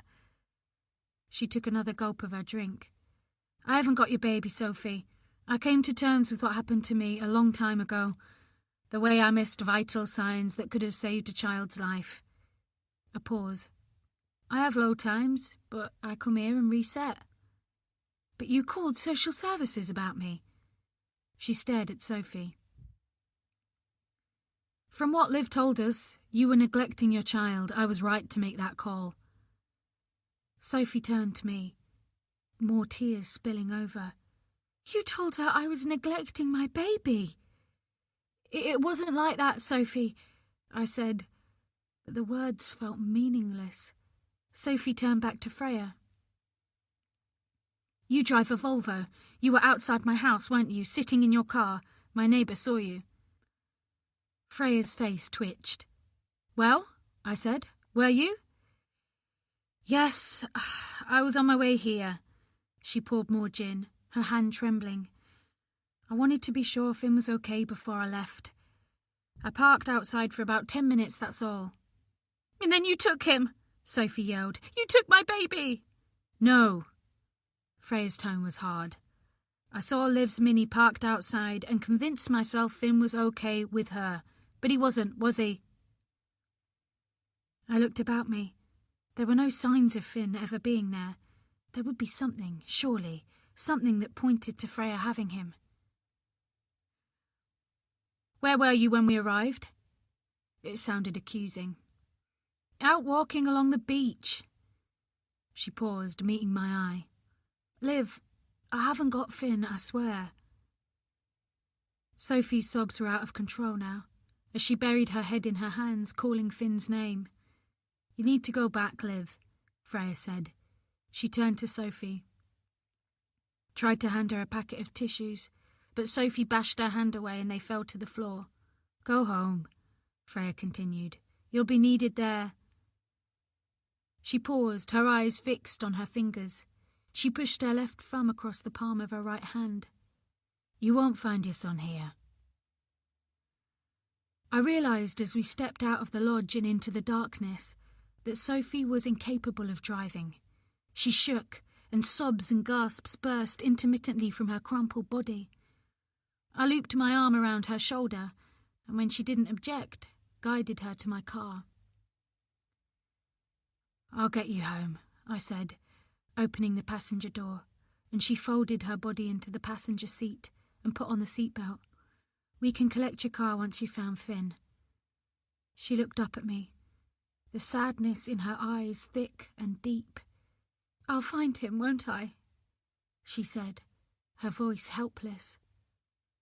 "Of course." I closed the door. But if Freya hadn't have taken him, who had? What if a random stranger had him? As I made my way to the driver's side, I glanced back at the lodge to see Freya standing in the window, staring out at me. She raised her hand in a wave, but I couldn't bring myself to wave back. The act felt trivial, something you do when you are happy, when you're greeting someone or saying goodbye to a friend after a catch-up, and I was still so angry with her for calling social services. I looked away and climbed into the car. We were silent for some time as I drove. Eventually, I looked across at this woman who had once been my enemy, someone I had hated with every fibre of me, but now desperately wanted to help. As though sensing my stare, she said, "Freya was watching me. My house." I nodded, eyes back on the road. "It seems that way." "That's so weird, don't you think?" I felt her eyes boring into me, although no wonder she was worried, if you've been telling people I'm a terrible mother. "I'm so sorry, Sophie. My head was in a different place back then. I thought—" "I know what you thought. It's not an excuse. No, you're right." I paused for a moment. "For what it's worth, I don't believe Freya has Finn, but you still need to tell the police about her when you get home. They'll need to question her, check we haven't missed anything." It was Kim who saw her Volvo. I saw her earlier with Dougie in his pram. Her voice broke, and she fumbled in her pocket for a tissue. "I thought when I saw the Volvo outside the lodge that everything was going to be okay, that we would find him." "We will find him, Sophie." My mind swam once more with thoughts of how awful I'd been to her. Had my terrible actions somehow led to Finn's disappearance? I would never forgive myself if they had. "Shouldn't you answer that?" I said, when Sophie's phone rung for the third time. "It's Dom," she said. "I can't face talking to him." "But you might have news about Finn." She shook her head. "He's texted too. He just wants to know I'm okay." I looked across at her. She was low in the seat, almost childlike, as she clenched Finn's blanket to her cheek. "He'll be worried." In response, she grabbed her phone from her pocket and pressed the screen. "There, I've let him know I'm on my way home." She laid the phone on her lap. "That I haven't found Finn." She began to weep again, covering her eyes. "Dom probably thinks it's all my fault." "No, it's my fault." She looked up suddenly. "Alicia must have him." "What? I thought—" "Dom said he believed her when she called, and I did too. But what if we're wrong, and that she was lying all along?" "When did he call her?" "Just before we rung the police, about 3 o'clock. She paused, took a breath. He spoke to Alicia's sister, who said Alicia was with her and that Finn wasn't there. But what if it wasn't Alicia's sister? I tried to keep up with what she was trying to say, but she was talking too fast, dragging herself up in her seat. What if Dom was actually talking to Alicia when he thought it was her sister? I mean, how would he know? And the police haven't been able to get hold of her sister. Has she even got a sister? Then call him, I said. Call Dom now. Tell him your concerns. She picked up her phone, pressed the screen. Dom? A pause. I'm okay, Another pause as she listened. I'll be back in about half an hour, but you have to listen. Get the police to make Alicia a priority. She has Finn. She has him. I know it. There was a long pause, and I could just make out the tinny sound of Dom talking on the other end of the line. No, Sophie cried. No, it has to be her. It has to be. Tell them to speak to Alicia's sister again. Search her house. Her sister must be protecting her. Sophie was yelling now. No, I won't calm down, Dom. I can't. My baby is missing. Our baby. We have to find him. She ended the call, threw the phone into the well beneath her feet, and burst into tears. Finn had been gone for 8 hours, and I couldn't help worrying, as I pushed down on the throttle heading for St. Albans, that time was running out. Chapter 37. Sophie. Time was running out. The thought solidified as Liv pulled into the avenue. I'd seen enough crime shows to know that timing was critical when searching for a missing person, a baby. The longer they were gone, the less likely they were to be found. I was terrified that Finn could be absolutely anywhere. I twisted his blanket in my hands as Liv braked outside number 7, the engine ticking loudly. The house was lit up, despite it being almost 11 p.m. Normally I'd either be passed out in bed or desperately trying to stay awake to tend to Finn while Dom snatched some sleep. I couldn't imagine ever sleeping again. Shall I come in? Liv's voice scattered my thoughts and I shook my head. We'd barely spoken for the last half hour, speeding through the darkness while I stared out of the window, alternately dry-eyed and weeping. What was there to say? Liv hadn't taken Finn, and neither had Freya. The woman Liv had told I was a terrible mother, who'd been so concerned she'd alerted social services. Shame burned deep in my belly. Maybe Freya's right, and Finn's better off with whoever's taken him. Don't say that. Liv's hand circled my wrist, her fingers cold. You're ill, and I should never have said the things I did to her, or anyone else. I heard her swallow while I stared at her knuckles. I'm sorry, Sophie. I don't expect you to forgive me. I can't forgive myself. She sounded wretched, but I didn't have space in my head for her guilt as well as my own. A sob escaped. What if he's never found? He will be. Her grip tightened. You have to try and stay strong. I don't know if I can. I squeezed my eyes shut, fresh tears swelling. I think there's something wrong with me that can't be fixed. You saw the GP. Liv rubbed my back as I sank my head in my hands. If there was anything seriously wrong, she'd have got back to you by now. She left a message. Tears dripped through my fingers. I'm supposed to go in and see her, but I can't face being told I'm dying. Not now. Grief lanced through me. I have to get Finn back first. I'll do anything I can to help. Liv sounded on the verge of tears herself. Go inside, be with Dom, she urged. I have to get back to my mum, but I'm not giving up. There's something we're missing, and I'm going to work out what it is. I suddenly remembered what she'd said at the lodge. Something about me breaking her brother's heart, that she thought he'd killed himself because of me. Don't bother. Anger burned away my tears. You used Finn to hurt me, and I don't even know why. Sophie, I'm sorry. Her face was pale in the darkness. For years I thought you were the reason my brother killed himself, that you broke his heart and didn't care." "So you said, but I never even met your brother." I didn't want to listen, but she carried on talking. "You were at the same university," she said, her voice low. I remembered the voice on the phone. I didn't know anyone called Ben. "I know, I found out today that Ben was actually in love with his best friend, Ryan, the man who called you." Her eyes shimmered with tears. "It was Ryan who ended things because, it's a long story. He panicked after Ben died, when we started asking questions. Ben had left a suicide note, you see. He couldn't find a reason to carry on living without the one he loved. I can't listen to this now." As I reached for the door handle, Liv grabbed my arm. "Please, Sophie, let me explain." I froze as she kept pushing words out. We wanted to know who she was, this girl we thought had broken Ben's heart. "And Ryan said it was me." Liv nodded.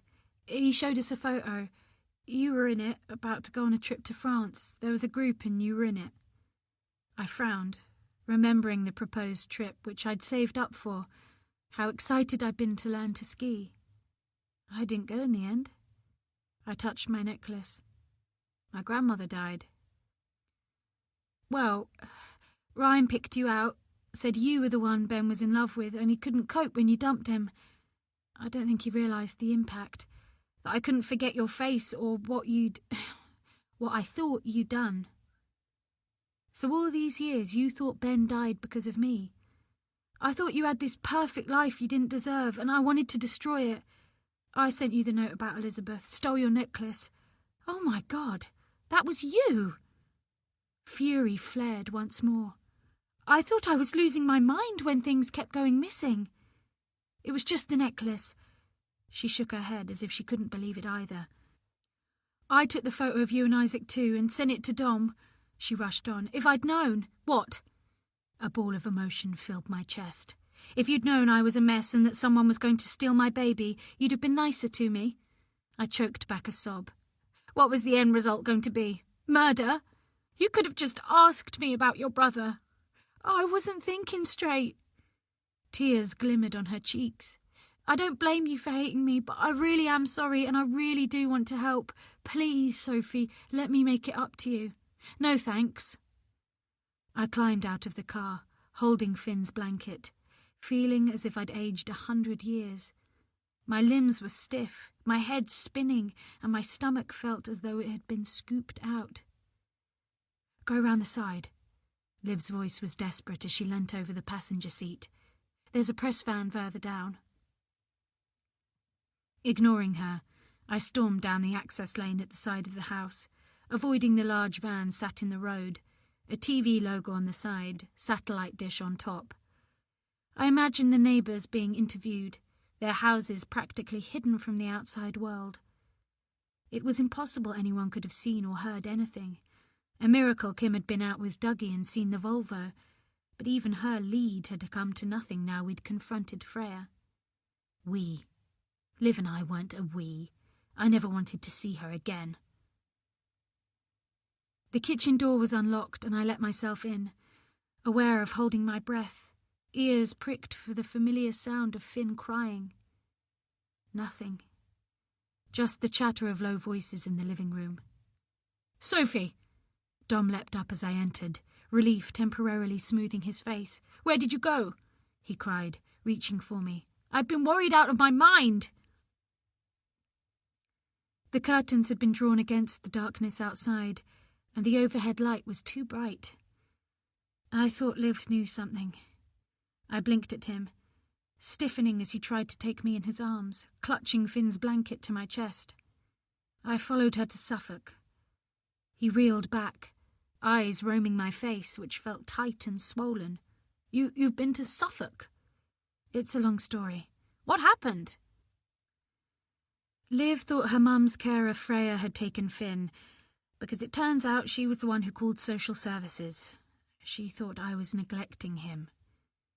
Seeing Dom's confused expression, I added, "She used to be a social worker and her baby died under her care, so she's got some issues.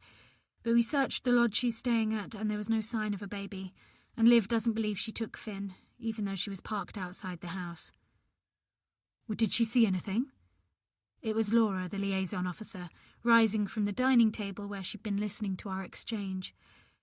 I didn't think to ask, but I don't think so. Sickness rose. She said she saw Liv's car and thought Finn must be okay, so she drove off. I'll call it in, Laura said quietly. I gave her the address of the holiday site and she slipped out of the room. Dom was shaking his head, a hand over his mouth. Breaking the weighty silence, he eventually said, "You left the car in Suffolk?" Exhaustion crashed over me. It's the least of our worries, Dom. I know, of course. I was just so scared. I didn't have the strength to respond, to reassure him I was fine. I wasn't, and we both knew it.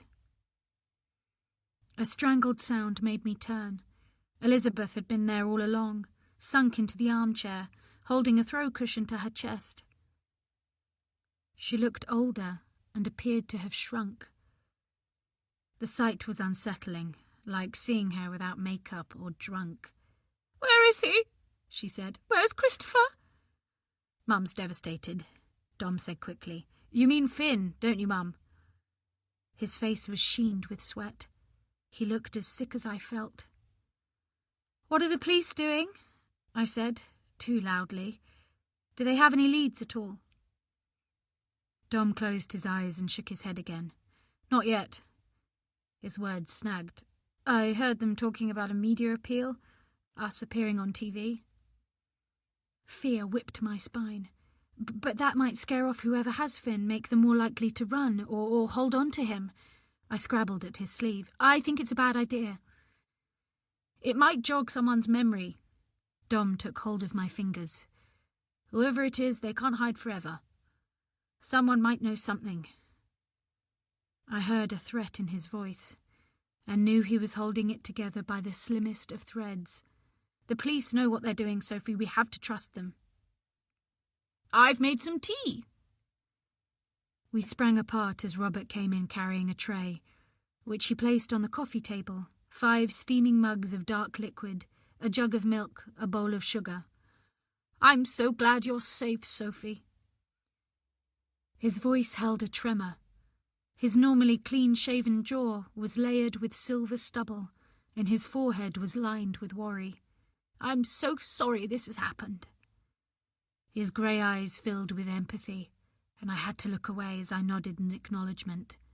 "Natasha messaged to say she's just stopped for petrol," he added, moving to rest a hand on Dom's shoulder. "She should be here soon." "Why?" I wanted to cry. "What can your sister do?" "Your mum's coming too," Dom said to me, hands hanging helplessly by his sides. "She got the first flight out after speaking to you." I took a step back, a hand clamped to my mouth. Mum coming meant this was real. This was the process when the unthinkable happened. Family rallied round, ashen-faced and disbelieving, wanting to help in some small way, offer their support. I'd never imagined it happening to us. "Have you been out looking for him?" I rounded on Dom, tears flying from the corners of my eyes. "Have you been here all this time doing nothing?" Anger was like a fire raging through me. "How can you sit here drinking tea while our son is when he's out there somewhere needing us? How?" I wanted to punch him, hit something, tear down the walls, but my energy drained. I sagged against the back of the sofa, while Dom sank his head to his chest and covered his eyes with his palms. "I did go out," he sounded tormented. "I knocked on doors, but most of the neighbours didn't even answer, and the press were gathering, trying to take pictures and asking questions, so I came back." "You must try to get some rest." The liaison officer was back, guiding me with gentle hands. "As soon as we hear anything, we'll let you know," she said. "Why don't you try and get some sleep?" "Sleep," I scoffed. "Has your baby ever gone missing?" She remained silent, her eyes soft and understanding. As if from a distance, I heard muffled sobbing from the armchair. Elizabeth. Robert said some soothing, meaningless words that only made her cry harder. I couldn't look at her, couldn't stand to witness her suffering. I felt an anger out of all proportion that she was in my home, claiming the grief as hers, doing nothing remotely useful. In that moment, I hated everyone. The feeling galvanized me towards the hallway, holding tight to Finn's blanket as I threw off Laura's hand and stumbled up to the nursery. I slammed the door and sank to my knees on the rug by Finn's cot. Pressing the blanket to my belly, I folded forwards and rested my head on the floor. Finn, where are you? I felt close to him in here. Imagined I could hear him gurgling as he watched his mobile spin, casting rainbow colours across the wall. I shut my eyes tight and saw him staring at his starfished hand as if it was the most fascinating thing in the world. I inhaled and smelt the milky sweet scent at the back of his neck, better than any perfume. Maybe if I'd loved him properly, not been so scared after he was born, this wouldn't have happened. Whichever way I looked at it, this was on me and all the ways I'd failed him. I had to get him back, because no one else would. The police had nothing to go on, no CCTV, no sighting, no witness statements, nobody knew anything.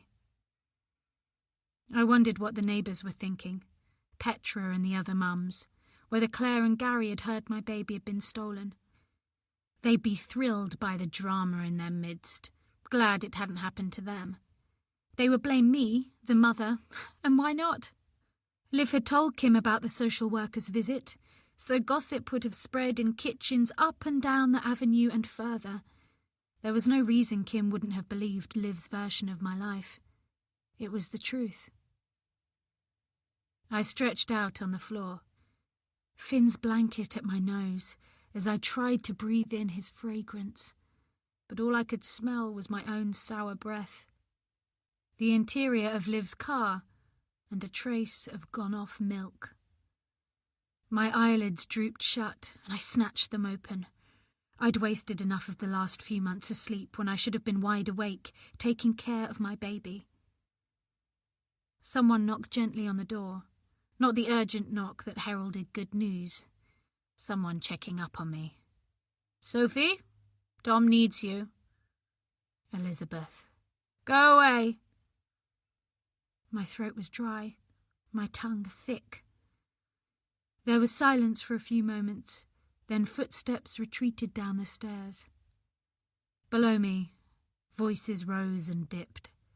Blackness swirled around, and I felt the walls looming in, closing around me like a tomb. My body felt broken, as though I'd been hit by a lorry. I cried for a while, pointless, stupid tears as loneliness circled. Then I got up and stumbled to the bathroom. After using the toilet, I splashed my face with cold water at the sink, then caught some water in my palms and drank, feeling the icy trickle reach my empty stomach. I drank some more, felt my brain sharpen. Someone had to know something. Think. Gripping the edge of the sink, I stared at my reflection in the mirror above. Moonlight slanted through the window. My hair was a coppery smudge around a ghost-white face, my eyes sunken and wild with a gleam of determination. I would talk to the neighbours myself. Never mind what they thought of me and my parenting skills, or whether they thought I deserved what had happened. I'd shame them into recalling the tiniest detail that could lead me to my son. I dried my face, smoothed my hair, and pulled on a hooded top before hurrying downstairs, careful not to make a sound. In the kitchen, the dishwasher whirred as I slipped through the back door and ran to the gap in the wall at the side of the house, then jogged down the lane to the street where Liv had dropped me an hour ago. The moon lit my path, and my breath misted the air in front of my face. I jumped when a fox shrieked in the distance, my heart speeding up. No one was around. The windows of the houses dark, like shut eyes. Even the TV van had gone. People were sleeping soundly, without a care in the world, but not for much longer. I'd scream the whole street awake if I had to. Chapter 38. Live. I've been parked outside number 7 for almost an hour worrying about Finn, about Sophie. I'd checked to call on Mum. She was in bed reading and told me not to worry about her. She seemed okay, her ordeal behind her. I don't know why I hadn't gone straight home. Maybe I thought if I sat there long enough I would recall something vital that would lead to finding Finn. But despite thoughts of Freya, Ryan, Alicia and even Elizabeth bouncing round my head, I'd come up with zilch. Nothing. I straightened up and rubbed my tired eyes, and was about to start the engine when I saw Sophie heading up the avenue, hugging the shadows. I climbed from my car and opened my mouth, about to call out, but there was something in her determined strides as she turned the corner that made me change my mind. I didn't want another confrontation. I locked the car and ran up the silent avenue, trainers smacking the pavement, sounding too loud in the darkness, the cold air slapping me awake. I glanced back before reaching the corner. The only house lit up was number 7. I imagined Dom inside, pacing, praying for his son's safe return, and a lump rose in my throat. I turned the corner to see Sophie hurrying across the wide, empty road, looking both ways before disappearing through an open double gate that led into a private lane. She was heading for Kim's house. I continued to follow at a distance, my heart hammering as I entered the lane. Sophie was up ahead, her phone torch lighting her way. Indigo Cottage came into view, lit by a porch security light. The white pillars looked eerie in the darkness, the heavy bay window frames giving the place an oppressive feel. The only other light came from an arched bedroom window. I held back and stepped behind a tree as Sophie approached the front door and rang the bell. She stood for some time, waiting, turning on the spot, before thudding on the door with her fists 3 times. Finally, the door opened. I stepped out of the darkness, moving closer, trying to hear what she was saying. Kim emerged, dressed in checked trousers and a knitted jumper. Her eyes narrowed as she looked towards me. "Olivia? Olivia, is that you?" "Crap." Sophie spun around. "What are you doing here?" Her tone was hostile. I folded my arms across my chest. "I could ask you the same question." It sounded dumb, and she looked bewildered. "I was trying to catch you up," I continued. "I saw you come out of your house, but you were too far ahead." "Listen, it's very late," Kim interrupted, "and I really don't think I can help you any more than I already have, Sophie." I moved closer. "I was just asking Kim if she remembered anything else from this afternoon." Sophie's voice was cold. Kim stroked her hand down Sophie's arm. "I wish I could help, but I honestly can't recall seeing anything more than I've already told you." She looked down at her fingers, turned a small plastic object over in her hands. "The car, the Volvo, well, as I said before, it looked suspicious." Her eyes were back on us. "The driver was huddled in the front seat with their hood up, but you say the owner didn't take Finn." She shrugged. "I've told you all I know, and I really haven't anything to add. I'm so sorry." Sophie shook her head. "I'm desperate to find him." "Of course you are. Have you considered Elizabeth?" "Elizabeth?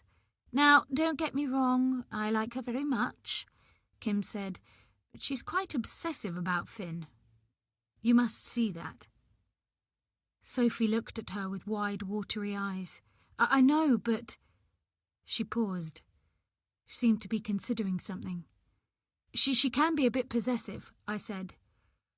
"And she felt her nose was being pushed out. That's what she told me," Kim said. "She said that?"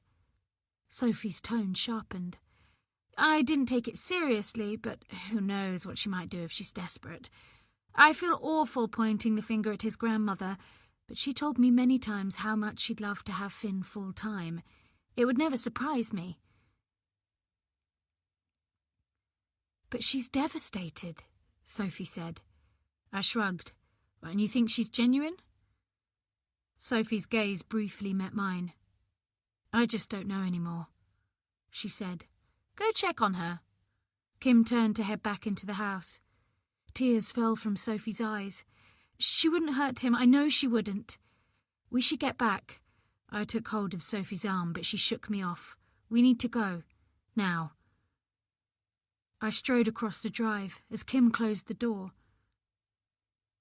I fumbled in my pocket for my phone and turned on the torch to light the way. Oh, I don't know what I was thinking going to see Kim at this hour, Sophie said when we'd almost reached the gate, her tears drying on her cheeks. What if she's right about Elizabeth? She seemed to be almost talking to herself. Where would she have taken him? It doesn't make any sense. It was as we turned into the avenue something struck me. I stopped, out of breath. Hang on! Wait up! What? Sophie stopped too, and looked over her shoulder, her voice wary. You said when you saw Kim, when she told you about Freya's car, that she was walking Dougie in his pram. Sophie nodded. And? Kim's made a big deal about Dougie hating his pram, and that he won't go in it. She always has him in that sling thing. I sensed her thinking. He was definitely asleep when I saw him, snuggled right down. Or maybe he was a bit off colour. She headed off again, disappearing into the darkness. I caught up with her. I don't trust Kim, I said. Did you see how edgy she was? The way she pointed the blame at Elizabeth. The way she twisted that dummy over and over in her hands. Sophie stopped, spun round. Her eyes widened with shock. Oh my God, she cried. I need to get back there. She began running in the opposite direction, as though her life depended on it. I jogged after her. What? What is it? The dummy. She was breathless. It's got to be Finn's. All dummies are the same, aren't they? She disapproves of them, made me feel like a failure that day at Mum's meet-up, with her views on pacifiers. As we headed up the lane towards Indigo Cottage, Kim was stuffing a suitcase into the boot of her car. Kim! I called as we ran. Kim, wait! She flashed us a startled look. Why are you two back? She cried, but she didn't wait for an answer. She got into the driving seat and started the engine. Stop her! Sophie cried as the car came towards us. As Kim swung the car to face the lane, headlights blinding, I caught sight of a baby carrier in the back seat. I could barely see the child and tried to tell myself it was Dougie, but the odd way Kim was behaving filled me with doubt. Why was she heading off so late? Why wouldn't she stop? As she passed, I launched myself at the side of the car, tried to grab the door handle. She swerved and I was knocked backwards, thrown to the ground. I tried to get back to my feet, but it was never going to happen. My head was spinning and I dropped back down.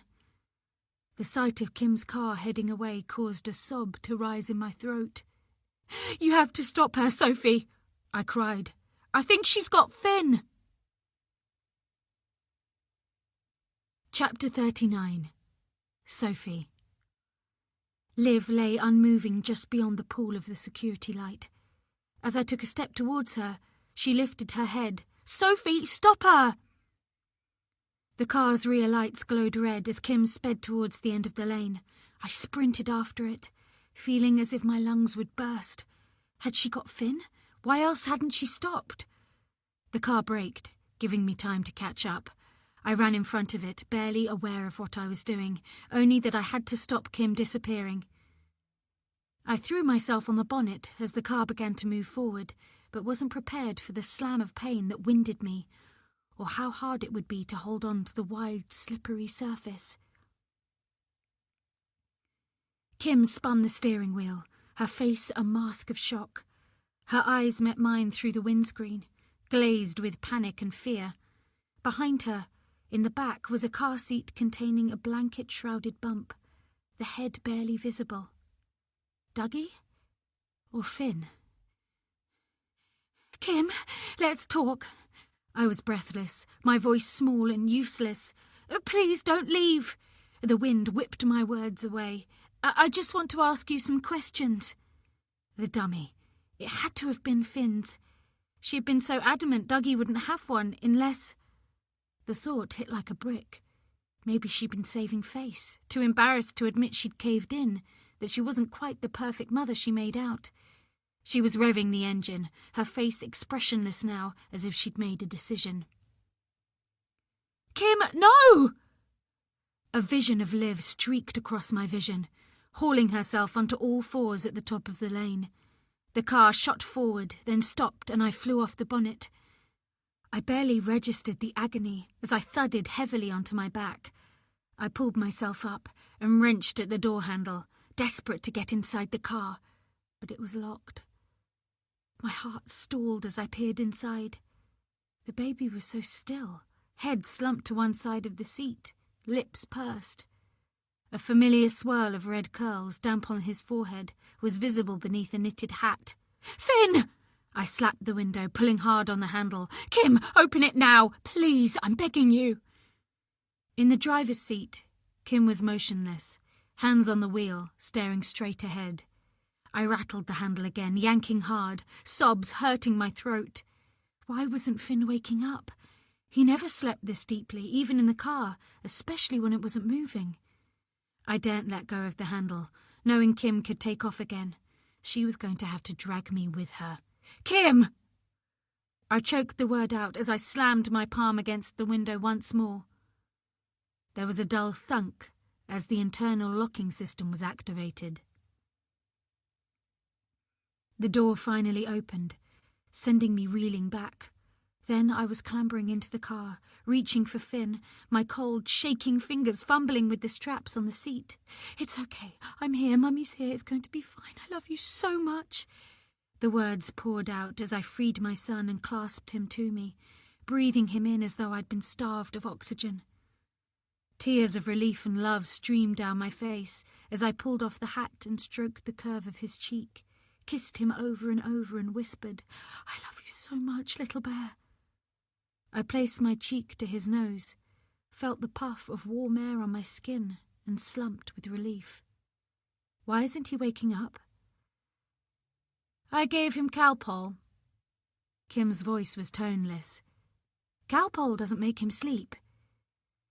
"I mixed it with brandy. Not much, just enough to make him tired." I began to cry softly as I stared at Finn's peaceful face, lit by the moon slanting through the rear window. "How could you?" I wept. Then Liv was climbing into the back of the car, the side of her head clotted with blood. Her eyes widened when she saw I was holding Finn. "Oh, thank God!" she cried, putting an arm around my shuddering shoulders. "Is he okay?"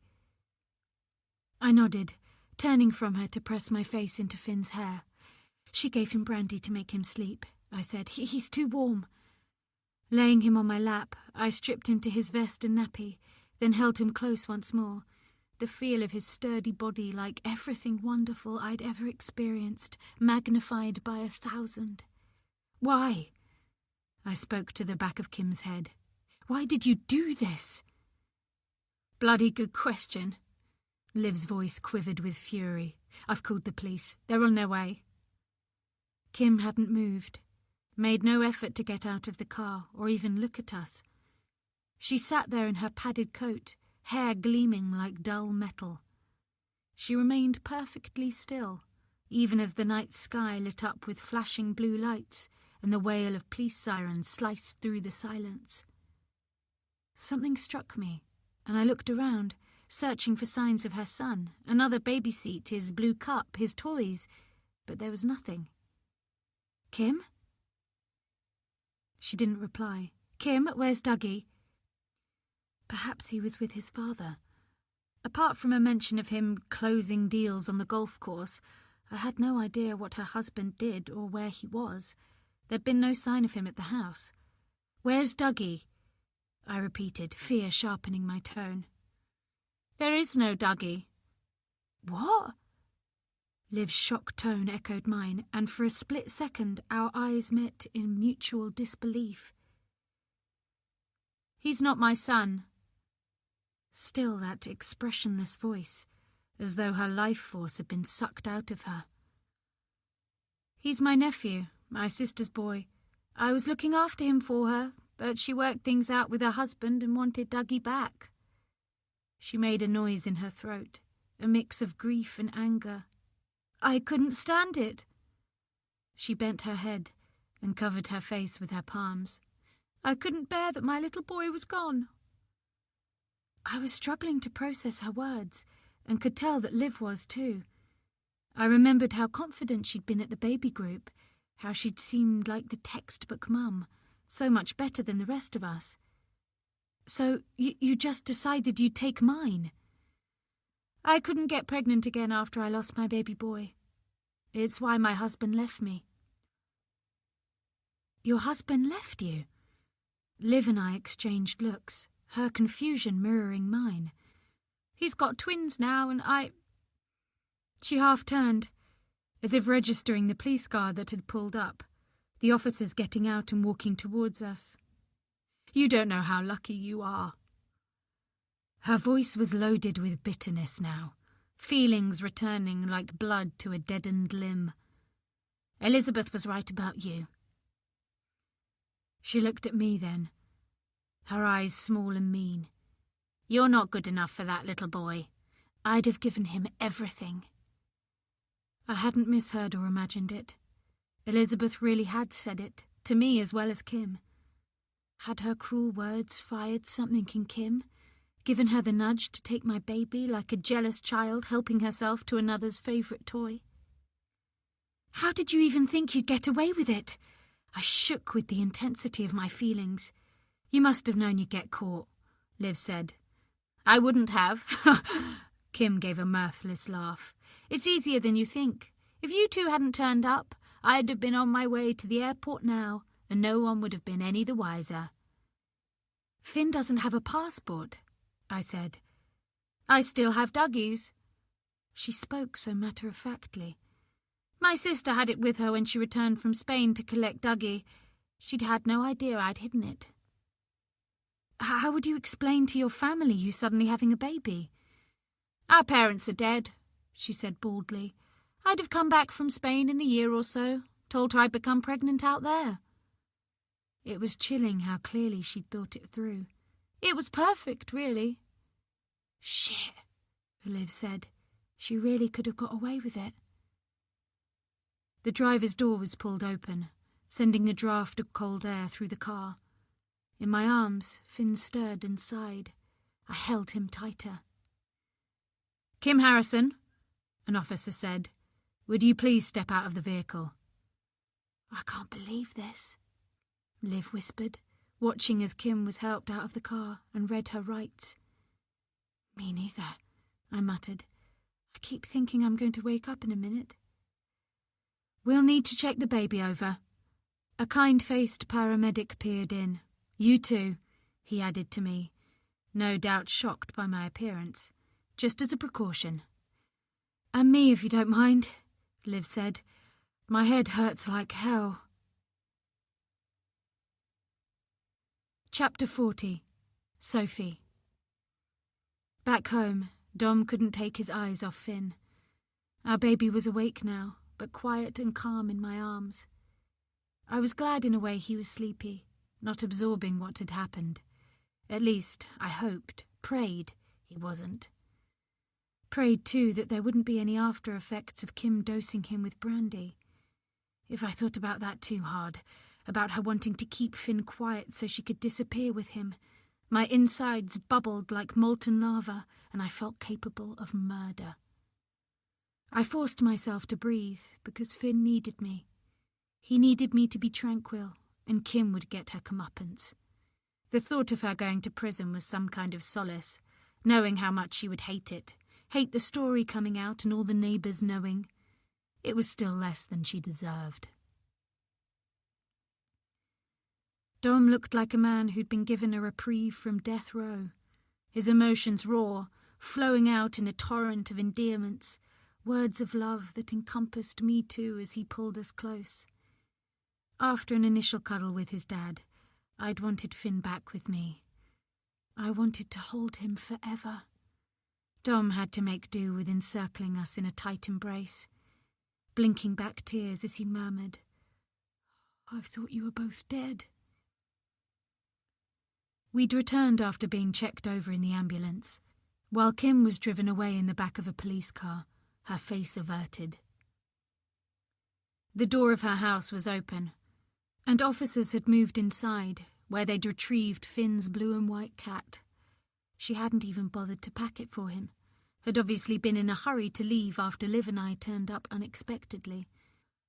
Though maybe she'd intended to leave his toy behind. She wouldn't have wanted to take anything that might identify Finn. I still couldn't get my head around what she'd done.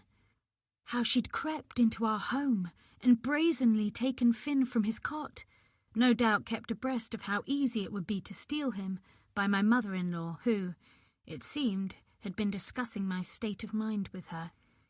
Elizabeth had leapt to her feet as soon as I entered the house, flanked by Liv, who refused to go to hospital once she'd been told her head wound was superficial, and D.I. Lane, her body language protective as she ushered us inside.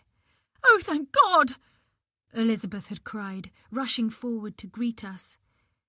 I instinctively turned to avoid her outstretched arms, moving to Dom, whose face was streaked with tears as he realised his son was safe. Now she stood awkwardly to one side, knotting her hands together, her face creased with emotion, while Robert hovered at Dom's shoulder, clearly overcome and speechless with relief. The police had left, along with the liaison officer, her expression bright with satisfaction that there was a happy ending. "It doesn't always turn out like this," I'd heard her say to Robert, just as Natasha arrived, bringing a fresh burst of thankful exclamations, tears and hugs. "I can only imagine how you must have felt," she said, gazing in wonder at Finn, her expression so like Dom's I nearly laughed. Lightness moved through me with each passing moment until I thought I might float off, even with the weight of Finn cradled against me. Exhaustion mingled with a feeling of liberation. It was as if nothing could trouble me again, now Finn was back. Soon I would say sorry to Dom for treating his mother badly, forgive him for appearing to take her side when he'd been right to defend her, apologise to Elizabeth for my attitude towards her. I tuned out of the chatter around me as Liv introduced herself to Natasha and obeyed an instruction to fill her in on what had happened. My anger at Liv ebbed and flowed. She'd driven all the way to Suffolk because she thought Freya had taken Finn, and she'd been the one to suspect Kim, but it didn't make up for all the things she'd done. She'd lied to me, made my life worse for a while, but I was trying to understand she'd had her reasons. In the meantime, I would make an appointment with the doctor. Whatever the news was, I'd handle it. I just prayed I wasn't dying. Now I had Finn back, I wanted to be there for him, be properly present in his life, savouring every moment, being the mother I should have been from the start. It felt possible. Everything felt possible now. I knew Dom felt it too, feelings crackling between us like electricity as we caught each other's eye, his hand still on my waist. Alicia, his problems at work, my health, our disagreements about his mother.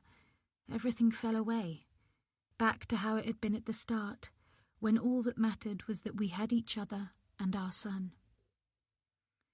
As I looked from Dom to Finn, whose big blue eyes were fastened on mine, his fingers unfurling to touch my face, all my uncertainty tumbled into joy. It was going to be okay. "I'm shattered," Natasha said, finally shedding her coat and dropping onto the sofa. She hadn't said much to Elizabeth, I noticed, had barely looked at her mother. "I need a hug with my nephew." I reluctantly handed Finn over, knowing Natasha would be thinking of her own son, safely tucked up in bed at home, and saw a look of torment cross Elizabeth's face. "Maybe Mum could have a cuddle next." Dom's face was so full of happiness. I didn't have the heart to protest, to tell him the things that Kim had said, that his mother had told me I wasn't fit to be a mother. I doubted she'd dare set a foot out of line again.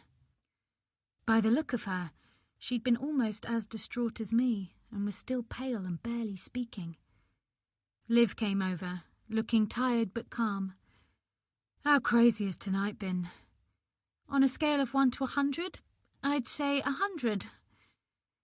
We exchanged wary smiles. She didn't smile much, I realised, but maybe she hadn't had much reason to, with her mum and the grief of losing her brother. Listen, thanks for being there, I said. If you hadn't tried to slow the car down, she might have got away. Liv shrugged, then winced. I guessed she'd hurt her arm when she fell and didn't want to say so. I'm just glad Finn's okay, and that no one I knew had taken him.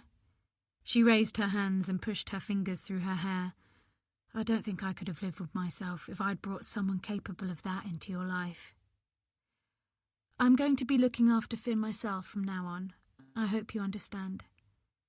She nodded, her eyes filling with tears. I remembered how optimistic I'd felt about making a new friend just a short time ago.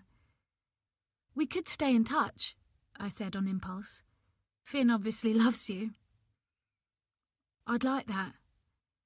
She blinked away her tears. Thank you. You're welcome, Dom said.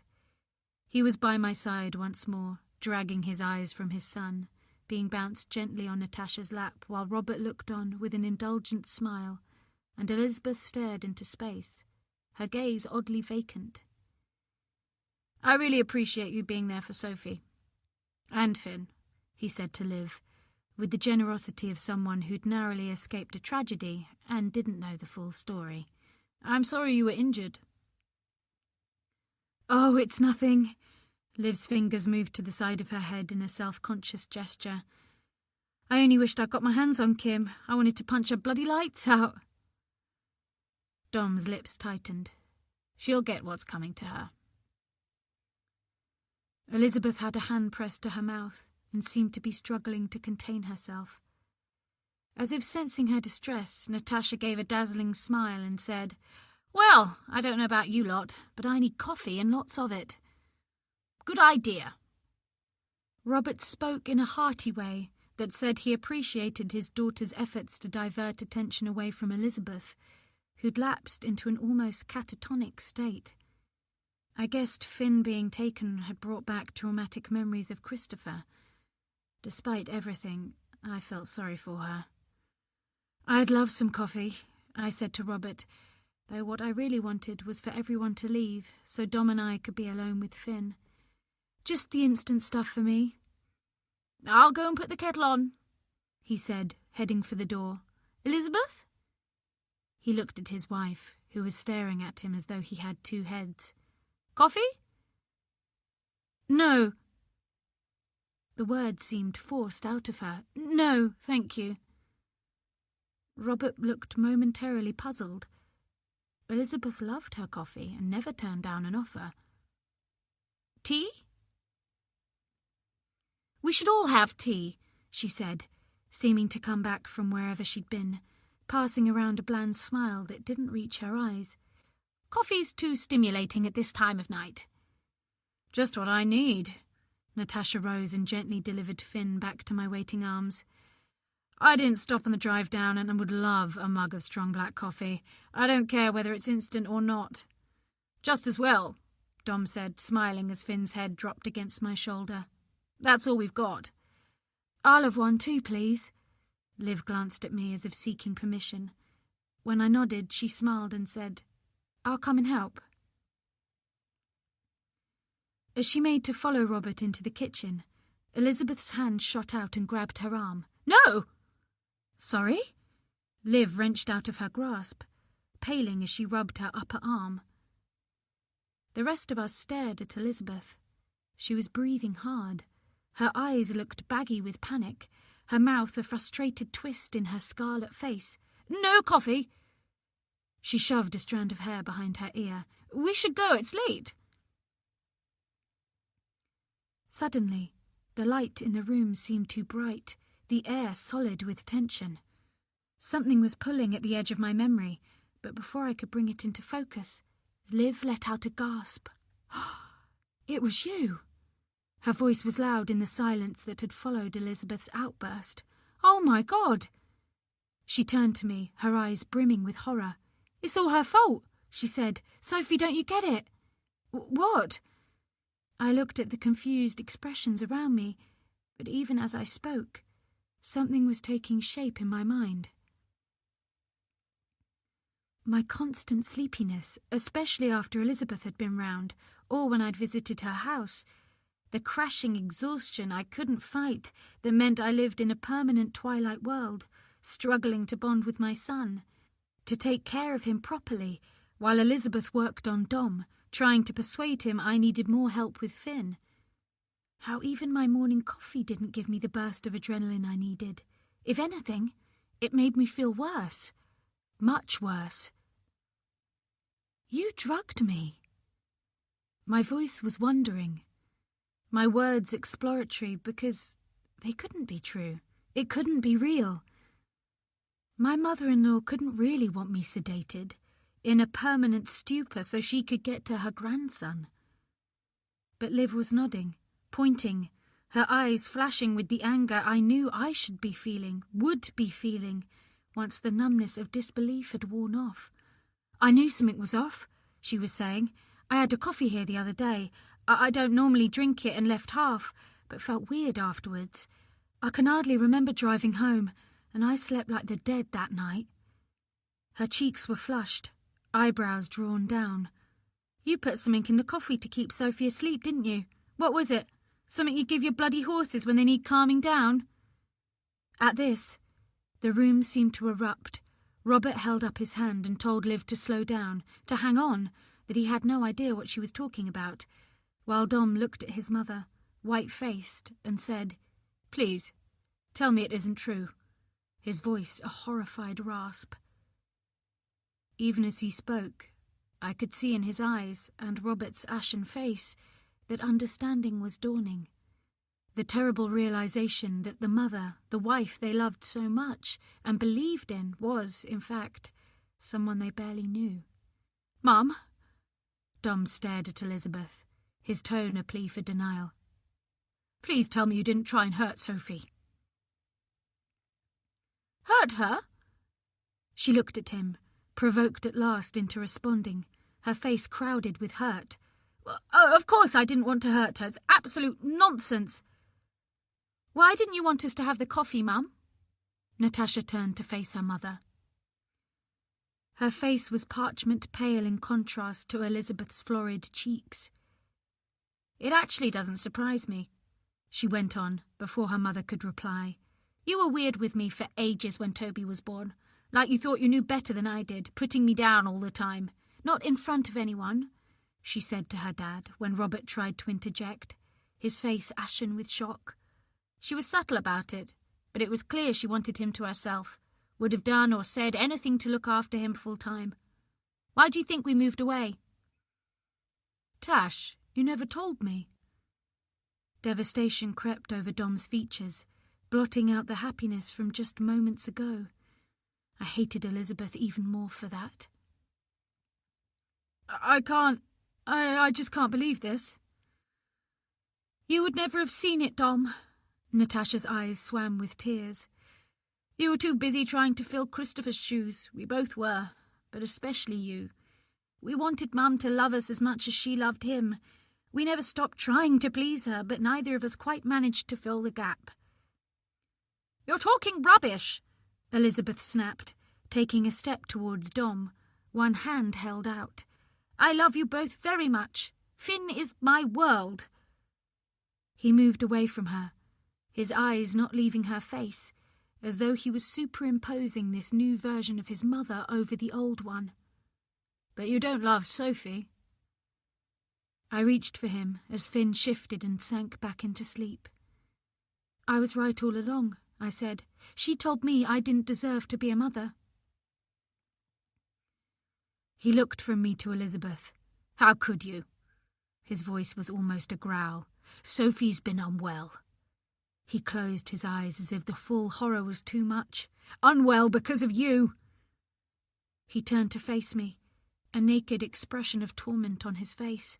"I should have believed you," he said. I'm so sorry. I shook my head, tears filling my eyes. Who would want to believe their mother was capable of that? I was still having trouble believing it myself. She's the one who should be sorry. Enough! Robert moved to put an arm around his wife and looked stricken when she stiffened and shifted away. Finn is safe, and that is all that matters. Hang on. Liv held up a hand. Do you think it's okay for Elizabeth to have drugged her daughter-in-law to get her hands on Finn? To make out Sophie's a terrible mother, all because she lost her own baby? She sounded furious. Elizabeth could have killed her, for Christ's sake. Don't you get that? It's a criminal offence what she's done, and I bet that's not all. Sophie told me about things going missing, then turning up again, the house being left in a mess when she thought she'd tidied up. The photo in the stables. My voice sounded faint. She must have set that up. And the doctor said she tried to get hold of me. She left a message I didn't receive, and Isaac emailed me a document that went missing. I trailed off as the awful truth sank in. Must be easy to delete messages or shift things about. Tip wine in the bed when your daughter-in-law's out cold, to make it look like she's losing her mind, Liv stormed. You do know that Sophie's convinced she's dying. She moved closer to Elizabeth, who seemed rooted to the spot, her mouth opening and closing like a fish. I wonder what the blood tests will show. No wonder you don't want Sophie speaking to the doctor. She cocked her head.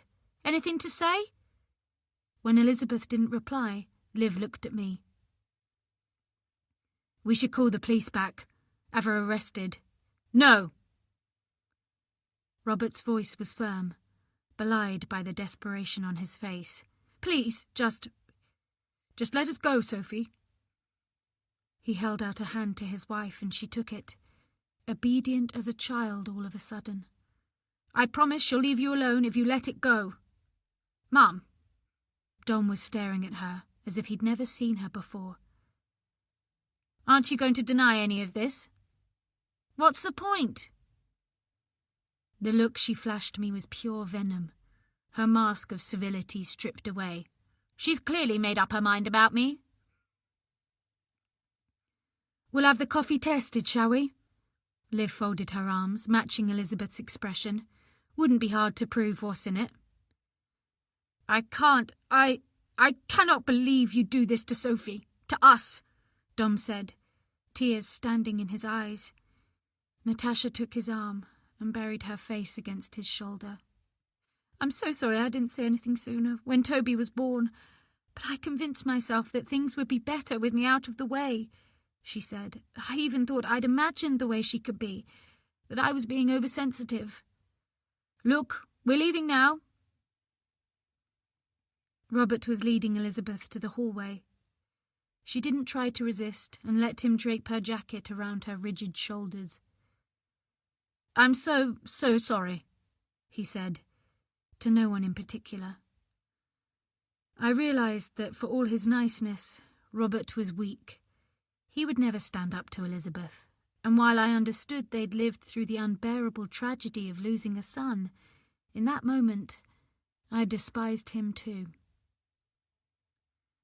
I moved closer to Dom, and his arm wrapped around my waist.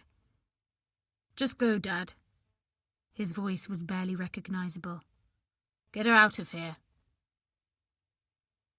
None of us moved until the front door was suddenly thrust open, and somebody burst inside and dropped a brightly coloured holdall at the foot of the stairs. I'm sorry it's so late. The flight was delayed and I had to wait for a taxi. Please, somebody tell me my grandson is safe. I've been trying to call and no one's picking up their phones. I've been going out of my mind. As a familiar figure came into view, I burst into tears. He's okay, Mum. Oh, sweetheart. Mum hurried over to take me in her arms, her familiar fragrance filling my senses.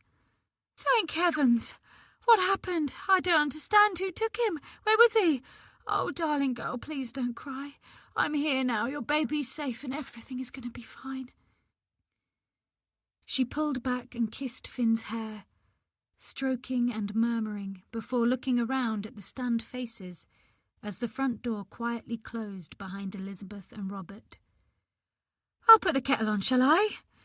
She was laughing and crying at the same time. Oh, I could murder a coffee.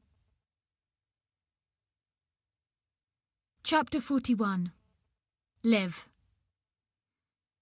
3 months later. Since Finn was found, I'd realised 3 things. 1. Never slam your body against a moving car, because it bloody hurts. 2. I cared about Sophie and her family more than I thought. 3. It wasn't my fault that Ben died. I'd blamed myself for so long, believing that if I hadn't gone out that night, he would still be alive. And I dealt with that guilt by blaming Sophie. But the truth was, Ben was suffering with severe depression, his mental health in tatters. I couldn't have known how close he was to the edge. "Hey!" I turned from filling the dishwasher to see Ryan framed in the kitchen doorway, his eyes no longer shadowed, his skin less pallid. He'd been chatting with Mum in the lounge for the past half hour, and I knew she was helping him come to terms with everything. It was the 3rd time he'd visited. The first time he came, he told Mum about his relationship with Ben, his voice slurred as he sat on the sofa.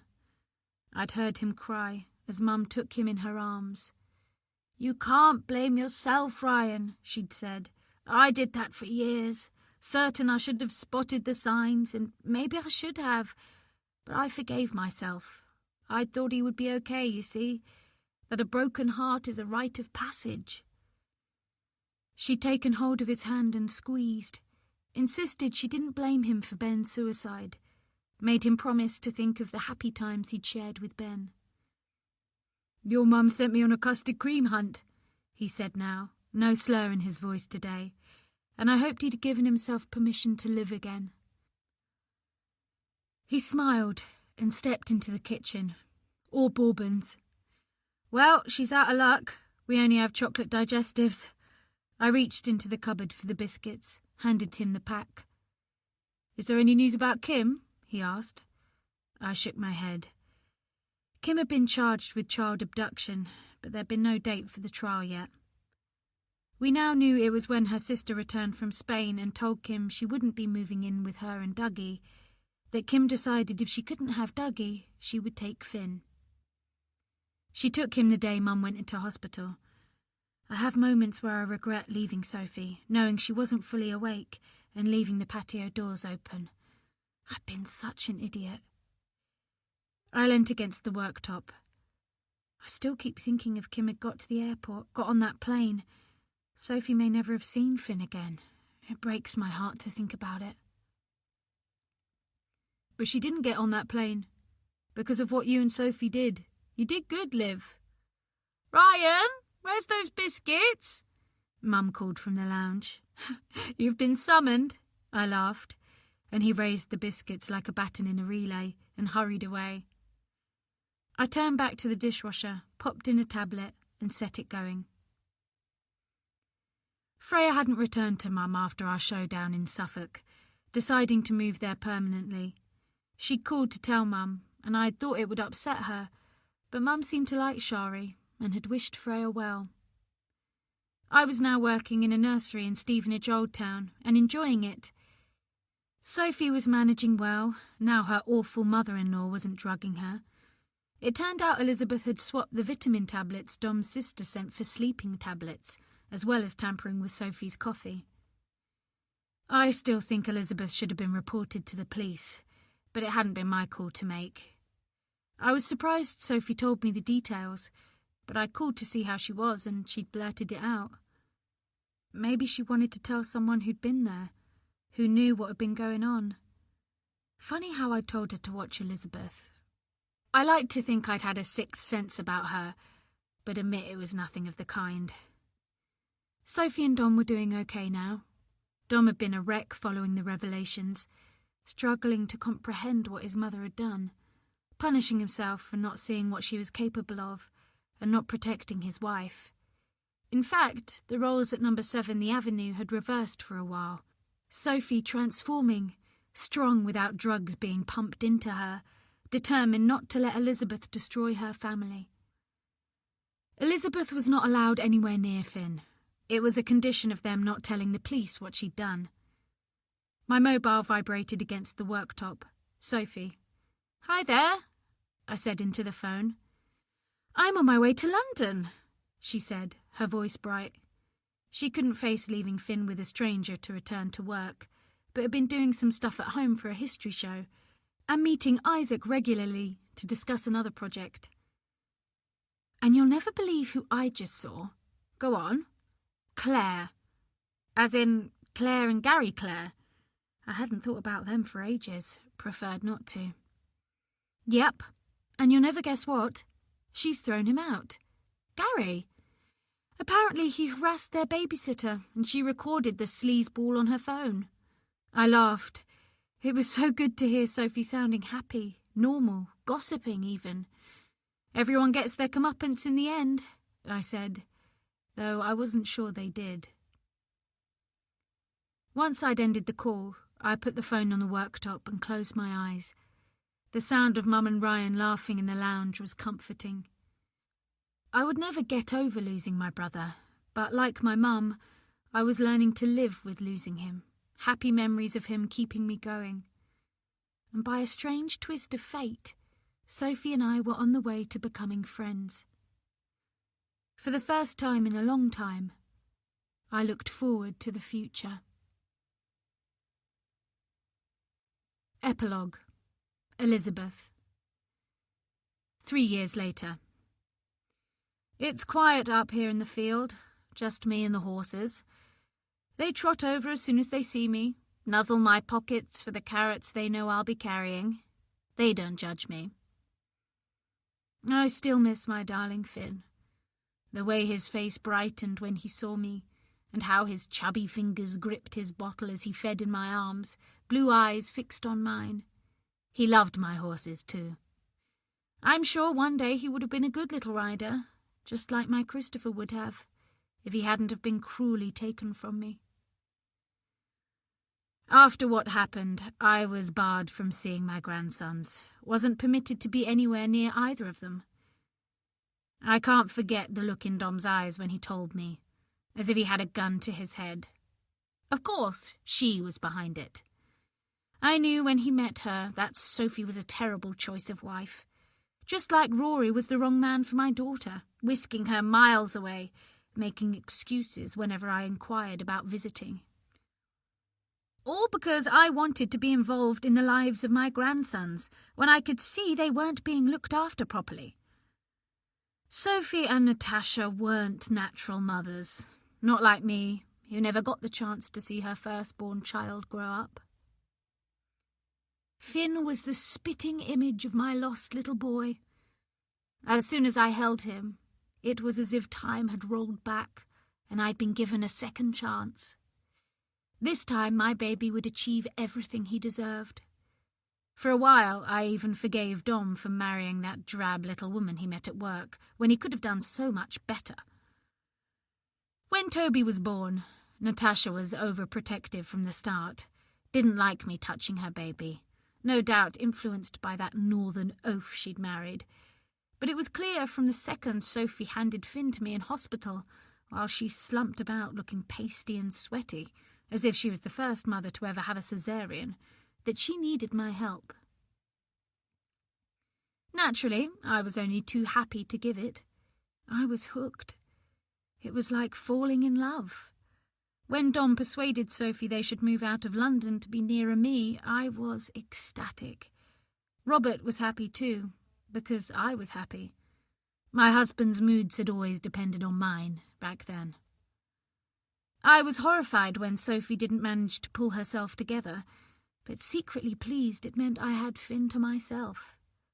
I knew then that I wanted more, that I'd never be able to let go, and that little boy adored me. I was the light of his life. He turned to me, not his mother. He was probably still missing me terribly. I wondered what they would tell him about me, whether they would mention me at all. I hadn't intended Sophie to die, at least not to begin with. Grinding pills down to mix with that revolting instant coffee she drank by the gallon had been absolutely perfect. And when I did it once and got away with it, well, let's just say it got easier, almost addictive. And swapping those useless vitamin tablets my daughter sent her with sleeping pills was a bonus. They didn't look like vitamin tablets, but she hadn't even noticed. It had come to me gradually that Sophie might suffer an accidental overdose. I had a separate bottle of pills all ready to spill over the bed, alongside a bottle of wine, and a story for Dom about how his wife had called me and begged me to look after her son, and how worried I'd been that she was suicidal. Once she was gone, Dom would have seen the sense in me caring for Finn full-time. Who better than his loving grandmother? But now, it's all too late. The blood test results weren't proof of anything. At the time, I'd thanked heaven for that. There was an anomaly. A trace of the strong sedative I'd persuaded my old doctor to keep prescribing me to help me through a rough patch that Sophie would deny taking voluntarily, but I would have argued with. Said she'd asked me for something to help her sleep, which I'd reluctantly agreed to. I prayed the doctor would give up once I deleted her messages from my daughter-in-law's mobile phone. So easy to unlock with her fingerprint once she was passed out, along with an emailed document from some colleague at the television company she worked for, where she'd met my son. I didn't read the email. It was fun making it disappear, just like it was to move things around the house to places they shouldn't be, to fool her. If only that awful woman Liv hadn't come along, getting Sophie out of the house, making her think she could be like other mothers, poking her nose into things. I could still be there now with my grandson and my son, not living at the opposite end of the country, with no close neighbours and only my horses for company. Robert decided he couldn't live with me after all. He demanded a divorce and said he'd tell our friends and neighbours what a supposedly terrible person I was if I didn't agree.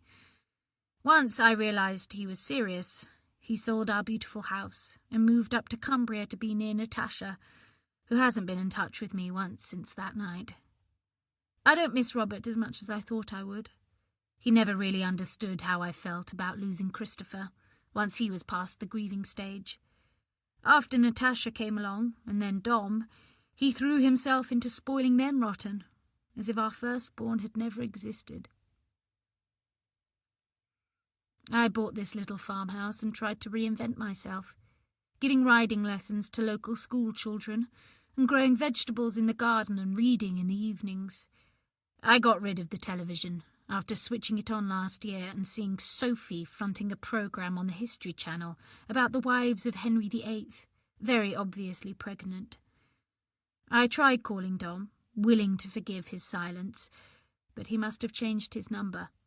When I phoned their house, I was told by a stranger that the previous owners had moved to London, and when I rang the TV company, Dom refused to take my call. Nights are the worst. If I think too hard about my life now compared with before, I feel a physical pain in my chest and wonder whether I'm going to have a heart attack. Only being with the horses calms me down. All that's about to change, though. Kim got in touch. We kept in contact after the trial, where, after a mental health assessment, she was sentenced to 18 months in prison. I went to visit her because I felt sorry for her. I'd been furious at first, absolutely heartbroken that she'd tried to steal my grandson. But then I forgave her. She'd lost her firstborn too. I understood. Desperate women do desperate things. Of course, if her plan had succeeded, I'd have left no stone unturned in trying to get Finn back, but, well, that didn't happen. I'm not allowed to see him ever again, anyway. And Kim had no idea about the circumstances of my falling out with my family and my treatment of Sophie. She seemed pathetically glad to see me. Her sister hadn't been to visit, she told me, and the chances of her ever seeing her nephew again were as likely as me seeing Finn. I was all she had. We'd always got on well. She knew how much I'd cared about Finn, how I'd do anything for him. At first I felt bad I'd been the one to inadvertently inspire her to steal my grandson, by telling her how terribly tired Sophie was all the time, sleeping most of the day, leaving that poor baby to his own devices, until Liv came along. But she was just as bad, leaving the garden doors open so goodness knows who could walk into the house. I wasn't sure how Kim had known they'd be open, but I figured she'd have found a way into the house somehow. She had apologized so many times, even confessed she'd planned to invite me to Spain once the dust had settled, so I could see my grandson.